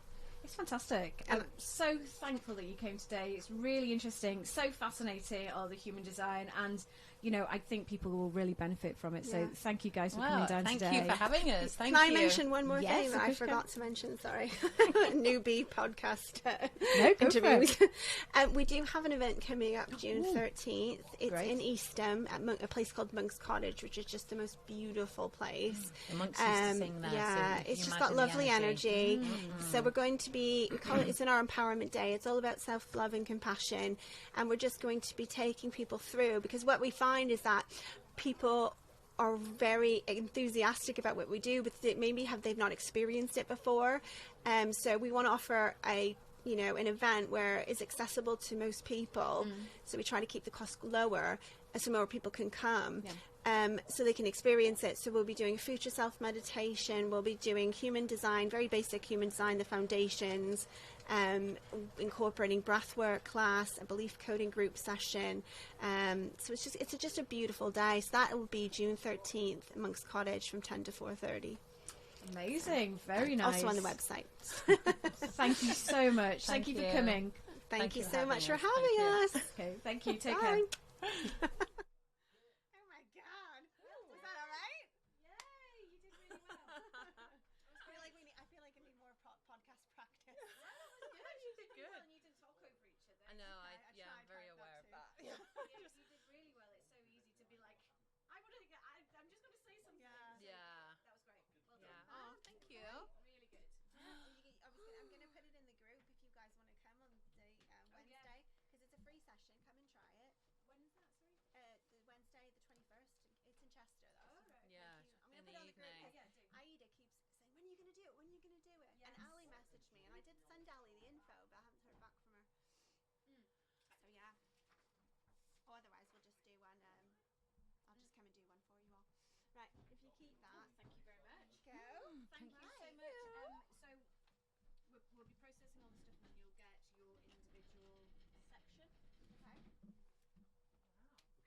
Yeah, that went fast. Amazing. Thank you. Yeah. We'll leave Thank you very much. That's it. Go. Thank you very much. Well done. Thank you, but thank you. Yeah, if you want.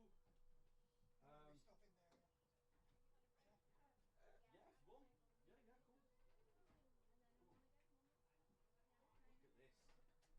Means business. Right. What do you need, George? We got a couple of jacks. Have you seen on the back of these bikes? I know, yeah. I've got to have a photo of The these. little dot. Have you seen their goggles? I know. Doggles are called. Doggles. The dogs are on the bike. And they got goggles Wearing on. doggles. They're ace, aren't they? Have you not seen Karen? Karen's got two. He's on freeze.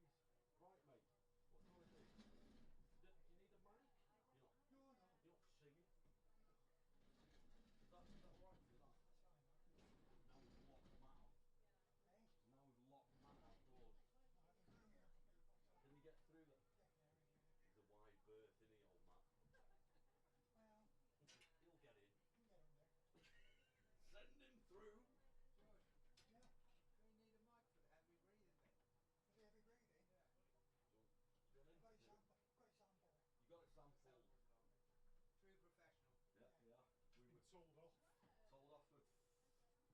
photos of dogs again? No.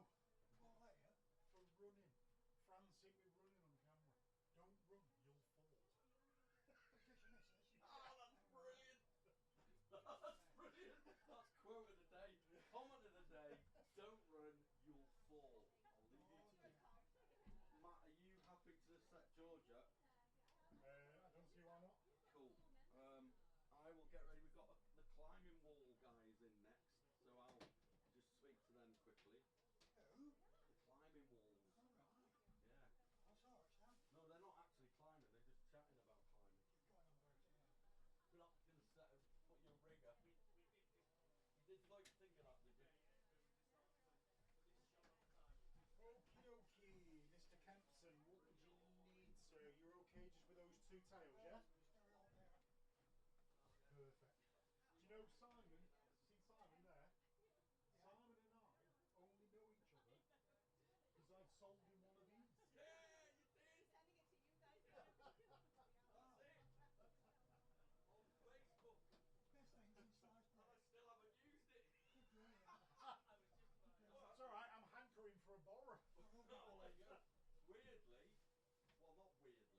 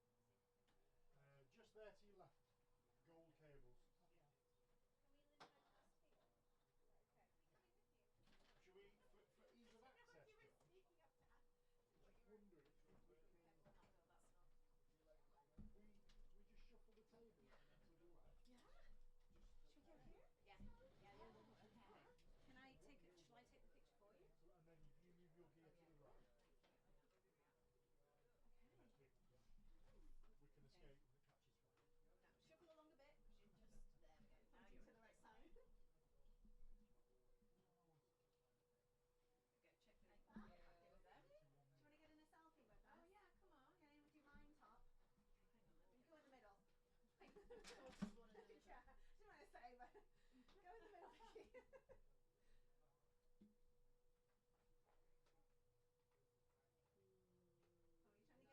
Go left that way. Hang on. If I go here, can you squeeze in?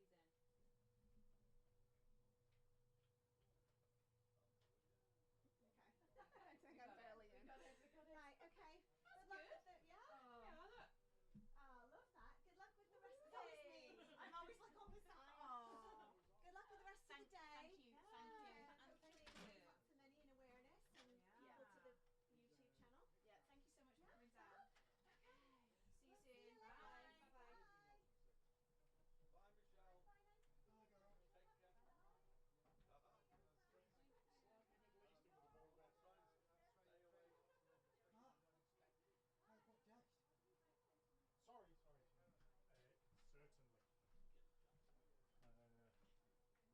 Give that a go. Plug it in. Right.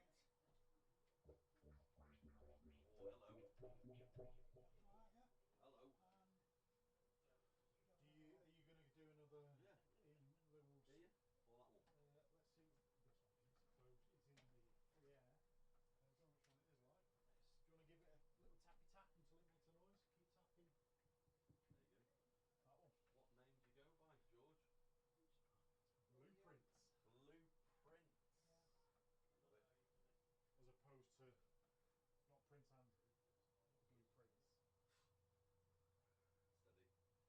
Yeah.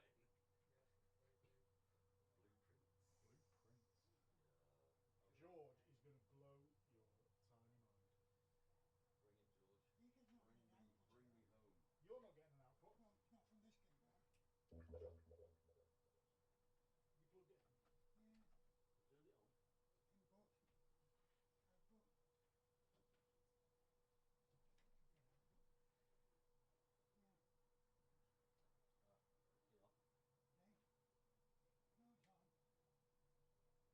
You plugged it in?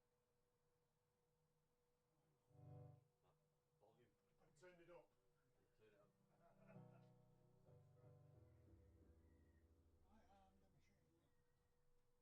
Big pop. That's it. That'll do. That'll do us. Set finished. Right.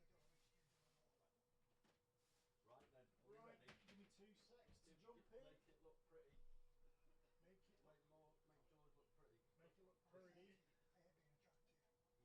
Being attractive, of course you do. Alright, go for it. Okie dokie, 3, 2. Ooh, not yet. Let me get rid of this. 3, 2, 1. Ladies and gentlemen, 4 hours, 28 minutes to go, and we have the absolute privilege and the honour to be in the presence of Blueprints, rocking out live here, Conwy Quay. Boom.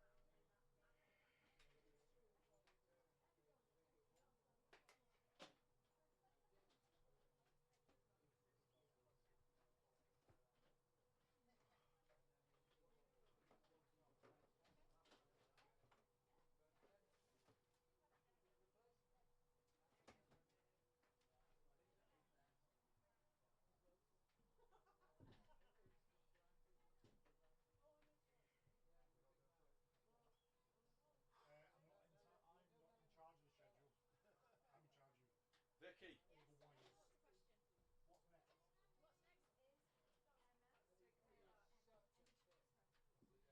Yes.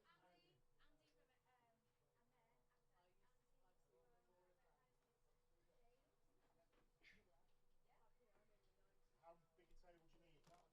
What's next is Emma. Sorry, Andy from and then after Andy from James. Yeah.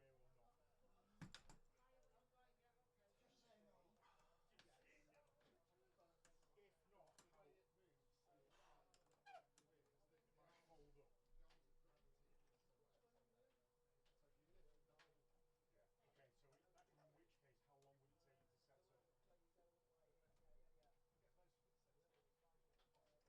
Right, okay. Just because any movement on here moves the cameras while they're talking. Where do we want light? In there. Just get to a point where it would be safe to lift Okay. up here. I am, after that's me done. If there's anything that you want me to take, That'd be great if we can do that. Yes. We'll do it under your while direction. we're in swap over, do you want to pull things out that you want me to take in the car back? All the mind stuff. James. Wait till you hear what he's like, the real deal. He absolutely should be touring the world. Right, okay. Unbelievable. Okay. He's going to put out. Cool. Well, That is sticking up there. What lights? It's going to get dark soon. I was just saying, Matt, if there's anything that I can take with me, because this is going Just to be my last one. just the mind stuff. As in the buckets? Just go around and look. There's a big crate. I'll help you. Go and get all that stuff like that. Where is the crate? Things like the crates down there. To go out and through. Okay, am I taking the big donation buckets as well? No, just leave the two at the front, but take all the stuff off the tables, all the leaflets, all that gubbins, and put it in the blue crate round there, and I'll come and move it for you. I'll take the little one. Yeah, take everything off the tables, just leave the two big ones. Slippery sausage. Slippy sausage. Slippy sausage. Man alive. Those two little gals, fucking mental, aren't they? They're real off, aren't they?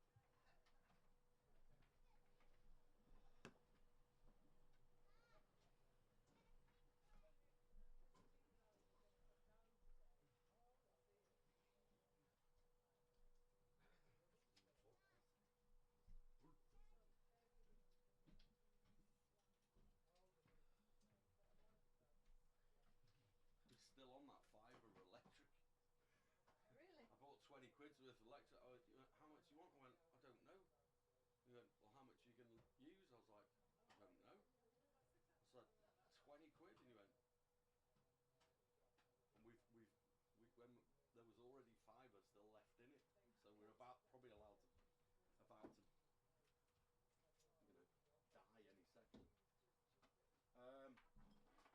Those are Rob's splitters, yeah?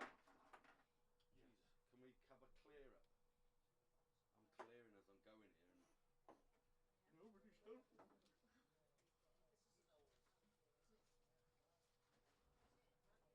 I'm still like gathering things to take away.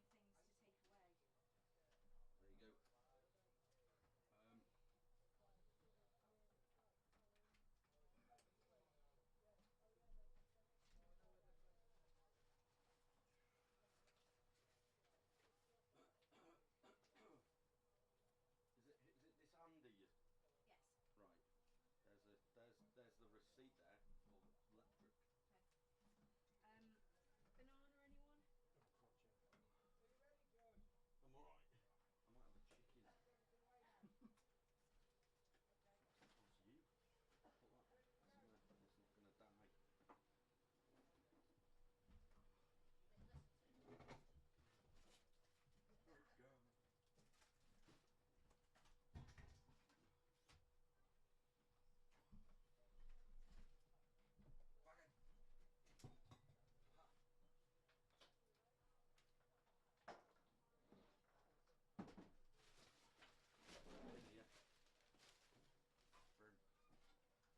Got a couple of sausage left. Matt's. Matt, you got. Slippy floppy. There's chicken as well. What? There's what? Chicken. Yeah, I'd love chicken. Let's. I put them like 3 in a box each. You can put the bones back in the box.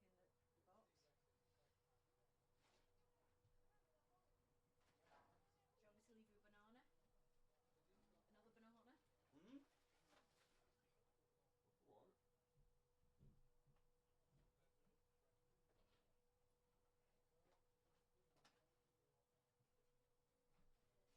You're alright. I'm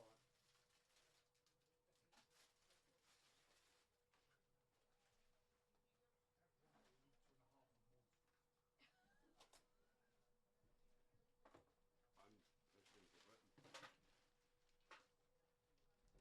I think that's a personal record.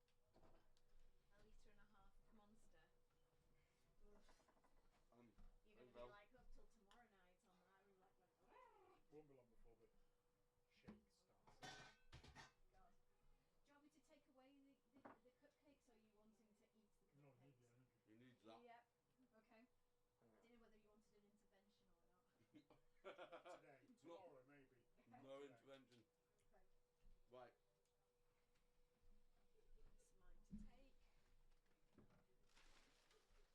It's mine to take. We just need light to that, don't we? Power to that. How did we do that last time? Are we nearly ready to go with Andy? Yeah. Okay. Andy, on the moment. You want power? To that light. I think it came from the kitchen. Over there, behind that bag. No, we had you found something that goes into that. And I can't remember what it was. It went into, I think it went into your box of everything. Where's that? Oh, where's that laptop power supply? Would that work? Yeah. This says 15 to 24, and that laptop was 19. As long as the polarities match, it'll be read. I need the block. I need to read that. Fucking hell, why do they make these things so small?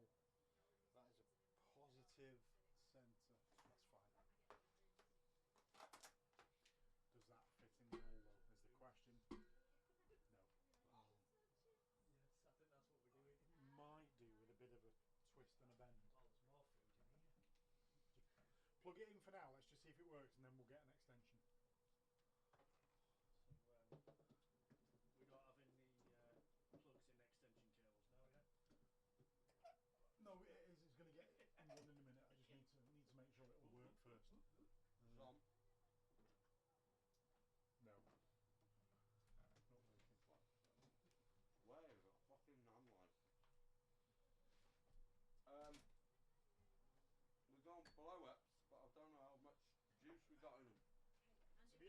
this interview will probably be I okay. couldn't Are earlier, there they more were busy interviews fasting later with something. that you and I have got to do? No? This is the last one. Well, With 2 more actual interviews. Who's that? A lady from, it's called Feathers, Okay. and then your last one is Snowdon Brewery. Right. Okay. So yeah. So that's what you'd like. We got enough here. Take that. I mean, you know, if it looks like a bit like a pub. Give it to Vicky to blow up. He's got to try and blow it up then through the USB hole. you can give it a go. I'm not convinced. Oh. Well, no, I'm not going to do that either.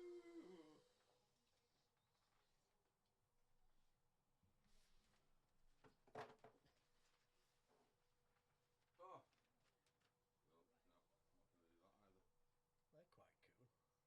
Yeah, they're good, Yeah, aren't they're they? really smart. They are, actually. I'm assuming LED, so they don't damage. Oh.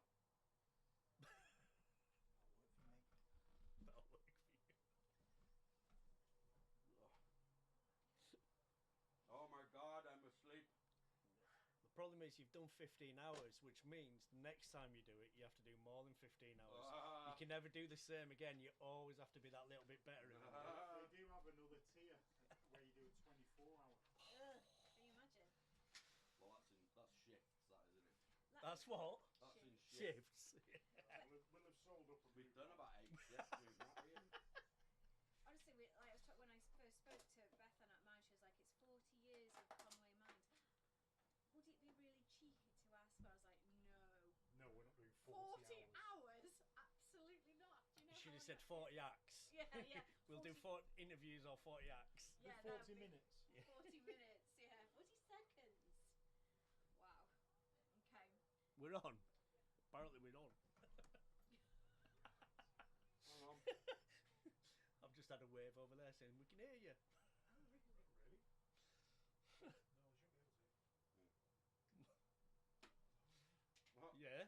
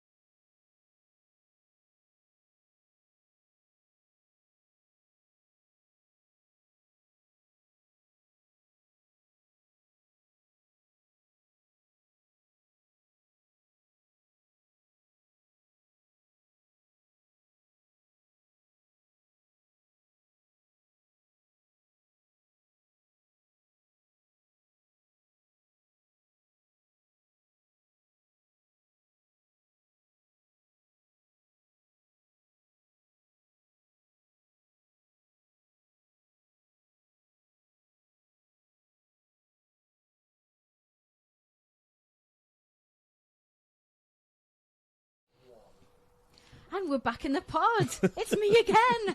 I don't know how many hours I've been here now. It's like many. Well, you've got 3 hours 52 on the clock, so you've been here a few. Definitely over 12. It's been a team effort. We've been working really hard, but it's lovely to have you here, Andy. Thank you. Thank you so much for coming in. So you're Andy from Boathouse Climbing Centre, yeah. Centre, I was like wall. No. Centre, climbing centre. Yes. So that's really cool. That's good. Tell me about that. So you've been doing that. That's in Llandudno, isn't it? Yeah, so it's in the old lifeboat station. Mm-hmm. They moved out, I think it was 2017. Yep. We started transforming it at the back end of 2018. Wow, okay. And then we opened in 2019, so we're 6 years old. So we're still quite new in that area. I think you really are. It's I don't know, maybe, I mean, obviously we had the pandemic in the middle, so there must have been a period of time where, you can say you're 6 years old, but actually some of that is taken away by that. Yeah, we were shut for over 12 months. I think it was 13 months in total. And then we had major restrictions for another year and a bit for us because we were classed as an indoor gym. So we've only really kind of started working properly again in the last, probably the last year, to be honest. Yeah. So yeah, it's been quite an interesting time. That's one way of putting it. Yeah, I mean, so what was the impetus in starting it off in the first place? What's your background? So I've been involved in the outdoor industry, full stop, for over 30 years now. And then I was working for the council and freelancing for lots of other companies. And one of the things that was very obvious to me was the need for a community kind of style climbing centre within Conwy area, full stop. Right. We've got other climbing centres around, but one that was kind of really focused on the community and young people and beginner climbing and specialists with the kind of the disability groups and stuff like that. There wasn't really anything there. Right. So that kind of drove me to kind of go, let's do this. And then it was one of them things where fates, I don't know, it depends on your beliefs, fates or how you everything just seemed to happen. Right. There was an article about Conwy as a whole and the council, including Moston Estates and a few other organisations, saying that they wanted indoor attractions and stuff to come to Llandudno. I then answered them going, ooh, I've got this idea. And literally that was it. Then other doors opened. I got into other meetings, got to meet other people. And then eventually it was like, okay, this could work. This could really happen. And then I was really lucky to meet with the council and the Moston Estates and find out about the lifeboat station going to be coming up for rent. Wow. Which then meant we had to really hit the floor running. Yeah. To get it up and running and open in time for 2019. That's crazy, isn't it? Yeah. That's kind of like, as you say, what's that thing, you sort of feel a bit like woo-woo saying it, but you you manifested something. Yeah. And you kind of like ran with the idea, as you said. It's kind of like having the idea and then being brave enough to kind of like follow it through. Because we all have ideas all the time. It doesn't, the world is full of ideas. It's the hard thing is actually putting those ideas into action and coming out with the result at the end, isn't it? Yeah, there's a lot of resilience needed, and there was a lot of doors that got slammed, especially when I was looking at the finances and trying to borrow money from places. I did lots of these so-called dragon den style things. They were quite interesting. Yeah. Because we weren't, for a lot of them, we weren't commercial enough because we were going down the community side. Yeah. So people didn't want to invest, and then we had to kind of look at other things. And then, obviously, coming from a very zero background in the sense of business and having money, the banks wouldn't happen. And luckily, through the networking, through the council and then everybody else, I then got into Business Wales. Right, okay. Who then kind enough sat down with me, and that wasn't as straightforward. It was still tricky. Yeah. But at least it opened that door and the discussion. I had to lower my expectations of what I wanted to put in because I couldn't borrow the money that I needed to borrow. I had to kind of then redesign it, which is why we opened up in a phase. Right. So we opened up just one section in February 2019, and then this second section in May 2019, and then we're fully functional in August 2019. So we had to do everything in stages. But yeah, it was interesting way. But like you say, the doors opened, and I just kept knocking on the doors and just kept going, okay, that problem's been a problem, we can't deal with that one, but this has now opened up this opportunity, so let's have a look at that. And I think that's what did it. And then we're here.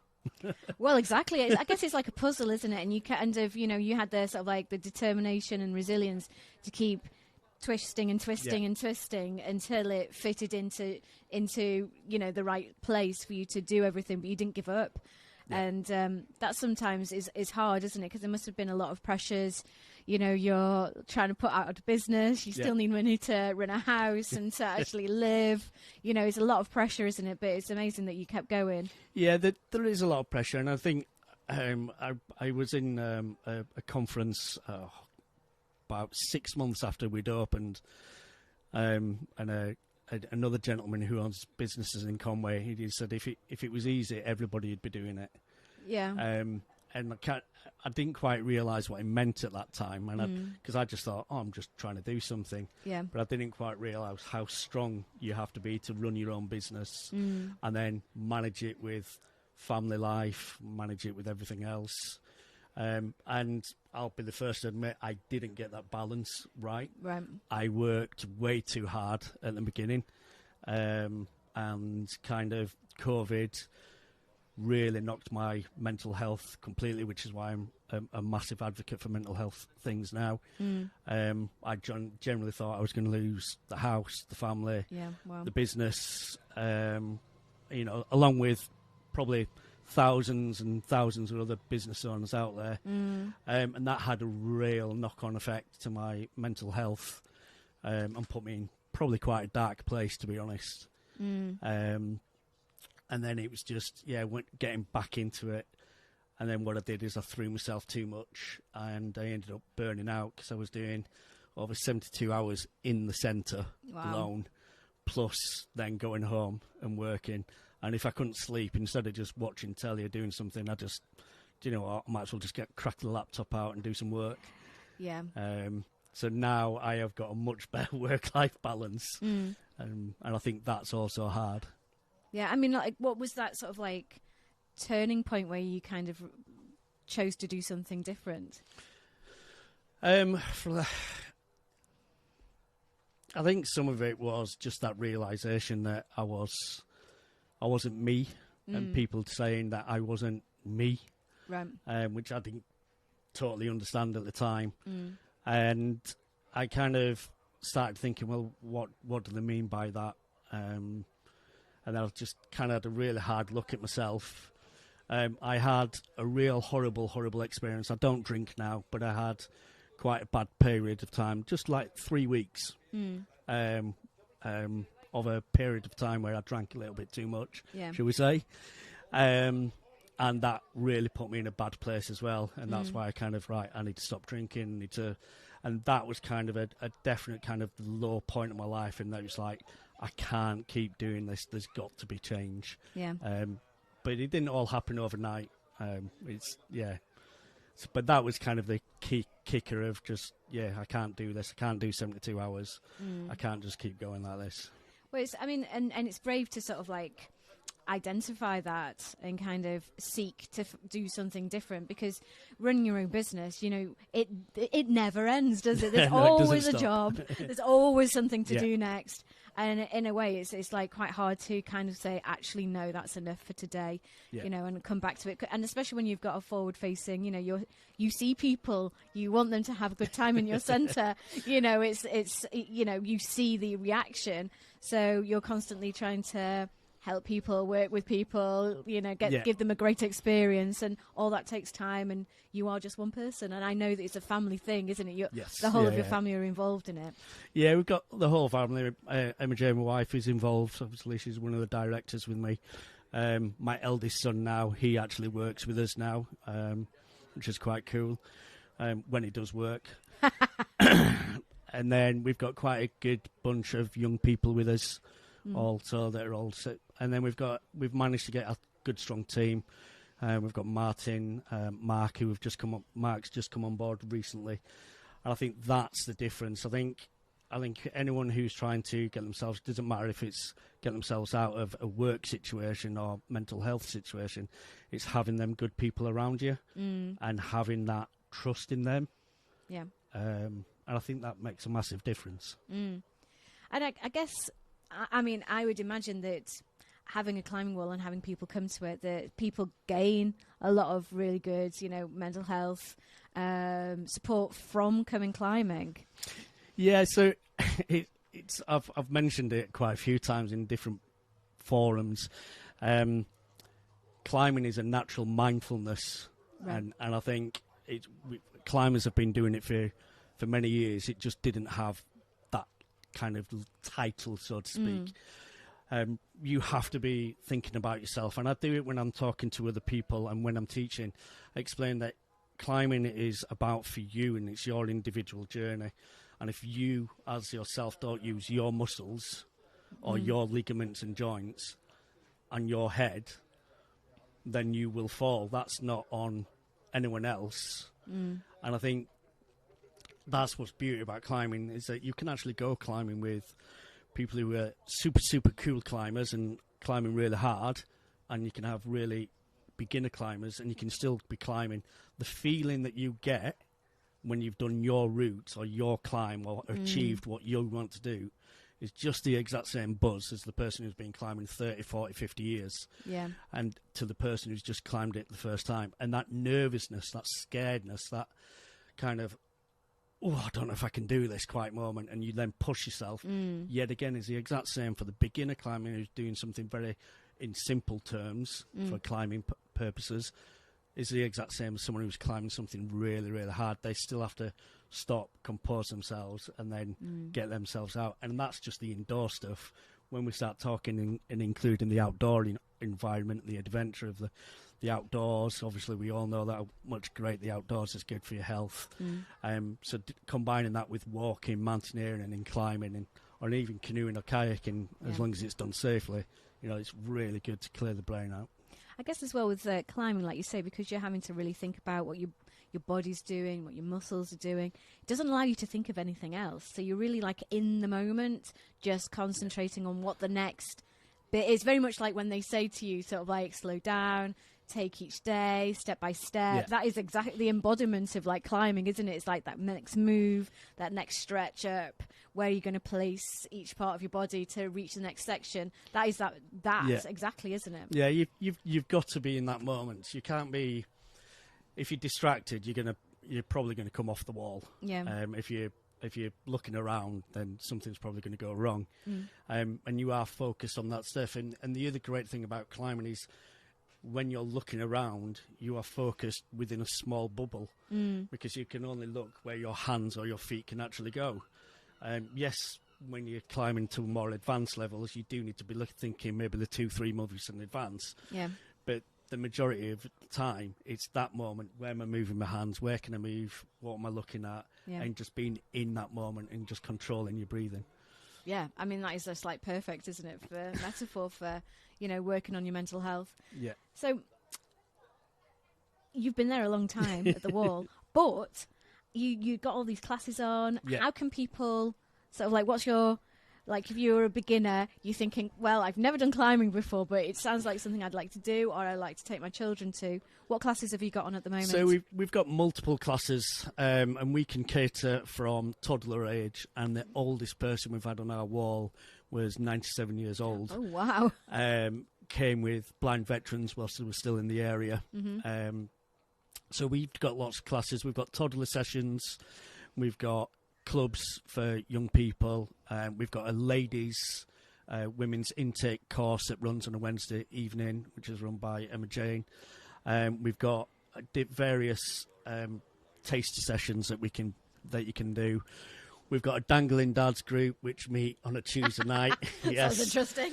It is, and someone else can look up the logo for them. I did not design the logo.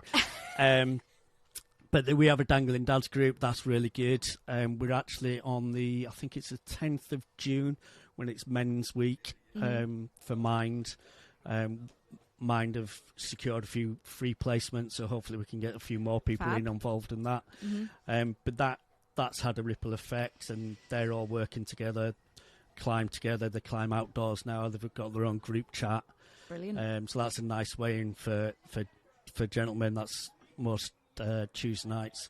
And then we've just, like I say, we've just got, if anyone just gets in touch with us, doesn't matter. We can cater from any ability realistically.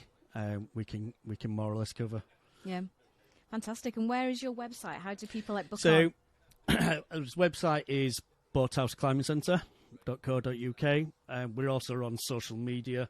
Don't ask me what tags they are, because that's not my department. But if you look at Boathouse Climbing Centre, we are on Instagram and on Facebook, and you can communicate through us through that well. And just all the information should be on there. Apologies if we don't keep it up to date every day, but Well, it you've should be got on. many jobs to do, but you can like go on there and what's the best way? If I wanted to book my child in this week, or I wanted to come to a session, do I phone? Is it through the website? To be fair, probably the best way, because we're not always open, is to contact us via email or social media, Yep. Messenger. If you do ring, there is an answer machine. And I've got a feeling people don't like talking to answer machines because not everyone leaves a message, but feel free to leave a message. We do pick them up and we can get back to you. Brilliant. Thank you so much for coming in today, Andy. No worries. It's really interesting to hear about the boathouse, and good luck in the future. You do some really great work over there. Thank you. No worries. Thank you. Take care.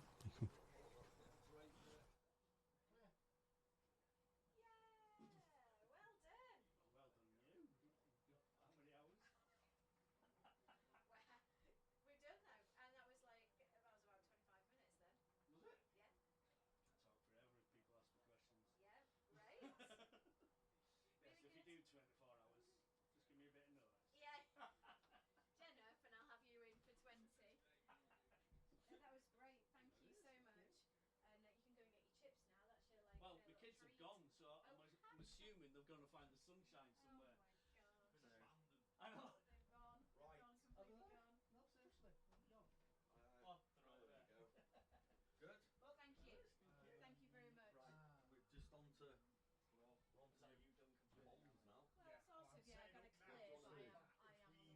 If there's time to kill at the end, we can do the two of us just talking to each other. You and Rob. No,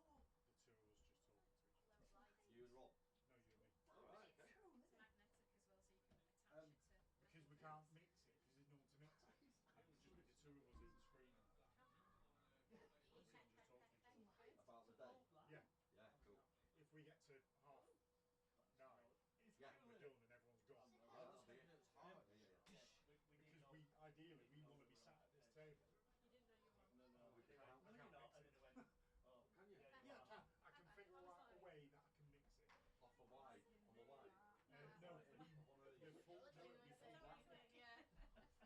We had a great chat.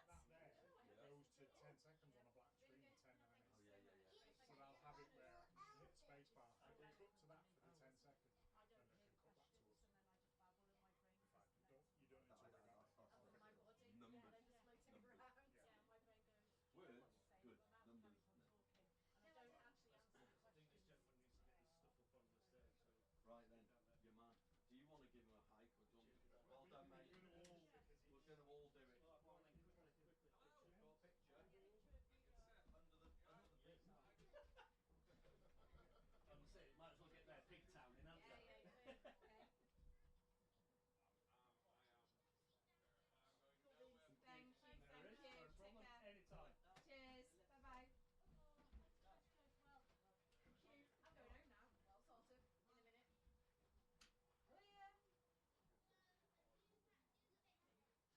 In a minute. Clear.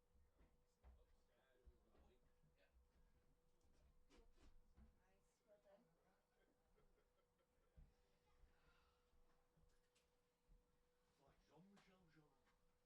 It's like Jean-Michel Jarre.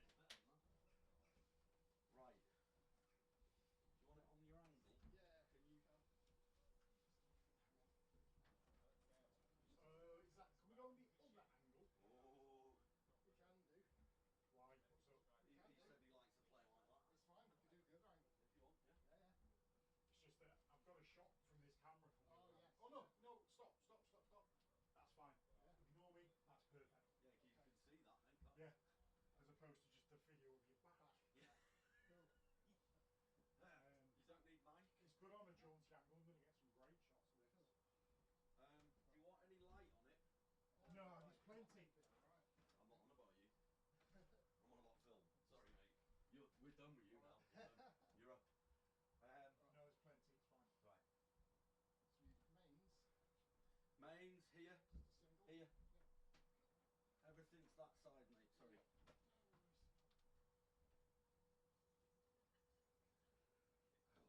Put some XLRs, make sure they can reach. Yeah. You can always extend using the mics.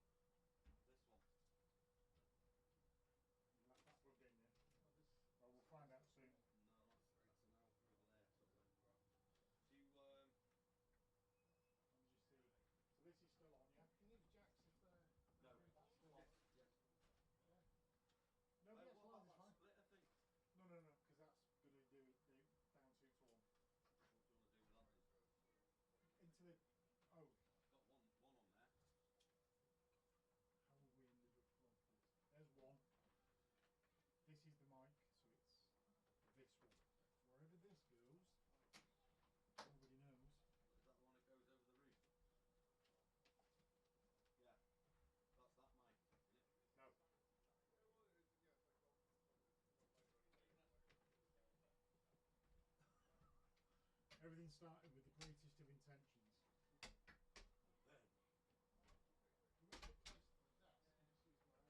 No, we're fine. We're fine. We're fine. Do you, Si, do you We're want me fine. to take these folding chairs back? No. No? No. Do you, okay. Oh. No. No. It's fine.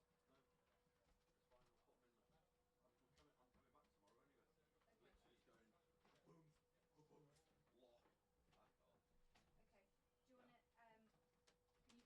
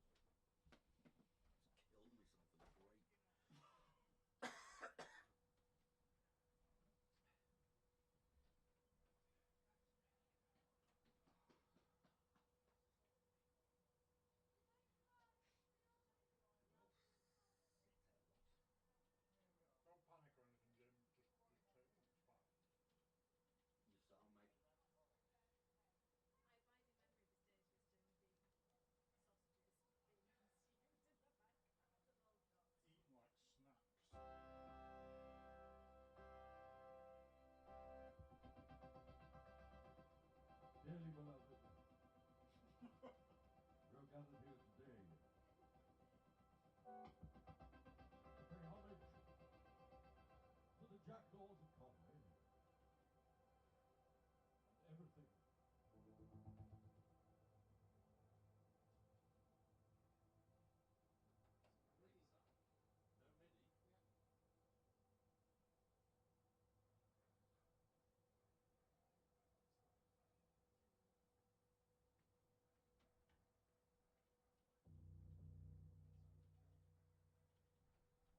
No MIDI. Yeah.